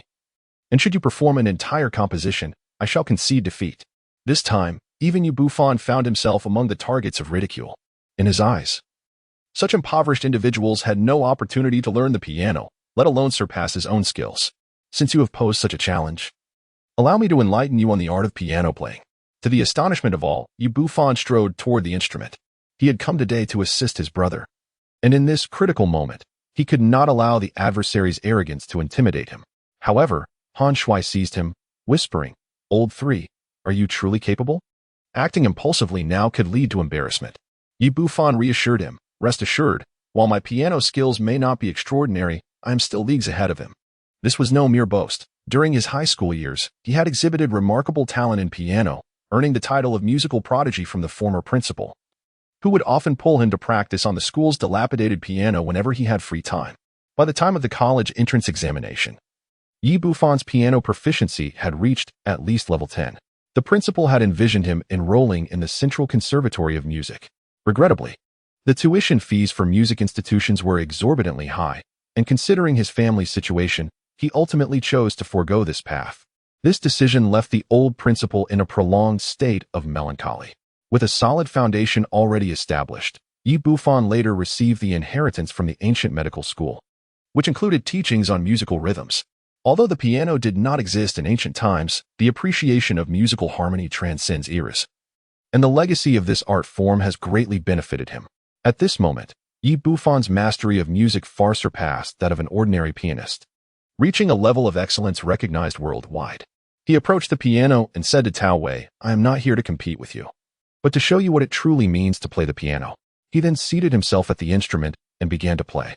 As Tao Wei stood nearby, ready to deliver a scornful remark, he was taken aback by a cascade of melodious notes. Was that Beethoven's Second Symphony? This piece encapsulates a life-affirming attitude, brimming with vigor and devoid of melancholy, evoking a celebration of existence. The music flowed like a crystal-clear spring, while Yi Bufan, with an air of tranquility, danced his fingers across the keys with the grace of a swift butterfly. Heavenly, it was simply exquisite. Shi Yuding gasped in astonishment, coming from a well-off family. She had learned the piano from a young age and had achieved commendable proficiency. Yet, she was utterly captivated by Yi Bufan's performance. Having initially expected only an ordinary individual brought by Han Shui, only to discover a virtuoso instead. His exceptional skill on the piano eclipsed even that of her own teacher, rivaling the talents of pianists seen on television. Han Shui, lacking any understanding of musical theory, could nonetheless perceive the awe in the expressions of those around him. Recognizing that his brother was indeed remarkable, commanding the attention of the entire audience, this filled him with immense excitement. It seemed that inviting Yi Bufan to support him today was indeed a stroke of genius. As the beautiful melody played, the entire private room fell into a hushed silence, with everyone earnestly listening, as if fearing to miss a single note. In the soothing strains of music, the audience appeared to grasp the very essence of life. When the performance concluded, the room was so silent one could hear a pin drop, and everyone remained frozen in place. After a brief pause, Shi Yuding was the first to break the silence with applause. "How exquisite! It is truly delightful," she exclaimed, stepping forward with palpable excitement towards Yi Bufan. "Could you please play another piece for me? Your performance is simply mesmerizing." Han Shui, in a state of bewilderment, asked, "Yuding, does my brother truly play that well?" Without hesitation, Shi Yuding replied, "Of course. Even an international piano master would pale in comparison." "Kid, I never imagined you were so talented," Han Shui said, playfully punching Yi Bufan on the shoulder. "With such skill, why not play another piece for your sister-in-law?" At that moment, Shi Yuding wore an expression of longing, completely oblivious to the way she was addressed. In her mind, she believed that Yi Bufan must have practiced this particular piece often, which explained his remarkable performance. She doubted he could achieve the same with a different style. Yi Bufan chose to ignore Han Shui and turned to Shi Yuding, saying, "Since you enjoy listening, I shall play Flight of the Bumblebee by Rimsky-Korsakov." Shi Yuding's expression shifted as she interjected, "You need not heed Tao Wei's advice. Just play whatever you wish." Han Shu, somewhat perplexed, inquired, "Yu Ting, what is Flight of the Bumblebee? Is this piece particularly remarkable? Is it truly that impressive? Lao San, can you actually manage it?" Upon hearing Han Shu's words, Yi Bufan remained silent and immediately began to dance his fingers across the piano keys. This time, however, the tempo was exponentially faster than before, his 10 fingers cascading onto the keys like a torrential downpour, igniting the air in the private room with an intensity fueled by the intricate melody. Chapter 54. The piano prodigy. This rendition deviated sharply from the previous gentle and leisurely style, catapulting the speed to its zenith and evoking an overwhelming sense of power. A continuous series of explosive notes sent a surge of exhilaration coursing through everyone present. "My goodness, what kind of music is this? How can it be so exhilarating? It is simply electrifying." Although Han Shu was an amateur, he too was swept away by the fervor of the music. Shi Yuding, capturing the moment on her phone, found herself overcome with excitement, her hands trembling slightly at the audacity of Yi Bufan tackling Flight of the Bumblebee. Tao Wei initially appeared astonished, only to be replaced by a sardonic smile. Anyone with even a modicum of piano training understood the formidable reputation of this piece. It was not something an ordinary person could casually attempt. Even the most renowned concert pianists in the world would hesitate to perform such a challenging composition publicly, for it was exceedingly difficult to master. One could only practice it in secrecy, savoring the power of the piece in solitude. At this moment, Bufan boldly performed Flight of the Bumblebee, an act that, in the eyes of professionals, could only be deemed suicidal. This young man, ultimately a penniless fool, possessed not a shred of experience, yet he truly believed himself to be a maestro of the piano. I can only imagine the embarrassment he will face when he falters. A glimmer of satisfaction appeared on Tao Wei's face, as if he could already envision the scene of Bufan losing control. However, Bufan, seated at the piano, remained utterly indifferent to the opinions of those around him. His fingers moved with increasing velocity, reaching an astonishing level of speed. Yuding, gazing at her phone screen, was left agape, her eyes nearly bulging from their sockets. Bufan's hands transformed into mere blurs, rendering the keys almost invisible. It was too fast, truly. It was beyond human capability. Though Huang Shaoli, Miao Haoyan, and Yang Su held Bufan in disdain, they were nonetheless astounded by the rapidity of his fingers and the explosive notes he produced. The extreme velocity and exquisite music rendered the atmosphere in the room so charged that everyone held their breath, as if their adrenaline surged with each note. At that moment, a buzzing sound swirled above their heads and around their ears, conjuring visions of a chaotic swarm of bees. Bufan's speed intensified, his hands resembling mere shadows, giving the impression that countless hands danced upon the keys, despite it being only two. Remarkably, this extraordinary speed was confined solely to his hands, while his body remained upright and steady, seated like a mountain. He exuded an aura of elegance and composure, yet his hands spoke of untold speed and ferocity. Although Yuding was recording with her phone, she dared not shift her gaze, fearing she might miss the most captivating and flawless performance of her life. Yang Su, initially absorbed in smoking, momentarily forgot the cigarette in his hand until the ember burned his fingertips. Bufan was filled with an exhilarating sense of fulfillment, having fully manifested the melodic heritage of ancient medical traditions upon the piano. Adrenaline surged, and his hands moved with explosive velocity. The piano seemed to tremble slightly, as if it could scarcely bear the rapidity of such a load, on the verge of disassembling. Tao Wei, who had been waiting for Bufan to falter, stood frozen like a puppet, utterly dumbfounded. It was only then that he recognized the vast chasm between his own abilities and those of Bufan. A gap that was simply insurmountable, a disparity that spanned several streets. Bufan rose, silently reflecting on the daunting nature of this piece, which demanded not only a profound understanding of music, but also considerable physical stamina. Indeed, performing this composition was a test of physical endurance, attainable only by a martial artist's physique, allowing for such effortless grace and speed. At that moment, Han Shui remained in a semi-dazed state, even forgetting that Bufan never smoked. With a blank expression, he fished a cigarette from his pocket and tossed it over. Bufan received the cigarette, lifted the lid of the piano, and gently rubbed the cigarette against the steel structure, eliciting a soft pop as it ignited with remarkable swiftness. Within the intricate structure of a piano, numerous components are crafted from steel, which, under intense friction, generates a significant amount of heat. If played at an excessively rapid tempo, the accumulation of heat can reach a point where nearby paper may ignite. This is a well-known fact. Yet few have contemplated the possibility of someone igniting smoke while playing the piano. Bufan, who was not a smoker, undertook this act solely to conclude his performance with a flourish. At that moment, he took a gentle puff and elegantly exhaled a smoke ring, discarding the cigarette. He noticed that everyone around him was awestruck, especially Yuding, who gazed at him with sparkling eyes. Goodness, have I gone a bit overboard? I came here to support my good friend. I shouldn't be hogging the spotlight, Bufan thought, feeling a pang of regret. Had he known, he would have opted for a more subdued approach. As he spoke, he trembled slightly while manipulating his phone to upload the recently recorded video online. Bufan made no attempt to stop it.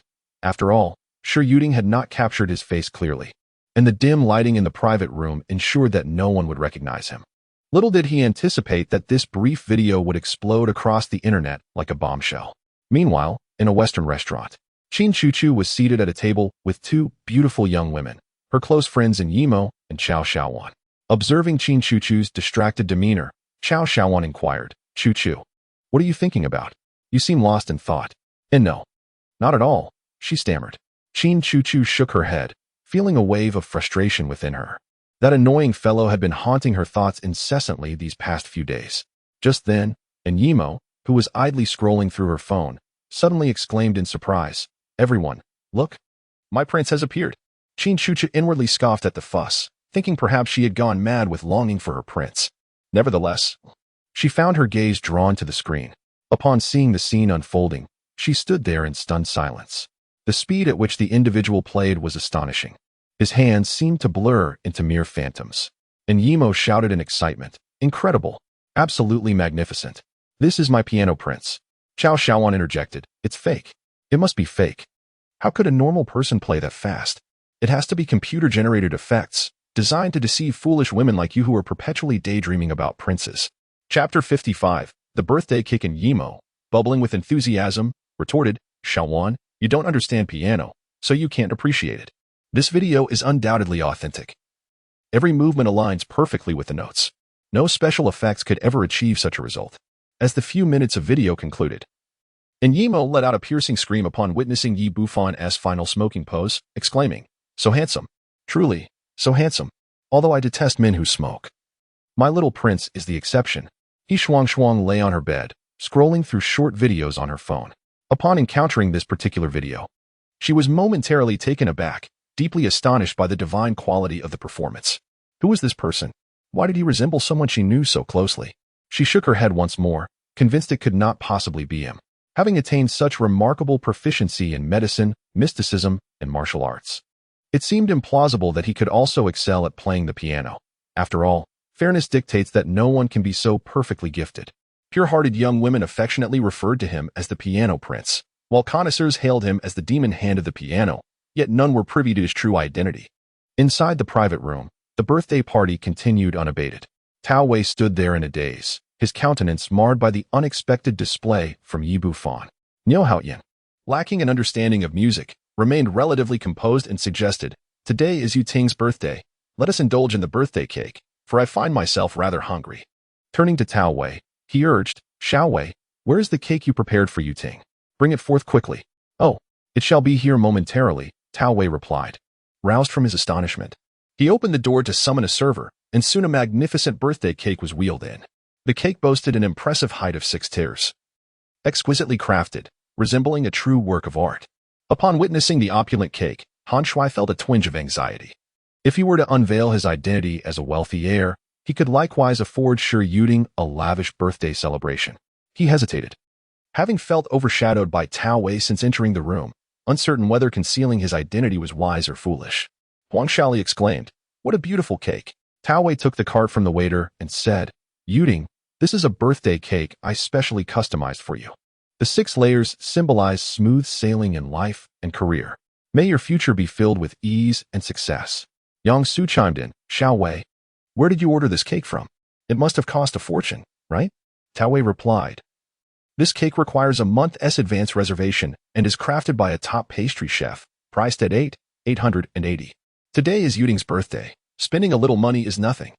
Mentioning the cost lightened his spirits considerably. Regardless of others' accomplishments, wealth remained an undeniable advantage in this world. With that thought, he picked up the candles from the cart and said, "Yuding, let me help you place the candles, and then we can blow them out and make a wish." Just as he approached the cake with the candles in hand, his knees suddenly buckled, and he lunged forward, crashing headlong into the 6-tiered cake. The fall was abrupt and violent, reducing the entire cake to a mushy mess, burying Tao Wei's upper body beneath it. Simultaneously, a flurry of cream erupted, splattering everyone nearby. The most unfortunate was Huang Shaoli, who had chosen an exceedingly revealing outfit for the occasion. Her exposed skin was doused in dollops of cream.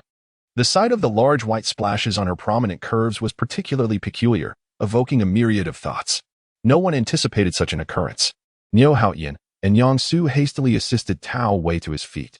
At that moment, Tao Wei was covered in cream from the cake, resembling a rather disheveled Santa Claus. Unable to even open his eyes, with no other option, the two carried him out of the private room and into the restroom to rinse him off. Shi Yuding aided Huang Shaoli in wiping the cream from her body before ultimately joining her in the restroom. Observing the group's disheveled appearance, Han Shui burst into laughter. He and Yi Bufan remained unscathed, having kept their distance from the cake.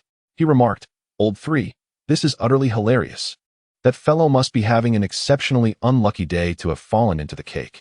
Yi Bufan smiled faintly, fully aware of the true events that had transpired. However, some matters are best kept private, unnecessary to vocalize. Shi Yuding and Huang Xiaoli spent quite some time in the restroom cleaning up before finally emerging, damp and disheveled. How could this happen? What day is it today? Why such misfortune? Young Master Tao truly is something else. How could he have fallen? What a waste of such a splendid cake. Huang Xiaoli chattered incessantly, completely oblivious to the fact that today was Shi Yuding's birthday. Just then, a short middle-aged man emerged from the men's restroom, his head nearly bald with a classic balding pattern. He was already quite inebriated, and upon seeing Huang Xiaoli's revealing attire, his eyes lit up. He approached her and slapped her backside, declaring, "Hey there, how much for a night? I'll take you tonight." The scoundrel. You are the one who has sold yourself, and your entire family has too. Mediterranean, taken aback by Huang Xiaoli's audacity to strike him, furiously exclaimed, "You filthy harlot. Dressed like that, how could you not be selling yourself? How dare you hit me? I shall make you pay dearly." With that, he charged at her, intent on violence. Shi Yuding attempted to intervene, but she was no match for the brute and was forcefully shoved aside by Mediterranean. Grabbing Huang Xiaoli by the hair, he struck her twice, shouting, "You wretched woman, thinking you can play the virtuous while being a harlot. Help! Young Master Tao, please save me." Huang Xiaoli cried out in desperation, dazed from the blows. In the restroom, Tao Wei and Niu Haotian had just washed off the cake and cream from their bodies when they heard the commotion outside and rushed out. Frustrated by a day of misfortunes, Tao Wei, upon witnessing someone assault Huang Xiaoli, charged forward and landed a punch squarely on Mediterranean's face. Seeing him take action, Niu Haotian and Yang Su followed suit, swiftly knocking Mediterranean to the ground with a flurry of punches and kicks. Huang Xiaoli, adjusting her disheveled hair, shouted, "Beat him to a pulp. This bastard dares to take advantage of me." With that, she too lunged forward, delivering 2 fierce kicks to Mediterranean's midsection. "Enough. Stop this at once." Shi Yuding, not wishing for matters to escalate further, hurriedly stepped in to separate everyone. Mediterranean rose from the ground, wiping the blood from the corner of his mouth, and warned them, "You dare to strike me? You will pay for this."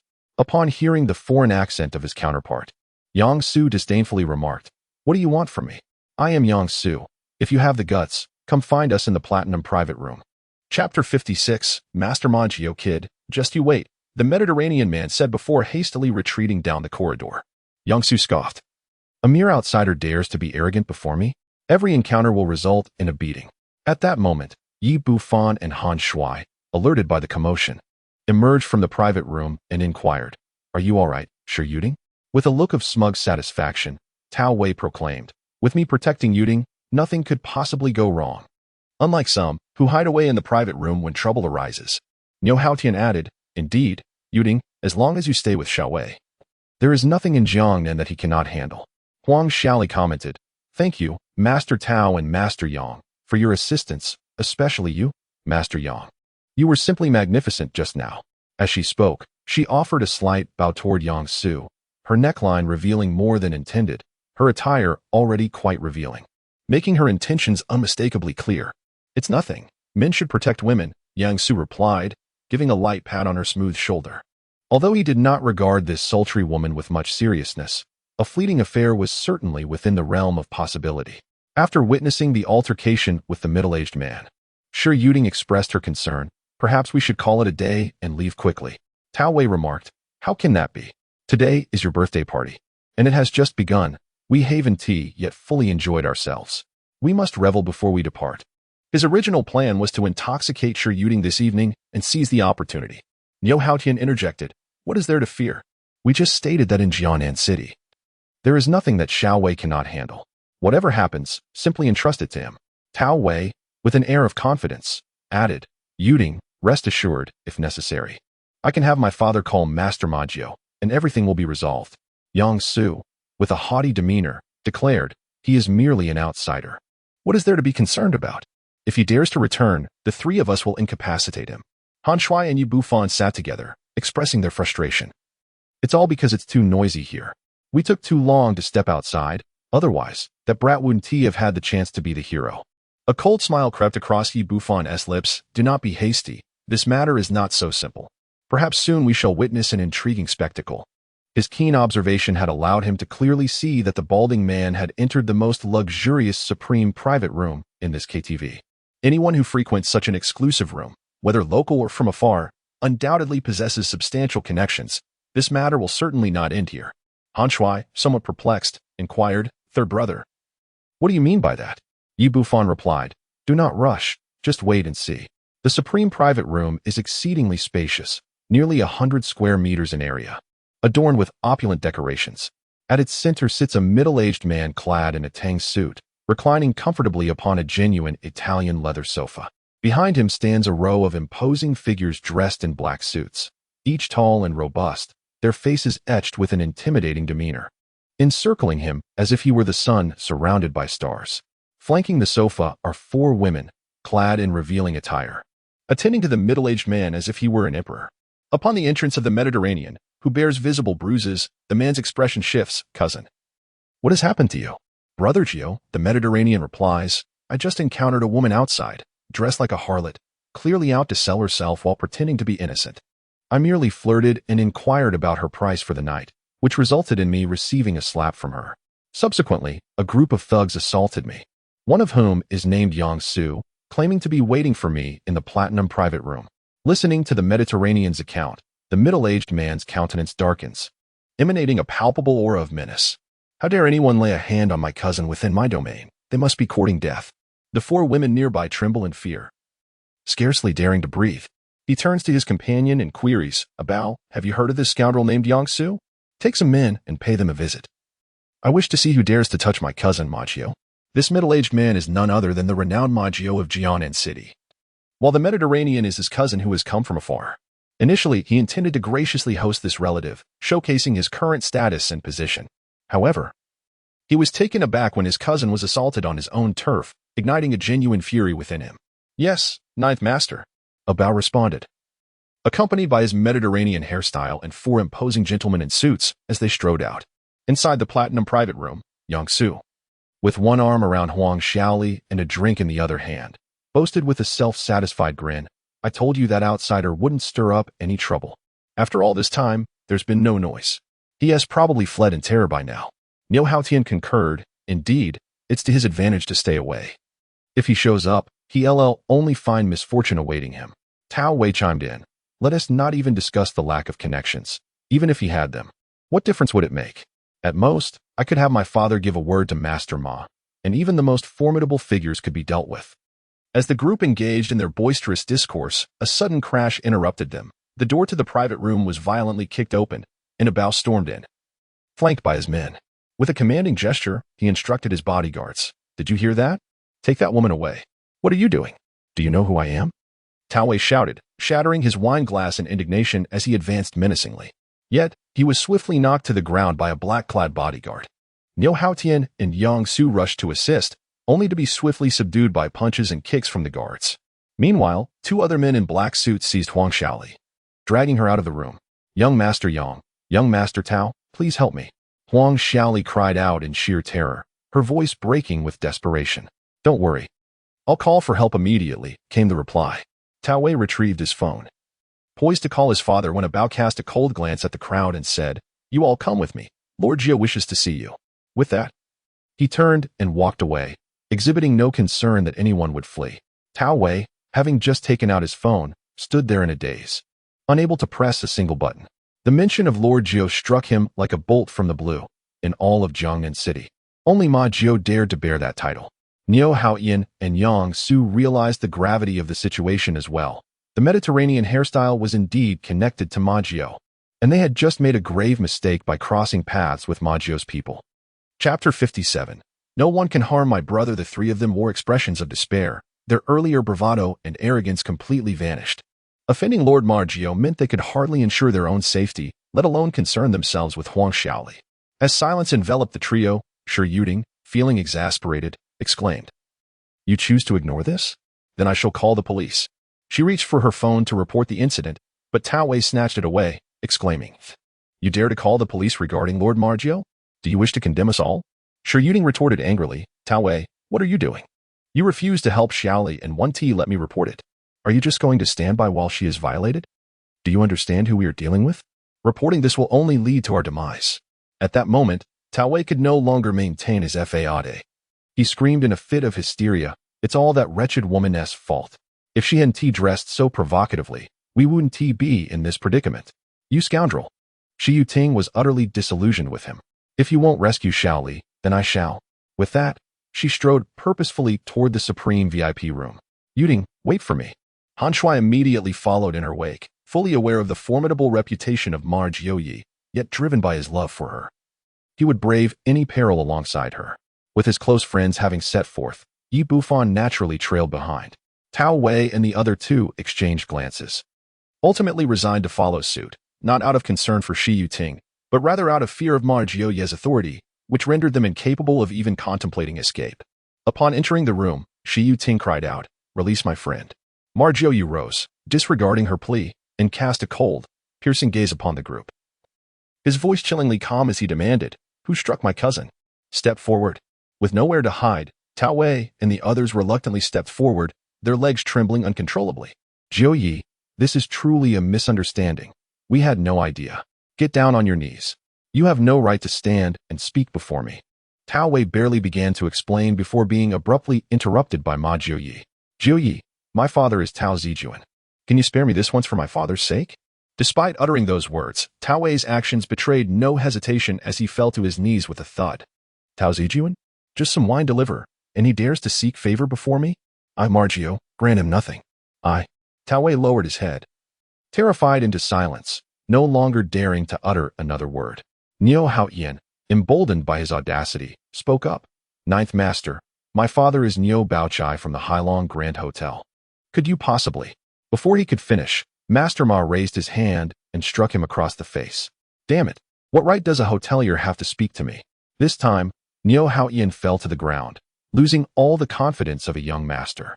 Yang Su, still clinging to a flicker of hope, ingratiatingly said, "Ninth Master, my father is Yang Wu, a subordinate of Su Dalong from Xiqing." "Su Yang? Even he wouldn't dare to create a ruckus here, let alone the son of a mere lackey." "Spare me the nonsense, kneel." Under the oppressive presence of Master Ma, Yang Su dared not hesitate, immediately kneeling beside Niu Haoyan. The three individuals who had once felt invincible were now kneeling side by side on the ground, stripped of even the right to speak.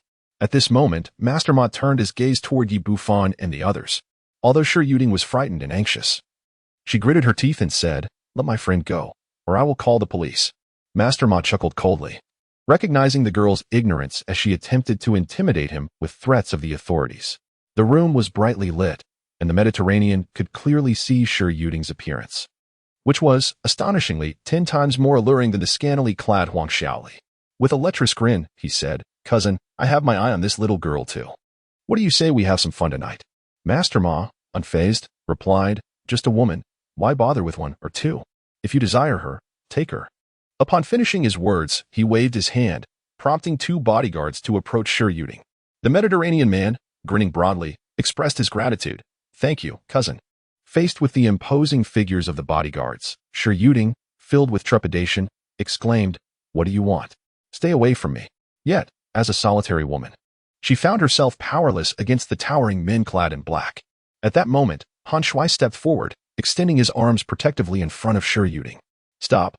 As long as I am here, none of you shall lay a finger on her." The 2 bodyguards halted, clearly awaiting further instructions from Majid. Meanwhile, Yi Bufan called out to the kneeling Tao Wei, "Tao Shao, aren't you vying with Han Shui for Yuting? Why not seize this opportunity to make your move?" He was there to assist his good friend and understood precisely how to offer Han Shui the utmost support. Noticing Ma Zhug's gaze shifting in his direction, Tao Wei trembled with fear and hastily declared, "Ma Zhug, please do not misunderstand. That woman and I are merely ordinary friends, with no deep connection. You can do as you please." Observing Tao Wei's cowardly demeanor, which radiated a palpable fear of repercussions, Shi Yuting felt a surge of profound disdain. The stark contrast between Han Shui, who stood resolutely in front of her, and Tao Wei was evident to even the simplest observer. Majuz then redirected his gaze to Han Shui, his voice icy as he declared, "Kid, no one defies my orders. You have 2 choices, step aside or face death." Han Shu's body quivered slightly, clearly exhibiting his profound fear, yet he resolutely declared, "As long as I am here, no one can harm Yuting." It seems that one must not shed tears until facing the coffin. A glint of disdain flickered in Ma Jio's eyes as he coldly ordered, "Break his limbs and toss him into the sea to feed the fish." The two bodyguards beside him responded affirmatively, immediately charging at Han Shu with ferocity. Merely an ordinary man, Han Shu had never studied martial arts or taekwondo, but driven by the instinct to protect the woman he cherished most.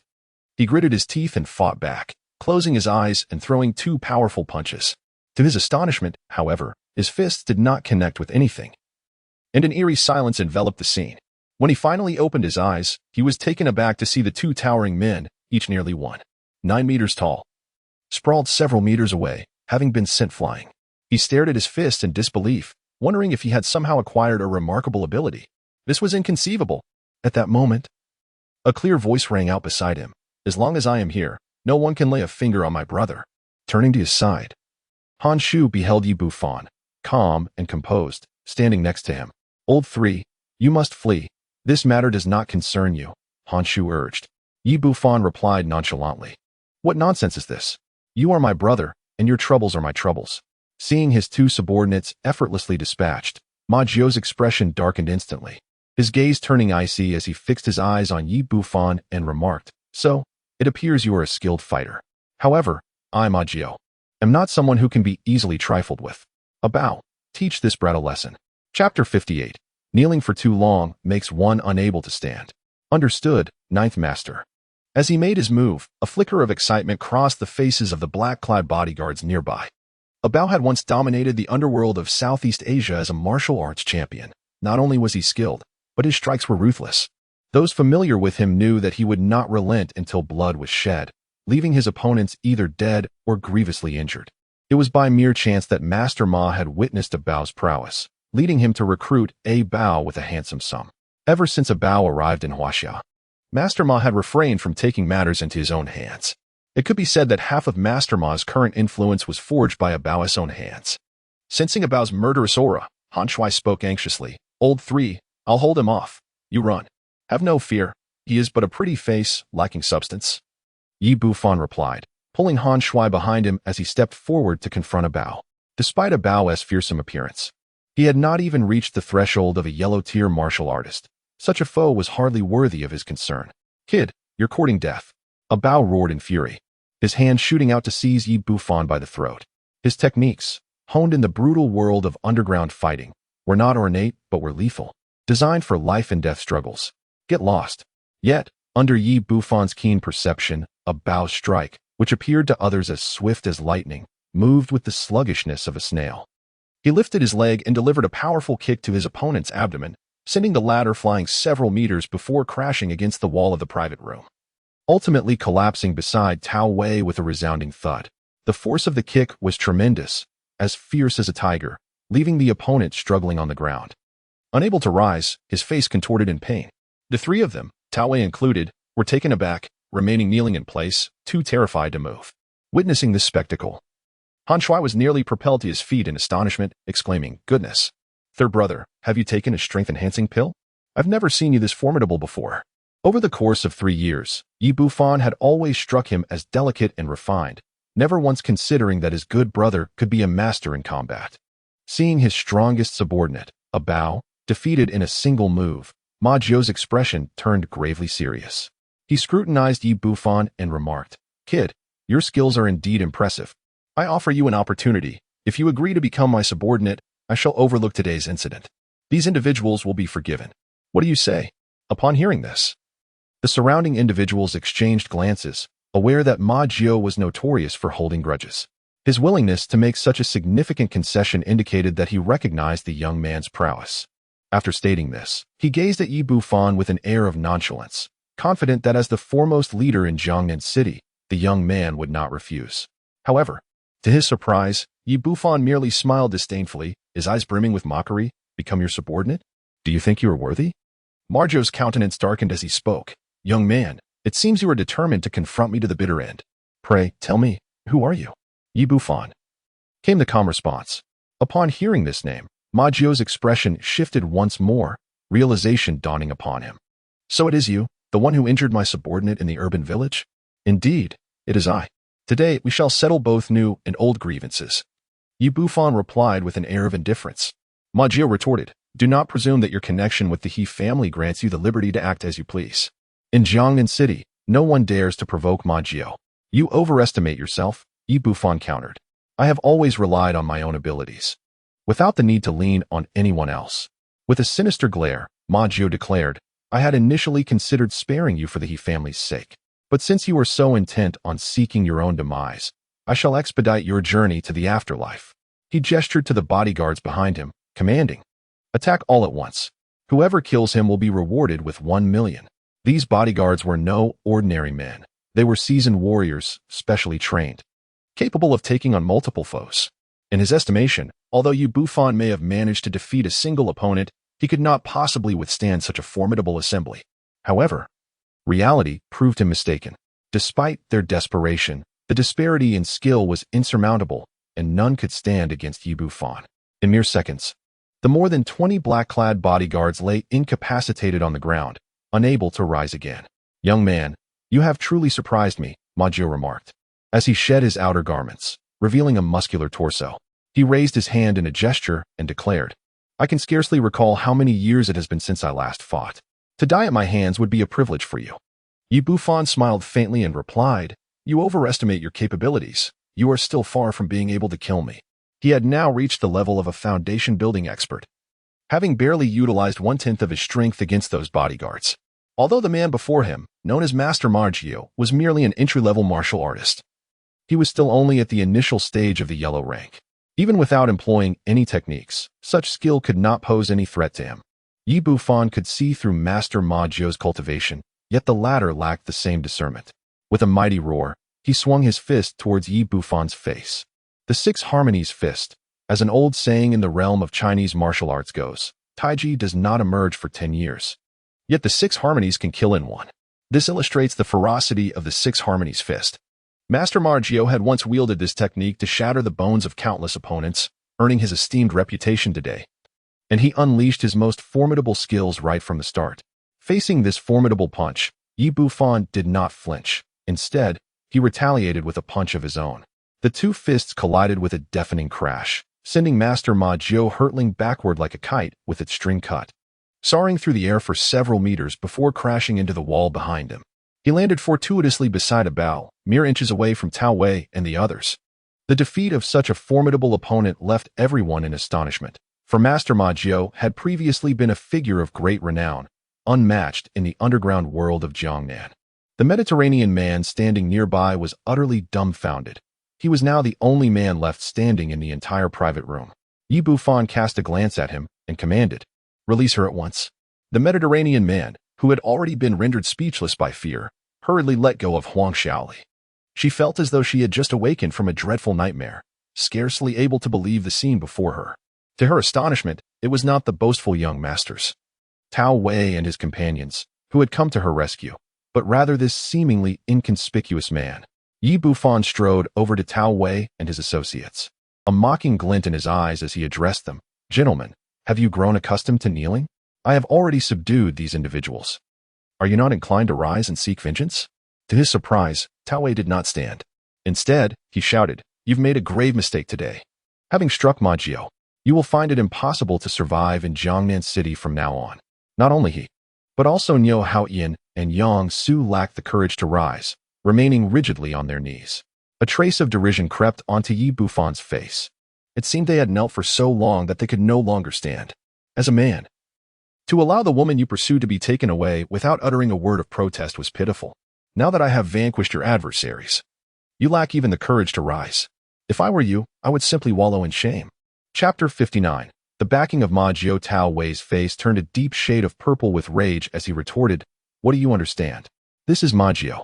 Yi Bufan dismissed him with disdain, saying, Is he not merely a notorious thug? To see you so utterly frightened is quite a spectacle. At that moment, Master Ma Jiao rose from the ground, wiping the blood that trickled from the corner of his mouth with a sinister expression. Kid, he snarled, your skills are indeed impressive.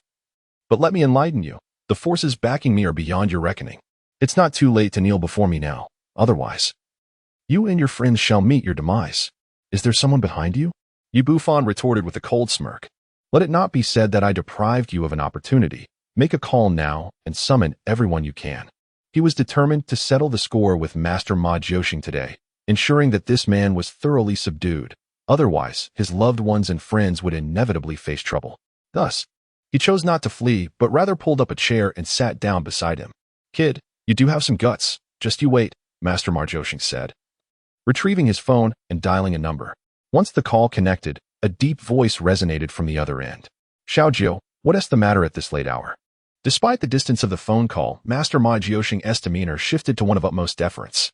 "Boss, there has been an incident here at Yueyang. I've been confronted by a kid." The voice on the other end responded with discontent. "You can't even handle such a trivial matter?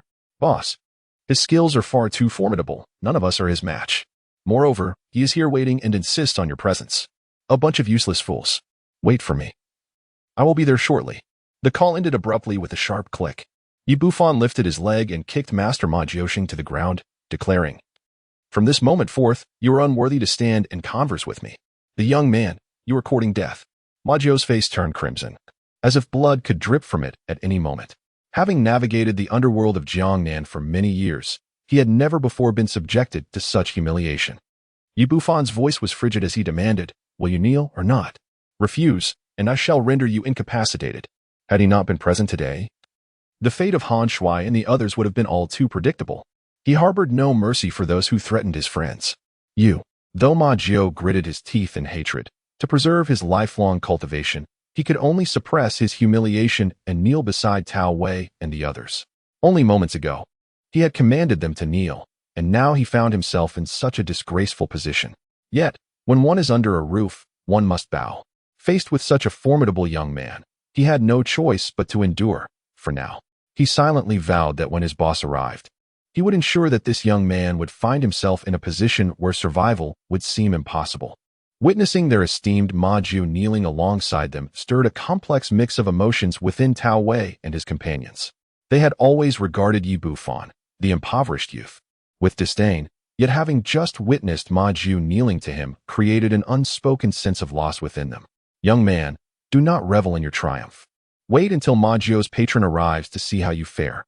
Despite witnessing Bufan's prowess, Han Shui remained apprehensive and leaned closer to whisper, "Third brother. It is said that Ma Jiu's backing is exceedingly powerful. A true hero does not succumb to immediate setbacks. Perhaps it would be wise for us to depart from this place for the time being. Later, I can ask my father to devise a solution." Bufan understood that today's predicament must be resolved, or it would bring unnecessary troubles to his family and friends in the future. He suggested, "Second brother, why don't you take your wife and leave first? I can manage on my own here." Shi Yuding replied resolutely, "How can that be? We share the burdens of hardship together. If there is to be suffering, let it be shared. I cannot leave alone." Bufan chuckled lightly. "It sounds as if we are parting for eternity. Rest assured, nothing will happen as long as I am here." Han Shui and Shi Yuding nodded in agreement. Though they did not entirely trust Bufan's reassurances, they were determined to stay together through thick and thin. However, Huang Xiaoli clearly harbored a different sentiment. She stepped forward and declared, "If you're not leaving, then I shall take my leave." A flicker of disappointment passed through Shi Yuding's eyes, yet she remained silent. Without further ado, Huang Xiaoli fled the private room in haste. Han Shui spat in disdain. What a piece of work.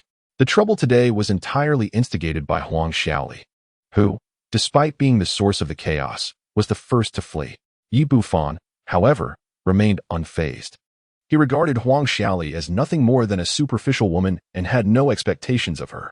Turning to Shi Yuding, he inquired, "Sister-in-law, I have heard you are a talented individual from the finance department of Jiangnan University. Have you found a promising opportunity yet?" At the sound of Bufan referring to her as sister-in-law, Shi Yuding's cheeks flushed slightly, yet she said nothing and instead took Han Shui's hand in hers. Having just experienced these events, she has already discerned how to make her choices. "Do not heed Han Shui's nonsense. I hardly consider myself a talented woman." She remarked that the job market for university graduates is increasingly challenging, and she has yet to find a suitable position. "That is splendid. Could you possibly come and assist me?"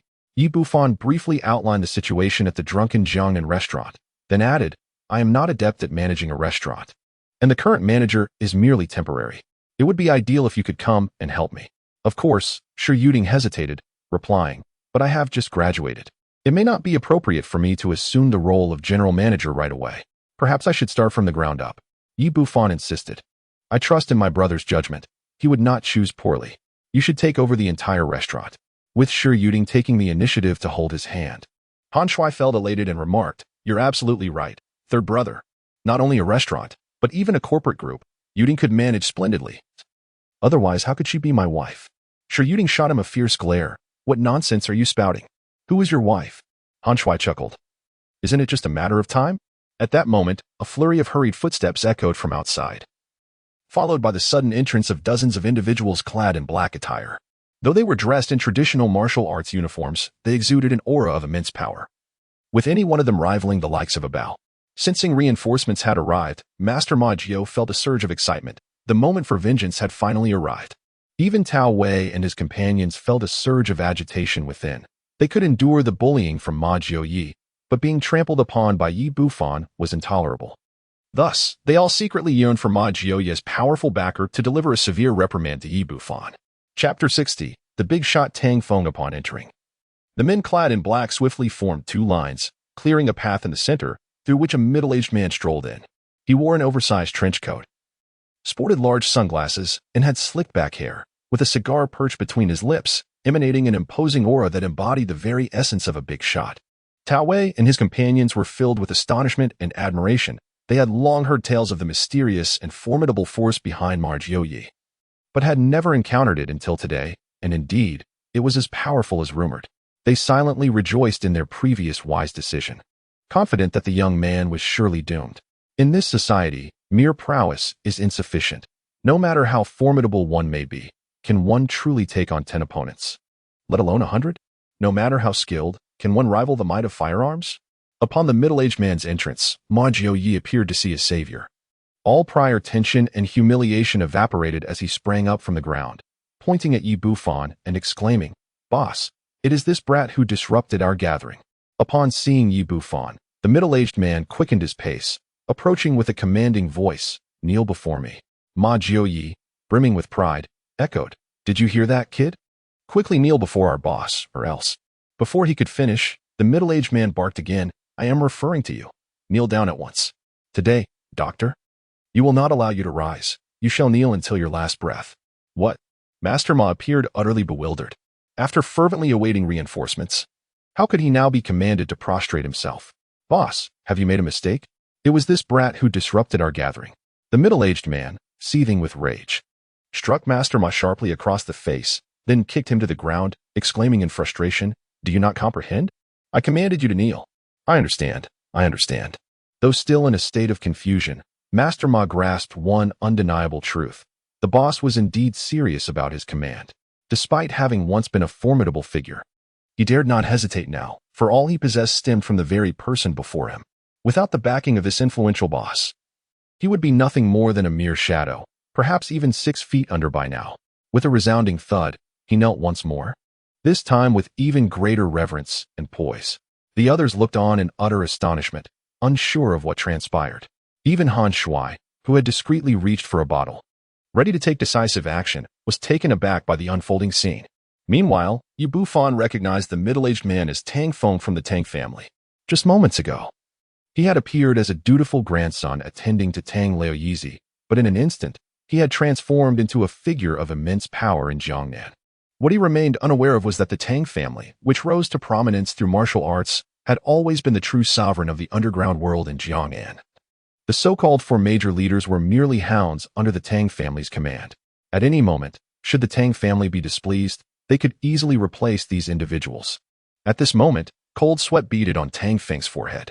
The recent recovery of old Master Tang had uplifted his spirits, and upon receiving a call from Master Ma Jiao, he hurriedly brought his entourage. To his astonishment, the individual awaiting him was Yi Bufan. He approached Yi Bufan with utmost respect, a broad smile adorning his face, and said, "Dr. Yi, I sincerely apologize for my subordinate's lack of discernment in offending you. However, rest assured, I shall ensure your satisfaction, with but a word from you. I will have him submerged in the sea to feed the fish." Once these words escaped his lips, the already settled emotions of those present were once more stirred into tumultuous waves. Master Ma Jiao's complexion turned ashen. Devoid of the previous calm and arrogance he had exuded as a prominent figure. Though he was merely a dog of the Tang family, he was the one who understood best how to curry favor with his master. and how to bring benefits to his benefactor. In the past, regardless of the powerful figures he had offended, the Tang family had always steadfastly supported him. Yet now, before this young man, Tang Feng chose without hesitation to sacrifice himself. Who exactly was this young man? What stature could compel the Tang family to bow in submission? Merely relying on the He family was undoubtedly insufficient. For the Tang family's status was hardly inferior to that of the He family. Moreover, observing Tang Feng's demeanor, it was clear that his respect was profoundly genuine. Contemplating this, a chill coursed through Ma Jiao's heart. What formidable figure had he truly offended? Was it possible that he was destined to be cast into the depths of the sea today?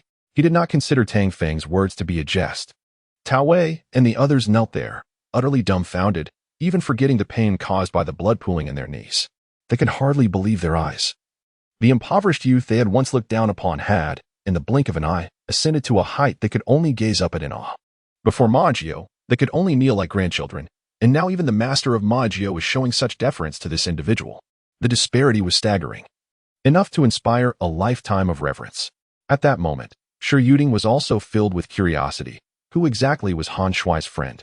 First, he showcased extraordinary skill at the piano, then displayed remarkable martial prowess, and now he had Ma Jiao, a formidable figure, completely subdued. It was beyond her imagination.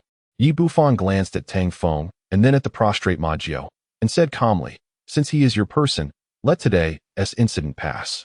Seeing that he was not angered by the affront of his subordinate, Tang Feng finally breathed a sigh of relief. His dream of becoming a profound martial artist was not shattered. "I thank the divine physician for this blind fool. If there is a next time, I shall have you directly dealt with, so hurry and apologize to Dr. Yi." Upon hearing this, all resentment and unwillingness vanished from Ma Jiao's heart. He was well aware of the stature of the Tang family patriarch. How could he dare offend someone whom even the elder respected? This is the nature of humanity. When faced with someone of such elevated status, the desire for vengeance dissipates, leaving only respect and submission. "Dr. Yi, I am truly sorry. It was my folly to offend Dr. Yi. I humbly request his punishment." Yi Bufan waved his hand and replied, "Enough, rise. Today's events will not be held against you, for ignorance is no sin.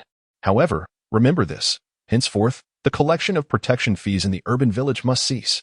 Tang Feng admonished, "You worthless wretch. Did you not hear Dr. Ye's words? Such despicable acts must never occur again." I heard. I assure you, no one will collect protection fees in the urban village again," Master Ma hastily assured, expressing his gratitude to Yi Bufan before finally standing up. The vendors of the urban village remained unaware that, with a single utterance from Yi Bufan, the nightmare that had plagued them for years was entirely dispelled. Master Ma glanced at the kneeling Tao Wei and the others, respectfully inquiring, "Dr. Yi, how should we deal with these individuals?" Chapter 61. Master Ma's exemplary conduct. The hearts of Tao Wei and the others sank, for Master Ma's words placed their fates entirely in Yi Bufan's hands. "Mr. Yi, dear Yi, we implore you to spare us. We were blind to your greatness and shall never err again," the three pleaded, their faces a portrait of desperation, as they sought clemency from Yi Bufan. Just moments before, they had hoped Master Ma would turn the tide for them, but now all hope was extinguished, leaving them with no recourse but to beg for mercy. Observing their pitiable state, a flicker of disdain crossed Yi Bufan's eyes as he coolly remarked, "Let them be gone. He came today solely to assist Han Shuai. With his purpose achieved, there was no need to dwell on the trifling matters concerning these three insignificant figures." Master Ma addressed the trio, "Did you hear that? Hurry up and scram." "Thank you, Dr. Yi. Thank you, Mr. Yi." The three, feeling as though they had been granted a reprieve, endeavored to rise from the ground. Alas, having knelt for so long, their knees had grown numb and swollen, and despite their struggles, they remained unable to stand. With a mere gesture, Master Ma signaled his bodyguards, who promptly seized the three and dragged them out of the esteemed private room. Once everything was resolved, Yi Bufan had no desire to linger and thus departed from the Night Never Ends KTV. Not far from the entrance, 5 SUV off-road vehicles awaited. Zhu Linlin sat inside one of them, her eyes fixated intently on the grand entrance of the KTV, murmuring to herself, "What is that man named Yi doing inside? Why hasn't he emerged yet?" Black Wolf, with a cigar clenched between his teeth, leisurely exhaled and remarked, "Don't be anxious. He will come out sooner or later." Zhu Linlin was indeed quite anxious. She yearned to witness the moment Yi Bufan knelt before her in supplication. The events of the past few days had been profoundly unsettling for her. She could not bear to see the man she had cast aside flourish so brilliantly. She longed to see Yi Bufan humbled beneath her and Ma Wenba's feet, to validate her choices. Thus, she eagerly awaited his emergence from the KTV. Envisioning him receiving a severe reprimand from Wolf Brother and kneeling in submission at her and Ma Wenba's feet, believing that only such a scene could alleviate her distress. At that moment, Ma Wenba exclaimed with excitement, "Wolf Brother, that guy is coming out." He arrived at the roadside and raised his hand to hail a taxi. Once inside, he prepared to depart. Just as the taxi began to move, a cacophony of screeching brakes erupted, and 5 SUVs suddenly obstructed the path ahead. The taxi driver hastily slammed on the brakes, bringing the vehicle to an abrupt halt. As the SUVs came to a stop, a dozen thugs armed with knives and steel pipes leapt from their vehicles, surrounding the taxi. 2 of the ruffians brandished their knives and shouted at the occupants, "Get out of the car, punk." Yi Bufan cast a glance at Ma Wenba and Zhu Linlin standing nearby and instantly comprehended the situation. A cold smirk curling at the corners of his mouth. These 2 fools truly had no sense of self-preservation. Margio inquired, "Boss, who exactly is this Mr. Yi?" Tang Feng replied, "It's best if you refrain from asking too many questions. From now on, remember to show Mr. Yi more respect than you would for me. Today, you should be grateful that Mr. Yi has chosen not to hold your transgressions against you. Otherwise, even if I spared your life, the old man would never let you off the hook." Ma Jio's expression tightened, realizing the gravity of the situation. "Understood, boss. I shall prepare a gift for Mr. Yi to express my apologies. Indeed, that is the correct approach. If you manage to please Mr. Yi, he may bestow upon you favors that could benefit you for a lifetime." Curiosity filled Ma Jio's mind, pondering the identity of this esteemed healer Yi, who commanded such reverence from the Tang family. Just as the 2 were conversing, He Lang and his men forced Yi Bufan's taxi to a halt. Margio's demeanor shifted. "Boss, it seems someone is seeking trouble with Mr. Yi." Tang Feng raised his hand and slapped the back of Margio's head. "What are you standing there for, in a daze? Hurry and bring someone over to handle this." "Understood, boss." Margio responded promptly, summoning his bodyguards to rush forth. He was aware that with Yi Bufan's prowess, dealing with these petty ruffians would be a mere flick of his fingers, so he knew he had to act swiftly, lest he miss the opportunity to ingratiate himself.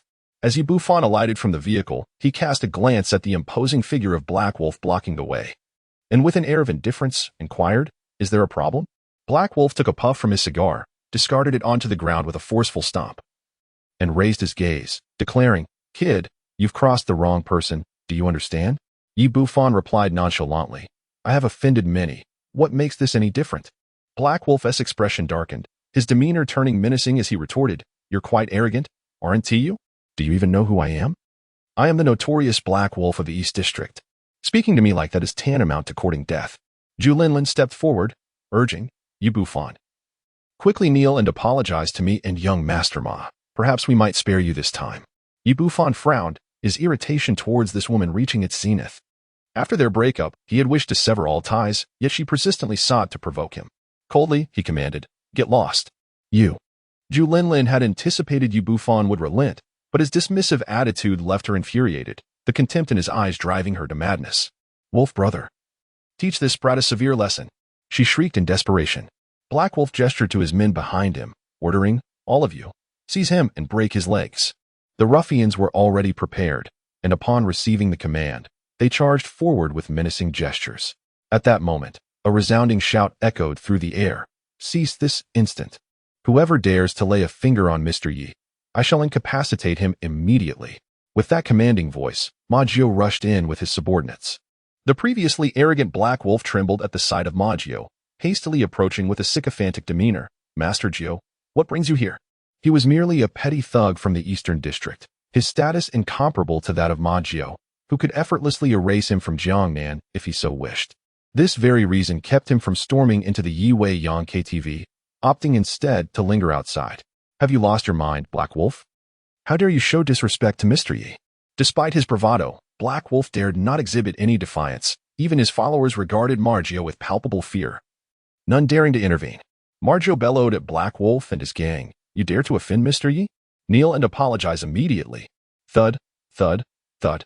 Under his formidable presence, the gang led by Black Wolf fell to their knees, their expressions filled with reverence, not daring to show any discontent. Ma Wenba and Zhu Linlin stood dumbfounded, unable to comprehend that the black wolf they had paid a hefty sum for was now reduced to kneeling before Yi Bufan. Noticing their hesitation, Ma Jiu glared fiercely, his expression menacing. "Did you not hear my words? Kneel before Mr. Yi at once." Chapter 62. Returning their actions to themselves, both Ma Wenbo and Zhu Linlin were internally reluctant to accept Yi Bufan's formidable prowess. Yet they found themselves unable to confront the formidable Ma Jiu. Consequently, they fell to their knees with a thud, surrendering to the situation. "Do as you see fit," Yi Bufan remarked before entering a taxi, deftly maneuvering past several SUVs and speeding away. He felt no inclination to engage with the pair any further, leaving their fate to Ma Jiu. Kneeling on the ground, Ma Wenbo and Zhu Linlin were met with Yi Bufan's complete disregard. He never cast a glance their way. The utmost disdain lies in neglect, and in that moment, they finally grasped the essence of that phrase. In Yi Bufan's eyes, they were utterly inconsequential, not even worthy of a fleeting interest. This predicament left Ma Jiu in a state of anxiety. What to do as you see fit truly imply. How could he handle these individuals in a manner that would please Mr. Yi? Whether he dealt with them too harshly or too leniently could potentially provoke Yi Bufan's displeasure. Just as he found himself at a loss, Tang Feng approached. Ma Jiu hastily inquired, "Boss, Dr. Yi instructed me to handle this matter under your guidance. How should we proceed with these individuals?" Tang Feng glanced at the Black Wolf and asked, "Who sent you to trouble Mr. Yi?" Upon realizing that this man was Ma Jiu's superior, the Black Wolf quickly adopted a respectful demeanor. "It was that Ma Wenbo fellow. He offered me 300,000 to cripple Mr. Yi's legs. I swear, boss, I had no idea Mr. Yi was your friend. Otherwise, I would never have dared." Tang Feng questioned, "Did you accept the 300,000? Tang Feng remarked, "There is no need for that. Since the money has already been received, simply complete the task at hand. After all, it is just 2 legs, it matters not whose they are." Ma Jiu's eyes sparkled with understanding, for this approach was most fitting, an eye for an eye, returning their own methods back to them. Surely, this resolution would satisfy Mr. Yi. He called out to the Black Wolf, "Did you comprehend what my boss said?" Having navigated the underworld for many years, the Black Wolf instantly grasped Tang Feng's intent and promptly responded, "Oh, I understand." Ma Jiu added, "If you understand, why are you not acting swiftly?" "Understood, Jiu." The Black Wolf replied, rising from the ground, grasping a steel pipe nearby, and advancing towards Ma Wenbo. In an instant, Ma Wenbo panicked, his expression tense as he exclaimed, "Wolf brother, what are you about to do? Please, don't. I have given you 300,000. At that moment, the Black Wolf loathed the young man before him, who had nearly caused him to lose his life over a mere 300,000. There was no room for mercy now. Zhu Linlin let out a terrified scream, yet dared not intervene, merely trembling in place.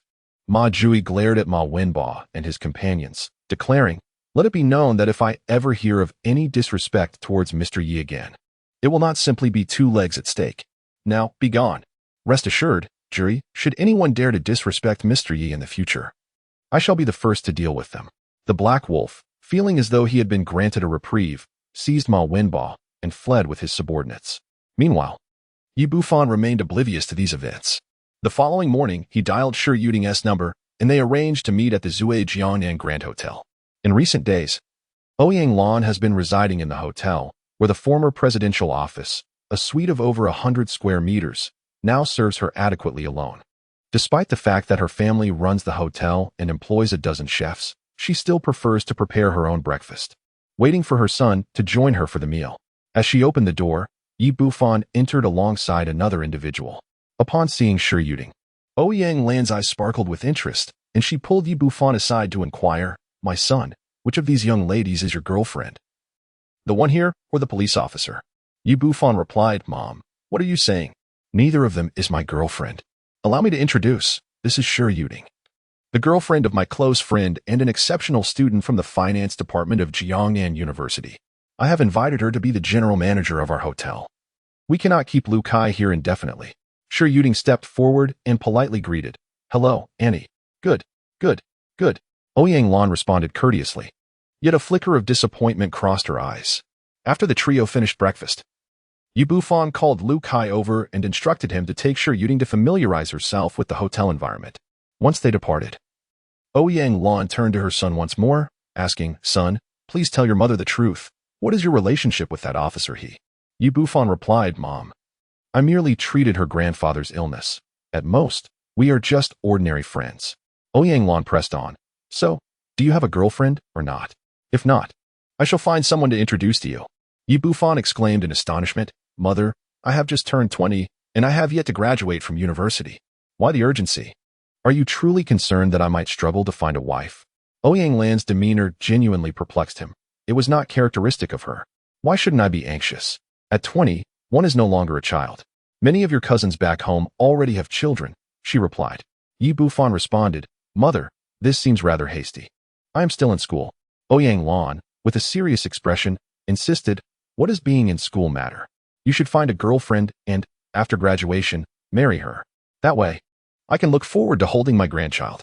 Mother, are you feeling all right? Yi Bufan inquired, placing his hand on her forehead, confirming she wasn't feverish. You rascal. What are you doing? I am perfectly lucid, Ouyang Lan retorted, swatting his hand away. Son, there was a time when our family struggled financially, and I hesitated to speak of you marrying.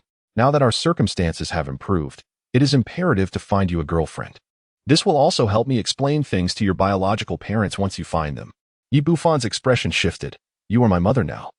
There is no need to explain anything to anyone. His feelings regarding his origins were profoundly complex.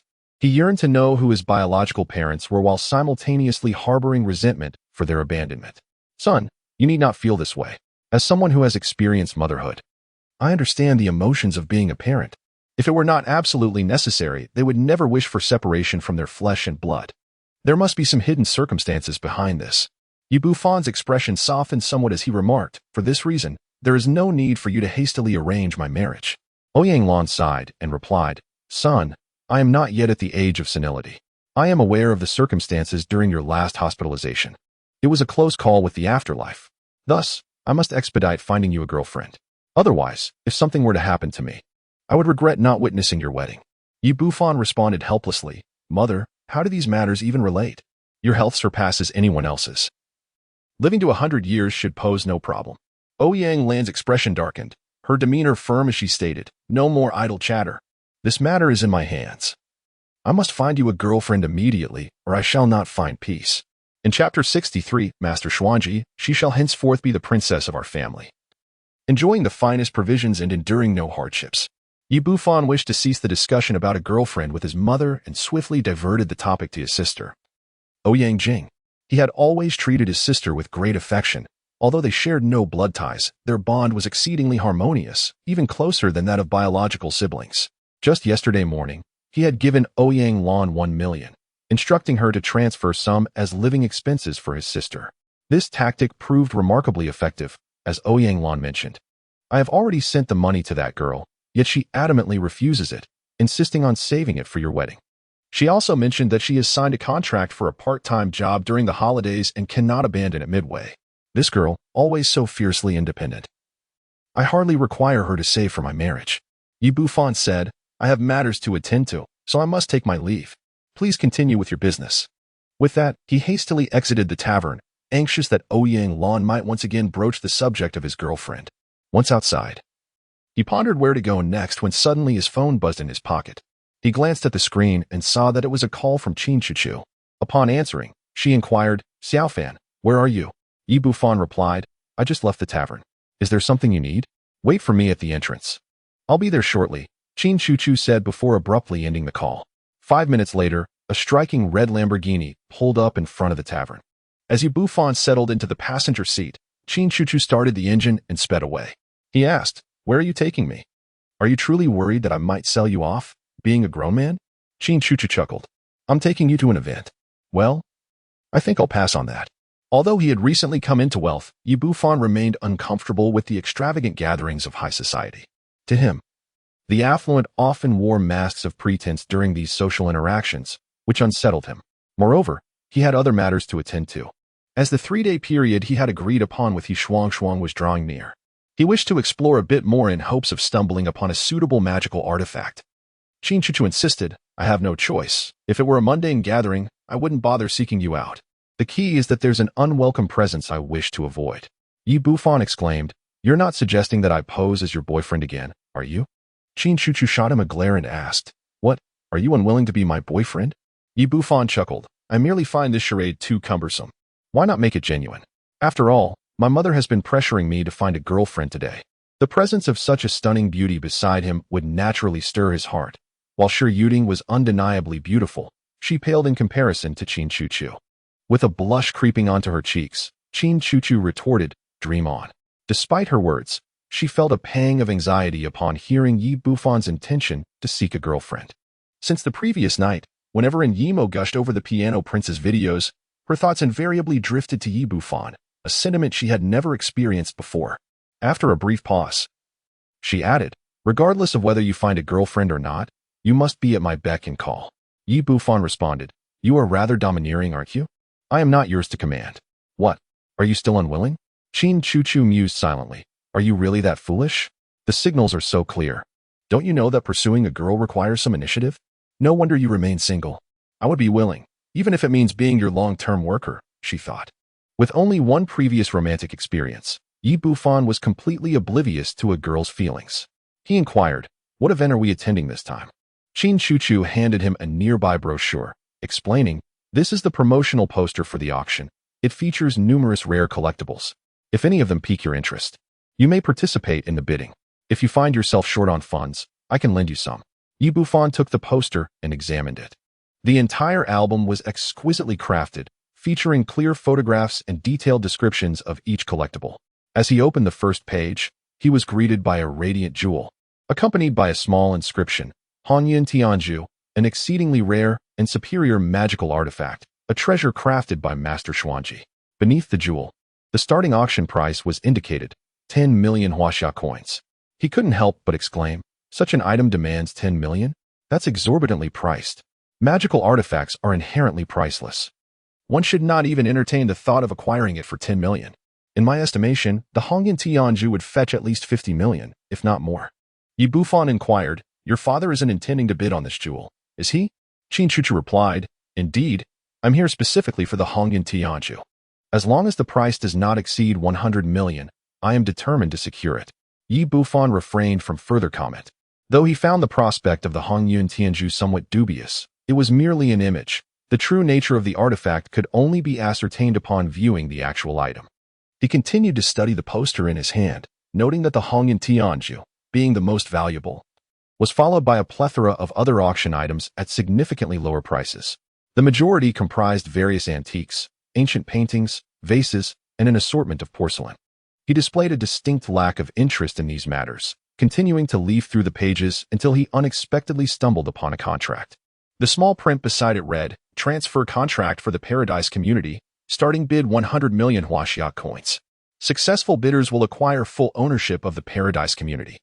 Setting aside the ominous aura surrounding the place, the community's location was exceptionally appealing, nestled amidst mountains and rivers, conveniently accessible from the urban center, making it an ideal residence for the affluent. Furthermore, the construction quality of the buildings was commendable, with completion on the horizon. Not to mention, the total construction costs, combined with the land value, would certainly exceed 1 billion. Why then, was it suddenly up for auction at such a meager price? Could it possibly be related to recent incidents?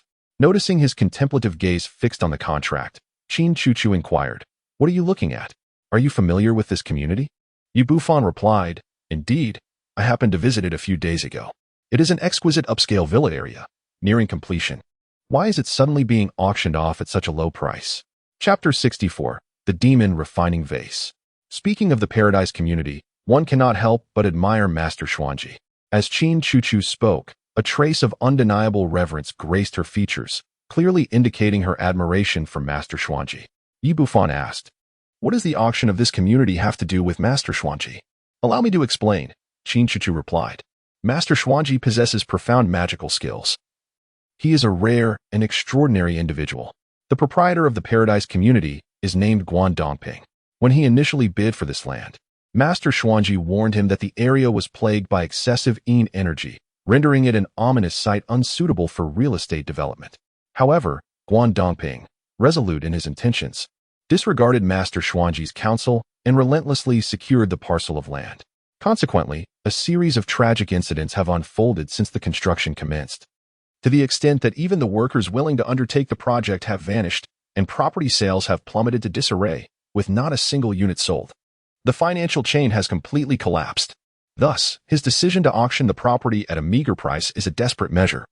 Although the valuation of 100 million is significantly below the initial investment, it remains uncertain if a buyer will emerge.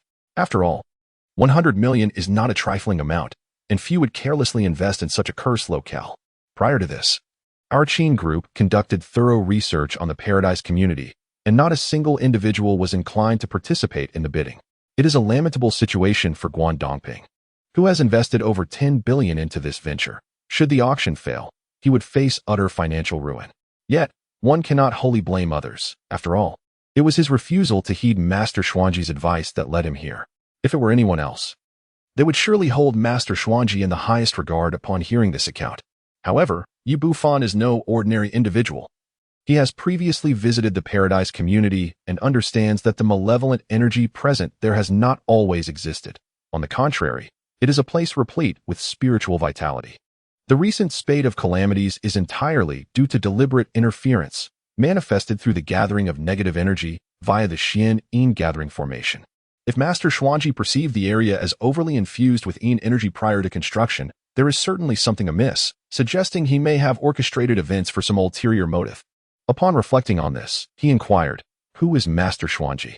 Is he truly formidable?" Qin Chuchu replied, "Master Xuanji is a Taoist priest, possessing supernatural abilities that are nothing short of divine. He has the foresight to know events 500 years past and 500 years hence, and his knowledge of geomancy is unparalleled. He is akin to a living deity." A decade ago, Master Xuanji formed a bond with the Luo family, who were then destitute. However, with his guidance, they transformed into a major conglomerate in Jiangnan City within a mere 10 years, engaging in industries such as real estate and jade, amassing wealth that eclipses even that of the Qin family. The Paradise Club we are to visit is a property of the Luo family, and tomorrow's raw stone exhibition is also organized by them. The rise of the Luo family has solidified the faith of all in Master Xuanji. He is undoubtedly a true master of his craft. Moreover, he has previously assisted other families, yielding remarkable results every time. Bufan nodded. Although Qin Chuchu spoke with great reverence, he sensed something amiss about Master Xuanji. Qin Chuchu continued, "The individual who has been troubling me is named Luo Wentao. Due to the Luo family's connection with Master Xuanji, I find it difficult to decline outright, so I must bring you along this time, hoping he will choose to withdraw." Bufan's curiosity about Master Xuanji intensified, and he asked, "Will Master Xuanji be present at this auction?" To which she replied, "It is uncertain. Master Xuanji is often a recluse, seldom participating in worldly affairs. However, given that there will be items of his on display at the auction, he might just make an appearance." Bufan then inquired, "Is it truly rare to meet Master Xuanji?" Qin Chuchu remarked, "Of course. Anyone wishing to receive guidance from Master Xuanji must part with at least 1 million, and possessing wealth does not guarantee success. One must also consider the fateful connection with the master." Bufan fell silent, continuing to peruse the poster in his hands, soon reaching the final page. Initially intending to discard the poster casually, he suddenly froze, his gaze fixated on the last page. The image depicted a bottle, approximately a dozen centimeters in height, reminiscent of those exquisite porcelain vases, though crafted from a different material, adorned with remarkably peculiar patterns. The alchemical bottle. This is the alchemical bottle. A tempest of excitement surged within Bufan, for the ancient medical lineage documented the 10 legendary artifacts of the Cultivation sect, among which was the alchemical bottle. Unlike ordinary magical tools, the alchemical bottle not only possesses the ability to ensnare all malevolent entities, but, most importantly, can transform them into elixirs upon refinement. Therein lies its extraordinary nature. If this indeed is the alchemical bottle, he has stumbled upon a true treasure, effortlessly dispelling the sinister aura from the secluded Peach Blossom neighborhood. Yet, what he beheld was merely an image, and he remained uncertain whether the actual item was a counterfeit. He scrutinized the catalog's description once more, noting that the auction house seemed equally oblivious to its significance, providing no elaborate introduction, merely stating a starting bid of 100,000. Noticing his silence, Qin Chuchu glanced over and commented, "It's just a broken bottle. What is so fascinating about it?" Bufan inquired, "From where do the items at this auction originate?" This is not necessarily the case. The items at such small auctions are presented by various prominent families. For instance, this bottle is a consignment from our Qin family. What? It belongs to your family? Bufan nearly leaped from the passenger's seat. astonished that such a remarkable artifact was being auctioned off. Wasn't he that a reckless waste? Qin Chuchu was taken aback by his reaction and quickly steadied the steering wheel. Are you out of your mind? What is all the fuss about? Yi Bufan, regaining his composure, inquired, where did this item originate? Qin Chuchu replied, I'm not quite sure myself. My father mentioned it has been passed down since my great-grandfather's generation and has always been stored in our family's treasure chamber. However, despite being kept for so many years, no one knows what it truly is. We had Master Yang Ziqian take a look, but he couldn't discern its origin either. My father believes it's pointless to keep such an enigmatic object, which is why it's being auctioned this time. If I had known your family possessed it earlier. Yi Bufan lamented, is there any way to obtain this bottle now? Qin Chuchu replied, there is no other option. We must bid for it at the auction. Yi Bufan nodded. No matter what, he was determined to acquire this demon-slaying bottle today. Opportunities to encounter such divine artifacts rarely arise. Missing this chance would mean losing it forever. Qin Chuchu, astonished, asked, why do you place such importance on this bottle? Even Master Yang does not recognize it. Do you know what it is? Chapter 65. Paradise Club. Yi Bufan mused inwardly, pondering that no matter how formidable Yang Ziqian may be, he remained merely an ordinary antique appraisal expert. How could he possibly recognize such a divine artifact?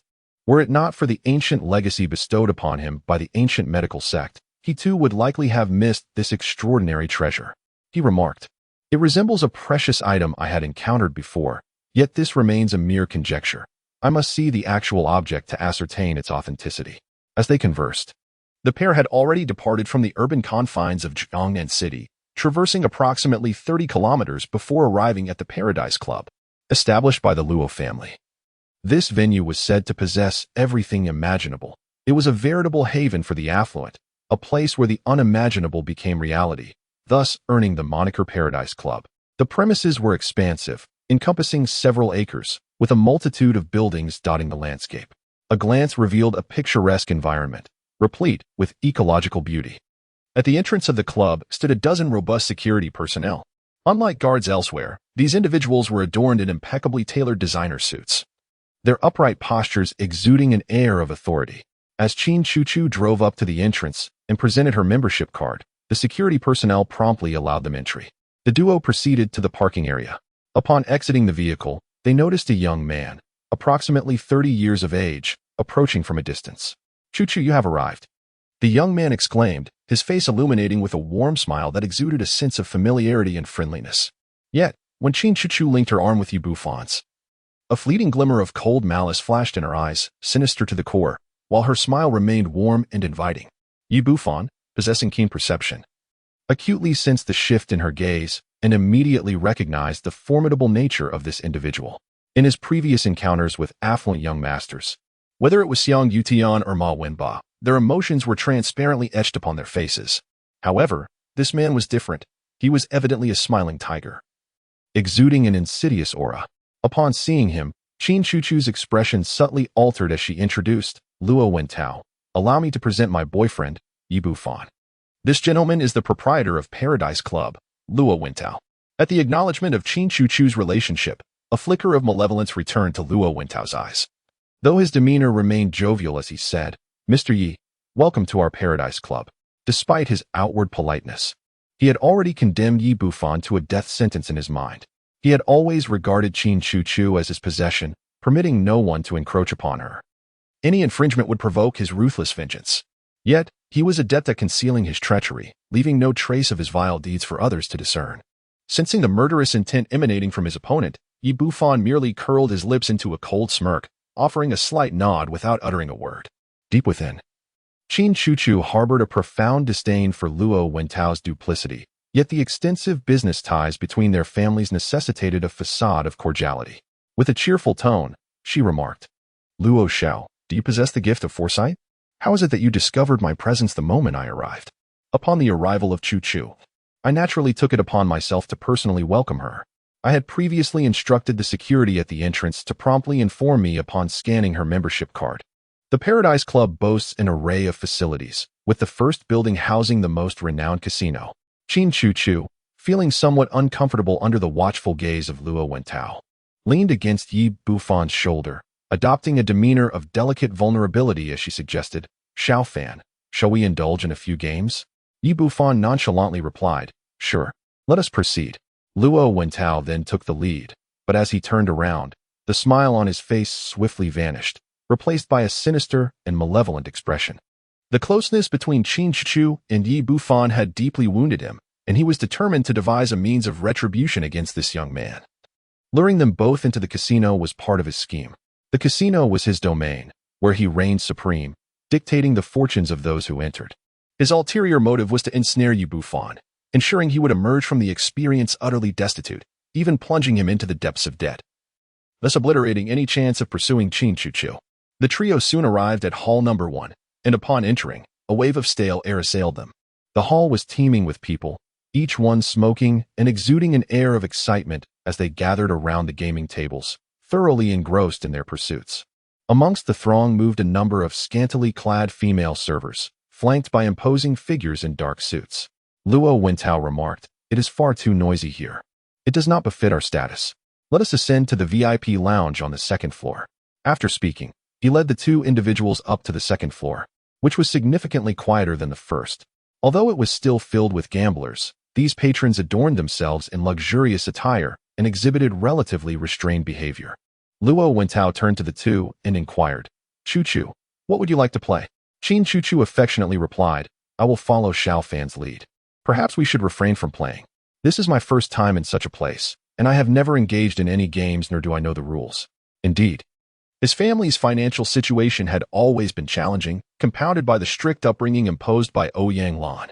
Throughout his life, he had never set foot in a casino. And during his university years, he was preoccupied with part-time jobs to earn money, never even having touched a deck of cards. Luo Wentao's intention was to entice Yi Bufan into the gambling realm. He was not about to let this chance slip away. What is the point of being in a casino if you do not play a few hands? You must at least test your luck. Here, I will gift you, young brother, with 200,000 in chips. If you lose, so be it, but whatever you win is yours. In life, there are certain experiences one must try. His words were sincere, and his smile was warm, yet he harbored his own calculations. He had encountered many individuals like Yi Bufan, who, having never been exposed to gambling, were particularly susceptible to its allure. Once their desires were awakened, it was all too easy for them to become ensnared. If this person were to become a full-fledged gambler, entangled in usury, he would be able to manipulate him as he pleased. Yi Bufan replied calmly, Mr. Luo, I appreciate your kind offer, but I must confess that I have little interest in such matters. With a subtle smile, Luo Wentao addressed Qin Chuchu. Chuchu, it seems that Mr. Yi possesses quite a timid disposition. Does he lack the courage to wager even twice? This individual, shrewd and calculating, understood that a man's pride is paramount before a woman, thus he chose to exploit Qin Chuchu as his point of attack. Although Qin Chuchu had previously visited the Paradise Club, this was her inaugural experience at a casino, and her curiosity was piqued. Eagerly, she remarked, Xiao Fan, since we are here, why don't we indulge in a couple of games? Yi Bufan, perceptive to Luo Wentao's intentions, could not suppress a smirk of amusement.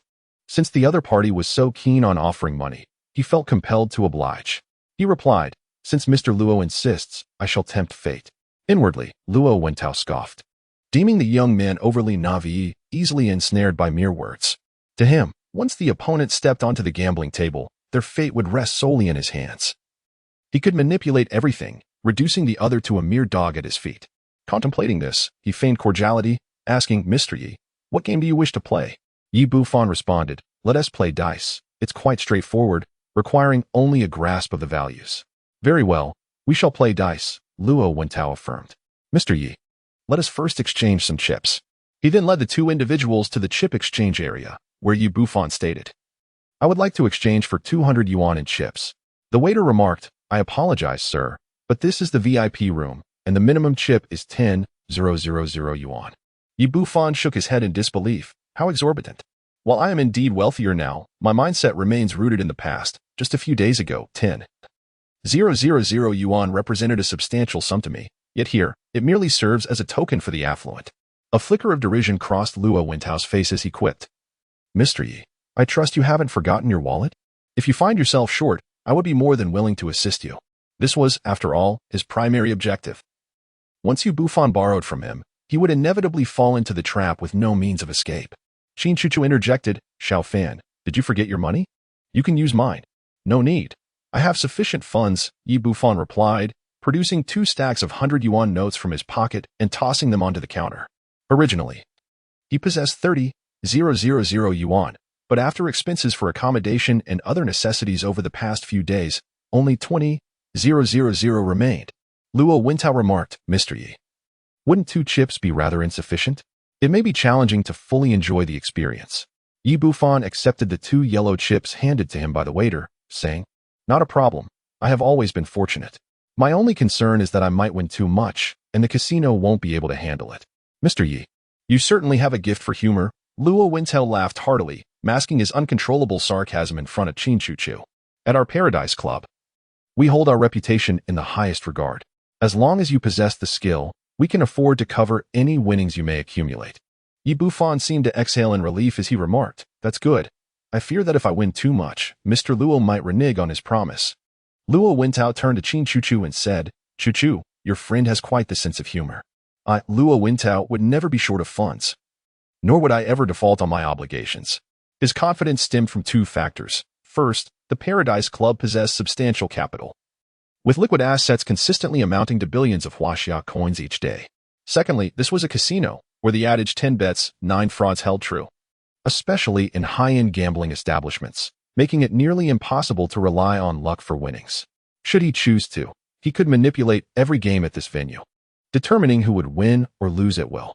In his eyes, winning money from a casino was more challenging than robbing a bank, rendering Yi Bufan's words nothing more than a farcical jest, an utterly absurd one at that. Yi Bufan smiled slightly, saying, sometimes, speaking the truth is met with disbelief. Then let us see how fortunate Mr. Yi truly is, Luo Wintao said, leading Yi Bufan to a gaming table. He addressed the dealer, instructing, let this gentleman try his hand at the dice, wagering on high or low. The dealer picked up the dice cup, skillfully shaking it before placing it on the table. With a courteous gesture, he announced, sir, there are 3 dice inside. A total of 9 or below is considered small, while 10 or above is deemed large. Please place your bet. Yi Bufan weighed the 2 chips in his hand and declared, I have a penchant for the grand, thus, I shall wager on large. With that, he placed a yellow chip on the large position. He could see quite clearly that within the betting bowl lay 3 dice, 2 showing 6 and 1 showing 5, totaling 17 points. The gentleman placed his bet and withdrew his hand. I shall commence, announced the dealer, swiftly lifting the cover off the bowl. To his astonishment, the dice revealed 2 ones and a 2, amounting to a mere 4 points. My apologies, sir, but you have lost this round, the dealer declared. Promptly collecting Yi Bufan's chip, Luo Wintao smirked, saying, Mr. Yi, it appears your fortune is not as favorable as you had imagined. Not to worry. This is just the beginning, Yi Bufan replied with a slight smile. The chip he wagered was merely a test. As he sought to discern whether the casino was indeed riddled with deception, it became evident that luck alone did not govern the establishment. At the moment the dealer unveiled the bowl, he had astutely manipulated the dice, transforming the original 17 into a paltry 4. Qinchu suggested, Xiao Fan, perhaps I should exchange some chips for you. Yi Bufan shook his head, holding the yellow chip in his hand, saying, no need, this is sufficient for me. With that, he placed the chip once more on the high side, declaring, this time, I shall bet on high. Luo Wintao sneered. Mr. Yi is certainly confident. The dealer has yet to commence shaking the dice. Yi Bufan replied calmly, it matters not. I have faith in my fortune. Luo Wintao turned to the dealer, stating, then let us begin, so everyone may witness Mr. Yi's luck. The dealer nodded, deftly tossing the bowl in his hands before slamming it down onto the gambling table with a resounding thud. At the moment he unveiled the cover, Luo Wintao did not even glance, instead chuckling at Yi Bufan, saying, Mr. Yi, it appears that luck is not favoring you once again. Yi Bufan countered, you're mistaken. This round is mine. Only then did the crowd turn their gaze to the color bowl, where they beheld the 3 dice revealing 2 4s and a 5, totaling 13. Qin Chuchu exclaimed with excitement, we won. Indeed, we have triumphed. Congratulations to Mr. Yi. Luo Wintao remarked, though his eyes shot a fierce glare at the dealer, clearly displeased with his performance. The dealer, equally bewildered, could not comprehend how the dice he had controlled, showing 1, 2, and 3, totaling 6, had transformed entirely upon the cover's removal. Yi Bufan confidently placed both of his chips on the larger bet, asserting, when my luck arrives, nothing can obstruct it. I am betting big this time. Luo Wentao smiled and replied, "Then I wish Mr. Yi many more victories." The dealer once again grasped the color bowl, his demeanor now considerably grave. After a series of vigorous shakes, he placed it back on the gaming table. As the cover was lifted, all eyes were drawn to the 3 sixes. An undeniable display of a colossal win. Yi Bufan chuckled, "I told you, luck is surely on my side." Luo Wentao furrowed his brow and instructed the dealer, "Let us commence." The dealer, acutely aware of his boss's dissatisfaction, was nonetheless filled with confusion. He had clearly controlled the dice's values. How could they have changed so drastically upon unveiling? Such a phenomenon had never occurred before. This time, he unleashed all his skills in house sitting. Shaking the dice vigorously for a while, and after confirming their accuracy, he placed them on the gambling table. Chapter 67, The Phantom Hand of Old 8. "Ah, we have won again." Upon seeing the results in the dice cup, Qin Chuchu exclaimed with excitement. Although, as the eldest daughter of the Qin family, 80,000 yuan was trivial to her, the thrill of gambling still exhilarated her immensely. Luo Wentao's gaze was fixed intently on the cup, where all 3 dice showed 5. Once again, he faced defeat. The dealer beside him was already sweating profusely, bewildered as to how he lost this round, pondering why his previously infallible skills had suddenly failed. A smirk played on Yi Bufan's lips. Under the influence of his true energy, not only could he employ the methods of a cheat, but even if the opponent wielded a crowbar, they could not budge those dice in the slightest. At present, the dice were his pawns, and he could dictate the outcome at will. Although the dealer felt utterly helpless, he still pushed 8 yellow chips towards Yi Bufan. Yi Bufan, without hesitation, wagered them all on the high. After losing 3 consecutive rounds, the dealer grew increasingly anxious, his hands trembling slightly. Yet, tension could not alter the outcome. Yi Bufan went on to win 4 more rounds, and the chips before him had amassed to a towering total of 128. Luo Wentao's complexion darkened further. Originally, he had intended for Yi Bufan to sustain some losses, only to then control him through usury. However, the more Yi Bufan won, the more perplexing the situation became. Yi Bufan called out, "Young Master Luo, I believe I am indeed correct. Today my luck is exceptionally good, winning at every gamble." As he spoke, he once again pushed the pile of chips before him forward, still betting heavily. Yet, at this juncture, he found himself utterly powerless. The young man before him appeared to be possessed by the spirit of a gambling deity, leaving him at a complete loss. After yet another round concluded without any unforeseen occurrences, Yi Bufan's stack of chips had swelled to 256 pieces. Although Luo Wentao came from a prosperous family, losing 2.56 million in one fell swoop was indeed disheartening. He cast a glance at the dealer, who immediately understood the unspoken cue, and, clutching his stomach, declared, "Boss, I believe I've consumed something indigestible. My stomach is suddenly in turmoil. Perhaps you could have someone else take over." "Very well," Luo Wentao replied. "Please fetch Lao Ba." The dealer, feeling as if he had been granted a reprieve, hurriedly left, his legs trembling slightly. Losing over 2 million in one go was a psychological burden that an ordinary person could scarcely bear. Before long, a lean middle-aged dealer reappeared at the table. He was one of the casino's most skilled practitioners, known by the moniker Ghost Hand Lao Ba, famed for his mastery in manipulating dice. It was rumored that if he did not deliberately let someone win, no one could extract even a single penny from him. Upon seeing Ghost Hand Lao Ba, Luo Wentao finally felt a sense of relief. He turned to Yi Bufan and inquired, "Mr. Yi, shall we place all our bets again this time?" He was almost eager for Yi Bufan to push all the chips forward once more, hoping for a dramatic reversal in fortunes. However, Qin Chuchu seemed to sense something amiss and cautioned, "Xiao Fan, luck can be rather unreliable. Why don't we consider betting a little less?" Yi Bufan chuckled and said, "Rest assured, my fortune has been foretold by a master, and it cannot be swayed." With that, he boldly wagered all the chips before him on the big bet once again. A cold smile crept across Luo Wentao's face as he addressed the infamous Old 8. "Let the game commence." Old 8, composed and unfazed, took the shaking cup in hand, gently oscillating it before casually inverting it upon the table.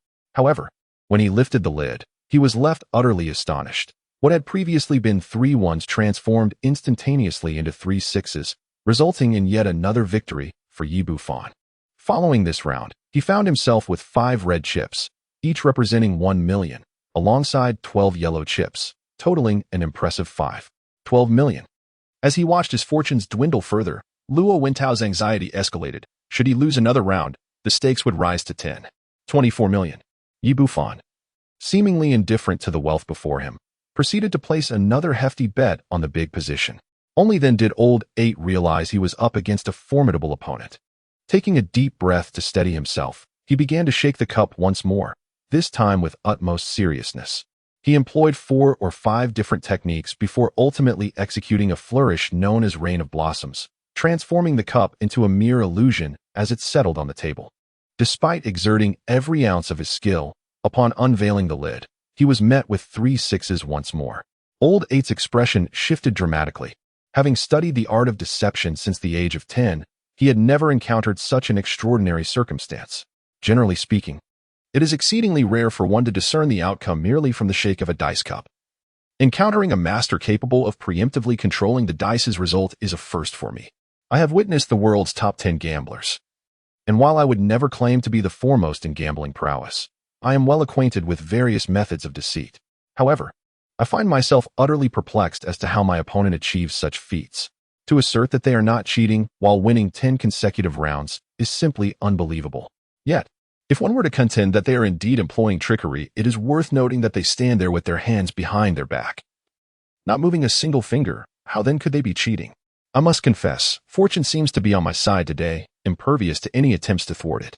Bufan appeared indifferent to the dismal expressions of Luo Wintao and the notorious old 8. With a chuckle, he wagered all his chips once more. 20, 48 million, 40, 96 million, 81, 92 million.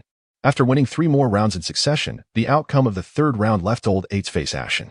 He had exhausted every tactic at his disposal, yet to no avail. Over 80 million is no trifling sum, and Luo Wintao would undoubtedly seek retribution for such a loss. Overcome with dizziness and confusion, he collapsed to the ground, fainting in the process. What is happening? Fainting over such a sum after all? It is not as if he has to pay. Bufan expressed his disdain for old 8's predicament and turned to Luo Wintao, remarking, Lao Xiao Luo, it seems the health of your casino associates leaves much to be desired. Just now, one person collapsed, and another is experiencing diarrhea. Quickly, bring someone with better stamina over. I haven't had my fill yet. Luo Wintao maintained a facade of insincerity on his face, while internally he felt a pang of anguish. Over 80 million, after all, is not an insignificant sum. Moreover, in front of Qin Chu, he had lost all semblance of dignity. It was utterly humiliating that in his grand casino, even someone who had never participated in a wager could emerge victorious. He waved his hand, and immediately someone came to carry away Ghost Hand Lao Ba. Then he instructed a nearby waiter, please summon Master Zhao San.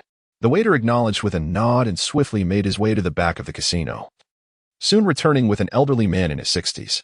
The old man was clad in a simple black robe and wore cloth shoes, resembling a peasant from the countryside at first glance. However, those in the casino were well aware of Zhao San's formidable reputation. He was a master whom Luo Wintao had hired at great expense from Hong Kong. Although he rarely intervened, he served as the unwavering pillar of the entire establishment. Chapter 68. A call for Master Zhao San. Upon Zhao San's arrival, Luo Wintao promptly approached him. Despite being the proprietor of the establishment, he treated the elderly man with utmost respect. There have been several critical situations in the casino before, all of which had been deftly resolved by Zhao San himself. Old Master Zhao, Ghost Hand Lao Ba has encountered a bit of an accident, which is why I have requested your esteemed presence to assist us. This statement was cleverly crafted, clearly indicating to Zhao San that Ghost Hand Lao Ba was no match for the situation at hand, hence the need for his intervention. Master Zhao nodded. Even if Luo Wintao had not spoken, his willingness to intervene personally already indicated the gravity of the situation. Qin Chu realized that this old man was far from ordinary and once again addressed Bufan, saying, Xiao Fan, we've played enough for now. Perhaps it would be wise to withdraw. Luo Wintao quickly interjected, how could we do that? I believe Mr. Yi has been quite fortunate. It would be a pity to stop now. Following his words, Luo's anxious gaze was fixed on Bufan, fearing that he might heed Qin Chu's advice and indeed withdraw, which would leave him in a state of despair. Bufan replied, Chu, I think Luo Xiao has a point. When luck is on our side, we must seize the moment, otherwise, it would be a waste. With that, he pushed all of his chips onto the large character position on the table, declaring, Old man, let us begin. Having recently won a succession of more than 10 rounds, the commotion had drawn the attention of those behind the scenes. Prior to this, Master Zhao had reviewed the previous video footage. Although he had gleaned nothing definitive, he was certain that this young man was not as simple as he appeared. In the earlier rounds, the dealer consistently established the dice's values before revealing them. However, this time, he adopted a different approach, leisurely placing the dice cup on the table without rushing to move the dice. When the moment came to unveil, he employed a unique technique to transform all 3 dice into a single pip. The plan was flawless, yet upon lifting the cover, he was astonished to discover that all 3 dice showed 6 pips, entirely contrary to his expectations of a solitary pip. The atmosphere within the VIP lounge shifted dramatically. It must be noted that the stakes before Bufan had escalated to an astonishing sum exceeding 160 million. Such a colossal figure, not merely significant in Jiangnan City, would undoubtedly be deemed a high-stakes gamble even in the grand casinos of Hong Kong and Macau. The false smile that had perpetually graced Luo Wentao's face vanished, replaced by an expression of profound gloom. The enormity of his financial loss rendered even the most cunning of minds unable to maintain composure. I must say, luck is decidedly on my side today. It would be impossible not to win, Bufan remarked to Luo Wentao. Why does your countenance appear so grim, young Master Luo? Surely you cannot be so distressed over a trivial loss? Did you not claim earlier that no matter the amount lost, you could easily compensate for it? Internally, Luo Wentao's heart bled.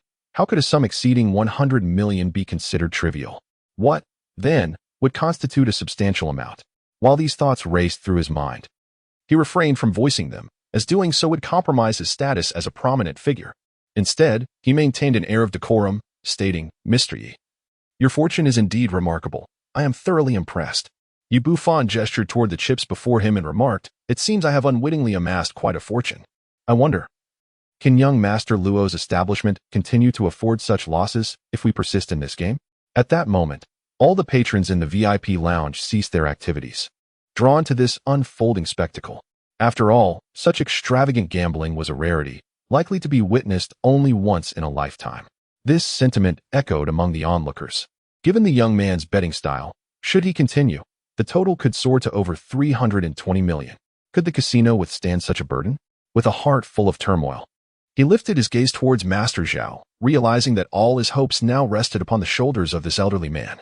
Although Zhao Sanyi had initially been taken aback, his wrinkled face had now regained a semblance of tranquility.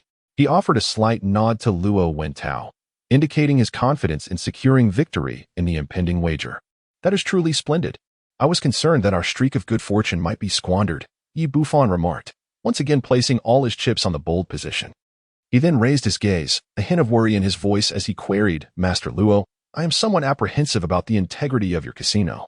Should we lose this round, you won't renege on the debt, will you?" Luo Wentao's expression darkened as he firmly replied, "Impossible. At Tiantang Club, our reputation is of utmost importance. Whether you win 3 billion or 30 billion, we shall honor our commitments without fail." Though he was internally calculating various schemes, the presence of numerous onlookers prevented him from jeopardizing his own establishment's reputation. "Then I shall rest easy." Bufan smiled slightly and said, "Let us commence." With a serious demeanor, Zhao Sanyi grasped the color bowl. As a seasoned maestro of the gambling realm, each adept possesses their unique, hidden talents, and his was the remarkable ability to shatter the dice during the shaking process. While this technique might be unsuitable for other games, it was perfectly applicable for today's contest. The young man before him had clearly committed to betting high, and if he could fracture the 2 dice, there was no chance the opponent could exceed 6 points, no matter how audaciously he played. Moreover, a casino is a place that merely observes outcomes without concern for right or wrong. As long as the revealed total is less than 9, anything the opponent claims holds no weight. With this thought, he vigorously shook the cup in his hands. Feeling the concentrated energy within, Bufan's heart stirred slightly, realizing that the man was indeed a practitioner, albeit a feeble one, far from reaching even the threshold of mastery. Such limited cultivation aimed at cheating under his very nose was utterly implausible. He flicked his fingers lightly, directing 3 strands of invisible energy into the cup, cloaking the dice in an imperceptible armor. At this moment, regardless of Zhao San's unique technique, it would be impossible to shatter them, even with a heavy hammer. After a brief period of shaking, Zhao San felt the timing was just right and decisively placed the cup on the gambling table. In that instant, tension enveloped the room. Some even held their breath, their gazes fixated on the cup before them. It was known that this wager amounted to a staggering 300 million, an asset beyond the reach of many large conglomerates. Qin Chuchu, too, felt the weight of anxiety, gripping Bufan's arm tightly. Yet Yi Bufan remained composed, addressing Zhao San with a casual remark. Hurry up and reveal it. I'm eager to collect my winnings. You are overly audacious, boy. If you win this round, I, Zhao San, shall retire from the underworld for good. Zhao San retorted with confidence, then lifted the cup's lid. In that moment, all eyes converged on the cup, and as the lid slowly lifted, it revealed 3 sixes. He has won. This young man has triumphed once again. Defeating Zhao San. Instantly, he amassed over 300 million. My heavens, such a fortune, one could scarcely spend it across several lifetimes. How astonishingly fortunate this young man is. Why is it that I lack such serendipity? The surrounding gamblers were quite exhilarated, as they were merely spectators. Meanwhile, Luo Wintao's expression darkened to an extreme, as if he were on the verge of tears. He could not comprehend how the usually invincible Zhao San could possibly face defeat. At that moment, Zhao San, clutching the lid of the color bowl, fixed his gaze intently upon the 3 dice before him. His countenance paled, losing all semblance of the composure and poise he once possessed. Seconds passed, and suddenly, he opened his mouth and spewed a mouthful of blood onto the dice. After years of dominance in the gambling realm, he had, today, succumbed to a mere 20-year-old, losing over 300 million in the process. This overwhelming shock proved unbearable. And he fainted, akin to the notorious ghost hand Lao Ba. Goodness, he even vomited blood. His mental fortitude is shockingly lacking. Luo Wentao's expression remained grim, and he refrained from speaking immediately. Just then, a voice called out, "Kid, do you wish to meet your end? How dare you cheat in our Paradise Club?" The crowd turned towards the source of the voice, which belonged to the captain of the casino's security team. Yi Bufan cast him a glance and retorted, "Which of your eyes perceived me cheating? The color bowl has remained in the dealer's hand from the very beginning. I haven't even touched the betting table. How could you possibly accuse me of cheating? Indeed, I have been observing silently from the sidelines. The young man has scarcely moved a finger, so how could he possibly be cheating? I concur, this is entirely a matter of luck. However, to have consecutively won a dozen hands is an extraordinary stroke of fortune. Do you think the casino may be unable to bear the losses and is attempting to shirk responsibility? Lower your voice. We cannot afford to provoke them." Upon overhearing the discussions around him, the head of the security team, Shensi, paused momentarily before exclaiming, "You have won so much, and all on high stakes. It is evident that cheating must be at play. Is your Paradise Club truly so unreasonable?" Yi Bufan turned to Luo Wentao, stating, "Young Master Luo, I expressed my reluctance to play, yet you insisted. Now that I have lost, you accuse me of cheating. Are you truly unable to bear the loss?" Qin Chuchu could no longer contain herself and interjected, "Luo Wentao, you previously asserted that no matter the amount, your casino could afford to cover it. Are you really considering to renege?" A fierce internal struggle raged within Luo Wentao's mind. Fundamentally, he did not wish to shoulder this financial burden, as it amounted to over 300 million. Even the wealthy Luo family could not sustain such a loss easily. However, the essence of operating a casino lies in maintaining credibility. Should they refuse to compensate, their reputation would be irreparably tarnished, and they might face closure in the future. Furthermore, even if Yi Bufan were to abscond with the 300 million Huaxia coins, offending the Luo family would render such wealth ultimately futile, as it would still originate from their own coffers. Upon reflecting on this, he offered a faint smile to Qin Chuchu. "Chuchu, you underestimate me, Luo Wentao. My utmost principle is integrity. Even if I were to lose the entirety of the Paradise Club, I would never renege on my word. Besides, the Luo family is affluent and does not fret over a trifling sum." After speaking, he turned to the captain of the bodyguards and commanded, "Silence your insolent mouth and promptly assist Mr. Yi in exchanging his chips." With the boss's directive issued, the captain of the bodyguards refrained from further comment and proceeded to the bar to exchange Yi Bufan's bank card for chips. Indeed, young Master Luo was a straightforward individual. Yi Bufan remarked, "I feel that my luck has yet to be exhausted. Shall we indulge in a few more rounds?" Upon hearing this, Luo Wentao felt a pang of discomfort. Did this fellow truly consider their family as a banking institution? Another wager would amount to over 600 million. However, such a cowardly admission was not something he could utter in public. With a slight smile, he replied, "Let us call it a day. The auction is about to commence. Should you wish to play again, we can certainly arrange it another time." Yi Bufan responded, "Very well. I shall visit the Paradise Club whenever I find myself in need of funds." Upon hearing this, Luo Wentao was overwhelmed by the impulse to retch. This impertinent fellow truly regarded himself as an ATM. At this moment, he had already sentenced Yi Bufan to death in his heart. Once this day had passed, He would devise a way to eliminate this insolent youth. Gazing at the lengthy string of numbers, he could not help but feel a surge of emotion. In less than an hour, he had transformed into a billionaire. It was no wonder so many individuals were captivated by gambling. He thought to himself, this sensation of unearned wealth was indeed exhilarating. Having resolved to eliminate his opponent, Luo Wentao regained his previous air of elegance and composure, addressing Qin Chuchu with, "The auction venue is in Hall 2. Let us proceed there." The trio departed from Hall 1 and arrived at the auction site, where everything was set for the imminent commencement of the event, as it was a modest auction held by the upper echelons of society. The number of guests was relatively limited, approximately 100, yet each individual present was a billionaire in their own right. Luo Wentao led his companions to the front row, where seats had been reserved for them. Just as they settled in, his phone rang. Glancing at the caller ID, Luo Wentao stepped aside to answer. "Butler, what is the matter?" The voice on the other end responded, "Young Master, Master Xuanji, during his retreat, saw the auction poster and instructed me to inform you that you must acquire the black bottle." "The black bottle? What significance does it hold?" Luo Wentao was already well versed in the items up for bid and found no particular distinction in that bottle.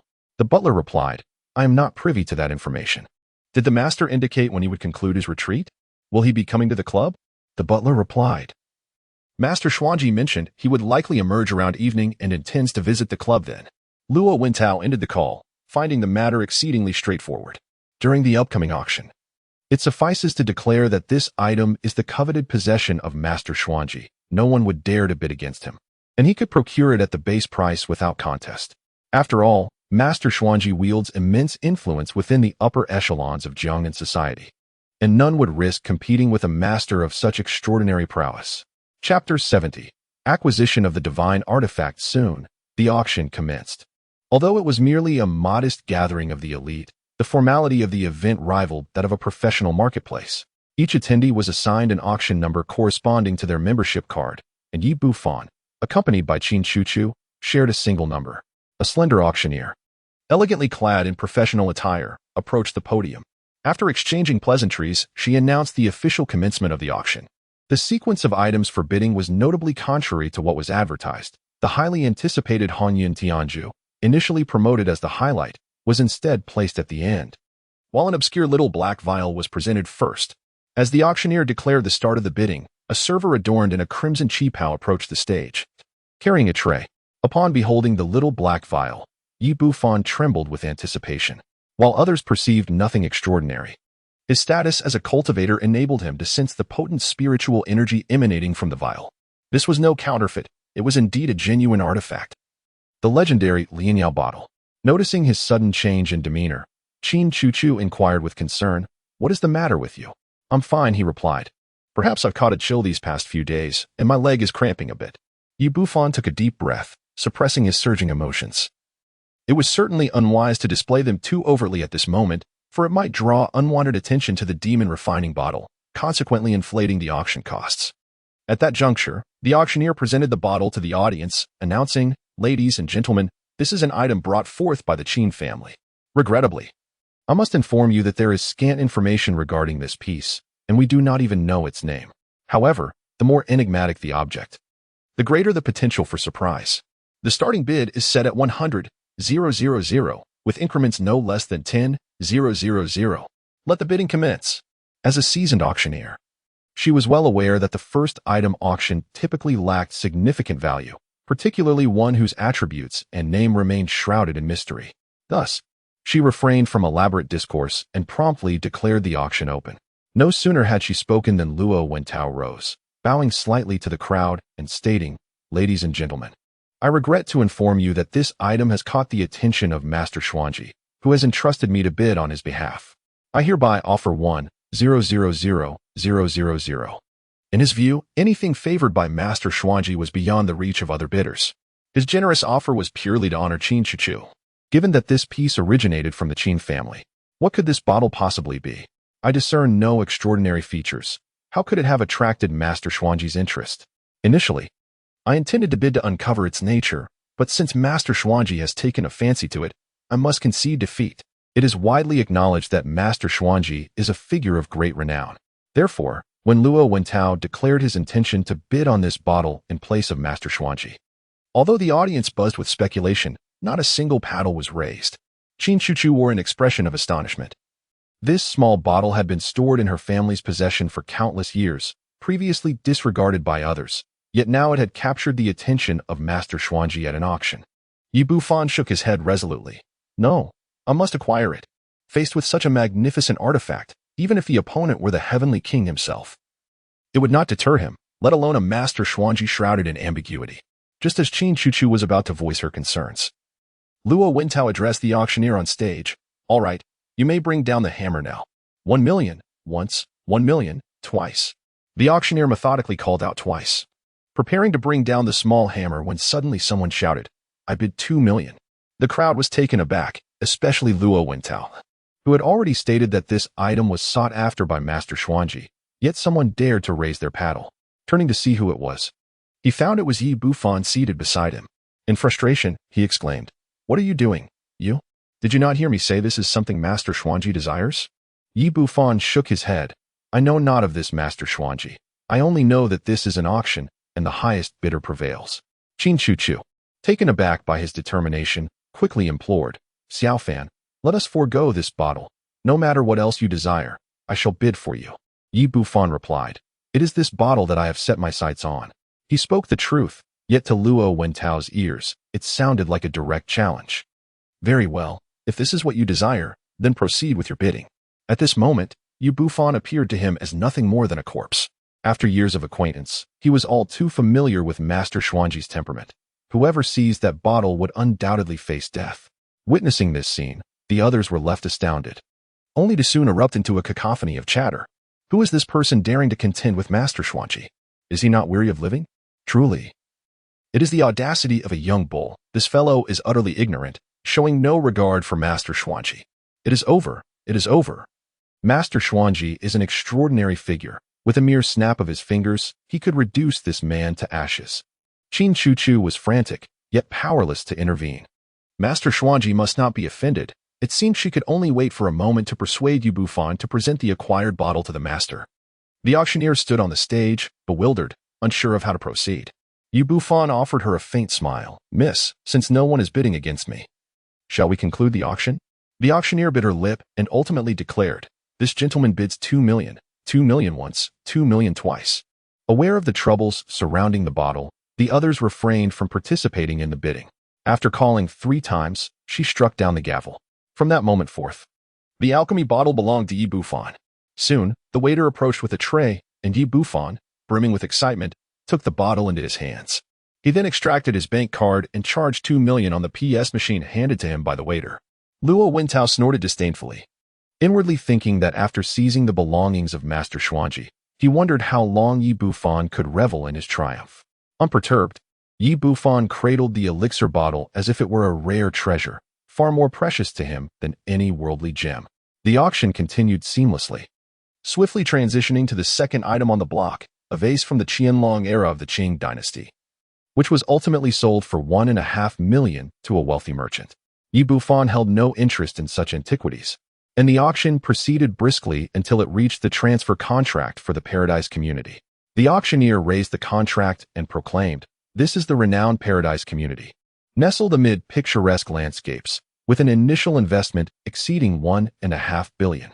The contract auction today grants the buyer complete ownership of the Paradise Community, starting at a minimum bid of 100 million Huaxia currency, with increments no less than 10 million. Esteemed friends, this is an unparalleled opportunity for profit. Do not let it slip away. The bidding begins now. Chapter 71. Making others rich. As the auctioneer announced the commencement of the bidding, the audience erupted into lively chatter, buzzing with excitement and speculation. I am familiar with the Paradise Garden community. Its location is indeed favorable for the establishment of a villa district. Guangdongping has already invested over 1 billion there, and starting the auction at just 100 million is undeniably a bargain. However, there must be a reason for such a low price. Would you dare to buy it? It may seem inexpensive, but that area has an ominous reputation, with numerous fatalities occurring in succession. Indeed, the place has become quite terrifying. Even acquiring a property there would render it unsellable, regardless of how low the price may be. Are you planning to reside there yourself? You are overthinking it. I have heard that even construction workers are reluctant to enter that site, and it remains unfinished, shrouded in malevolence. It is likely that you would hesitate to live there as well. The discussion among the crowd was fervent. Yet no one stepped forward to place a bid, not even the minimum price. When Bufan first encountered the auction for the Paradise Garden community, he felt indifferent, as he did not possess substantial funds at that time. However, now that he has over 3 billion in his pocket, his perspective has naturally shifted. If he were to acquire this community, he could expect to see profits soar by several multiples. Such an opportunity is one he would not overlook. Whether for the development of traditional Chinese medicine or for future cultivation, financial support is indispensable. Nevertheless, he refrains from hastily calling out a bid, choosing instead to wait for the first bidder to emerge. It is evident that there are ulterior motives at play regarding the Paradise Garden community, and the individual who steps forward to seize it may very well be the one orchestrating the scheme. Should he take over the community, it would be imperative to unearth the person lurking behind the scenes. After a prolonged silence, the auctioneer grew anxious, for this was a significant auction involving a commodity worth over 100 million. She implored, "Ladies and gentlemen, what is there to ponder? This is an extraordinary opportunity. For just 100 million, you could possess an opulent luxury community, an undeniably lucrative enterprise, one that should not be missed." Yet, despite her fervent appeals, the audience remained unmoved. The tales of the secluded Paradise community had already circulated among the upper echelons of society. Many were intrigued, yet none possessed the courage to take the plunge. At that moment, a middle-aged man rose, addressing the audience with a respectful gesture. "Esteemed friends, I am Guangdongping, the creator of the secluded Paradise community. If it were not for my current financial predicament, I would never part with it. Whoever acquires this community will be doing me a great favor, and I would be eternally grateful." Bufan scrutinized Guangdongping, a man in his 40s, devoid of the arrogance and ostentation typical of the wealthy. Rather, he bore an expression of sincerity and earnestness. His words were heartfelt, infused with urgency, clearly desperate to sell the community. Though many sympathized with Guangdongping, in the realm of business, sympathy does not equate to action, and the potential burden of the community weighed heavily on any buyer.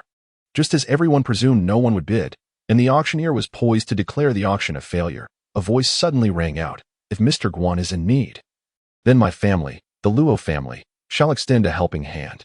After all, everyone encounters difficulties. Having more friends opens up more paths." The speaker is Luo Wentao, who raised the bidding paddle in his hand and declared, "I bid 100 million. Young Master Luo is indeed a good person at a critical moment. He stepped in to lend a helping hand. Such righteousness. Young Master Luo's actions are truly commendable. Without his intervention, Guangdongping would surely struggle to sell. What do you understand? Behind the Luo family stands the Master Xuanji, who possesses the power to assist. I too wish to offer my help. But do I have the courage to do so?" Seeing that someone had finally participated in the bidding, Guangdongping expressed his gratitude, saying, "Young Master Luo, I thank you on behalf of myself." Luo Wentao waved his hand and replied, "We are all in the same circle. Lending a small hand is no great matter." Bufan furrowed his brows slightly. He had long suspected a connection between the Paradise community and Master Xuanji. Now that Luo Wentao had stepped in to take over, this suspicion was practically confirmed. Piecing together the sequence of events, one can easily discern the underlying connections. Initially, Master Xuanji had intimidated Guangdongping when he took over the community. Subsequently, once the construction was nearly completed and the investments made, they orchestrated a deadly formation, the Xianin Gathering, rendering the Paradise community a place no one dared to enter. This would allow them to pluck the fruit with ease. The subsequent developments are also easy to speculate. Master Xuanji would undoubtedly use his influence to eliminate negative repercussions and restore sales for the Paradise community. At that moment, the Luo family would invest a mere fraction of their wealth, yet reap an abundant fortune, while all of Guangdongping's previous efforts and investments would merely serve as a bridal gown for them. Regrettably, only he could perceive this truth, while Guangdongping remained overwhelmed with gratitude. As he finally witnessed someone stepping forward to take over, the auctioneer let out a sigh of relief, raising her gavel and proclaiming, "Mr. Luo bids 100 million huaxia coins. Is there anyone else willing to bid?" Though she spoke these words, she had already concluded in her heart that no one else would dare to bid. For who besides the Luo family would be audacious enough to take on such a malevolent property? Others shared this sentiment. Luo Wentao's boldness stemmed from the backing of a master of enigmas, whereas they had no formidable support behind them. 100 million huaxia coins, going once, 100 million huaxia coins, going twice. Just as the auctioneer prepared to bring down the gavel, a subtle smirk of triumph appeared on Luo Wentao's lips. At that moment, Yi Bufan raised his bidding paddle and declared, "I bid 150 million. Qin Chuchu, seated nearby, had been quietly contemplating how to persuade Yi Bufan to gift that small vial to Master Xuanji. Seeing him now bidding on this property, she exclaimed in surprise, "Xiao Fan, what are you doing? This property is steeped in malevolence. Why would you want to bid on it?" The others were equally astonished, never expecting anyone to dare challenge the young Master Luo for this property. Upon realizing it was Yi Bufan, the atmosphere in the room became lively once more. Who exactly was this young man, daring to oppose young Master Luo time and again? What was his intention? Was it merely a display of defiance? Such a contest of wills is unprecedented. To begin with a bid of 150 million is simply extravagant, even for the affluent. Luo Wentao's expression darkened instantaneously. This individual had just seized the item coveted by Master Xuanji and was now audaciously bidding on the property, evidently intent on a relentless confrontation. He turned to Yi Bufan and inquired, "What exactly are you trying to achieve?" With an air of nonchalance, Yi Bufan replied, "This is an auction, naturally. I am here to participate in the bidding. Are you implying that young Master Luo would deny others the opportunity to bid?" Chapter 72. The auspicious heavenly pearl. Yi Bufan chuckled. "Is the Luo family truly so benevolent? I fail to perceive it. Moreover, I am a person of my word. Once I place a bid, I shall not retract it." In her view, Yi Bufan's persistent opposition to Luo Wentao was merely a matter of pride, and it undoubtedly pertained to her. This thought kindled a sweet sensation within her. It appeared that this man indeed cared for her, already growing possessive. Luo Wentao fumed. "Cheat? Do you think everyone else is a fool? Do you suppose you alone understand value? This property is quite sinister. Our Luo family has Master Xuanji to assist in its resolution. What do you possess? I am merely a person with a warm heart. Did not young Master Luo just declare that this is a favor for Mr. Guan? You." Luo Wentao's eyes blazed with fury, realizing that this fellow was spending his own money without a care. Qin Chuchu remarked, "Xiao Fan, this land is truly unwise to purchase. It harbors too much malignance." Yi Bufan halted Qin Chuchu, who was intent on dissuading him, and with a playful smile declared, "Rest assured, throughout history, righteousness has triumphed over wickedness. I possess ample integrity and fortune. Even the most sinister of properties shall yield to my presence. Very well, I shall observe how long your good fortune persists." He, of course, would refrain from further increasing the bid. The Luo family had invested considerable effort to acquire this estate at a favorable price from Guandomping. Moreover, he perceived that the funds in Yi Bufan's possession were essentially his own. Should they engage in a bidding war, ultimately, both would benefit Guandomping. After a few hours, Master Xuanji would emerge from his retreat, and at that juncture, whether the property or the funds, all would revert to the Luo family. As Luo Wentao withdrew, the auctioneer, having fulfilled the formalities, finally struck the gavel, declaring the Paradise community to be Yi Bufan's. Guandomping signed the property transfer contract and handed it to Yi Bufan, saying, "Young brother, I appreciate your assistance. Our transaction is merely a mutual agreement, not assistance," Yi Bufan replied, holding Guandomping in high regard. "Brother Gua, do not leave just yet. Let us converse after the auction concludes. Indeed, I shall remain. I intend to bid on the Hongyun Tianju. My recent fortunes have been rather dismal, and I seek to change my luck."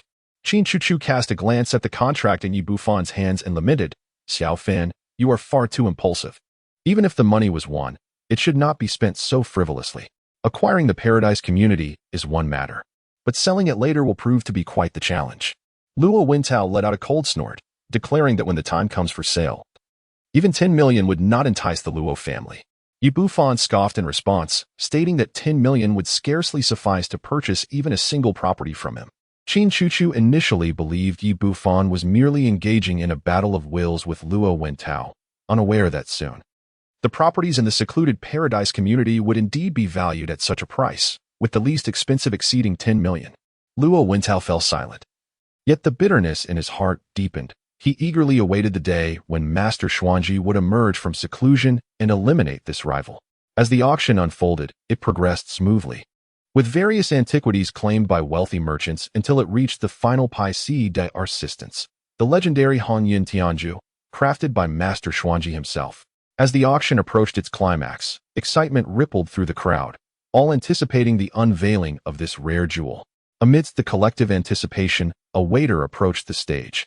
balancing a tray draped with a crimson cloth. Although the contents remained obscured, everyone understood that this was the treasured Hongyun Tianju. At this juncture, the auctioneer, equally exhilarated, addressed the audience. Ladies and gentlemen, you are all aware of the significance of the item before you. I need not elaborate on the renown of Master Xuanji. She intended to continue, but the guests below were already restless, with a portly gentleman in the front row exclaiming, "Enough talk. Let us behold the true visage of this precious orb. We can hardly contain our anticipation. Very well, let us unveil the treasure crafted by Master Xuanji's own hands." The auctioneer, thoroughly pleased with the spectacle before him, reached out to unveil the crimson cloth draped over the tray. In an instant, a dazzling orb emerged, captivating the attention of all present. This jewel, roughly the size of a yolk, was perfectly round and radiated a spectrum of shimmering colors. My goodness! This is the auspicious heaven's pearl, truly magnificent. I must have this gem, although it comes at a steep price. Possessing it will bring fortune. And with fortune comes the promise of greater wealth.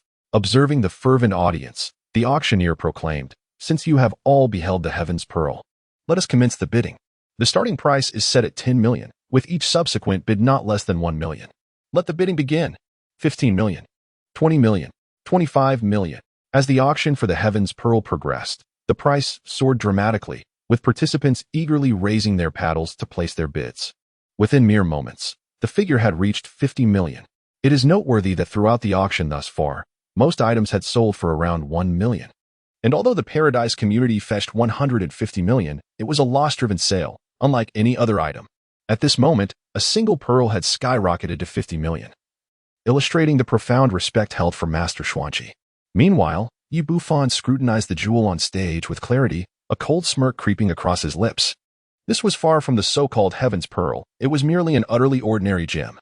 The claims that Master Xuanji had painstakingly crafted it over 3 years were nothing but a ruse. Its resplendent appearance is attributed to the incorporation of some luminescent spells within. These spells possess no offensive capabilities and are generally shunned by cultivators. Yet, they are now displayed on a bead, paraded to deceive the unsuspecting and enrich the seller. He perceives the truth, while others remain oblivious. Beside him, Qin Chuchu exudes excitement as she finally makes her move, raising her paddle and proclaiming, "I bid 60 million. The rotund man, undeterred, counters with, "I bid 70 million. 80 million. Comes the bid from the previously silent Guan Dongping, who has now joined the fray. Chapter 73, The Bead's Diminished Luster. Upon the declaration of 80 million, a brief silence envelopes the venue. The previously boisterous rotund man hesitates before ultimately relinquishing his paddle, choosing not to raise his bid further. However, Qin Chuchu shows no signs of retreat. She prepares to raise her paddle once more. Bufan interjects, "Chuchu, let it go. Do not pursue this any longer." Qin Chuchu, whose sole purpose for attending today is the Hongyun heavenly bead, is resolute in her determination. Bufan insists, "This is merely an ordinary bead, hardly worth 800. Upon hearing this, Luo Wentao abruptly stands, indignantly retorting, "You, young man, know nothing. Do you realize this is a treasure crafted by Master Xuanji? What right do you, an ordinary person, have to question the master?" Without hesitation, she raises her paddle again, declaring, "I bid 90 million. Although others also heard Bufan's words, they regarded him as an arrogant youth, none believing him. Guangdong Ping unhesitatingly raised his bidding paddle, 100 million huaxia coins, eager to rely on this fortune heaven pearl to alter his fate. This was precisely why he decided to auction the secluded paradise today. Qin Chuchu was momentarily taken aback, while she was determined to obtain the fortune heaven pearl. It was evident that the Qin family had underestimated its value, having prepared only 100 million in advance, which was now clearly insufficient. Seeing her financial predicament, Bufan finally breathed a sigh of relief. After a moment of hesitation, Qin Chuchu, unwilling to give up the resplendent pearl, turned to Bufan and said, "Xiao Fan, don't you have money? Could you lend me the remaining 100 million? I promise to repay you within a week." Bufan replied, "Chuchu, heed my advice. This pearl is not worth the price. You should not pursue it any further, or you will regret it." Luo Wentao sneered, "Chuchu, your choice in boyfriends is rather miserly. If it were me, I would certainly bid for it and gift it to you." He had long held a grudge against Bufan and would not miss the opportunity to undermine a rival. Feeling somewhat uneasy, Qin Chuchu reiterated, "Xiao Fan, please lend me the money. I will pay you interest." Bufan responded, "Chuchu, why can't you understand? Even if I were to give you the money, It would not matter, but this pearl is a counterfeit, and you absolutely must not purchase it. Upon hearing this, Luo Wintao abruptly rose to his feet and addressed those present. Did everyone hear that? This ignorant fool dares to slander Master Xuanji, claiming that the treasures crafted by him are counterfeit. Can you believe it? We do not, for this brat is merely spouting nonsense. How petty he is, refusing to lend Miss Qin any money and concocting such a farcical excuse. Even when lying, one should at least present a more plausible rationale. How could a mere mortal like you question the integrity of Master Xuanji? At that moment, the auctioneer on stage called out once more, "Ladies and gentlemen, Mr. Guan has bid 100 million Huaxia coins. Is there anyone willing to raise the bid? If not, the Hongyan Tianzhu will belong to Mr. Guan." Qin Chuchu's expression darkened further as she implored, "Xiaofan, will you lend or not?" A twinge of discomfort stirred within her. The money Yi Bufan possessed was won from the gambling house, and now he was so reluctant to lend even a fraction of it to her, indicating her insignificance in his eyes. Yi Bufan gently shook his head, subtly forming a spell with his right hand, and then flicked it toward the Hongyan Tianzhu on stage. Although the distance to the front was considerable, dismantling that mediocre spell was hardly a challenge for a master of the arts. After completing this, he remarked, "Take a look at that object. Are you certain you still wish to purchase it? If you do, I shall transfer the funds to you." Qin Chuchu turned her gaze to the front, only to find that the previously radiant Hongyan Tianzhu, held aloft by the server, had now completely lost its luster, revealing itself to be nothing more than an ordinary white jade bead. As a scion of a distinguished jewelry family, she naturally recognized what lay before her. Stripped of its luster, it was merely an utterly commonplace jade bead, one that would scarcely fetch a few hundred outside. At that moment, she was drenched in cold sweat. If the Qin group were to expend a portion of its meager liquid assets on such a trinket, the repercussions would be unthinkable. Yi Bufan declared, "I have long asserted that this object is counterfeit. It is nothing more than an elaborate ruse." At that instant, others began to notice the transformation of the so-called auspicious bead, igniting a fervor within the venue. Could it truly be just an ordinary bead? Could it genuinely enhance one's fortune? Luo Wintao was taken aback by the unfolding scene. Although he too was aware that the auspicious bead was a forgery, it was indeed crafted by Master Xuanji.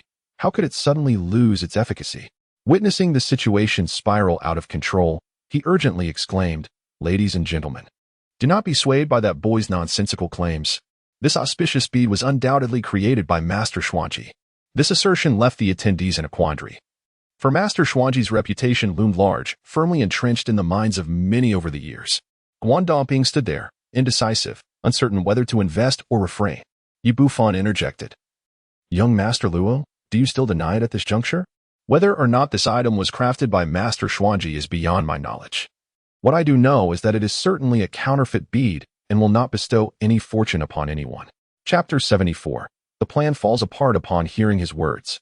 Suspicion stirred in the hearts of the others.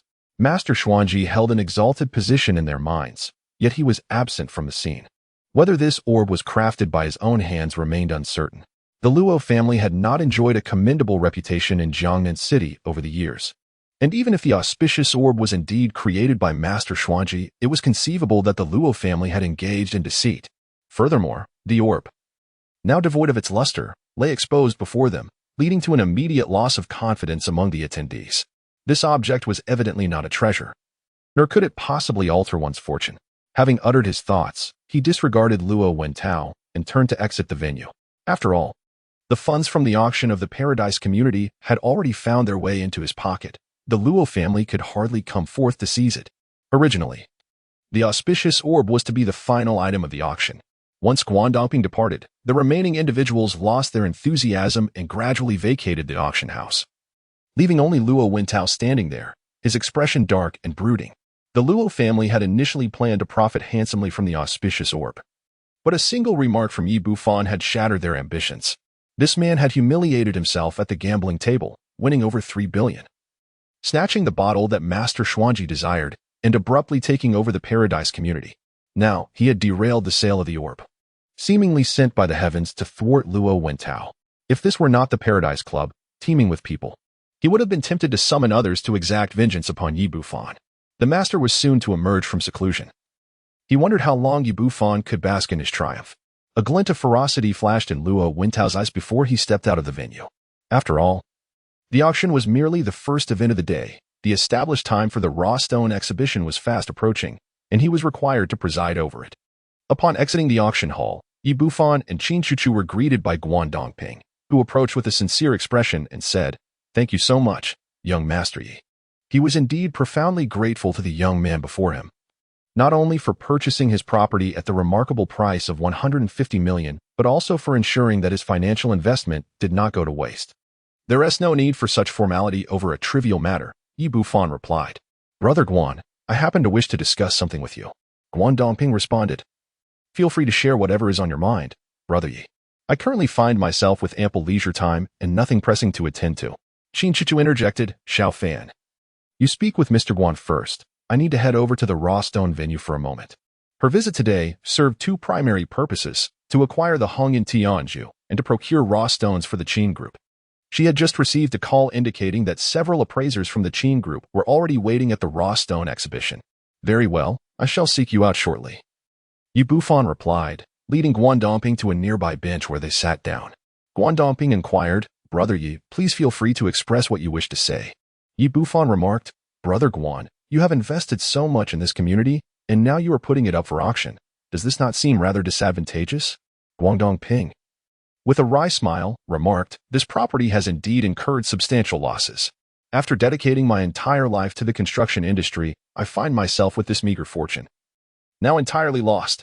Yet, there's little that can be done. Currently, not only is sales impossible, but even construction cannot proceed, as no workers dare to set foot there. It is evident to me that the site is quite ominous. Accidents befall workers who venture there, and I cannot bear to send them back. Although the project cannot continue, I must still settle the wages owed to the workers, which is why I resorted to this loss-making auction. I initially thought I could sell it for at most 100 million Huaxia coins, allocating 50 million for the workers' wages, and the remaining 50 million to acquire the Hong in Tianju.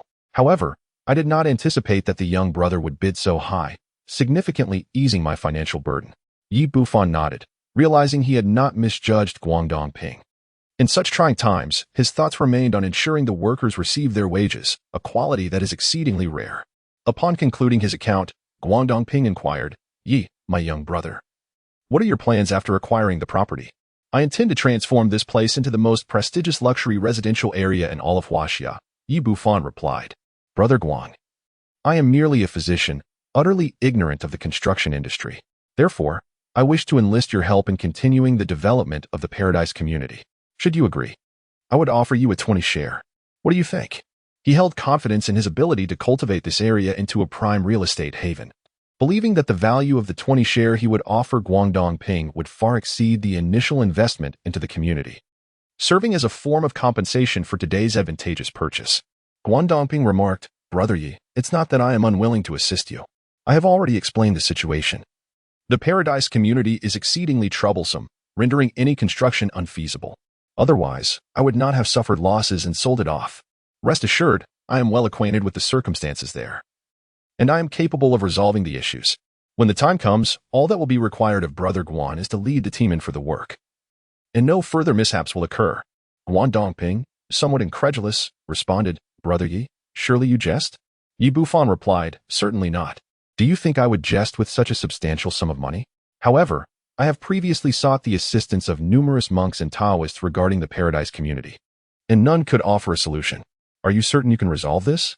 Yi Bufan continued, "Brother Guan, to speak candidly, I have already visited the community. Your location was originally a site of favorable feng shui, but alas, it has been tampered with, resulting in a series of unfortunate events." "Tampered with?" Guan Dongping exclaimed, astonished. "In my years of business, I have always adhered to the principle of harmony and commerce and have not offended anyone." Though Guan Dongping was earnest, he was not naive. Upon Yi Bufan's suggestion, he quickly grasped the implication, his expression shifting drastically as he inquired, "You mean Master Xuanji and the Luo family?" Yi Bufan nodded, affirming, "It appears they are indeed behind it." Initially filled with anger, Guan Dongping soon sighed and said, "Brother Yi, we cannot afford to offend Master Xuanji. Perhaps it would be wise to reconsider." Yi Bufan spoke with a calm demeanor, addressing Guan Dego, "There is no need for you to concern yourself with these matters. Simply organize the workers. I will contact you within 3 days, and at that time, you may proceed with the construction unimpeded." Chapter 75, The Exhibition's King of Bids. Guan Dongping, his expression serious, inquired, "Young brother, are you certain you are speaking earnestly?" Yi Bufan affirmed, indeed.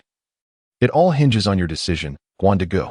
I adhere to the principle that one should not receive rewards without merit, even if it proves feasible. I cannot accept your 20 share, as the property has already been sold. Guan Dongping proposed, let us agree on this. Consider it as me working for you. Should the venture succeed, I would require an annual salary of 1 million.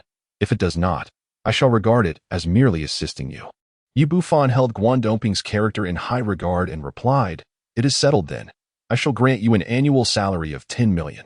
With that, he departed from the Paradise Club and made his way to the raw stone exhibition.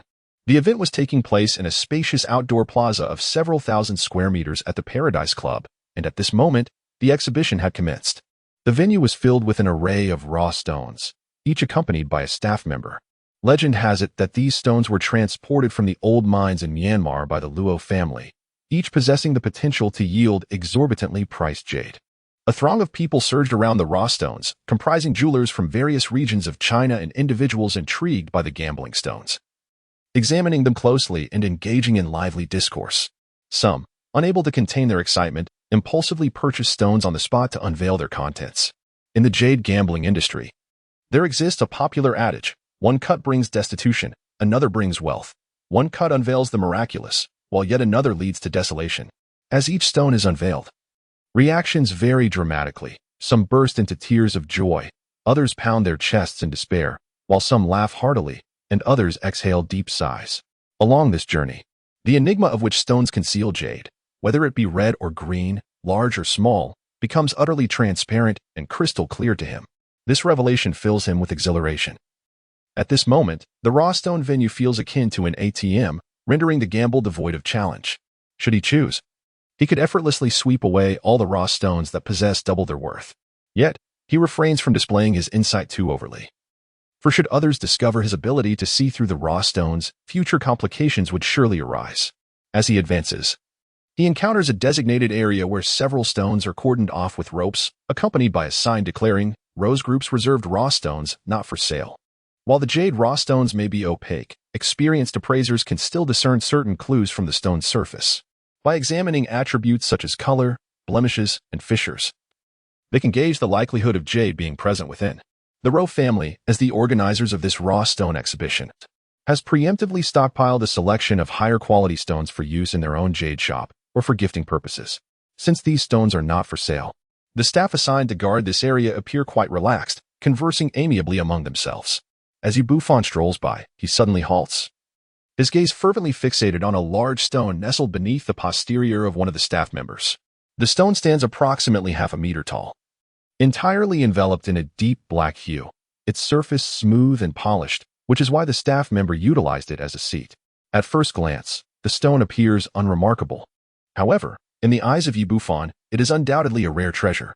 A fleeting spark of excitement flickers in his gaze as he suppresses his elation and approaches the staff member, inquiring, "May I ask how I might procure one of your stones?" The staff member, maintaining a courteous demeanor, replies, "I apologize, but the stones here are reserved for the Luo family and are not for sale to the public." Unwilling to concede, Yi Bufan presses on. "Could you perhaps enlighten me on how one might select a stone from this place? I find the quality here to be quite commendable." The staff member responds, "There is but one way to acquire a stone from here. Our young master must consent, if he is pleased. It would be no trouble at all for him to gift you a few pieces." Yi Bufan furrows his brow, acutely aware of Luo Wintao's animosity towards him, as if he would relish the opportunity to eliminate him, making it implausible that he would bestow a raw stone upon him. Nevertheless, this particular stone holds immense significance for Yi Bufan. He is determined to obtain it by any means necessary. At that moment, a throng of people approaches, and Luo Wintao is seen accompanying Qin Chuchu towards their direction. Although the Qin group has dispatched its own gem appraisal expert, Luo Wintao has volunteered to assist Qin Chuchu in selecting stones. Despite her disdain for him, Qin Chuchu acknowledges his expertise in identifying raw stones. The Luo family has been engaged in the raw stone business for many years, amassing considerable experience, further bolstered by the fact that Luo Wintao's mentor is Chen Banian, one of Myanmar's top 10 gem appraisal masters. Over the years, she has indeed acquired considerable expertise, far surpassing that of ordinary gem appraisers in the realm of raw stone identification. Consequently, she did not decline to take note of the stone numbers recommended by Luo Wintao. intending to consult with the appraisers from her own group later. The group halted a short distance from Yi Bufan, and Luo Wentao gestured towards a massive stone, towering at nearly 2 meters and weighing over 1,000 pounds. Chu, do you see this stone? He inquired. This is the piece d'argent of this exhibition. Although it is priced at 30 million, if acquired, it would undoubtedly be worth its weight in gold. I have immense confidence in it, and my mentor has sung its praises, which is why it has been designated as the highlight of this exhibition. Qin Chu directed her gaze towards the stone. Generally, raw stones are classified into 2 categories, pure gamble and semi-gamble. Pure gamble stones possess no windows, relying solely on fortune. In contrast, semi-gamble stones feature 1 or more windows, from which one can estimate the likelihood of jadeite within, thus providing a greater assurance. The stone before her was indeed a semi-gamble type, having revealed a window the size of a basketball on the left side, exuding an alluring hint of green. Qin Chu possessed a modicum of knowledge regarding stone gambling and found herself quite enchanted by this particular specimen. Judging by the revealed window, the jadeite's quality was at least of the glass type. Should this sizable stone contain even a mere 10% of its material as glass-type jadeite, its worth would exceed 100 million huaxia coins, thereby providing immediate relief to the current shortage of raw materials at Qin's jewelry. Luo Wentao discerned Qin Chu's thoughts and reiterated, Chu, trust me, acquiring this stone will certainly yield profits. Frankly speaking, I reserved this stone specifically for you. Otherwise, it would have long been utilized by the Luo family. His words were sincere. This stone had garnered significant interest from many, including his mentor, Shen Banian. It was precisely for this reason that he had deliberately set it aside as the centerpiece, intending to win Qin Chu's favor when the Qin group sought to procure raw stones. Hearing the host of the exhibition express such optimism about the stone, a crowd gathered to admire and critique the prized specimen. Indeed, it was a remarkable stone. Any raw material exhibiting such serpent-like patterns would undoubtedly contain jade. Isn't that self-evident? The exterior is already revealing hints. It must contain jade. The real question now is how much jade and its quality. I have faith in young Master Luo's discerning eye. Alas, if only I had the funds, I would surely invest and reap the rewards. Chapter 76. The demon refining bottle and spirit chi pills. A proud smile graced Luo Wentao's face. Chu, do you still doubt my ability to appraise treasures? You will not suffer any loss. Qin Chu hesitated, recognizing the value in acquiring the stone. Just as she was poised to make a decision, a voice suddenly rang out. This stone should not be purchased.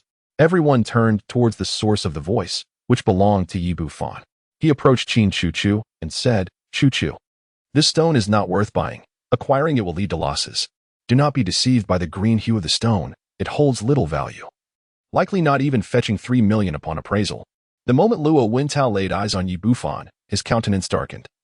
For this young man seemed to shadow him at every turn, opposing him at every opportunity.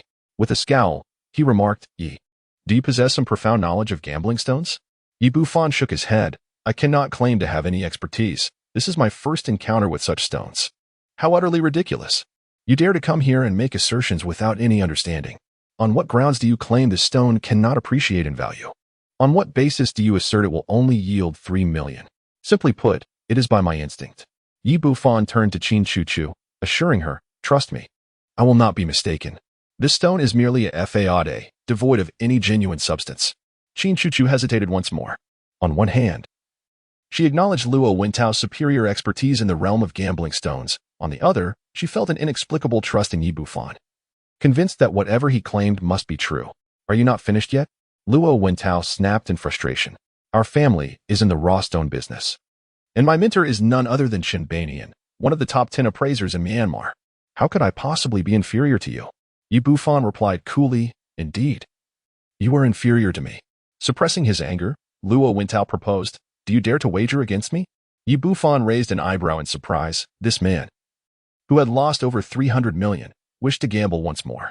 What do you intend to wager? He inquired. Luo Wentao remarked. Since you have such unwavering faith in your instincts, let us engage in a wager involving gambling stones. Should I emerge victorious, you shall relinquish to me the transfer contract for the Paradise community and that small vial. His proposal for a wager was not without reason. Master Xuanji had assigned him 3 tasks, all of which he had utterly failed. While he was convinced of Yi Bufan's inevitable demise, he feared he too would face the Master's ire. If he could secure those 2 items in advance, it would certainly enhance his standing. Yi Bufan inquired. And if you lose? I shall stake 100 million Huaxia coins as my wager. Should I fail, that sum will be yours. Young Master Luo, your calculations are rather astute. Are they not? A mere transfer contract for a property is valued at 150 million. Your wager is hardly commensurate. At this juncture, Yi Bufan pointed to the stone beneath the staff member's posterior and suggested, let us amend the terms. Should you lose, in addition to the 100 million Huaxia coins, you shall also include that stone. Though he was uncertain why Yi Bufan was so keen on that particular stone, Luo Wentao readily acquiesced, agreed. He was supremely confident in this contest, believing that his opponent was merely an inexperienced novice in the realm of gambling stones, while he himself was a disciple of Master Chen. Surely, defeat was inconceivable. After all, the art of stone gambling relied on keen observation. Luck, akin to that in dice games, was of no value here. Sensing his opponent's arrogance, Yi Bufan allowed a faint, sardonic smile to grace his lips. Under his keen perception, each raw stone revealed its secrets clearly. This wager was hardly a gamble, but rather an unequivocal display of dominance. Luo Wentao was utterly oblivious to these considerations, and with excitement exclaimed, let us each select 5 stones and engage in a best-of-5 series. The one who triumphs in 3 rounds shall be declared the victor. Yi Bufan interjected, isn't it rather cumbersome? Wouldn't it be simpler to determine the winner with just a single stone? That won't do, Luo Wentao replied. For a single stone introduces an element of chance. Our wager on stones relies on true skill. Yi Bufan smiled faintly, sensing that this fellow was indeed somewhat apprehensive about his own fortune. Very well, he conceded. You may dictate the terms of our wager. I am indifferent. Then let us commence at once, Luo Wentao declared, gesturing towards a nearby raw stone. For the first round, I shall employ this stone. You may proceed with your selection. This stone was not far off, and prior to the commencement of the raw stone exhibition, he had held a favorable view of it, lingering in indecision over which stone to designate as the champion. Ultimately, it was his mentor, Chen Banian, who provided the final counsel, leading to the choice of this particular stone as the victor. In a bid to secure victory against Yi Bufan, he had decided to utilize this backup champion. Yi Bufan examined the stone, which stood nearly 2 meters tall, appearing quite imposing, its surface a deep emerald green, adorned with intricate python patterns and pine flowers, presenting a most appealing visage.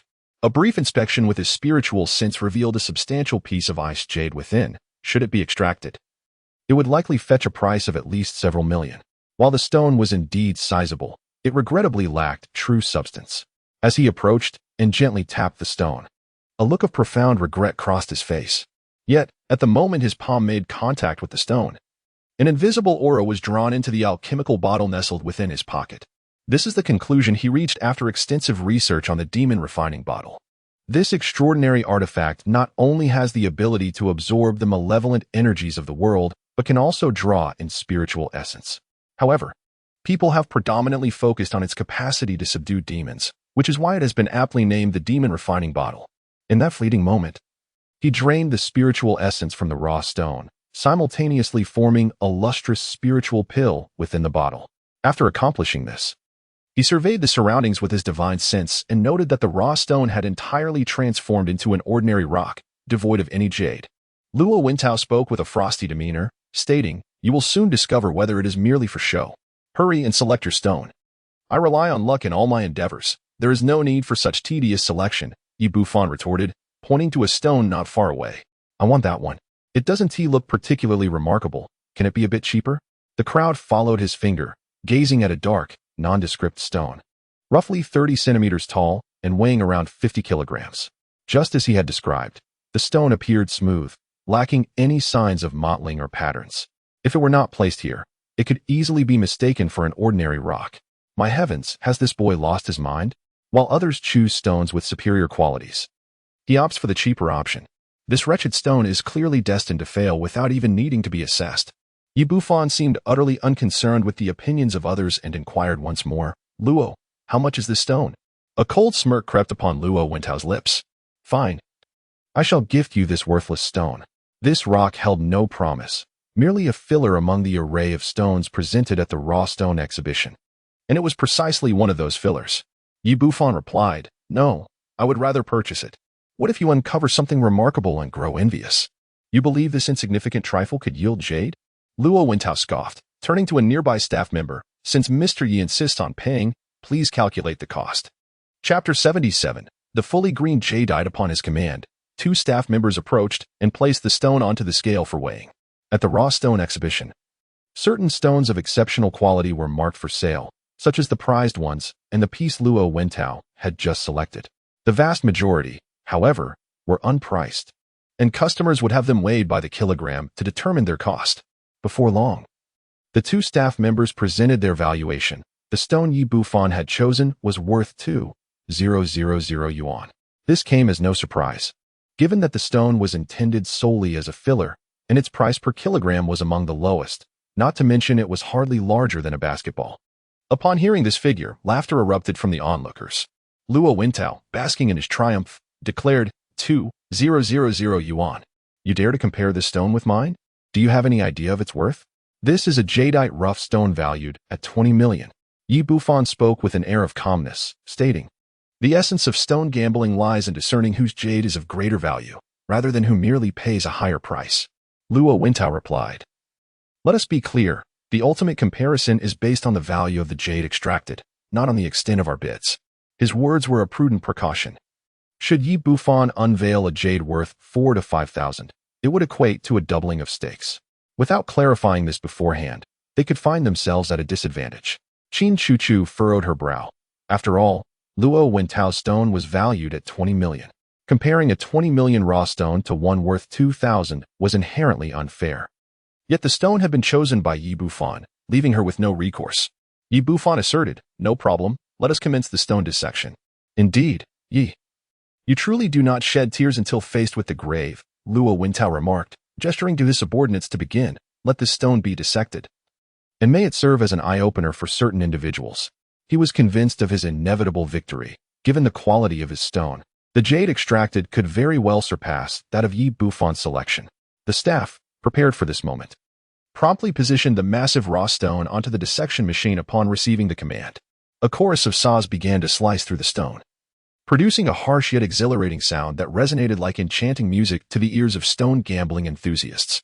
All eyes remained fixated on the stone, eagerly anticipating the revelation of jade.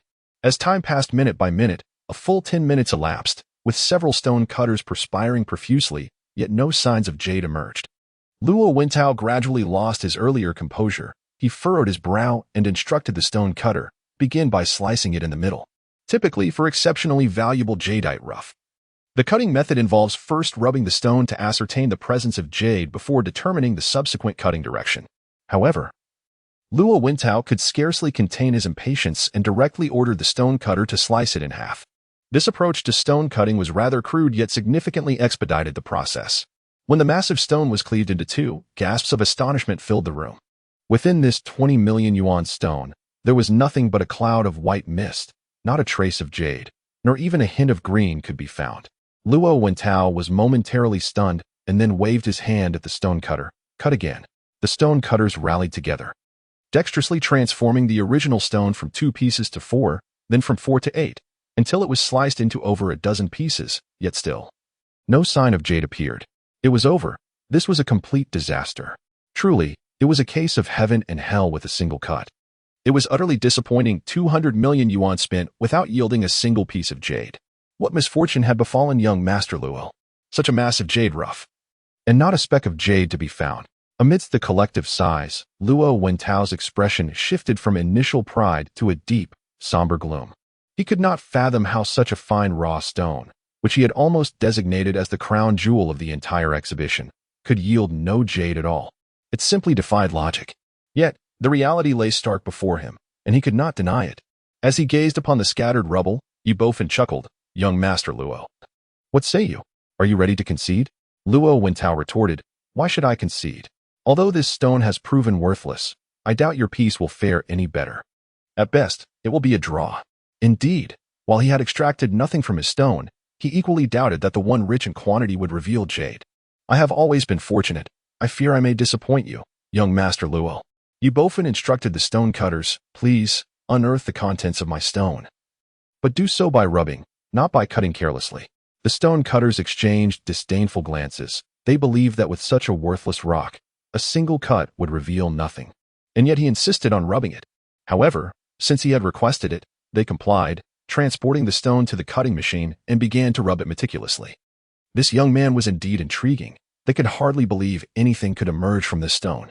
After all, young Master Luo had just failed to uncover jade from a raw stone worth 20 million. What could possibly be found in this 2,000 yuan trinket? The onlookers murmured in skepticism, none harboring any hopes for Yi Bufan. Suddenly, a voice pierced through the chatter. Look, it's green. This stone is actually revealing green. With this exclamation, the Jade Master paused his actions, taking a basin of clear water to pour over the rough jade stone. As he wiped away the surface, a rich green hue emerged, revealing the presence of jade. My goodness, this young man is extraordinarily fortunate. A seemingly worthless stone truly contains jade. The vibrant green indicates it is of ice type. This young man has indeed struck gold. Upon witnessing the glimmer of green, Luo Wentao's expression darkened considerably. If Yi Bufan were to extract even a hint of jade, it would signify his defeat in this wager. Sensing his master's distress, the head bodyguard stepped forward. Attempting to reassure him, young master, this may be merely a fluke. Perhaps that stone contains only a small amount of jade. However, before he could finish his sentence, several jade masters consecutively revealed more windows, each brimming with verdant richness. Good heavens, the jade is entirely green. How much could such a substantial piece of jade be worth? Moreover, it is of the ice type. The most astonishing part is that he only spent 2,000 yuan. This is an incredible profit. Seeing that Yi Bufan's stone was entirely jade, the head bodyguard stood agape, rendered speechless, completely taken aback. Soon, the Jade Masters uncovered the entire jade, and as anticipated, it was a fully green jade of exceptionally high quality, classified as ice type. Generally speaking, jade is esteemed for its green color, and it can be roughly categorized into 4 grades: bean type, glutinous type, ice type, and glass type. Although the icy variety may not be the most valuable, such a sizable piece of jade, with its verdant hue, is worth at least several million, and could even reach 10 million. Chapter 78. 2 consecutive victories. Yi Bufan smiled slightly, remarking, "It's merely a stone. If you desire it, I shall present it to you." Qin Chuchu replied, "That won't do. I intend to pay for it. Please keep it for now. I will discuss it further after I conclude my wager with young Master Luo." Yi Bufan turned to Luo Wentao and inquired, "Young Master Luo, is there really any uncertainty regarding this first round? Shall we not proceed to the second round?" Luo Wentao snorted disdainfully. "What is there to be smug about? It was merely a stroke of luck." Yi Bufan acknowledged, "You are correct. I indeed rely on fortune. However, my luck is not fleeting. It is quite sufficient for this wager." Luo Wentao chose to ignore him, gesturing towards the marked stone and addressing the stone master. "Unravel this for me." Having been thoroughly humiliated in the previous round, he was now infuriated and had decided to bring forth the marked stone. Convinced that he could best this country bumpkin before him, Yi Bufan chuckled, "Young Master Luo, is this not a gift intended for Chuchu? Must you wager it as well?" Luo Wentao retorted angrily, "I shall first unveil it and then gift it to Chuchu. Is that not acceptable?" Yi Bufan patted the marked stone and remarked, "With such a worthless trinket, once unveiled, I doubt Chuchu will even cast it a glance. She would not even accept it. That is none of your concern. Which stone do you wish to select this time?" The stone stands approximately 1 meter tall, lacking the smooth contours typical of ordinary jadeite rough, instead exhibiting sharp angles. It bears no signs of mossy patterns or python textures. Should this stone be cast outdoors, anyone who glimpses it would undoubtedly mistake it for granite. After weighing the stone, the staff quoted a price of 10,000, which Yi Bufan promptly settled with a credit card. This young man is indeed intriguing, having chosen such an eccentric stone. Could he truly believe that luck runs in his family? It is not entirely impossible, considering that the previous stone yielded a piece of pure green jade. Perhaps this one, too, might reveal jadeite. But even if it does, what of it? Young Master Luo has procured the top piece of this exhibition, already revealing a window, indicating that jadeite surely lies within. He was eager to validate his discerning eye for identifying rough stones, directing his subordinates to hastily lift the prized specimen onto the cutting machine. Soon, the jarring sound of cutting echoed once more as shards of stone flew about. The seasoned jade cutters swiftly made their incision at the windowed area. In no time, all present stood in stunned silence, for within the cut stone, only a small patch of jadeite was visible at the window, while beneath it lay a stark expanse of white, devoid of even a hint of green. My heavens, merely a tiny fragment of jadeite. How peculiar it is that it appeared precisely at the window. This is a precious stone valued at 30 million. If it truly collapses, it would be a tremendous loss. Do not rush. Such a substantial piece of raw stone may still hold. Luo Wintao's complexion turned ashen as he commanded the stone cutters, saying, "Cut it open." Soon, this highly anticipated raw gem was sliced into dozens of pieces. Yet within it remained an expanse of pallid material, devoid of even a hint of jade. Even the small window revealing a trace of jadeite could scarcely fetch 3,000 to 4,000. Luo Wintao was utterly stunned, standing there in disbelief, his face drained of color. Unable to accept this outcome. Witnessing this scene, Qin Chuchu was gripped by a cold sweat. Had she truly believed Luo Wintao and spent 30 million to acquire this stone, she would be left in tears. This time, Bufan ignored Luo Wintao entirely and directly addressed the stone cutters, saying, "Now, cut mine." This time, he chose not to polish the stone, but instead directed the cutters to swiftly remove the irregular edges.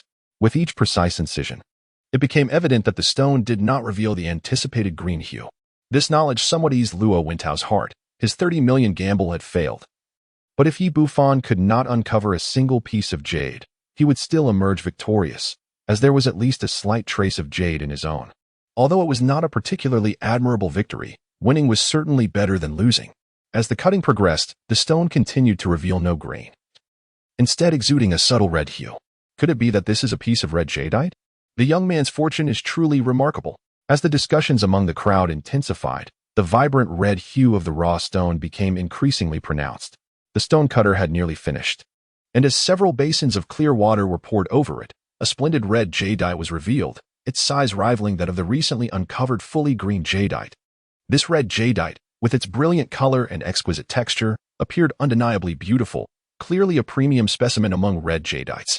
I had never encountered red jadeite before. Is it truly valuable?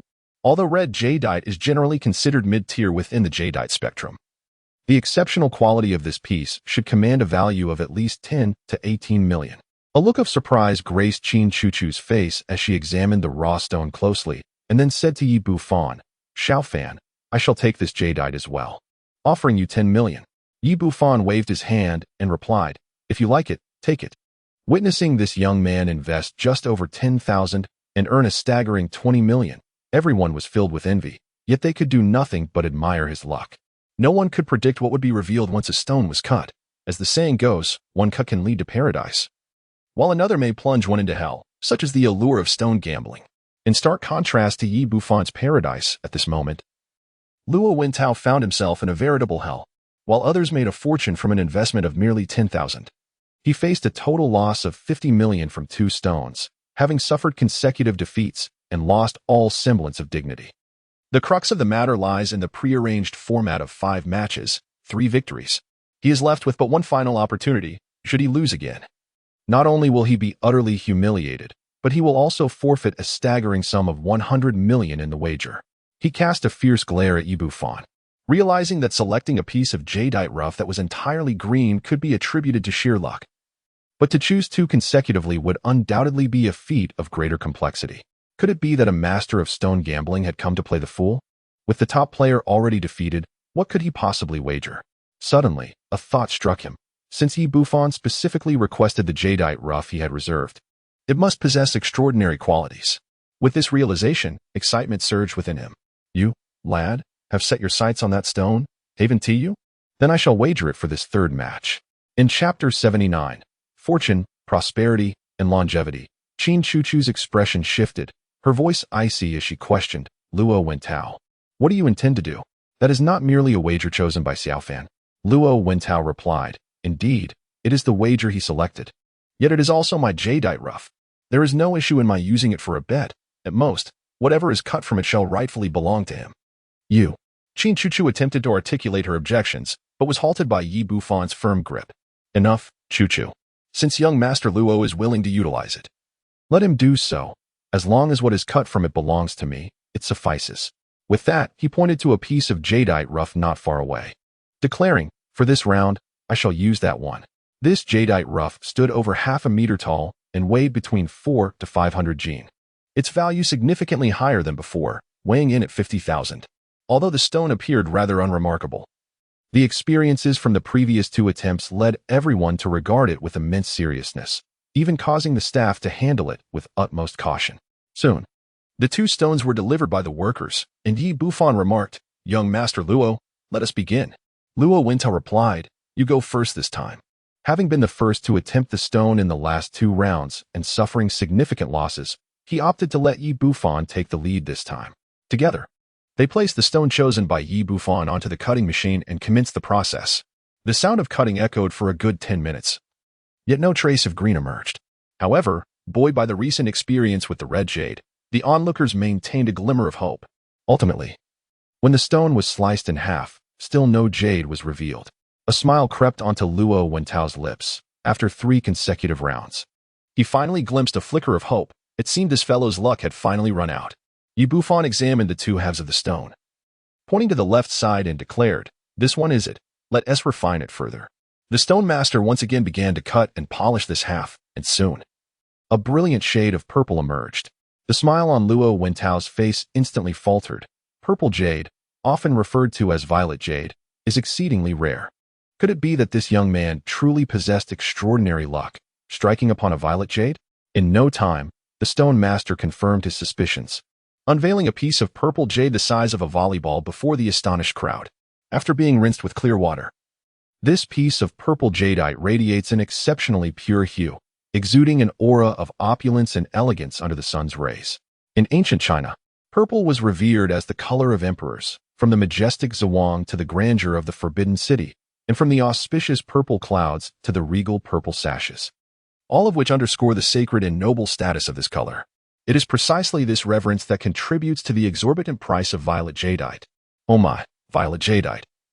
Indeed, having attended numerous raw stone exhibitions, this is the first time I have laid my eyes upon such a specimen. The last jadeite raw stone I encountered was not even half this size and fetched over 2 million. I can only imagine the worth of this piece.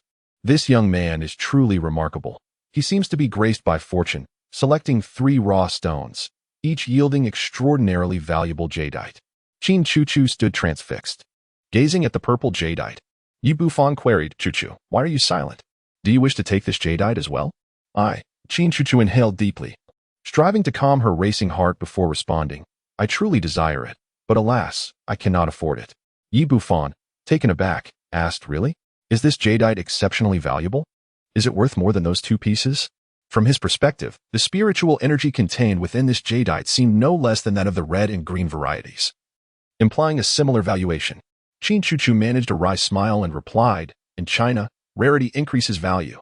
Hence, due to its scarcity, the price is significantly higher. However, if this were the only piece of purple jadeite available, its worth would be approximately 20 million. Most importantly, there are the pieces of green and red jade. In the jade industry, there exists the notion of Fu Lu Shou, or the legends of Lu, Guan, and Zhang. The ability to combine these 3 colors of jade is a rarity, and their value escalates exponentially. Thus, selling these 3 pieces together would surely yield at least double the price, with a minimum valuation exceeding 70 to 80 million. Our Qin group has allocated 100 million yuan for the procurement of raw stones. We have already expended over 30 million, and we can scarcely afford more." Upon hearing her words, the surrounding crowd erupted in astonishment. This young man is extraordinarily fortunate to have amassed the 3 colors of Fu Lu Shou, each of such a high grade. If only I could possess such luck, 70 to 80 million would sustain me for several lifetimes. It is often said that gambling on stones can lead to either paradise or hell, and this young man seems destined to soar to the heavens. After Qin Chuchu finished speaking, Yi Bufan smiled faintly.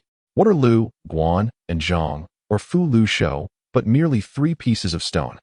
They are all given to you, as it was stated that no payment is required.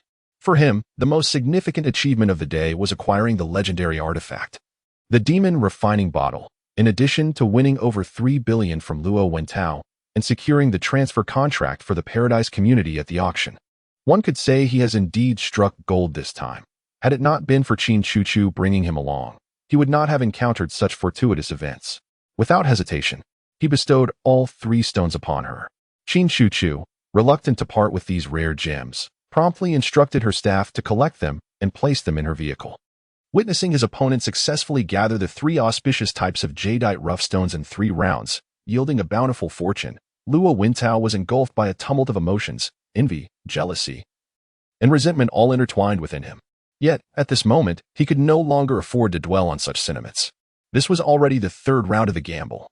Should he lose again, he would be utterly bereft of any chance to recover. With this thought in mind, he addressed the stone analyst. Please, open this stone. No matter the circumstances, he still clung to a glimmer of hope.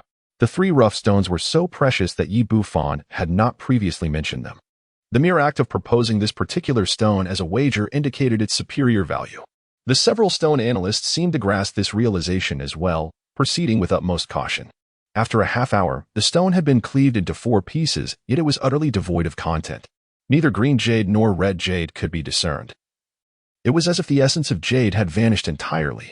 How could this be? Luo Wintao had wagered on Bufan's discernment. Convinced that this rough jadeite must harbor something of worth, he called out once more, "Continue to open it. Slice it thinner. There must be jade within." The stone analyst, feeling quite helpless, understood that the likelihood of uncovering jade at this juncture was exceedingly slim. Nevertheless, as the master commanded, they could do naught but comply. One of the analysts lifted a half piece of jadeite rough and placed it upon the cutting machine. With a decisive cut, an audible crack echoed, as the once razor-sharp saw blade unexpectedly encountered an unseen obstruction, snapping in twain. Chapter 80. Who truly is the master? The stone master was taken aback. After over a decade in this profession, he had never encountered such a situation. Luo Wintao seemed to sense something, realizing that this stone indeed harbored something precious. He immediately exclaimed with excitement, "Be careful, do not damage the treasure." The stone master poured some clean water over the stone to wash it, revealing a small red stone the size of an egg embedded within the half-raw stone. The saw blade had been dulled by it. He made a few more cuts and extracted the red stone. "Let me see it." Luo Wintao snatched the stone eagerly, but soon the excitement faded from his face. The stone was entirely fiery red and appeared quite smooth, yet it was not jade, nor was it anything of value. In his disappointment, he hurled the stone forcefully to the ground and shouted, "Continue cutting." The stone-cutting machine roared to life once more, and the gazes of the onlookers converged on the several pieces of raw stone, oblivious to the fact that the small stone tossed aside had suddenly vanished. After a while, the massive rock had been sliced into dozens of pieces, still devoid of any trace of jade. Luo Wintao stood there in a daze, murmuring, "Impossible. How can this be?" He was convinced that the stone chosen by Bufan must surely be a treasure, yet the outcome here was utterly barren. Bufan stepped forward with a smile and said, "Young Master Luo, isn't it time to settle the wager?" Luo Wintao's face was flushed with indignation. Conceding defeat now, while also forking over an additional 100 million Huaxia coins, would be akin to a death sentence for him. Just then, a commotion erupted at the entrance of the exhibition. Shouts rang out, proclaiming, "Master Xuanji has arrived. Master Xuanji is here." Concurrently, the throngs of people parted to either side, revealing an elderly Taoist approaching, clad in a gray Taoist robe and wielding a whisk, with a sword slung across his back and long hair flowing gracefully. He exuded an ethereal aura. At that moment, as the sun dipped below the horizon, its golden rays illuminated the Taoist, casting a grand silhouette that imparted a celestial quality, as if he had descended from the heavens. "Master Xuanji. It is truly Master Xuanji. How splendid. The master has finally arrived." Upon seeing the old Taoist, Luo Wintao's earlier despondency evaporated, replaced by an overwhelming excitement. He pointed at Bufan and declared, "You are doomed, kid. Do you know why I wagered against you? Do you understand why I insisted on a best of 5? It was all in anticipation of the master's arrival, having pilfered Master Xuanji's treasure and thwarted his plans. Your demise is now inevitable." At his words, the crowd grew tense, especially those who had participated in the auction. Recalling how Bufan had seized the small black bottle that Master Xuanji had specifically requested, in addition to shattering the fateful Hong in Tianqiu. It is over. This young man's fortune has run out. Having offended Master Xuanji, he is now on a path to ruin. With Master Xuanji's arrival, his streak of good luck has surely come to an end. I once witnessed a man who incurred the wrath of Master Xuanji die on the spot, bleeding from all 7 orifices, and even the police could not determine the cause of death. To perish oneself is a trivial matter, however. Should the master truly employ his sorcery, it is likely that the entire family would suffer dire consequences. Young people today are exceedingly reckless, choosing to offend someone as formidable as Master Xuanji, a being akin to a deity. Who would dare to provoke such a figure? The crowd began to murmur, their gazes towards Bufan shifting from envy to derision. Most anxious among them was Qin Chuchu, who, taken aback by the swift arrival of Master Xuanji, urgently seized Bufan's arm, imploring him to retrieve the small vial and present it to the master, followed by an earnest apology. Yi Bufan merely smiled lightly, dismissing her concern. Would he even dare to accept it from me? Xiao Fan, can you still afford to jest at such a moment? Qin Chuchu exclaimed, her agitation evident as she stamped her foot in frustration. Meanwhile, Luo Wentao chuckled with delight at the unfolding drama. Young man, even now you dare to speak so brazenly? Just wait and see how the master will deal with you. At that moment, the old Taoist approached with deliberate steps, a sycophantic expression adorning his face. Master Xuanji, you have finally arrived, he exclaimed, his tone dripping with arrogance as he looked down upon Yi Bufan. What of the task I entrusted to you? Have you procured the items? Master, please do not be angry. Allow me to explain in detail, the old Taoist continued. Luo Wentao, with a countenance full of indignation, exclaimed. At the auction, I publicly declared that the treasure was your coveted possession, yet it was snatched away by that scoundrel.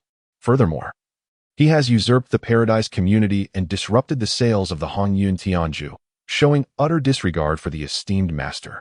He spoke through gritted teeth, wishing fervently that Master Xuanji would deliver a fatal blow to Yi Bufan. Indeed, Master Xuanji's expression darkened immediately as he coldly remarked, in Jiangnan, there exists someone who dares to disregard my authority. I shall see who this audacious individual is. As the master's fury ignited, those present fell into a hushed silence, fearing the repercussions of his wrath, and hastily retreated to reveal Yi Bufan and Qin Chuchu amidst the crowd. Qin Chuchu, in a state of desperation, urged, Xiao Fan, quickly present that bottle to the master. Yi Bufan reiterated, I have stated before, even if I were to offer it to him, he would not dare to accept. Luo Wentao shouted, you impudent brat, how dare you act so arrogantly in front of Master Xuanji? If the master becomes enraged, you shall find no place to hide. The onlookers were taken aback, bewildered as to whether this young man was a madman or a fool, daring to challenge the master's dignity in the face of imminent peril. Yi Bufan disregarded the commotion around him and turned to Master Xuanji, asking, if I offer you this item, do you dare to accept it?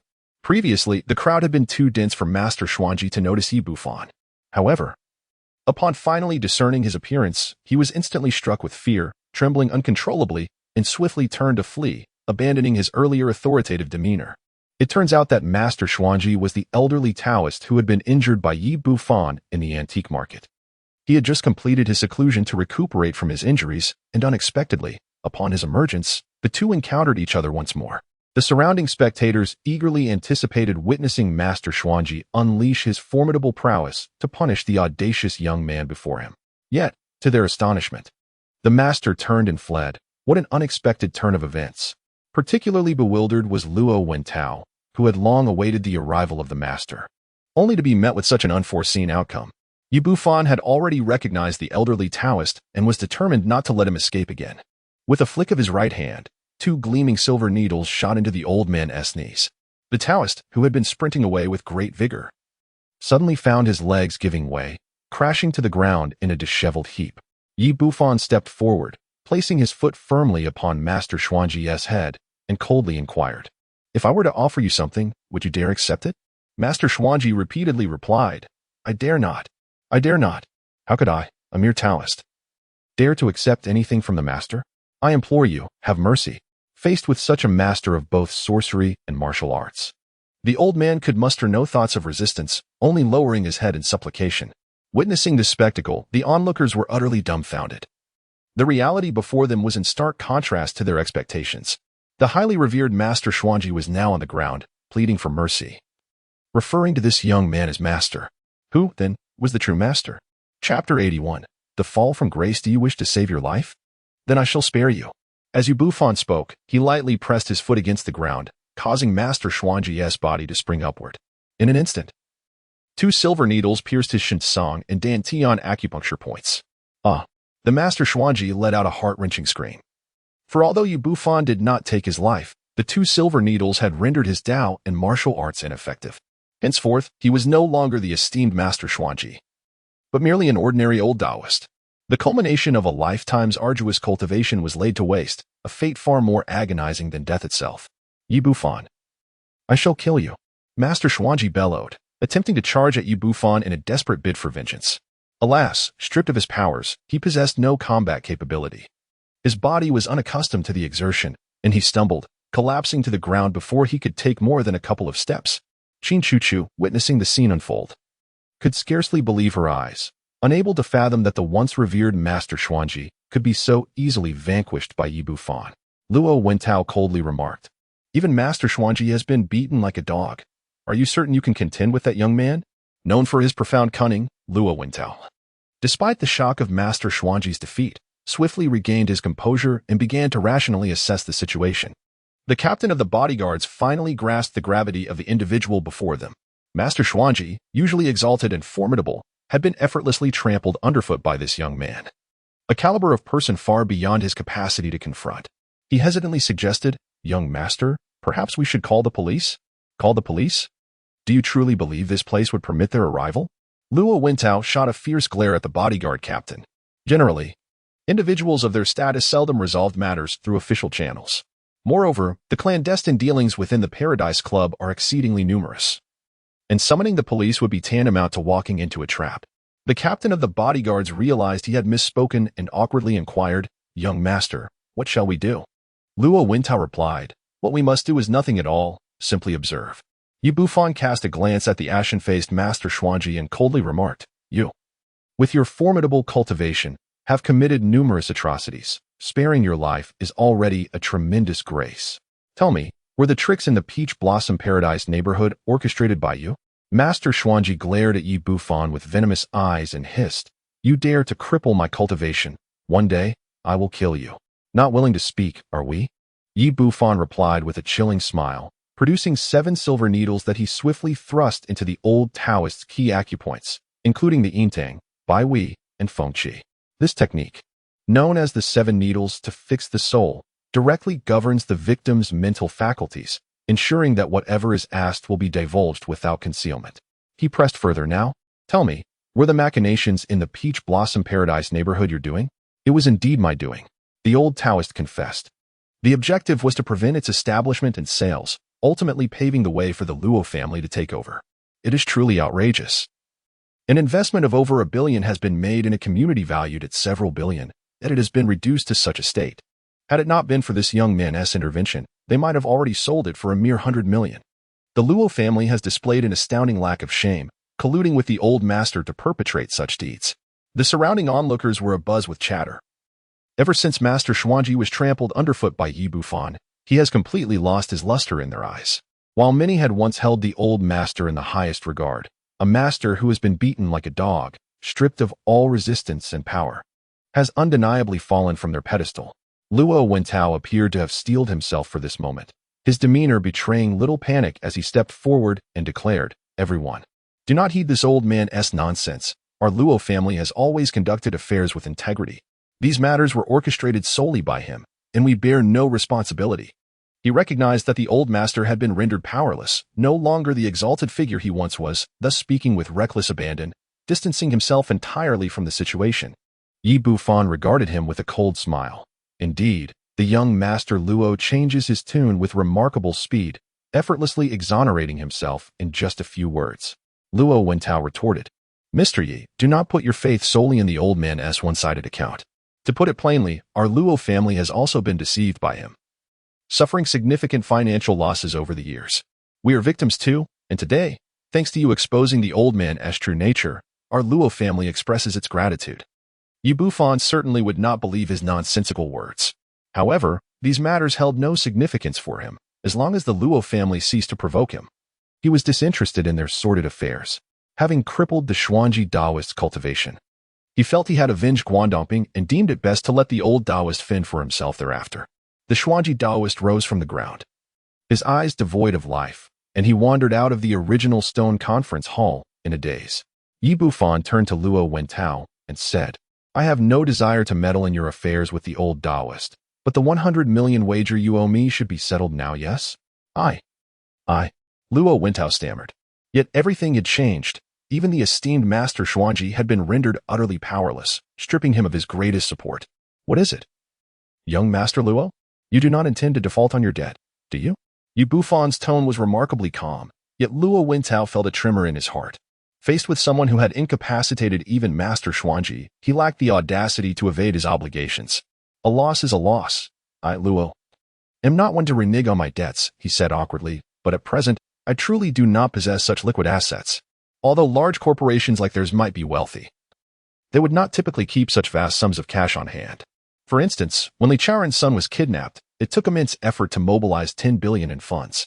Moreover, the Luo family was far inferior to Li Chaoran. Were it not for their casino, they might not even have 3 to 4 billion in liquid assets. Yi Bufan replied nonchalantly, "Are you suggesting that you lack the funds to honor the wager?" Luo Wentao hastily remarked, "Mr. Yi, our family has indeed invested all our available funds into this gemstone exhibition. How about this? I will offer you a discount of 20%. And you can select raw stones worth 100 million from me as a means to settle my wager." At this moment, he dared not provoke Yi Bufan any further and could only repay his debt through the raw stones. Chapter 82. At last. I awaited you, although their acquaintance had been brief. Yi Bufan had already discerned Luo Wentao's character. He was a cunning and ruthless wolf. Naturally, he held no reservations towards such a person and personally selected raw stones valued at 100 million huaxia coins.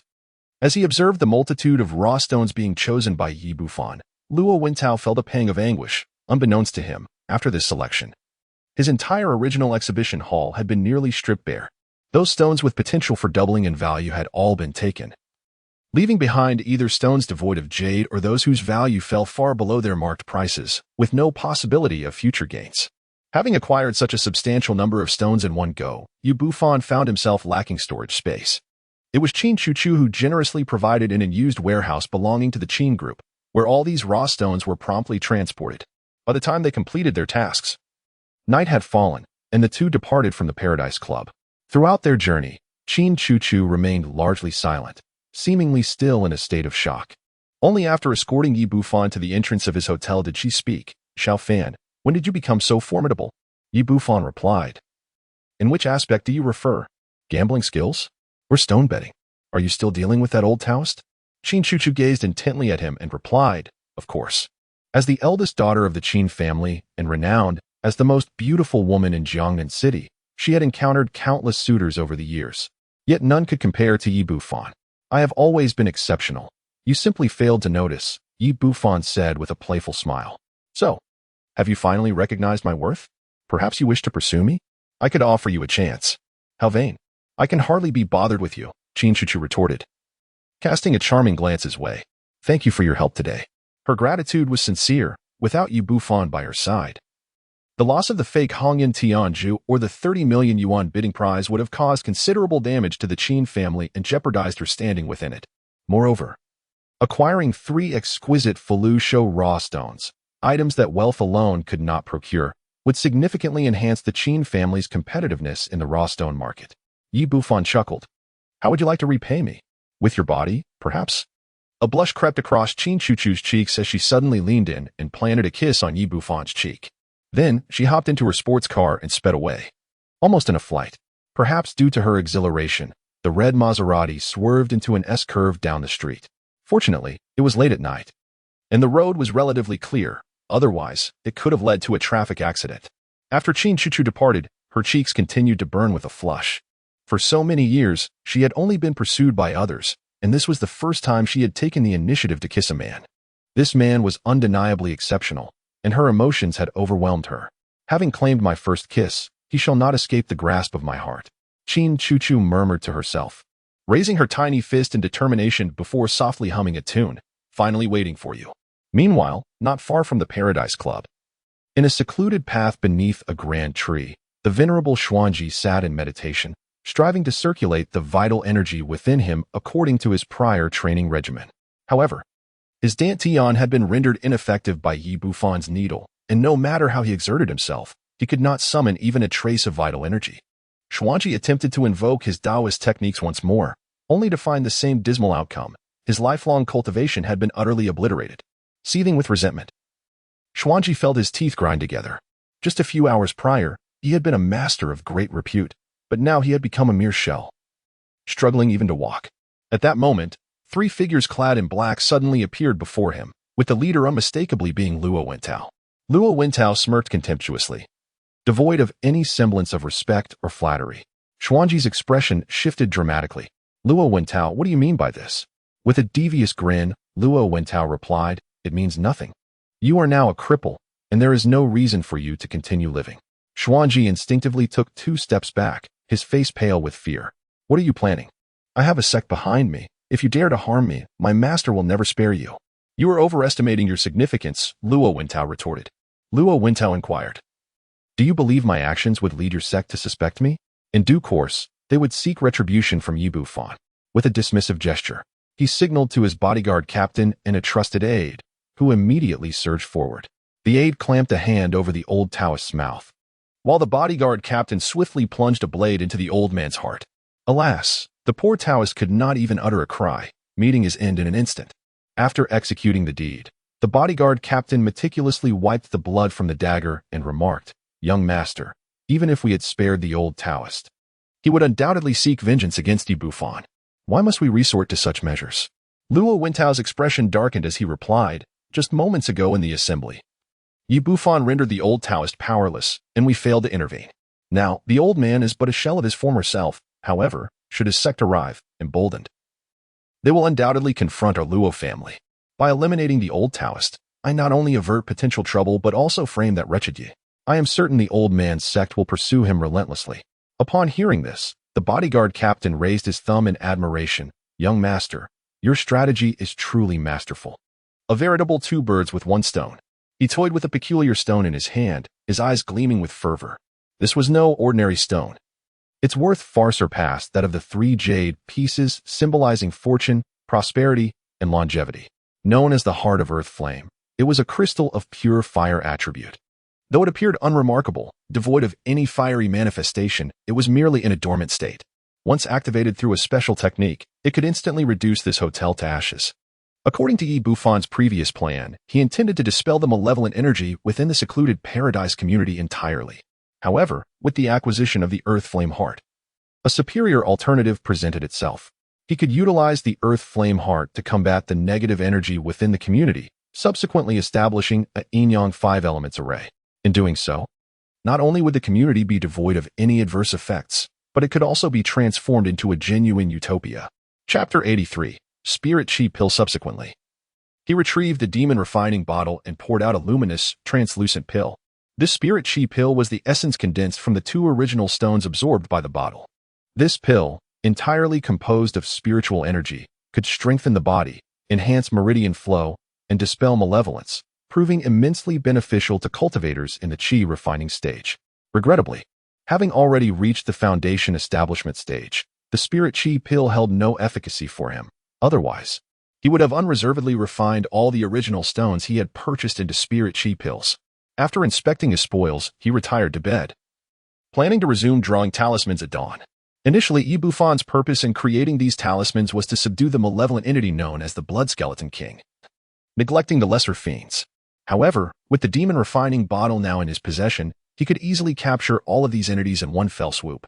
After a long day of labor, he could scarcely recall how many talismans he had produced. As evening approached, Yi Bufan ventured alone to the secluded paradise community, meandering along its periphery while casting the talismans one by one. These talismans ignited swiftly upon appearing in the air, vanishing without a trace. After completing his circuit, he had nearly exhausted the talismans in hand, successfully laying down a rudimentary formation around the entire secluded paradise community. Utilizing talismans to set up a formation was a measure of last resort, as he currently lacked the materials necessary to craft formation flags. Although the power of a talisman-based formation was vastly inferior to that of a genuine formation established with flags, it could still momentarily hinder those malevolent entities, which was sufficient for him. Just after completing this task, his phone buzzed in his pocket. It was a call from He Shuang. Xiao Fan, today marks the 3rd day. How are preparations on your end? Yi Bufan replied, Rest assured, everything is in order. I have already arrived at the Peach Blossom Paradise community, and I shall commence the eradication of those sinister beings once night falls. He Shuang responded, Are you heading there now? Why didn't you inform me? Just wait. I will come over immediately. Without allowing him a chance to respond, she abruptly hung up. Minutes later, she arrived at the entrance of the Peach Blossom Paradise community in a sleek sports car. Why should I have to tell you? Aren't you afraid of what lurks here? Fearful, indeed, but isn't your presence a comfort? He Shuang glanced apprehensively into the community before clasping his arm. Yi Bufan shook his head in resignation. If you are so frightened, why come at all? I came to see how you deal with those malevolent entities. Besides, I wouldn't feel at ease letting you handle this alone. Shuang seemed to realize she had inadvertently revealed too much, a faint blush creeping across her cheeks. To mask her embarrassment, she added, "Let me clarify. Do not overthink this. I am not concerned about you. I am here to await my treatment." Treatment? What ailment do you suffer from? Bufan, with a flicker of concern in his eyes, surveyed Shuang's condition with his spiritual sense. In just 2 days of absence, he noted with alarm that the ailment afflicting her chest had deteriorated rapidly, transforming from a benign tumor into breast cancer. After a moment of contemplation, he discerned the root of the problem. He recalled how Shuang had recklessly ventured into the secluded paradise community, where she had been assailed by malevolent energies for an extended period. Although she had been rescued in the end, the ordeal had left her with lingering repercussions, causing the tumor to escalate in severity. Shuang, her expression somber, divulged, "I just underwent an examination at the hospital this morning. The doctor informed me that it has reached an advanced stage and that I must undergo surgery immediately. Otherwise, my life is at risk." Bufan replied, "Who can you blame? If you had adhered to the prescription I provided, you would have been completely healed by now. But alas, you chose to discard my remedy. Am I to be blamed for your actions? You were the one who took advantage of the situation and insisted on playing the role of an uncle. Otherwise, how could anyone have discarded that prescription?" Bufan profoundly grasped the wisdom of avoiding logical discourse with women and retorted, "Are you implying that this is my fault?" "Of course, it is your fault. I don't care. You must devise a way to treat me today." Even the strongest of women, like Shuang, found it unbearable to contemplate the surgical removal of her breast. Upon learning of her breast cancer diagnosis, she instinctively thought of Bufan, believing deep down that this man could surely cure her ailment. Bufan assured her, "Rest assured, with me by your side, all will be well. Once I resolve the situation in the community, I will attend to your treatment." "Is that true? Is surgery really unnecessary?" Upon hearing that her ailment could be cured, Shuang's excitement surged. "Of course it is. This illness is hardly significant," Bufan replied with a teasing grin. "Then how do you intend to treat it?" "Through massage." "Of course. We'll eliminate the tumor with skilled techniques," he jested. You scoundrel. I'll beat you to death." Shuang's cheeks flushed crimson as she raised her fist. Bufan swiftly grasped her wrist, chuckling, "If you truly intend to kill me, then no one will be left to cure you. Let me go at once." In that moment, they were mere inches apart, their breaths almost audible. Recalling their passionate kiss from that fateful night, Shuang suddenly felt weak and collapsed into Bufan's embrace. "Hey, what are you doing? Are you trying to extort me?" He laughed. Shuang whispered, "So what if I am? If my illness cannot be cured, I will cling to you for the rest of my life." "And if it is cured?" Cured. Shuang hesitated, struggling to articulate her thoughts. Bufan gently patted her back, saying, "Let us put the matter of treatment aside for now. It's already dark. Let us head into the community." "All right," Shuang replied, then leaped onto his back. "What are you doing?" Bufan inquired. "I'm going in with you. Only then will I feel safe from those things," she stated, wrapping her legs around his waist and her arms securely around his neck. Bufan smiled wryly. However, this posture was certainly preferable to that of a koala, being neither awkward nor restrictive to his movements. He strode into the Peach Blossom Paradise community, carrying Shuang on his back. Compared to 3 days prior, the oppressive aura of malevolence had intensified markedly in this place. Though the sun had just dipped below the horizon, a palpable chill permeated the air, devoid of any warmth, leaving a bone-deep coldness instead. As they ventured further, a multitude of malevolent entities surged towards them, their numbers having doubled since before. Although Shuang lacked the ability to perceive these dark forces, she sensed their overwhelming presence, her arms clinging tightly around Bufan's neck, her cheek resting against the nape of his neck. Bufan continuously channeled the chaotic true energy within him, using its warmth to fend off the encroaching evils.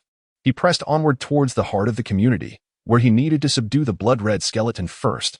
That creature was the king of malevolent entities, having acquired a degree of sentience. To act recklessly could easily provoke a premature alert, should it evade capture and escape the confines of this community. The consequences would be dire. Upon reaching the center of Peach Blossom Paradise, they found themselves in the locus of the entire Xianin gathering array, where the malevolent aura was most potent. The number of attacking entities continued to swell, their strength escalating with each passing moment. Suddenly, the blood-red skeleton materialized before Bufan. Its size having expanded significantly, the crimson hue deepening to the point where it seemed as though it might drip with fresh blood. It was evident that the dense malevolent energy had mended the injuries inflicted by the alchemical flames, simultaneously augmenting its formidable power. The blood-red skeleton had acquired sentience and immediately recognized Bufan as its adversary. It let out a piercing shriek, commanding the surrounding malevolent entities to launch an assault. With a flick of his finger, 10 fiery talismans ignited around Bufan, incinerating the approaching fiends to ashes. Following this, several thunderbolt talismans were unleashed. Upon striking the blood-red skeleton, they emitted bursts of lightning. Traditionally, lightning possesses a restraining effect on malevolent beings, and thunderbolt talismans have always been formidable tools for exorcism. However, the blood-red skeleton proved to be immensely powerful. As the thunderbolt talismans activated, it immediately enveloped itself in swirling black mist, repelling the lightning from its body. In no time, the radiant energy was consumed by the dark vapor, rendering the thunderbolt talismans utterly ineffective against it. Bufan was taken aback. This creature had indeed grown stronger. If allowed to continue absorbing the Yin energy here, it would likely become unmanageable in the future. The Taoist Xuanji was remarkably audacious. Given his current cultivation level, he might no longer be able to subdue this malevolent entity. The blood-red skeleton appeared incensed by the thunderbolt talismans, letting out a fierce howl and lunging forward with its gaping maw. Simultaneously, it exhaled a plume of black mist that slithered toward Bufan like a sinuous serpent. Although invisible, Shuang was acutely attuned to the fluctuations of energy around her and said anxiously, "Xiao Fan, are you all right?" "I'm fine. Just hold on tight." Bufan replied, then sprang into the air with a powerful leap, the demon refining bottle materializing in his hand. "Monsters, come to me!" With a resounding shout, a powerful gust of air erupted from the demon refining bottle, instantly consuming the black mist expelled by the blood-colored skeleton. Simultaneously, this current ensnared the skeletal figure, dragging it towards the confines of the bottle. From the moment the bottle was summoned, the blood-colored skeleton was gripped by an overwhelming fear. It attempted to flee. Yet how could it escape the might of such a divine artifact? In the blink of an eye, the enormous blood-colored skeleton was transformed into a swirling mass of black mist and absorbed into the demon refining bottle. Bufan, having achieved his aim, showed no signs of halting. He continued to command the bottle to unleash its power upon the other malevolent entities in the vicinity. Any sinister being caught in the current was swiftly drawn into the vessel. However, the sheer number of these dark creatures was staggering, and as the blood-colored skeleton succumbed, numerous other entities of various sizes began to frantically flee towards the outskirts of the community, just as they were on the verge of escaping. The talismans Bufan had meticulously prepared flared to life, forming a vast net of light that ensnared these wicked beings. Though the net was exceedingly fragile and shattered within mere seconds due to the onslaught, it sufficed. The power of the demon refining bottle surged, rapidly absorbing all the malevolent entities and sinister energies present. Shuang, perched upon his back, was astonished by the suddenly ignited talismans. Her mouth agape in wonder at the marvel of this technique. Almost immediately, she felt the surrounding air warm, and the inexplicable pressure that had weighed down on them dissipated. She inquired, "What is this little bottle?" Bufan said, "This is a magical artifact that I stumbled upon by chance. Just now, I relied on it to subdue all the malevolent entities." Shuang inquired, "Is everything all right now? You can come down. There is no longer anything unclean here." With a hint of reluctance, Shuang descended from his back and asked, "Will there be no more of those foul entities in the future?" "The vile entities have been eradicated, but we must dismantle the formation here. Otherwise, the negative energy will continue to accumulate and give rise to such malevolence," Bufan replied. Taking a few steps forward towards the heart of the Peach Blossom Paradise community, where the focal point of the Xianin gathering evil formation resided, he gently stepped on the ground, and with a resounding pop, a black orb sprang forth from the earth, hovering about a meter above the ground. Upon the emergence of this black orb, the temperature of the air plummeted, and a layer of frost enveloped the surrounding flora. "It's so cold." Shuang quickly rushed to Bufan's side, for only there could she find warmth. Grasping his arm, she asked, "What is this?" "This is the Xianin Pearl, a treasure of utmost coldness and darkness. With it as the focal point, the power of the Xianin gathering evil formation can be doubled. I truly wonder where the venerable Xianyuan Taoist procured such a treasure," Bufan remarked, channeling his vital energy to grasp the Xianin Pearl.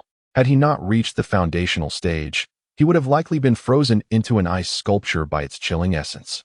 With the focal point shattered, the entire Xianin gathering evil formation disintegrated in an instant. Subsequently, he approached a grand tree nearby, raising his hand to grasp the void. And a small black flag materialized in his palm. A splendid find. Bufan felt a surge of joy within. He had been troubled by the scarcity of materials necessary for crafting the formation flags, yet the venerable Xuanji Taoist had providently prepared them for him. He then strolled around the entirety of the Peach Blossom Land community, accumulating dozens of formation flags in his possession, with the Een Pearl and the Heart of Earth Flame to serve as the pivotal elements, coupled with the newly acquired flags for arranging the formations. The process became exceedingly effortless for him. Soon, he had successfully established a Yin-Yang 5 elements formation. The expanse of this formation was vast, enveloping the entire Peach Blossom Land community. He Shuang observed in a state of bewilderment and inquired, "What are you doing?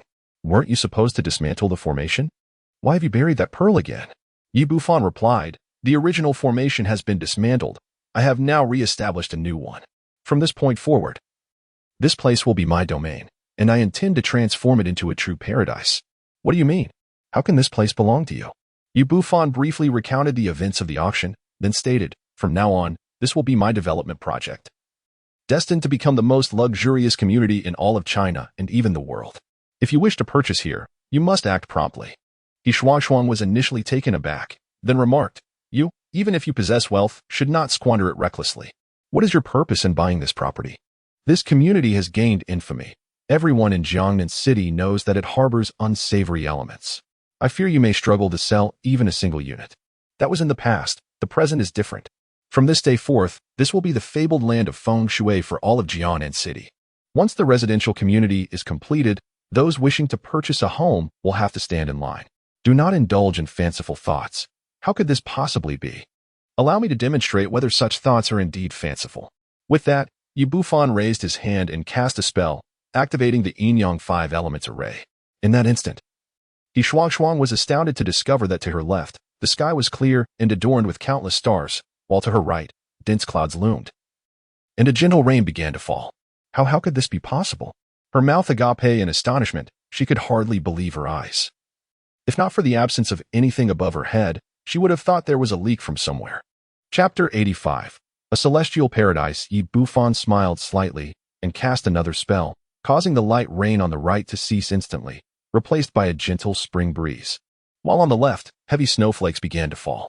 He Shuang, overwhelmed with disbelief, reached out to touch the snow on her left and then felt the spring breeze on her right, incredulously asking, "How could this be? Are you a deity?" Bufan replied with a smile, "Within this community, I am indeed a deity. I command the winds and summon the rain. In winter, it can be as warm as spring, and in summer, it serves as a sanctuary from the heat. There is no need for air conditioning or heating here. Furthermore, within my array, the air is absolutely fresh, and the spiritual energy is abundant. Living here for an extended period can ensure one remains free from ailments and enjoy longevity." He Shuang, her face a canvas of astonishment, exclaimed, "Then this is truly a paradise on earth." Had she not witnessed the recent scene with her own eyes, no amount of persuasion from others would have led her to believe it. "I have already proclaimed that this place will henceforth be a paradise, a realm of ethereal beauty. Do you think it can be sold?" He Shuang exclaimed with enthusiasm, "I don't care if others buy it or not. Just reserve one for me. No, reserve 3. I want my grandfather and the others to move here as well." Bufan chuckled, "Aren't you going to inquire about the price?" "I don't care. I want 3 units. No matter the cost." Bufan raised his hand to halt the formation and then said, "Now it is time to treat your ailment." Upon recalling his earlier suggestion for treatment, He Shuang's cheeks flushed instantly. "Dear, isn't that a bit inappropriate?" Bufan replied, "Why would it be inappropriate? The environment is pleasant and tranquil. No one will disturb us, making it the ideal setting." Hesitating momentarily, He Shuang ultimately gritted her teeth and declared, "Fine, let's proceed." With that, she closed her eyes, puffed out her chest, and adopted a demeanor of complete abandon. Bufan asked in astonishment, "What are you doing?" He Shuang whispered, "Did you not mention a massage treatment?" "Oh, there's no need for that. I was merely jesting. Your condition can be remedied with just a pill." I will not back down." He Shuang seethed, her teeth clenched. After resolutely committing herself and preparing for sacrifice, she was taken aback to discover that he was merely toying with her. "Why did you discard the prescription I wrote?" Bufan extended his hand, and a spirit pill materialized in his palm. In truth, your ailment is not of great consequence. Consuming this pill will lead to an immediate recovery. He Shuang glanced at the pill in his hand. Under the moonlight, the spirit pill shimmered with a translucent brilliance, resembling a resplendent gem. She reached out to take the pill, her brow furrowed in confusion as she queried, "Are you certain this is a pill and not another trick?" "This time, it is genuine," Bufan affirmed. "This is known as a spirit pill, an exceedingly rare elixir, rather excessive for treating such a minor ailment." With a slight curl of her lip, He Shuang retorted, "Stop boasting. If it were truly so miraculous, wouldn't you sell it and earn a fortune?" "Sell it?" Bufan replied. "Do you have any idea of the cost of this medicine? The production cost is 50 million, not including my medical expertise and refining expenses." His words were indeed truthful. The 2 pieces of jadeite absorbed by the demon refining bottle were valued at no less than 50 million. If one were to consider the intrinsic worth of the spirit pill, it would be valued in the hundreds of millions. And yet it is priceless and scarce in the market. "Ah, so expensive?" He Shuang gasped, taken aback. Though she was the young mistress of the He family, she had not anticipated that such a small pill could be worth over 50 million. "Now, let us commence your treatment," Bufan declared. "The potency of this pill is quite strong. Utilizing it solely for your ailment would be somewhat wasteful. I shall impart a set of techniques to you. Once you master them, consuming the pill will not only cure your illness, but also elevate you to the level of a yellow rank warrior." He Shuang exclaimed with excitement. "Really? Do you truly believe that I can become a martial artist?" She has long yearned to be a genuine warrior. Yet her journey has been hindered by the absence of suitable techniques. Her training has been limited to external disciplines such as Taekwondo and Sanda, which hardly suffice. At this moment, upon hearing that she could elevate herself to the rank of a yellow-tier martial artist, she was overwhelmed with joy. "Follow my instructions, and soon it shall be accomplished." Bufan instructed He Shuang to sit cross-legged on the ground, extending his right hand to rest upon her Mingmen point, gradually imparting a trace of chaotic true energy. "Use your mind to follow my true energy. The technique I am imparting to you is known as the Baiyu Suni Gong. From now on, you shall cultivate your true energy along this designated path." "But I do not possess true energy yet," she protested. Bufan reassured her, "Do not fret. It will manifest shortly." As he spoke, a gentle warmth began to arise within He Shuang's dantian, providing her with profound comfort. Soon, this warmth transformed into a fine thread, coursing through her body. Following Bufan's guidance, she directed her thoughts to accompany the thread's flow while memorizing the cultivation route. After circulating for 3 complete cycles, Bufan placed a chi pill into her mouth. This pill was entirely composed of pure spiritual energy, which, upon ingestion, instantly transformed into a warm current that flowed into her dantian. Subsequently, she sensed the warmth intensifying within her dantian, and this sensation was now entirely her own, not derived from Bufan.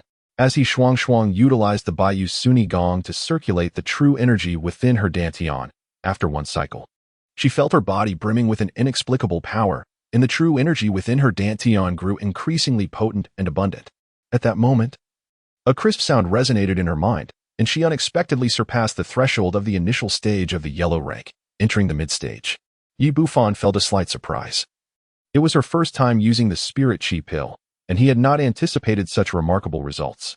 He urged, "Do not allow your focus to waver. Continue to circulate your cultivation method, or you will squander the efficacy of the medicine." He Shuang promptly gathered her thoughts and resumed her practice of the Baiyu Cern technique, diligently circulating it through 3 complete cycles before finally solidifying her progress. Upon concluding her training, a glint of cold light flickered in her eyes amidst the night. She had truly become a mid-stage yellow rank martial artist. With a leap from the ground, He Shuang threw a punch at a nearby artificial rock formation. There was a resounding crash as the stone shattered into pieces, debris scattering everywhere. "Wonderful! I have finally become a true martial artist." Unable to contain her excitement, He Shuang rushed to embrace Bufan, planting a fervent kiss on his face. Bufan exclaimed, "Isn't it just being a yellow rank martial artist? Your exuberance makes me suspect you're intentionally trying to take advantage of me." "Pa, who would care about you?" He Shuang retorted. Yet she wrapped her arms around his neck and planted a passionate kiss on him. After parting, she took Bufan's hand and said, "You speak so easily, but you have no idea how arduous it is for an ordinary person to become a martial artist. Over the years, I have sought guidance from many esteemed masters. Yet regrettably, none were willing to impart their techniques. Now, I am finally a true martial artist. Yi Bufan replied, shouldn't your primary concern be your own condition? Huh? He Shuang suddenly remembered that she was in the midst of healing. She attentively assessed her condition. The subtle pain in her chest had completely vanished. Turning around, she reached out to touch, and the lump inside had entirely disappeared. I am truly cured, she declared. With that, she leaped once more, resembling a koala clinging to Yi Bufan, and proceeded to shower him with fervent kisses. Chapter 86. Powerless to complain after exchanging kisses for a while, the two finally separated. Yi Bufan chuckled. Are you trying to take advantage of me, or simply avoiding the consultation fee? He Shuang, wrapping her arms around his neck, replied, I have no money. But I have a person I cherish, take me as payment. As Yi Bufan spoke, he hoisted He Shuang onto his shoulder and walked toward the exit of the community. All right. Let me treat you to a meal. As a doctor, I feel I am losing money on this. Free consultations, complimentary medicine. And now I must foot the bill for my patient meal. He Shuang giggled. What's wrong? Are you having second thoughts? Who told you to snatch me as your wife? It's too late for regrets now. Yi Bufan inquired. So what do you wish to eat? Seafood. Since today is such a joyous occasion, we must celebrate properly. He Shuang led Yi Bufan directly to a bustling seafood stall. Selecting a table by the roadside to sit down, Yi Bufan remarked, What's this? I rarely treat someone, and you choose a roadside stall? What's wrong with a roadside stall? I often come here for seafood. The freshness is unparalleled, and the flavor is exquisite. Yi Bufan remarked. I find it rather odd that you esteemed young ladies do not frequent the grand seafood banquets as one might expect. When did you start dining at street stalls like us? I never considered myself a lady of high status. He Shuang replied, in truth. The most exquisite flavors reside in these humble street stalls. The fare at those lavish establishments may appear attractive, yet the taste leaves much to be desired. Before long, the waiter brought forth their desired seafood and beer. He Shuang filled glasses for both herself and Yi Bufan, then raised her glass, saying, Xiao Fan, I truly thank you. Cheers. As she spoke, her gaze was intensely fixed upon Yi Bufan. For it was this man who had healed her ailments and transformed her into a true Huang-level martial artist. He had bestowed upon her a new life, crafting a wholly different He Shuang. Cheers. Yi Bufan clinked his glass with He Shuang's and downed the contents in one go. They savored the refreshing evening breeze, relishing the seafood and beer. Suddenly, a commotion erupted nearby. A young man in his 20s strode forward, his face contorted with anger, closely followed by a young woman of similar age. She was fairly attractive, with a slight bulge at her abdomen, suggesting she might be pregnant. The woman swiftly positioned herself in front of the man, arms outstretched to block his path, her face alight with fury as she shouted, Li Hongjun, stop right there. The young man retorted angrily, Zheng Yuanxiang, we have already parted ways, do not pursue me any further. Parted ways? I am pregnant. On what grounds do you think you can abandon me? A woman, with an air of arrogance, exclaimed. The bustling streets near the food stall were filled with onlookers who immediately began to whisper and point fingers upon hearing her words. A few indignant passers-by stepped forward to scold the young man. The lad, seemingly gentle and bespectacled, was revealed to be a scoundrel, regardless of the circumstances. She is carrying your child. How can you possibly consider ending the relationship at such a moment? As people of Huaxia, we place great importance on a sense of responsibility. Is this how a man should behave? Since you are so shameless, let us clarify the matter. Li Hongjun appeared to be seething with rage, proclaiming loudly, she is pregnant. But the child is not mine. Should I not break up with her? Zheng Yuanxiang retorted, so what? You are my boyfriend. Whose child it is does not matter. All you need to do is help me raise him. Upon hearing her words, the crowd gasped in utter disbelief, as if struck by lightning. Particularly those who had stepped forward in defense were left dumbfounded, unsure of how to respond. Yi Bufan, who had just taken a sip of beer, nearly choked at the audacity of her statement. In over 20 years of life, he had never encountered anyone who could so brazenly justify infidelity, let alone demand assistance in raising a child. What logic is this? You, a young woman, have placed a green hat upon him and yet refuse to let him end the relationship. What rationale is at play here? Indeed, it is astonishing to encounter someone so shameless who, despite their own lack of self-discipline, expects others to assist in raising their child. In all my years, I have never encountered such audacity. Young man, this type of woman is undoubtedly not worth your time. You must cast her aside. Contrary to the earlier sentiments, everyone present now resolutely sided with the man. However, to their surprise, Zheng Yuanxiang displayed no sign of shame. Instead, she defiantly exclaimed, What are you all doing? Can we not engage in rational discourse? My body is my own, and I have the right to bear a child with whomever I choose. What is wrong with that? Upon hearing her words, the crowd found themselves momentarily at a loss for a response, enveloped in an uncomfortable silence. Li Hongjun retorted angrily. Whom you choose to bear a child for is your own affair, but from this day forth, our relationship is severed. We shall have no further ties. Zheng Yuanxiang shouted back. On what grounds? As my boyfriend, you are meant to care for me and accept all aspects of my life, including raising this child. Have I not treated you well enough? I surrender my entire salary to you each month. You dictate every aspect of our lives. When you are happy, I share in your joy, and when you are not, I strive to lift your spirits. And yet, you repay my fidelity with countless betrayals and have even fathered a child with another. Zhang Yuanxiang continued. What do you mean by betrayal? That is merely an outdated notion. What era are we living in? As a woman, is it so wrong for me to explore relationships with multiple partners? You men of the yellow race are inherently lacking. What is wrong with me seeking a connection with a man of a different ethnicity? As she unleashed a barrage of inquiries, those around her were left utterly dumbfounded. It was not her viewpoint that garnered agreement, but rather the sheer absurdity of her thoughts that rendered them speechless. You shameless harlot, get lost. Li Hongjun could no longer contain the fury boiling within him, raising his hand to deliver a resounding slap across her face before striding away. The force of the blow was so great that Zhang Yuanxiang was sent sprawling to the ground, yet not a single onlooker expressed sympathy. Such a woman deserved to be chastised. The punishment was far too lenient. The world has deteriorated, and humanity has lost its way. How could a woman sink to such depths of disgrace? Unbelievably shameless, utterly devoid of dignity, such a person would evoke no sympathy even in death. Zhang Yuanxiang rose from the ground, venting all her pent-up rage upon the passers-by. What are you all doing?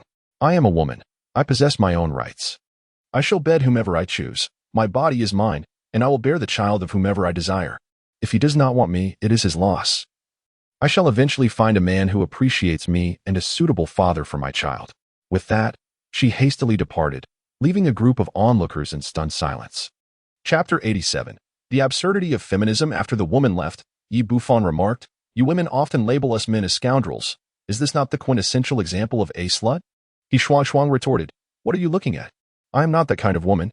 Yi Bufan continued, I have often heard of women referred to as garden-variety feminists. Today, I have witnessed one firsthand, and indeed, she is a peculiar specimen.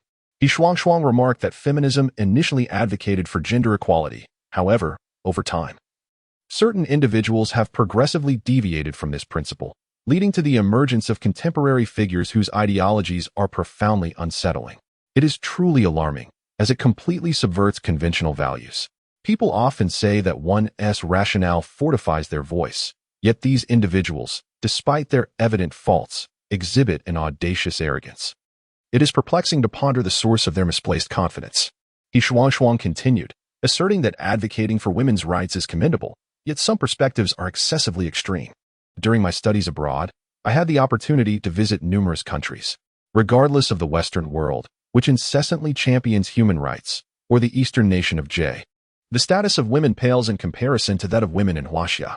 In Huaxia, women, upon entering matrimony, generally retain their freedom and human rights, including their surnames.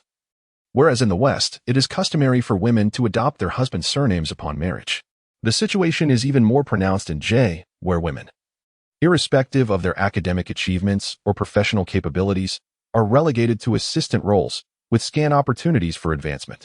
The notion of a formidable female CEO, as seen in Huaxia, is simply inconceivable there. In those regions, when dining together, it is invariably women who serve the drinks. Conversely, women in Huaxia enjoy the highest status globally. Many wield financial power, express disdain for their in-laws, and refuse household chores, living as if they were princesses.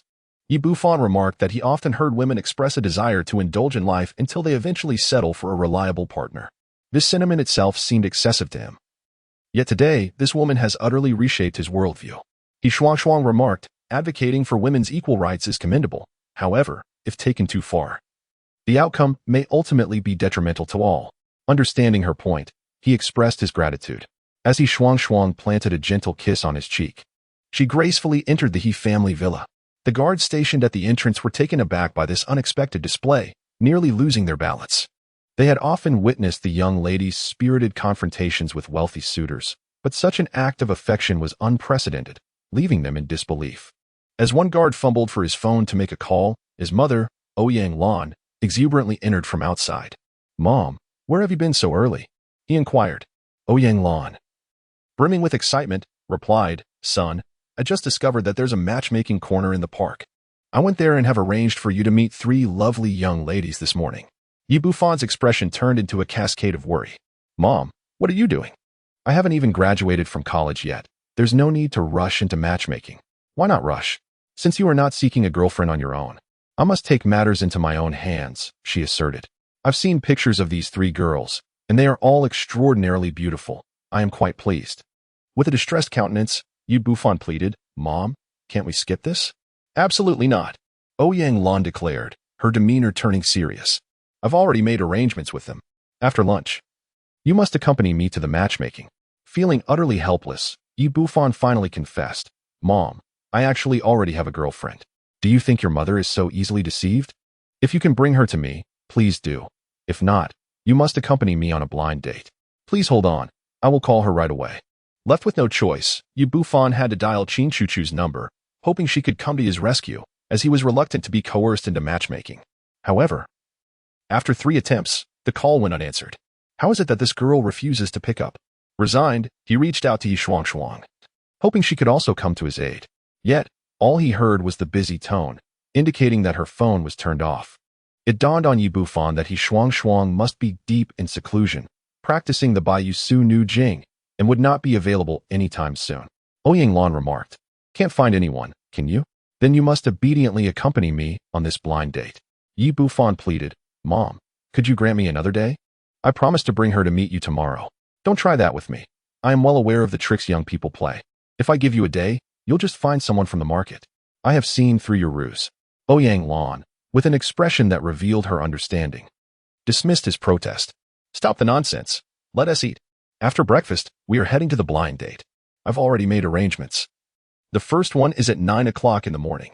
Yi Bufan's face fell, realizing he should have skipped breakfast. However, his mother's decree was akin to a royal command, leaving him no room for dissent.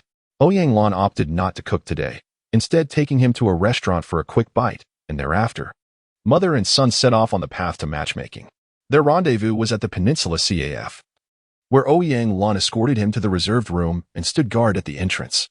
Upon seeing his mother standing guard at the entrance like a soldier, Yi Bufan could only manage a wry smile as he sat there awaiting the arrival of his date. This wait stretched on for a full hour.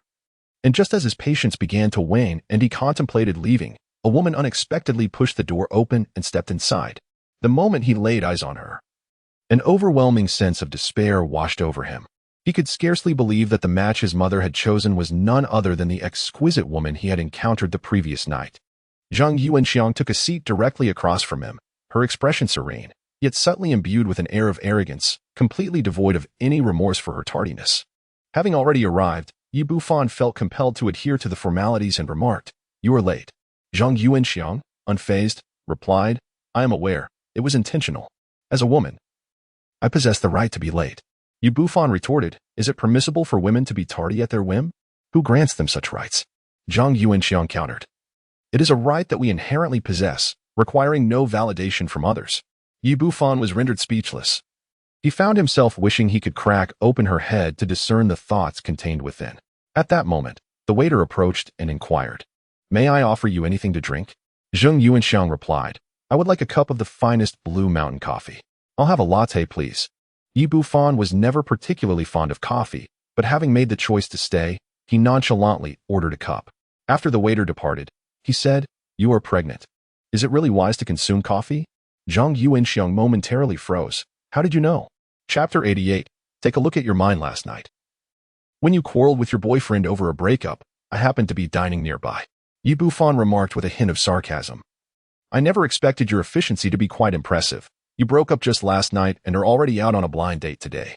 "Of course," Zhang Yuanxiang retorted, seemingly oblivious to Yi Bufan's mockery. "A man with such a narrow mindset is hardly worth my affection. I intend to show him that I can find someone better without him.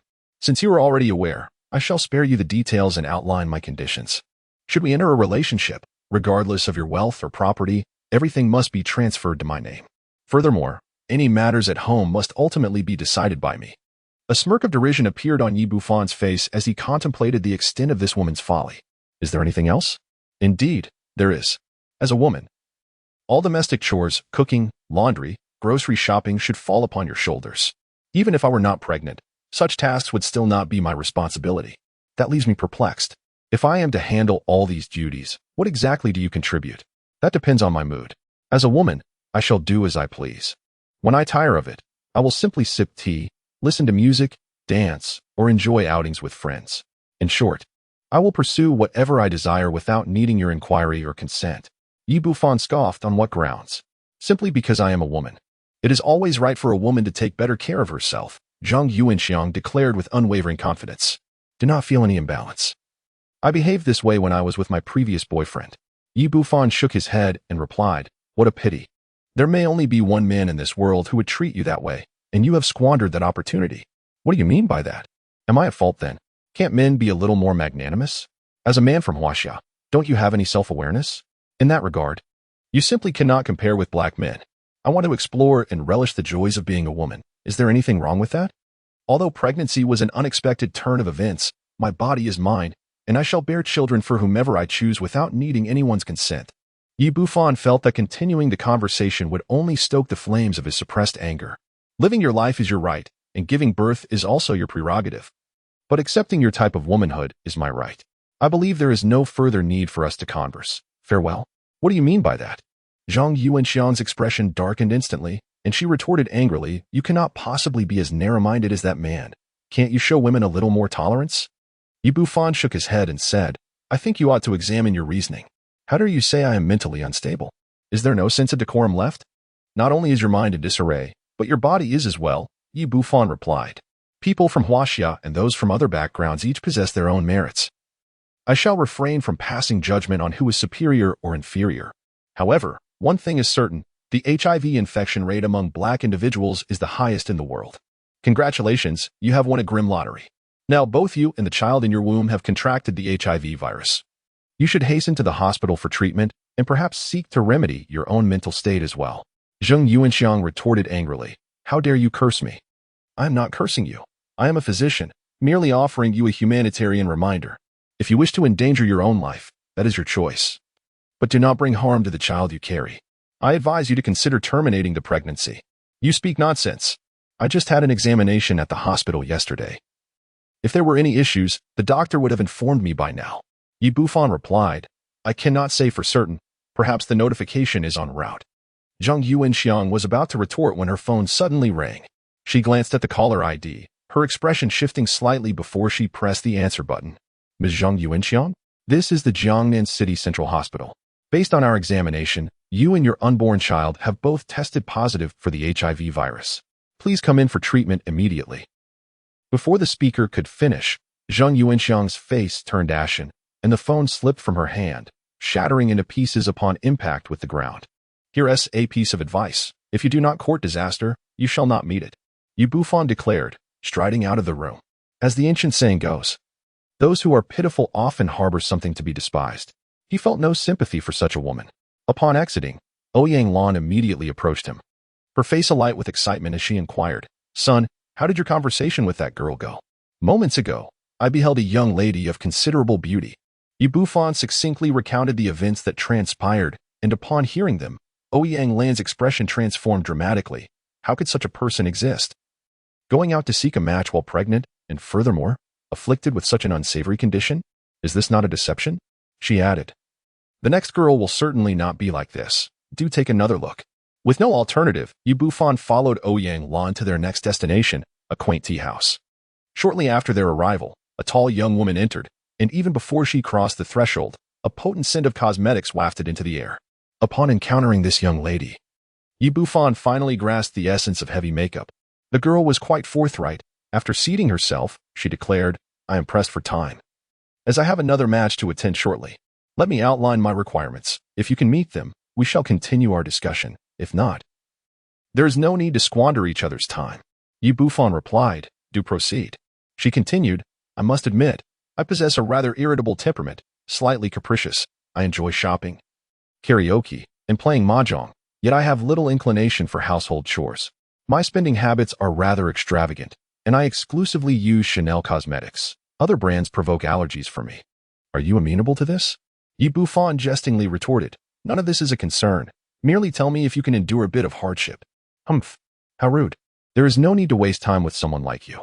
With that, the woman seized her small bag and sashayed toward the exit. Yi Bufan shook his head, pondering the caliber of individuals he encountered during these matchmaking endeavors.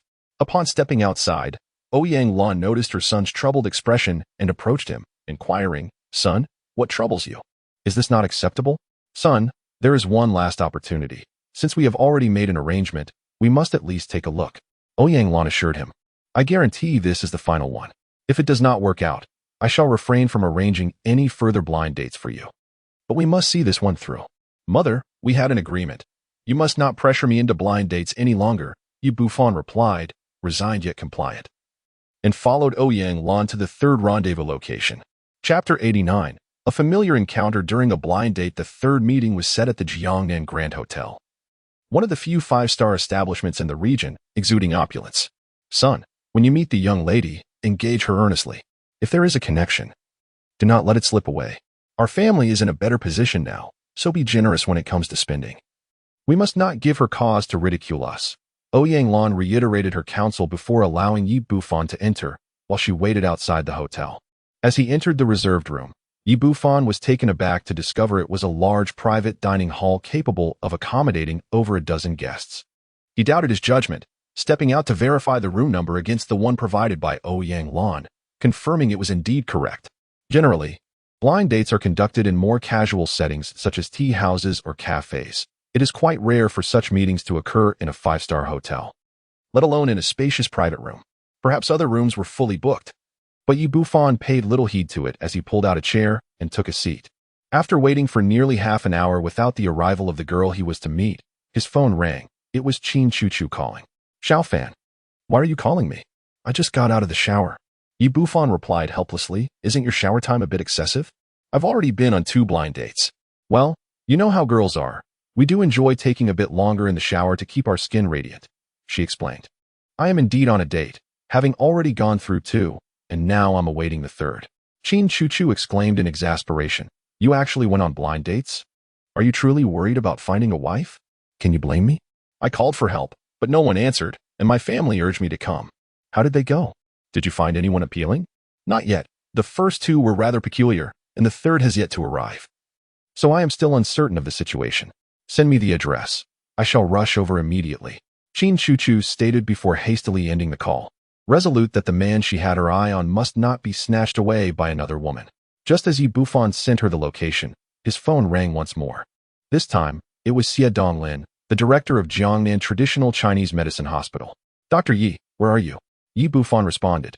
"I am at Jiangnan Grand Hotel waiting for a friend." "Ah, your honorary director appointment letter is ready. Would it be convenient for me to deliver it to you now?" Yi Bufan did not regard this blind date with any significance. He remarked, "I apologize for the trouble, Director Xie. I will send you the location now." After hanging up the phone and waiting idly without seeing the other party's shadow, he took a photograph of the room and posted on his social media. Waiting for someone is unbearably tedious. At that moment, the door swung open, and a girl clad in a flowing red dress entered. Upon seeing him, she exclaimed in surprise, "Yi Bufan, what are you doing here?" Though they had not seen each other for 3 years as classmates, he felt no fondness for the woman before him. During their high school days, there were always individuals who were academically disinclined, and Sun Xiaotong was one such person, relying on her beauty to associate with dubious company. Once, she made a bet with others, claiming she would win Yi Bufan's affection within a week. However, at that time, Yi Bufan was wholly devoted to his studies and paid her no heed. A week later, Sun Xiaotong lost 200 yuan, which incited her humiliation and rage, leading her to report Yi Bufan for alleged misconduct to the school administration. The situation escalated considerably, and as the college entrance examination approached, in order to swiftly quell the matter and protect her son's academic future, Ouyang Lan personally visited the school to apologize to Sun Xiaotong and offered a compensation of 2,000 yuan, which finally brought the issue to a close. Although much time had passed, and he had long since moved on, he found it difficult to harbor any positive feelings towards this woman. Sun Xiaotong inquired, "Waiting for a friend?" You aren't here for a blind date, are you? Yi Bufan also realized that the person he had been waiting for was indeed Sun Xiaodong. The world is truly small.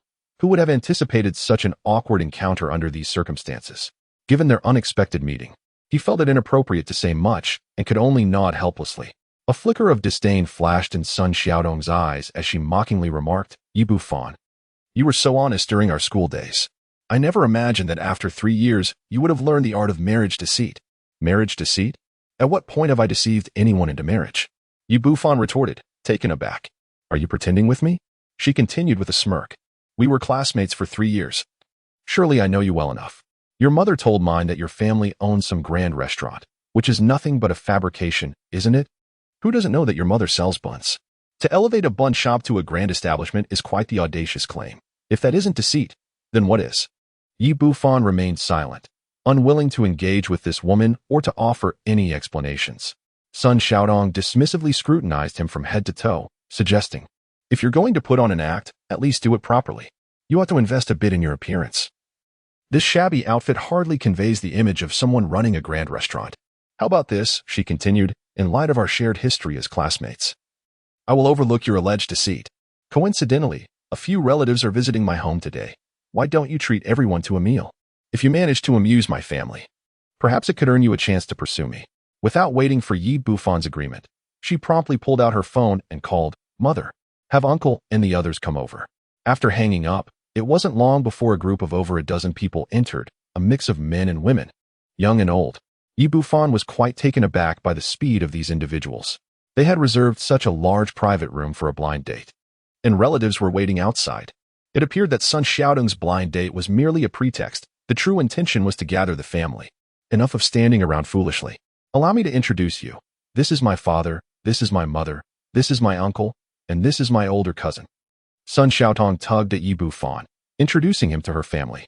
Upon seeing Yi Bufan's plain attire, a flicker of disdain passed through the eyes of those present. Sun Xiaodong's father paid him no heed, directly seizing the menu from the table and stating, well, everyone is hungry. Let us begin ordering. Without hesitation, he summoned the waiter and ordered a total of 16 dishes, each priced handsomely. After placing the menu down, he finally looked up and inquired, Yi Bufan, do you own property in Jiangnan City? No. Do you possess a car valued at over 300,000? No. Sun Xiaodong's father frowned, clearly dissatisfied with these two responses, and pressed on, surely you must have a 7-figure savings? Not at all. Yi Bufan shook his head once more. His bank account boasted 9 figures. But he truly had no 7-figure savings. With nothing to your name, what do you intend to pursue a relationship with our Xiaodong for? Sun Xiaodong's mother interjected. What is your current occupation? Surely you must have a job that earns you hundreds of thousands annually? Chapter 90. 15-year-old Yi Bufan replied, I do not. I am still a student at Ancient Medical University and have yet to graduate. There is nothing here, nor there. How could you possibly be worthy of our Xiaodong? Remarked Sun Xiaodong's father. Do you realize how exceptional our Xiaodong has become? She holds the position of sales supervisor at the Qin Group. Surely, you have heard of the Qin Group, the largest jewelry conglomerate in Jiangnan City. Her annual salary exceeds 200,000 to 300,000. Upon hearing this, the other relatives nodded in agreement. Indeed, this young man's qualifications fall short. Young people must strive diligently, otherwise, they will never catch up to our Xiaodong. How can there be such a vast disparity among young individuals? Sun Xiaodong's mother interjected, how about this? At the very least, you have attended university. Her uncle has numerous connections in the medical field. Make a good impression today. If you can win over Uncle Xiaodong, he can easily arrange for you to intern at a top-tier hospital, and securing a job after graduation will be a mere formality. Sun Xiaodong's uncle, a balding middle-aged man, sat nearby with an air of arrogance, his chin raised. Young man, what is your field of study? He inquired. I am studying traditional Chinese medicine, Yi Bufan replied. Traditional Chinese medicine, you say? It is quite an obscure field and challenging to find employment, Sun Xiaodong's uncle remarked. However, you are fortunate to have encountered me. I am on brotherly terms with the chief physician at Jiangnan Traditional Chinese Medicine Hospital, and even the director, Xie, has shared drinks with me. With a word from me, securing an internship will be effortless, and post-graduation employment will also be assured. Sun Xiaodong's mother chimed in, young man, did you hear that? Hasten to raise a glass of wine to your uncle. Your future endeavors may very well depend on him. Sun Xiaodong's father turned to the waiter and inquired, Do you have any 15-year-old Matai? The waiter replied, yes, sir, but the price for the 15-year vintage is somewhat higher. A little more is of no consequence. After all, securing a job is a matter of utmost importance, and we cannot quibble over a trifling sum for wine. With a grand gesture, he commanded, bring me 6 bottles. Yi Bufan coldly regarded the individuals before him, yet remained silent. Soon, the Matai was served, and Sun Xiaotong urged him, what are you staring at? Pour some wine for uncle. Yi Bufan responded, I do not possess the habit of serving others, nor do I require assistance in finding employment. You young man, lacking in capability is one thing, but how can you be so oblivious to the nuances of social etiquette? Sun Xiaotong's father shook his head in apparent discontent, opened a bottle of wine with a sharp pop, and filled the glasses of everyone present to the brim. In this round, 2 bottles of Matai were already consumed. Come, let us take a toast. Sun Xiaotong's uncle beckoned the guests to drink, downing his own glass in one swift motion. Smacking his lips, he proclaimed, excellent wine. In light of this fine spirit, I shall extend my assistance. Here is the deal. Provide me with a favor fee of 200,000, and I shall take care of the job for you. Sun Xiaotong nudged Yi Bufan. Why are you just standing there? Quickly thank my uncle. Yi Bufan replied, there is no need. I do not require anyone's assistance in securing employment. Upon hearing his words, Sun Xiaotong's father's expression darkened. Young man, how can you be so reckless? This is a rare opportunity. Do you think securing a position in a hospital is a simple task? If it weren't for your uncle's extensive connections, even with 400,000, no one would lend you a hand. Sun Xiaotong's mother adopted a serious demeanor. Young man, employment is challenging for university graduates, and it is even more arduous for those studying traditional Chinese medicine. Do not be overly concerned about that 200,000. One must maintain a long-term perspective. Allow me to assure you that money will be well spent. Yi Bufan gently shook his head as a bearer of tradition. How could he not discern that these individuals were merely using the guise of job-seeking to swindle his money, even if he required assistance? Tossing money into the void would yield no results. Noticing his silence, Sun Xiaotong's uncle interjected. Young man, do you think 200,000 is excessive?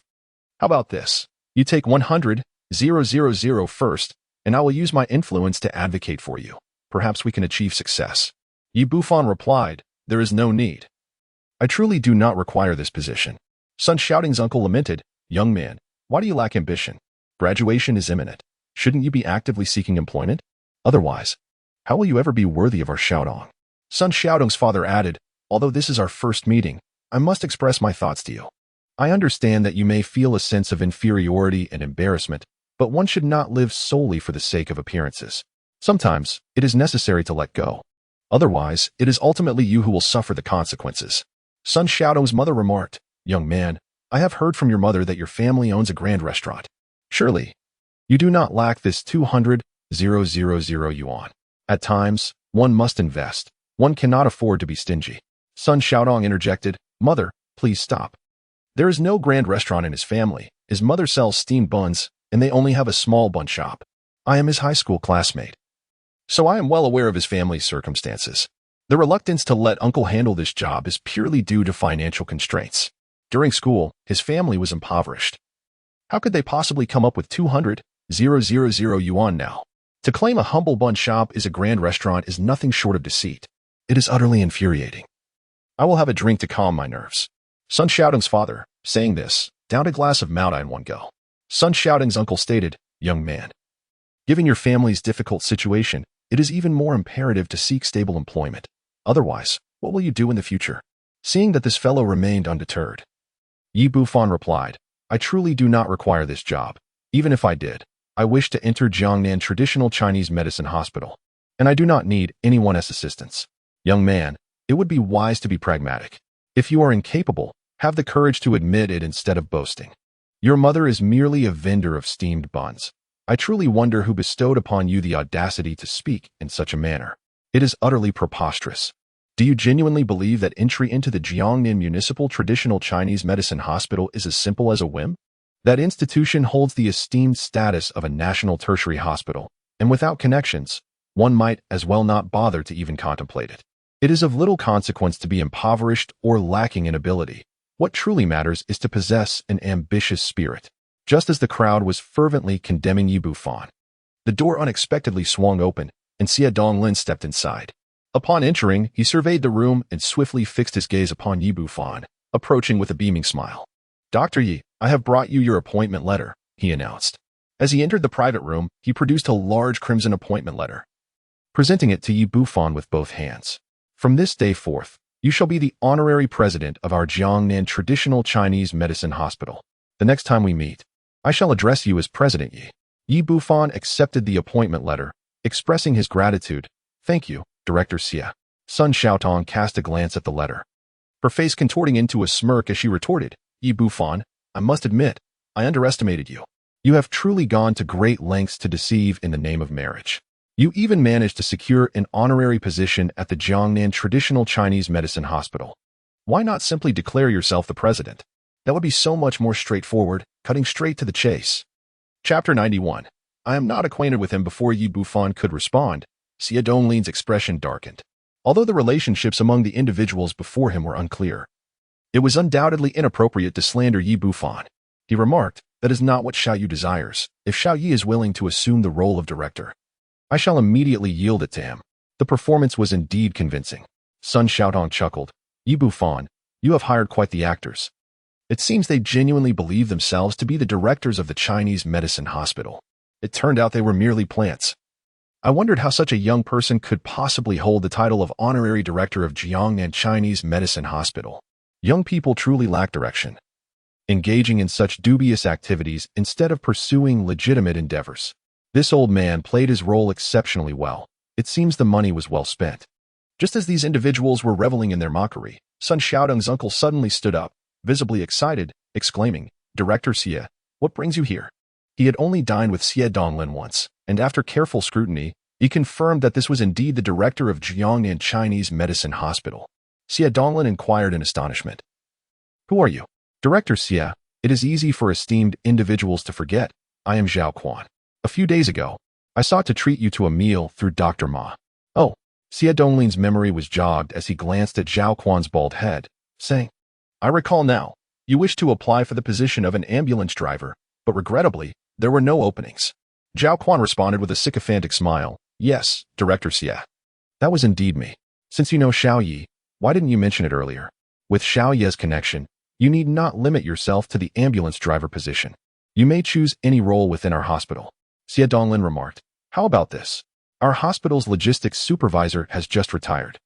You can come over and work for a few days, and once a better position becomes available, I will adjust your role accordingly." No. This position is already quite satisfactory," Zhao Quan responded, his heart swelling with joy. Just a few days prior, he had applied for a driver-s position without success. And today, he unexpectedly found himself appointed as the logistics supervisor of the hospital. It is well known that managing logistics is a lucrative role that many covet. Yet he had not anticipated such a fortuitous turn of events. However, Xie Donglin seemed somewhat apprehensive, concerned that Yi Bufan might not be pleased. He turned to Yi and asked, "Director Yi, do you think this arrangement is acceptable?" Yi Bufan replied coolly, "There is no need. I am not familiar with him." "Oh, not familiar? Then let it be," Xie Donglin said, his smile vanishing instantly upon hearing Yi Bufan's words. He promptly rescinded his earlier decision. Seeing the opportunity slip away, Zhao Quan hastily exclaimed, "Please, Director Xie, I am friends with Dr. Ma. If you allow me to become the logistics supervisor, I will surely repay your kindness." "Dr. Ma? He does not hold such influence," Xie retorted, turning to exit the room, leaving everyone inside dumbfounded. The contrast was indeed striking moments ago. Xie had been prepared to offer financial incentives to secure someone a job, only to find that the tables had turned. With Yi Bufan now holding the power as the director of Jiangnan Hospital, while Zhao Quan's fate rested entirely in Yu's hands. It was solely due to Yi Bufan's word that Zhao Quan's new position evaporated in an instant. Sun Xiaotong stood there like a wooden sculpture, unable to fathom the reality before her. "My brother had just secured a promising job, only for you to ruin it. What is your true intention?" Sun Xiaotong's father interjected. "Indeed, you were once classmates with Xiaotong. Was it truly necessary to make such a definitive move?" Zhao Quan, filled with indignation, exclaimed. "I was just about to assist you in securing a position. How ungrateful." Yi Bufan responded with a cold smile. "Firstly, I never asked you to find me a job. Secondly, your assistance comes with a price of 200,000, and thirdly, I am not acquainted with you." Sun Xiaotong retorted, "You Bufan. How can you speak to your elders in such a manner? Do you truly believe that being an honorary dean makes you exceptional?" Zhao Quan added, "Exactly. An honorary dean is merely a title. What significance does it hold? Can it possibly yield more than what Xiaotong earns?" Sun Xiaotong's mother, with an air of superiority, declared, "That is impossible. Xiaotong earns 20,000 a month." "Oh, I earn 50,000 a month," Yu Bufan said, raising the employment certificate in his hand, leaving everyone in the room utterly astonished. The certificate clearly stated that he need not work in a hospital, yet he would receive a monthly income of 50,000, truly a divine job. But even with an income of 50,000, what does it matter? You have just begun your career. How many years will it take for you to afford a home in Jiangnan City? The speaker is Zhao Ziping, the elder cousin of Sun Xiaotong. He remarked, "I have just purchased an apartment in Jiangnan Huayuan community for 2 million. Under your circumstances, it would take at least 3 or 4 years. As he continued, his voice gradually diminished, realizing that, given their salary, it seemed plausible for others to acquire a property like his in merely 3 to 4 years. Meanwhile, he himself had toiled for 20 years and still ended up with a mortgage, burdened with substantial debt. This apartment had always been his source of bragging rights. And today he instinctively flaunted it once more, only to find that it felt like a slap in his own face. Sun Xiaotong's mother, oblivious to this, arrogantly declared, "Did you hear that? Although you currently possess a decent job, what does it matter? You still lack a house and a car. Your conditions are utterly inadequate to meet our Xiaotong standards." Just then, a series of knocks echoed from the door, followed by the entrance of a middle-aged man resembling a steward. Yi Bufan turned to see that it was He Zhong, the chief steward of the He family. Upon seeing him, He Zhong bowed respectfully and inquired, "Dr. Yi, is this a convenient time for us to speak?" Yi Bufan replied, "Go ahead, what is it?" He Zhong responded, "Dr. Yi, my master has arranged a house for you, and the property paperwork has just been completed today. Knowing you were here, he instructed me to bring it to you." As he spoke, He Zhong presented the completed property certificate and a set of keys with both hands, stating, "Doctor, the house is located at Yunding Villa, specifically Villa number 1. Sun Xiaotong's mother felt a sudden heat on her face. She had just mocked another for lacking a home, only to have someone present her with the property. However, she quickly realized that this community was one she had never heard of before, and it likely could not be of high quality.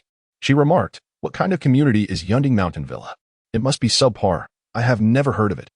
Certainly not on par with Ziping's Jiangnan Huayuan." Chapter 92. Luxuries among supercars. Jiangnan Huayuan. Is that a luxurious community? He Zhong questioned, bewildered, as he was indeed unfamiliar with the name. A smirk crossed Sun Xiaotong's mother's face. If he had never heard of Jiangnan Huayuan, the house he had received could not be very impressive. With a tone of pride, she continued, "You haven't heard of such a renowned community? Jiangnan Huayuan is located in the heart of Jiangnan City, boasting beautiful scenery, a pleasant environment, and convenient transportation. A single square meter costs 20,000 yuan. My nephew just purchased a house there for 2 million. Upon hearing her words, He Zhong burst into laughter.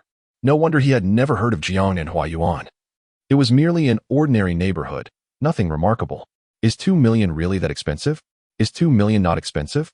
Sun Xiaotong's mother was about to elaborate further when He Zhong reached into his file bag and produced a payment receipt. "This is the tax I just paid while handling Mr. Ye's property procedures. The total amounts to 5 million. Gasped. Upon hearing the figure he announced, everyone involuntarily inhaled sharply. To pay such a tax of 5 million, how much must that property be worth? He Zhong had merely wished to prevent anyone from underestimating the generous gift of a house from his master, which is why he presented the tax receipt. Casting a glance at Yi Bufan and noticing no hint of displeasure on his countenance, he continued to address the gathering. "The house bestowed upon Mr. Yi by my master is situated atop Yunding Mountain, purchased not long ago for a staggering 100 million huaxia coins. Furthermore, an additional 50 million was expended on renovations. Would you not agree that this is indeed remarkable?" Sun Xiaotong's mother stood agape, utterly speechless. The onlookers were rendered immobile. The thought of acquiring a residence for 100 million, coupled with 50 million spent on renovations and 5 million on tax, only to be gifted to Yi Bufan, was an extraordinary display of generosity. They yearned to voice their skepticism, yet the undeniable evidence of the 5 million tax receipt lay before them, affirming the authenticity of the claims. It became apparent that He Changqing had instructed He Tianqi to ascertain any needs that Yi Bufan might have, with the He family willing to extend their assistance as a gesture of gratitude for the previous life-saving favor. Upon learning that Yi Bufan and Ouyang Lan were still without accommodation, the elder promptly offered the luxurious Yunding Mountain Villa No. 1, which he had initially intended to enjoy himself. He Zhong had already completed the property transfer paperwork, and upon seeing Yi Bufan's social media post, He Tianqi swiftly arranged for the transfer of the property documents and keys. He Zhong paid no further attention to the crowd, respectfully acknowledged Yi Bufan, and departed. In that moment, the gazes of all present shifted towards Yi Bufan, their perceptions transformed. Regardless of other considerations, merely possessing such a residence elevated him into the ranks of billionaires. The room fell into a profound silence, filled with a mix of disbelief, envy, and admiration. Some sought to curry favor with Yi Bufan, such as Sun Xiaotong's mother. If the Sun family could secure such a young billionaire as their son-in-law, they would undoubtedly ascend to great heights. However, she found herself caught in a web of sarcasm directed at Yi Bufan. Torn between the desire to curry favor and her own pride. Just as she wavered in her indecision, the door swung open once more, and another individual resembling a steward entered. With his arrival, the tension in the room escalated once again. Xie Donglin had delivered an honorary director's appointment, and He Zhong had bestowed a property valued at over 100 million. What could this newcomer possibly want? Was he also here to present a gift? Upon entering, he spotted Yi Bufan and promptly approached him with courtesy, saying, "Dr. Yi, allow me to introduce myself. I am Tang Sheng, the steward of the Tang family, sent by my master to deliver a car to you." With that, he handed over a set of car keys. What a disappointment. I expected something grand, only to find it is an inconspicuous brand, remarked Sun Xiaomei, Sun Xiaodong's cousin, who worked as a sales associate at a 4S dealership in Jiangnan City. Witnessing Yi Bufan secure a lucrative annual salary of 600,000 and a property worth over $1 billion, regardless of whether he could become Sun Xiaodong's boyfriend, was enough to send her into a fit of jealousy. Now, noticing the unfamiliar insignia on the car keys, she quickly assumed it must be a domestic, low-end vehicle, prompting her to scoff at it. Upon hearing her words, Tang Xing's expression darkened, and he turned to her, asking, "You claim this is an inconsequential brand, isn't it?" With a smug expression, Sun Xiaomei declared, "Do not think you can deceive me. I work at a 4S shop, and I am well acquainted with brands like Volkswagen, Audi, Mercedes-Benz, BMW, Lamborghini, and Maserati." Tang Xing scoffed in disdain. "Those inferior vehicles you mention pale in comparison to the car presented by my master." Sun Xiaomei retorted defiantly, "What do you mean by that? If Lamborghini and Maserati are mere garbage, then what is your vehicle?" Her words were delivered with an aggressive tone, radiating confidence in her knowledge of luxury car brands, yet she remained blissfully ignorant. Tang Sheng chuckled dismissively. "The car my master bestowed is the illustrious Italian supercar brand Pagani, renowned as the epitome of luxury among hypercars." "Impossible," she countered. "I have seen the Pagani emblem, and it differs from that on your key. This is a limited edition specially crafted by Pagani for the Huaxia market, hence the distinctive emblem," Tang Sheng explained. "This year, Pagani has customized 4 limited edition vehicles for our market, named Baxia, Yazzi, Chiwen, and Swanee, with only one of each ever produced, each bearing its unique insignia. These names are derived from the 9 sons of the dragon, and this particular car, Swanee, represents the 5th son of the dragon.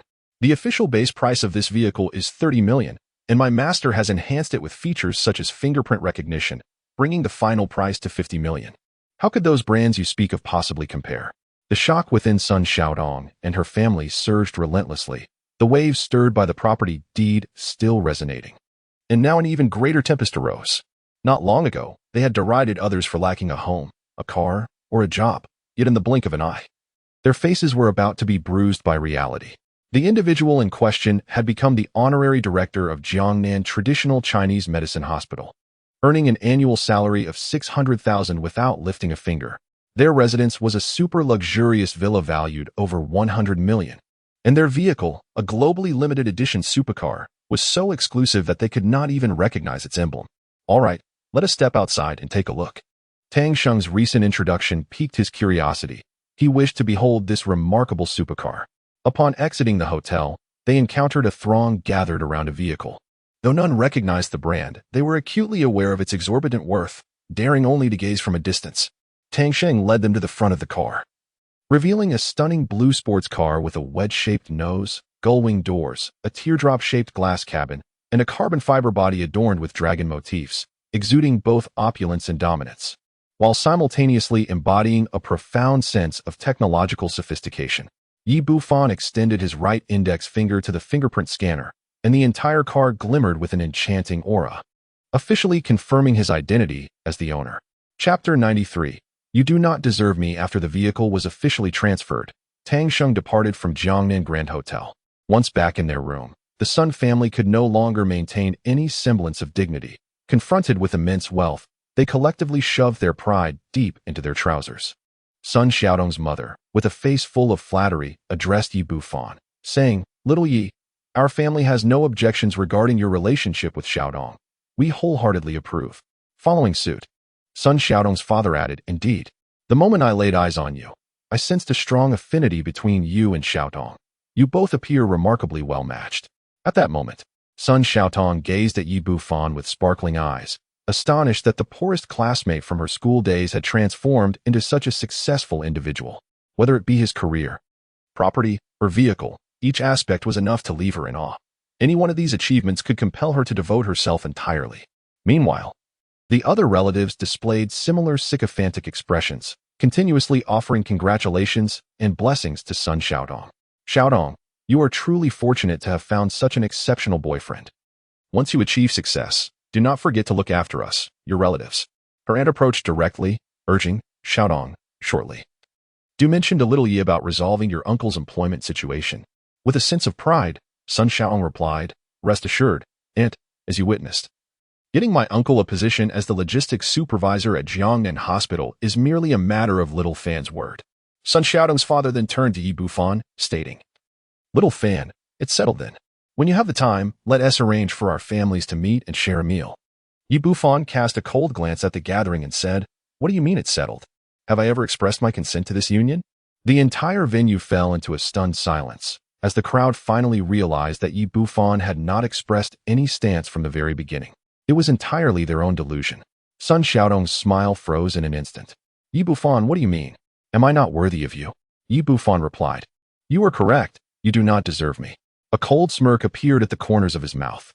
This woman exuded a chaotic aura, suggesting the presence of at least 4 or 5 men's physique, and her vitality was clearly diminished, indicating she had recently undergone an abortion.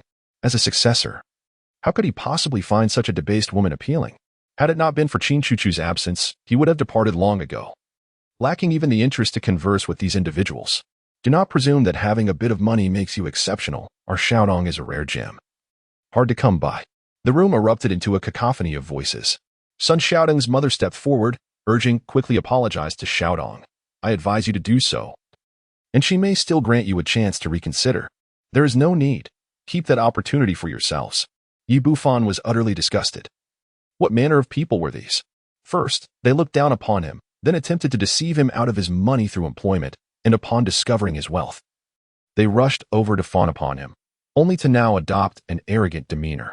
Sun Xiaodong retorted angrily, "Do not take it too far. You are merely a poor boy from the countryside. Although you possess some money now, I do not believe you can find a girlfriend better than me. Indeed, if one were so adept at attracting a romantic partner, there would be no need to resort to matchmaking. It seems utterly implausible. After all, Xiaotong is an employee of the esteemed Qin Group, possessing both beauty and exceptional qualities. It is hard to fathom where one might find a comparable match. You ought to treasure such a gem.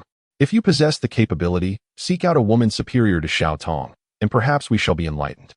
Who wishes to be enlightened? A melodious voice echoed at the doorway, prompting everyone to turn their gaze. A graceful figure entered, revealing none other than the illustrious Miss Qin Chuchu. Instantly, the room was enveloped in silence, as her exquisite beauty, regal demeanor, and a figure even surpassing that of international supermodels commanded the attention of all present. They were unprepared for the existence of such a captivating woman. Although Sun Xiaotong was merely a junior sales associate, she was acquainted with her group's president and promptly approached, her demeanor tinged with anxiety. "President Qin, what brings you here?"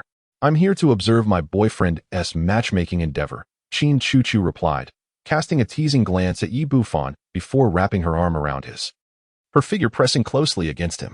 The phrase boyfriend-esque matchmaking would typically invite ridicule if uttered by another, yet the room remained hushed. The identity of the woman before them was now clear, the daughter of the Qin family, vice president of the Qin group, wielding a position and status far surpassing that of Sun Xiaotong. Most importantly, the woman of such noble stature is actually Yi Bufan's girlfriend. And it appears she was the one who took the initiative. Sun Xiaotong was utterly taken aback. Just moments ago, while facing Yi Bufan, she felt a subtle sense of superiority, believing her beauty was sufficient to match him. However, as soon as Qin Chuchu made her entrance, she was promptly overshadowed. Without comparison, there can be no harm. In the eyes of ordinary people, Sun Xiaotong might be considered a beauty, but before this proud phoenix, she was merely a dull and unremarkable hen. Those behind her shared the same fate, instantly losing their courage to boast. Yi Bufan paid no further heed to them and turned to Qin Chuchu, saying, "Why did you arrive so late? Your speed leaves much to be desired. Wasn't I supposed to help you dress up nicely? How else will you meet my mother?" Qin Chuchu had indeed taken great care in her appearance, more meticulously than ever before. They say an ugly daughter-in-law fears meeting her parents-in-law, and this beautiful daughter-in-law felt the same. The thought of soon encountering Yi Bufan's mother made her somewhat anxious. Witnessing the intimacy between the two, Sun Xiaotong felt a surge of bitterness, gnashing her teeth in resentment. How could someone with such a beautiful girlfriend be out seeking a blind date? "All right, let us go," Yi Bufan declared, taking Qin Chuchu's hand as they prepared to leave the private room. At that moment, Sun Xiaotong's father reacted swiftly, blocking their path. "Wait a moment. Do not leave just yet." Yi Bufan frowned and inquired, "Is there something else?" Sun Xiaotong's father replied, "Young Yi, regardless of whether you and Xiaotong succeed or not, the bill for today's meal must be settled. This is a 5-star hotel, and the 16 dishes just ordered were all his selections. Each a signature dish priced at no less than 3 digits, totaling over 10,000. Yet, this is not the crux of the matter." He had just discreetly glanced at the menu, noticing that a bottle of 15-year Matai costs 10,000, and he had ordered 6 bottles in one go, amounting to 60,000. Thus, the entire meal would cost over 70,000. If Yi Bufan were to leave, who would foot the bill? To him. The young man before him appeared to be quite wealthy, with luxury cars and villas, seemingly unconcerned about such a trivial expense. However, to his surprise, Yi Bufan simply smiled coldly and said, "When did I ever say I would treat you to a meal?" He indeed did not care about such a minor expense. But it was evident that Sun Xiaotong's family was taking advantage of the blind date to feast extravagantly. Had he been the person he once was, this family would have left him with nothing. Such individuals must be taught a lesson. Chapter 94. Let them scrub toilets. Yet, for Yi Bufan, this exorbitant bill was inconsequential. For them, it was an astronomical figure. "Young man, such remarks cannot be uttered lightly." Sun Xiaotong's father stepped forward, addressing Qin Chuchu. "Miss, do lend us your judgment. Is it unreasonable for a man to treat a woman to a meal during a blind date?" His intention was to evoke sympathy from Qin Chuchu. With a mere nod from this beautiful woman, Yi Bufan, out of a sense of pride, would surely cover the expenses. After all, he was a wealthy individual, and this meal could only be deemed a trifling matter. Perceiving his intentions, Yi Bufan let out a cold smile. "Indeed, I have come for a blind date. This is indisputable. However, I bear no obligation to treat your entire family to a meal. And as for that bald man, who has to even secured a job for himself yet dares to demand 200,000 to arrange one for me, what are you truly scheming? Thus, let one fulfill their own dreams and pay for their own meal." After saying this, he made to leave, prompting an immediate reaction from Sun Xiaotong's side. Zhao Zipping shouted, "Yi, stop right there. It is only right for the man on a blind date to cover the meal. Do not presume that your wealth renders you superior. My cousin is involved with some unsavory characters. You must settle the bill today, or you shall not exit from here." Yi Bufan halted in his tracks, his expression unyielding. "Is that so? I am eager to see how you intend to prevent my departure. Yi Bufan, do not think I am merely trying to frighten you. I shall call my cousin right now, and once he arrives, it will be too late for you to regret your decisions." Upon hearing this, Sun Xiaotong's family members became animated. What if you are wealthy? What if you know the president of the Qin group? Even those who associate with the underworld must bow down. Hurry and make that call. Such a person must be taught a lesson. Yes, summon someone. He should be shown his place, lest he truly believe he is invincible. Due to the presence of Qin Chuchu, Sun Xiaotong had not dared to utter a single word throughout. Yi Bufan paid no heed to their threats, turning to Zhao Zipping and stating, "If you intend to strike, then do so swiftly. I am pressed for time." Ah, you're here. You thought I was just trying to intimidate you, didn't you? Now, I shall make a call. As Zhao Zipping spoke, he reached for his phone, ready to dial. At that moment, a cacophony of footsteps echoed from outside, and a group of disheveled individuals entered, led by none other than the mohawk-haired man who had previously been taught a lesson by Bufan. Upon spotting the mohawk-haired man, Zhao Zipping's face lit up with excitement. Cousin, I was just about to call you. I didn't expect you to bring your entourage. This brat here dined without settling the bill. He must be taught a proper lesson. However, before he could finish his sentence, the mohawk-haired man trembled with fear at the sight of Yi Bufan and hurriedly stepped aside, whispering, "Shut your mouth. Our boss is here." Unlike his usual imposing demeanor, today, Master Margio appeared humble and compliant as he rushed to stand before Yi Bufan. "Mr. Yi, you dined at my establishment without prior notice? I would have gladly hosted you personally." It turned out that the Jiangnan Grand Hotel was one of his ventures. After being thoroughly subdued the last time, he had also suffered a severe reprimand from Tang Feng. Upon learning that Yi Bufan was dining here, he hastily gathered his men. Fearing that any negligence might provoke this esteemed guest, Yi Bufan was momentarily taken aback. "You own this hotel?" "A mere trifle, a mere trifle," Master Maggio replied, his face beaming with flattery. "My staff must have been blind not to realize that Mr. Yi deserved better than this ordinary private room.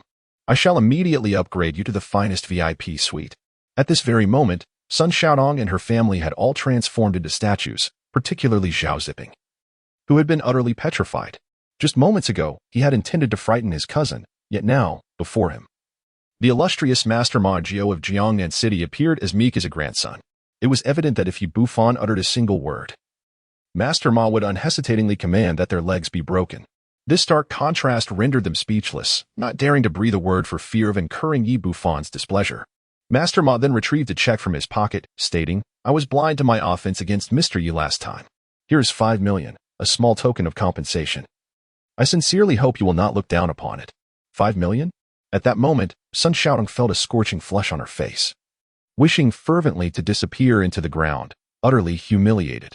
She had claimed he was without a home, yet he resided in the prestigious Yunding Mountain Villa No. 1.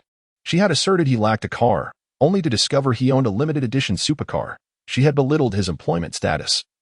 And yet he had become the director of the Jiangnan Traditional Chinese Medicine Hospital. She had scoffed at his romantic prospects, only to find that his own boss was pursuing him.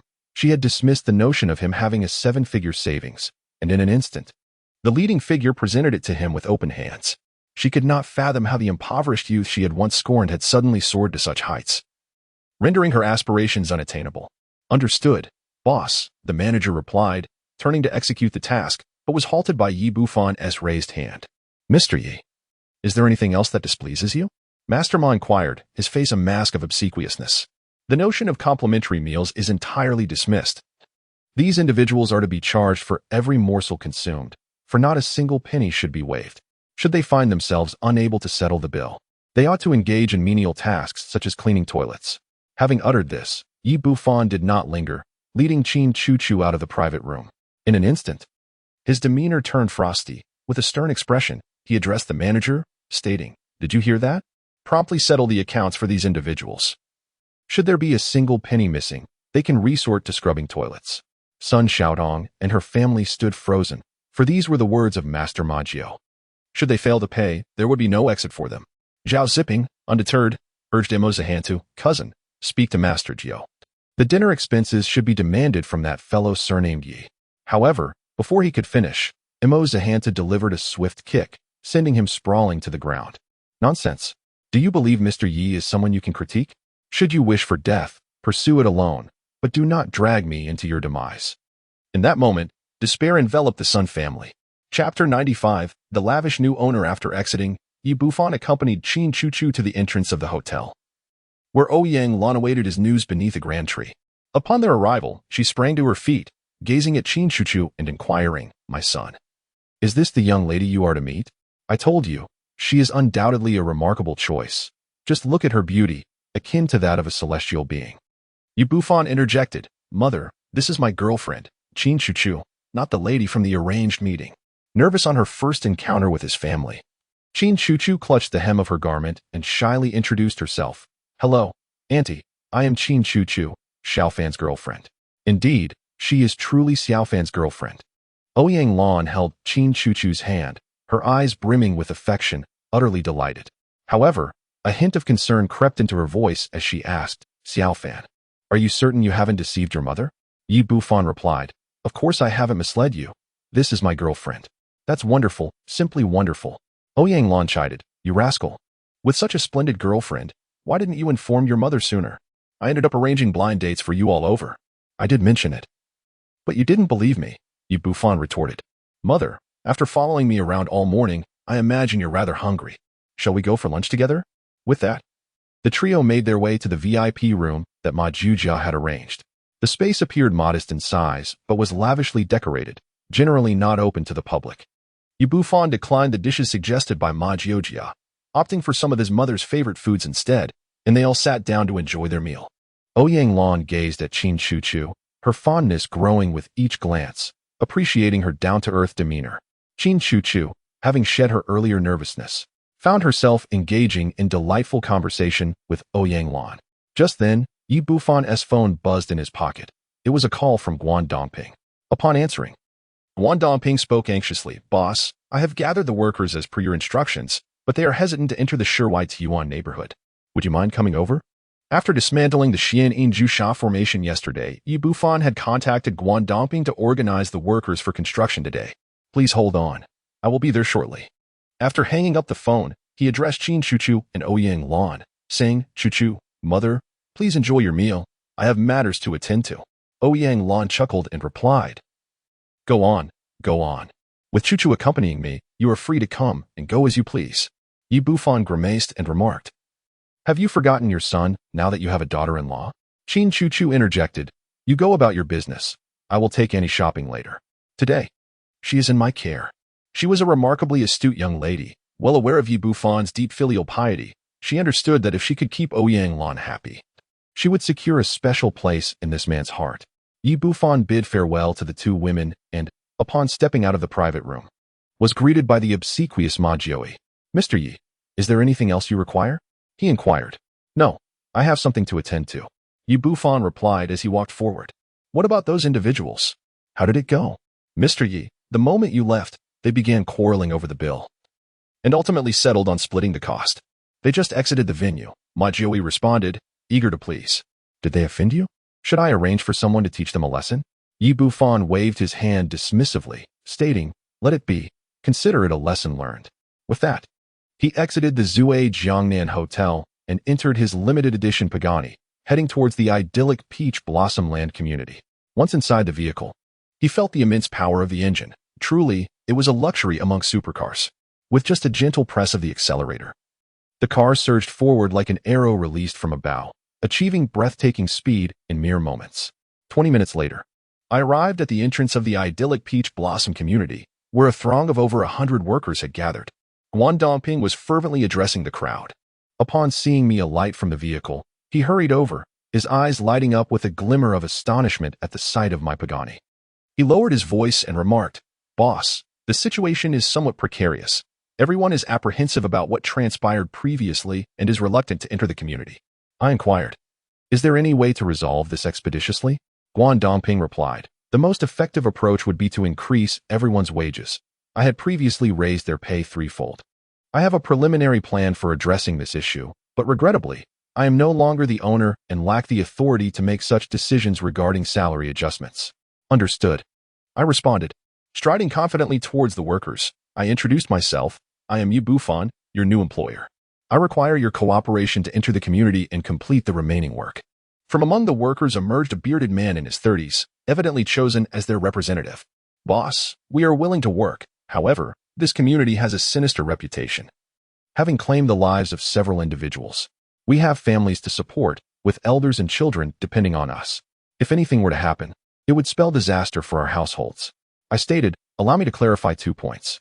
First, this matter has already been addressed by experts, and there are no issues. If you doubt my word, I invite you to accompany me inside. Second, starting today, your wages will be doubled from the amount that Brother Guan has already increased. Should any unforeseen incident occur, I will compensate you with 10 million. The workers present were taken aback. The new boss's generosity was truly astonishing. Previously, Guangdongping had already tripled their wages, and if you were to double it again, their earnings would soar to sixfold. In other words, a month's labor here would equate to 6 months elsewhere. The most crucial aspect was the assurance of security for their families in case of an unfortunate event, with a compensation of 10 million being sufficient for ordinary families to sustain themselves for generations. Mr. Yi, is what you say true? Inquired the burly man. Indeed. It is true. I shall promptly sign a legally binding agreement with everyone, so you need not worry about any change of heart on my part, Yi responded. Very well. Mr. Yi, we shall work for you, they unanimously agreed. As the saying goes, great rewards attract brave men.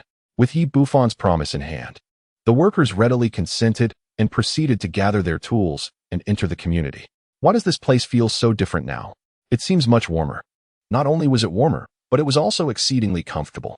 In the past, upon arriving here, their hair would stand on end, and they would feel utterly uneasy. Acknowledging the transformation within the idyllic community, they began to believe that Yi Bufan had not deceived them. It had indeed been tended to by someone of exceptional skill. Guangdongping, who had originally risen from the grassroots as a developer, possessed remarkable organizational abilities. Before long, the workers took their respective positions and busily commenced their tasks within the community. Yi Bufan, however, did not rush to depart. Instead, he seated himself upon a stone in the center of the community. Boss, is everything truly safe here? Guangdongping inquired in a hushed tone. Yi Bufan stated, Indeed, I have declared that our community shall be the most opulent in all of Jiangnan, without exception.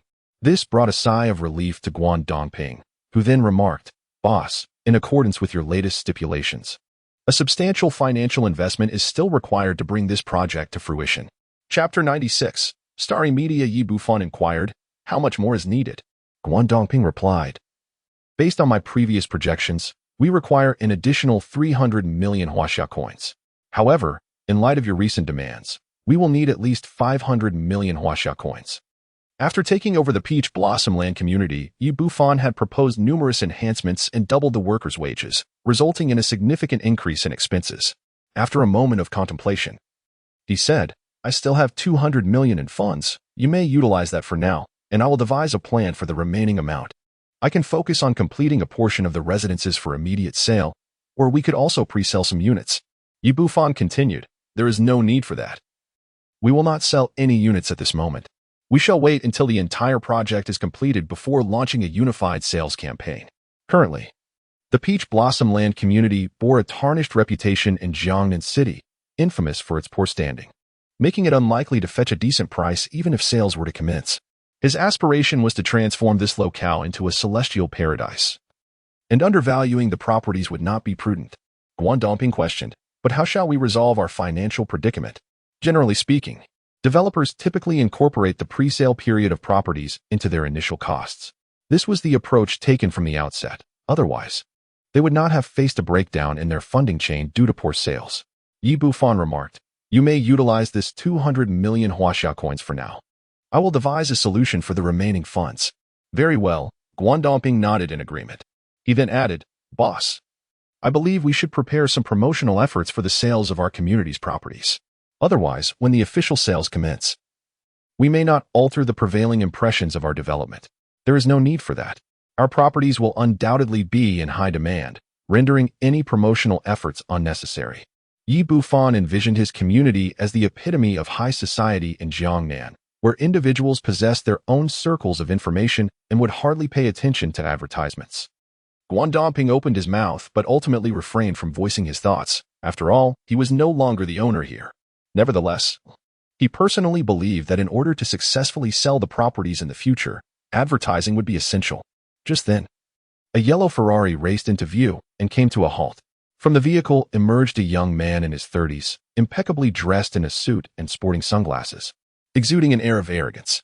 However, upon catching sight of the Pagani Huayra parked nearby, he found himself momentarily stunned. He had always considered his Ferrari 488 to be a pinnacle among sports cars, relishing in the opportunity to showcase it during leisurely drives. Yet, in comparison to the vehicle before him, he felt his own car was utterly inferior. Beautiful, absolutely stunning. The young man circled around the Pagani, his eyes filled with jealousy and greed. After taking a good look, he asked, Guangdongping, whose car is this? Although Guangdongping was considerably older, The young man spoke without an ounce of politeness. It belongs to our boss. Guan Dongping then noticed the young man and approached him courteously, saying, Boss Bai, what brings you here? He hurriedly introduced the two. Boss, this is Mr. Bai Haikuan, the CEO of Xingyao Media, and this is my boss, Yi Bufan. Bai Haikuan surveyed Yi Bufan and remarked, I hear the Paradise community has a new owner. Turns out it's you. I've taken a liking to your car. Would you be so kind as to give it to me? Yi Bufan looked at Bai Haikuan in astonishment, thinking to himself whether this man was out of his mind. Outright asking for someone else's car on what grounds? Was he perhaps feeling a bit too entitled? Bai Haikuan continued, I'm here to discuss business with you today. I'm prepared to invest in your Paradise community. Transfer 30 of the shares to me, along with this car, and that will be my investment. Yi Bufan shot him a glance and inquired, how much capital are you planning to invest? What capital? Bai Haikuan replied, the mere mention of my name, Bai Haikuan, is sufficient for an investment. If we tally it up, you are the one benefiting from this arrangement. Why would I need to provide any funds? Get lost. Yi Bufan was thoroughly infuriated by this imbecile, who had come to demand his car and now sought 30 of his shares, as if he were some celestial deity. Bai Haikuan retorted, Kid, do you even know who you're talking to? How dare you tell me to leave? You must not want to sell this house anymore. Do not be angry. Let us speak amicably. Guan Dongping interjected swiftly to mediate, then pulled Yi Bufan aside and whispered, Boss. This individual is a rogue in the business realm, relying on his control over Jiangnan's largest star media company to extort others relentlessly. However, his influence is indeed formidable. We cannot afford to provoke him. Yi Bufan, unfazed, inquired, What do you mean by cannot afford to provoke? Guan Dongping explained, if we offend Bai Haikuan, no media company will dare to undertake any advertising business in our community. Furthermore, he possesses the capability to tarnish our reputation, and should that occur, even if this community is completed, we may struggle to sell a single unit. Initially, the company's products were flawless, yet due to his relentless slander, a large corporation with assets exceeding $1 billion ultimately faced bankruptcy. Yi Bufan nodded in understanding. I comprehend. You have 5 minutes to accept my terms, otherwise, I shall take 50% of the shares. Yesterday, he learned that this community had been auctioned by Guan Dongping, ultimately falling into the hands of a young man in his 20s. He immediately sent inquiries and confirmed that Yi Bufan was merely a student without any connections, who managed to acquire the community solely through winning 300 million at the casino. Upon learning this, he felt emboldened to confront the young man. Believing that cooperation was essential and thus made exorbitant demands, Yi Bufan cast a glance at him and said, I shall grant you 10 seconds to swiftly vanish from my sight. Bai Haichuan's expression shifted dramatically. What time is it? And you still dare to act so arrogantly? Let me tell you, offending my Xingyao Media means your properties will become unsellable. Not a single unit will find a buyer. Yi Bufan began the countdown. 3, 2, 1. Yi, you dare. Before Bai Haikuan could finish his threat, he was sent flying several meters by a swift kick. Rising from the ground, covered in dirt and fury, he shouted, You insolent brat, you dare to strike me. Just wait. If you manage to sell even one of your properties, I will consider it my defeat. With that, he scrambled into his Ferrari and disappeared in a flash. Chapter 97. The ungrateful. Once Bai Haikuan departed, Guan Dongping sighed, Boss, we have offended Xingyao Media. The troubles that lie ahead may be considerable. Yi Bufan replied, No matter. He is merely a rogue. Let it not trouble your mind. Even if they could monopolize the media industry, it holds little significance. When our properties are completed and ready for sale, people will line up to purchase them, rendering any advertising unnecessary. Guan Dongping sighed again, uncertain of the source of this young boss's confidence. Yet, being a pragmatic man, he did not dwell on future matters and returned to the construction site to continue his work. To stabilize the workers' morale, Yi Bufan remained with them until dusk, only departing once the laborers had concluded their tasks for the day. The following morning, upon his return to the drunken Jiangnan restaurant, he was taken aback by the transformation of his mother, who was adorned from head to toe in an entirely new attire. From his earliest memories, life at home had been fraught with hardship. His mother had never paid heed to her clothing or purchased a single cosmetic. As the saying goes, a Buddha is adorned in gold, and a person is enhanced by their attire. Today, Ouyang Lan's garments, though not extravagantly luxurious, remarkably accentuated her inherent grace. The essence of high-quality clothing indeed makes a significant difference. After such a makeover, she appeared rejuvenated by a decade, resembling a stunning woman in her 30s. It was evident that this transformation was the handiwork of Qin Chuchu. Although he had acquired wealth, he remained an absolute novice in the realm of women's fashion. It seemed he would need to invite Qin Chuchu over more frequently to bestow upon his mother a proper makeover. Noticing her son's gaze, Ouyang Lan shyly inquired, Xiao Fan, what is it? Do I look unappealing in this outfit? Not unappealing, but rather exceptionally stunning, Yu Bufan replied with a smile.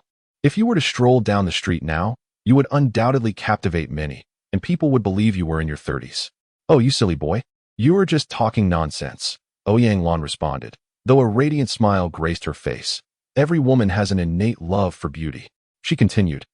All of this was purchased by Chuchu. I insisted on paying, but she adamantly refused, not even allowing me to see the prices. Mother, she is my girlfriend. And it is only fitting for her to buy you a few outfits. Yu Bufan secretly admired Qin Chuchu for her intelligence and empathy. The clothing priced in 5 figures would never be purchased by his mother if she were to see the price. Xiao Fan, let me tell you.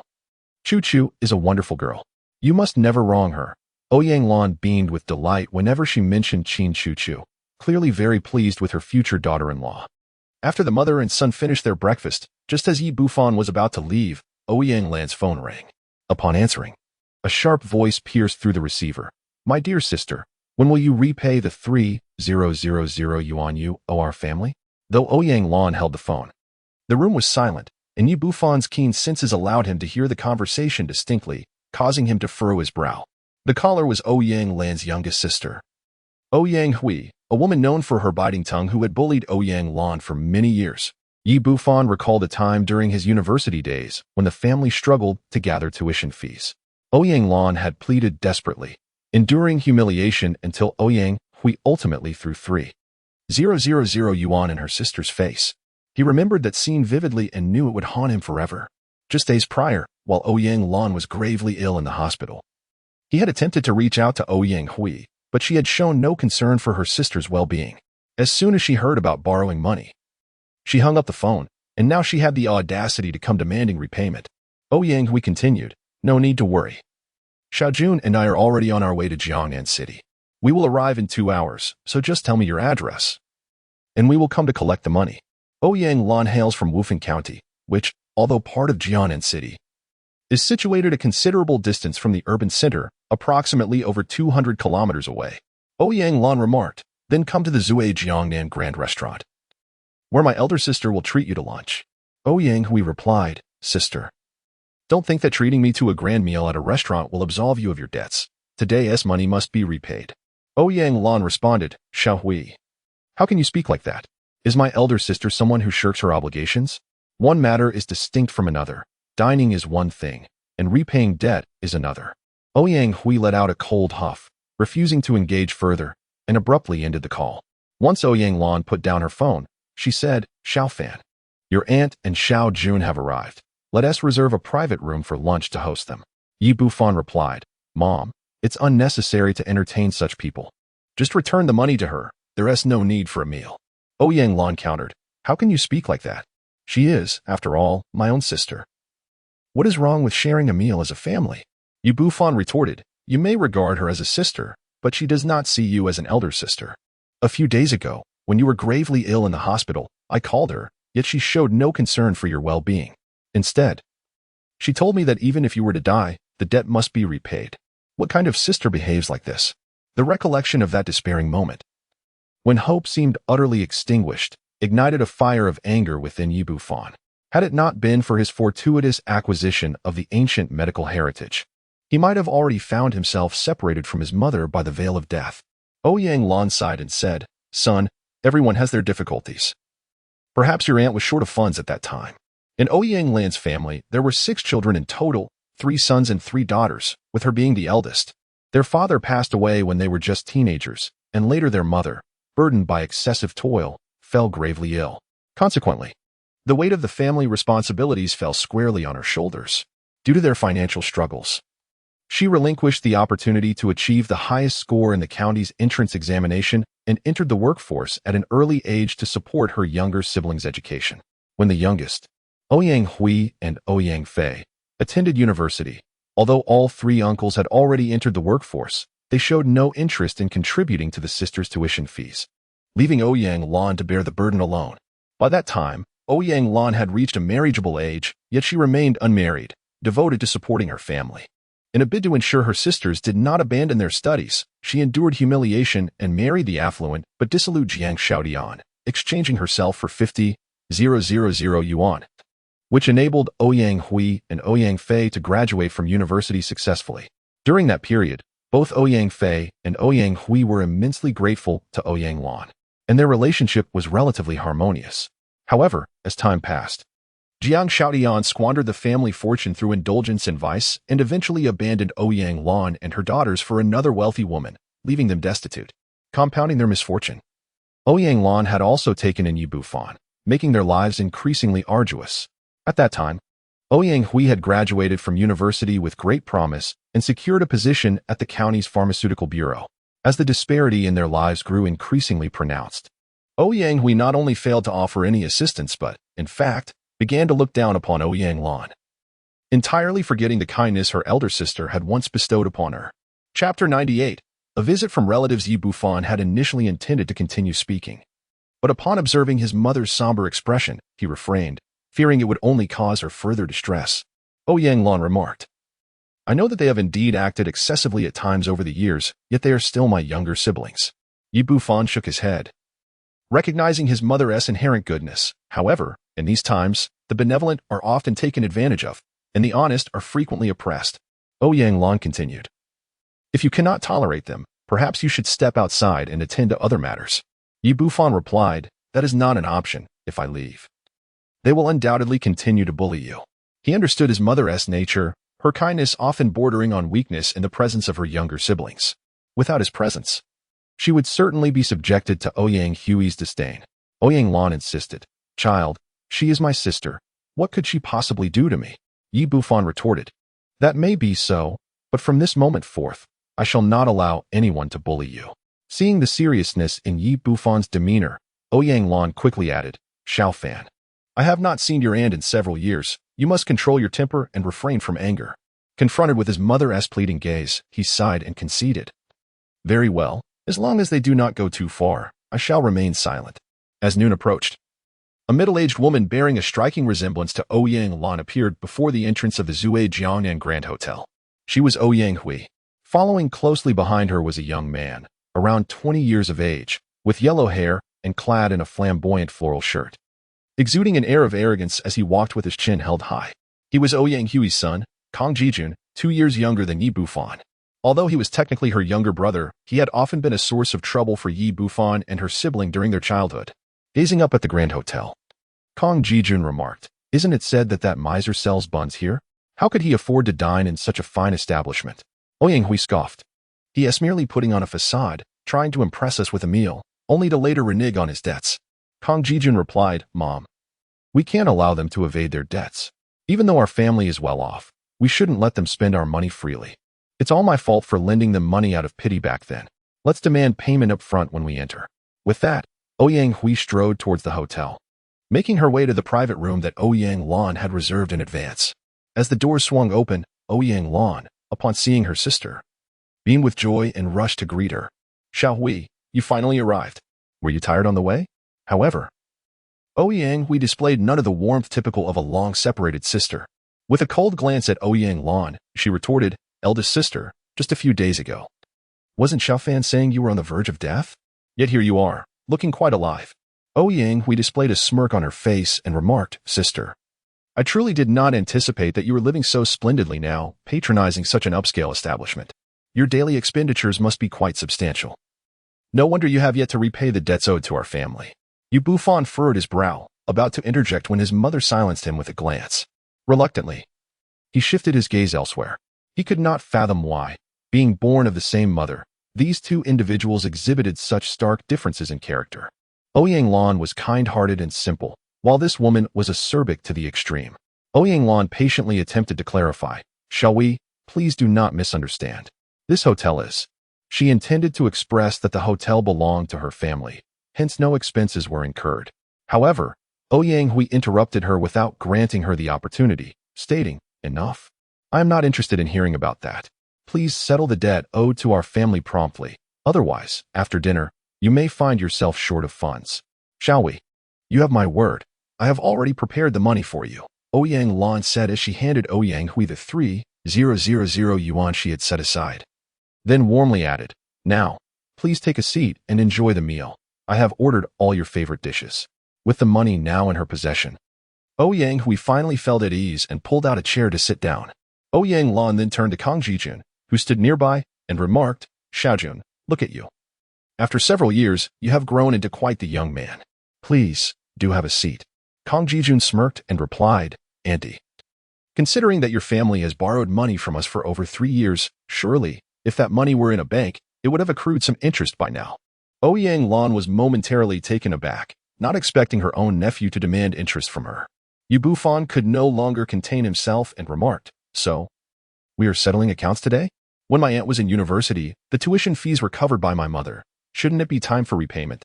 Upon hearing his words, Ouyang Hui's expression shifted. "Your mother is my sister. Is it not natural for her to pay for my education?" Bufan retorted with a cold laugh. "Now you remember she is your sister? Just a few days ago, when my mother lay in a hospital bed on the brink of death, how could you forget that?" Ouyang Hui exclaimed, "My elder sister is perfectly fine now. She is not some dying patient. It is evident that you are fabricating a story to extort money from me. Do you think I cannot see through your little tricks?" As if it were not enough to solicit debts from a sister, they audaciously demanded interest. It was unfathomable how such words could be uttered. Kang Jijun interjected, "Bufan, how dare you speak to my mother like that? It is only right for my aunt to pay my mother's tuition. She is her biological sister, and the money my mother lent you is spent on you, an outsider." "Junjun, how can you speak like that? We are all family here." As tensions escalated, Ouyang Lan quickly pulled Bufan behind her and said, "All right, everyone. Let us not quarrel any further." With that, she retrieved a red envelope she had prepared in advance and handed it to Kang Jijun, saying, "Junjun, this is a red envelope from your aunt." Kang Jijun accepted the envelope, feeling its substantial weight, which was even thicker than the 3,000 yuan. Having received the money, he fell into silence, though a sense of bewilderment filled his heart. He could not fathom how the perpetually impoverished Ouyang Lan had suddenly become so generous. Bufan could not help but let out a quiet sigh, reflecting on his mother's boundless kindness toward her relatives, a trait that had led her to be repeatedly taken advantage of, ultimately leaving her without a home. Observing her son's acquisition of the red envelope, Ouyang Hui expressed her satisfaction, stating, "Sister, I have brought you a gift this time." As she spoke, she retrieved a paper bag beside her. Having long known her sister's fondness for tea, she had prepared some for her. Ouyang Lan felt a surge of joy at her sister's thoughtfulness. She cared not for the value of the gift but cherished the bond of kinship. Politely, she replied, "We are family. There is no need for gifts." As she reached out to take the paper bag, Ouyang Hui gently pushed her hand away, saying, "Wait a moment, not everything is for you." Ouyang Lan was taken aback, unsure of the meaning behind her words. Ouyang Hui then produced a box of premium Westlake Longjing tea from the bag and set it aside, followed by a packet of loose-leaf Old Black Tea, which she handed over. Chapter 99. Old Black Tea. Bufan's expression darkened instantly. He was all too familiar with that loose-leaf Old Black Tea, costing merely a few dozen yuan per packet, utterly incomparable to the box of Westlake Longjing. Although he originally did not care for the value of gifts, this was clearly an act of favoritism, treating people with distinct disparities. He exclaimed in anger, "Aunt, what do you mean by this?" Ouyang Hui replied, "What's wrong? Your mother drinking this old black tea is quite acceptable. Do you expect her to drink my Westlake Longjing tea? Is that within your reach?" Bufan retorted with indignation, "Why is my mother unworthy of Longjing?" Kang Jijun mockingly responded, "Bufan, you truly dare to utter anything. Have you considered your own status? This Westlake Longjing costs 10,000 a box. Do you, a pauper, think you are worthy of it? Aren't you afraid of overstepping?" His words were excessively harsh, yet Ouyang Hui showed no inclination to intervene. In her eyes, Bufan's family was of the lowest class, and treating them differently presented no issue at all. "Xiaofan, refrain from saying too much. My aunt is a guest. Besides, mother has a delicate stomach and prefers black tea." Ouyang Lan hastily restrained the enraged Bufan. She took the old black tea and turned to Ouyang Hui, "Shall we? Did you come to Jiangnan City for business?" Ouyang Hui's previously superior expression dimmed instantly as she sighed. "Yes, I brought Xiaojun for medical treatment." Ouyang Lan, taken aback, asked, "Medical treatment? Xiaojun seems perfectly fine. What ails him?" "Alas, a month ago, My Xiaojun suddenly developed a peculiar illness. At midnight, he suffers from excruciating headaches. Yet during the day, he appears completely normal. I had no choice but to seek traditional Chinese medicine. I heard that Mr. Xiao from Baikaya is the best expert in traditional medicine, and I intended to take Xiaojun to see him. However, it seems Mr. Xiao has been studying some acupuncture techniques recently and is not available for consultations. There was no alternative. I could only reach out through connections to Secretary Wang of the Health Bureau, hoping he might intercede on behalf of Mr. Xiao to allow Xiaojun to receive medical attention. This tea was intended as a token of appreciation. Upon mentioning this, Ouyang Hui seemed to realize she had divulged too much, shaking her head and remarking that sharing this with me was futile, as we could offer no assistance. On the contrary, we can indeed help. Ouyang Lan interjected with concern, having heard that Kong Jijun was afflicted with such a peculiar ailment. Xiao Fan has some connections in Jiangnan City. Perhaps he could lend a hand.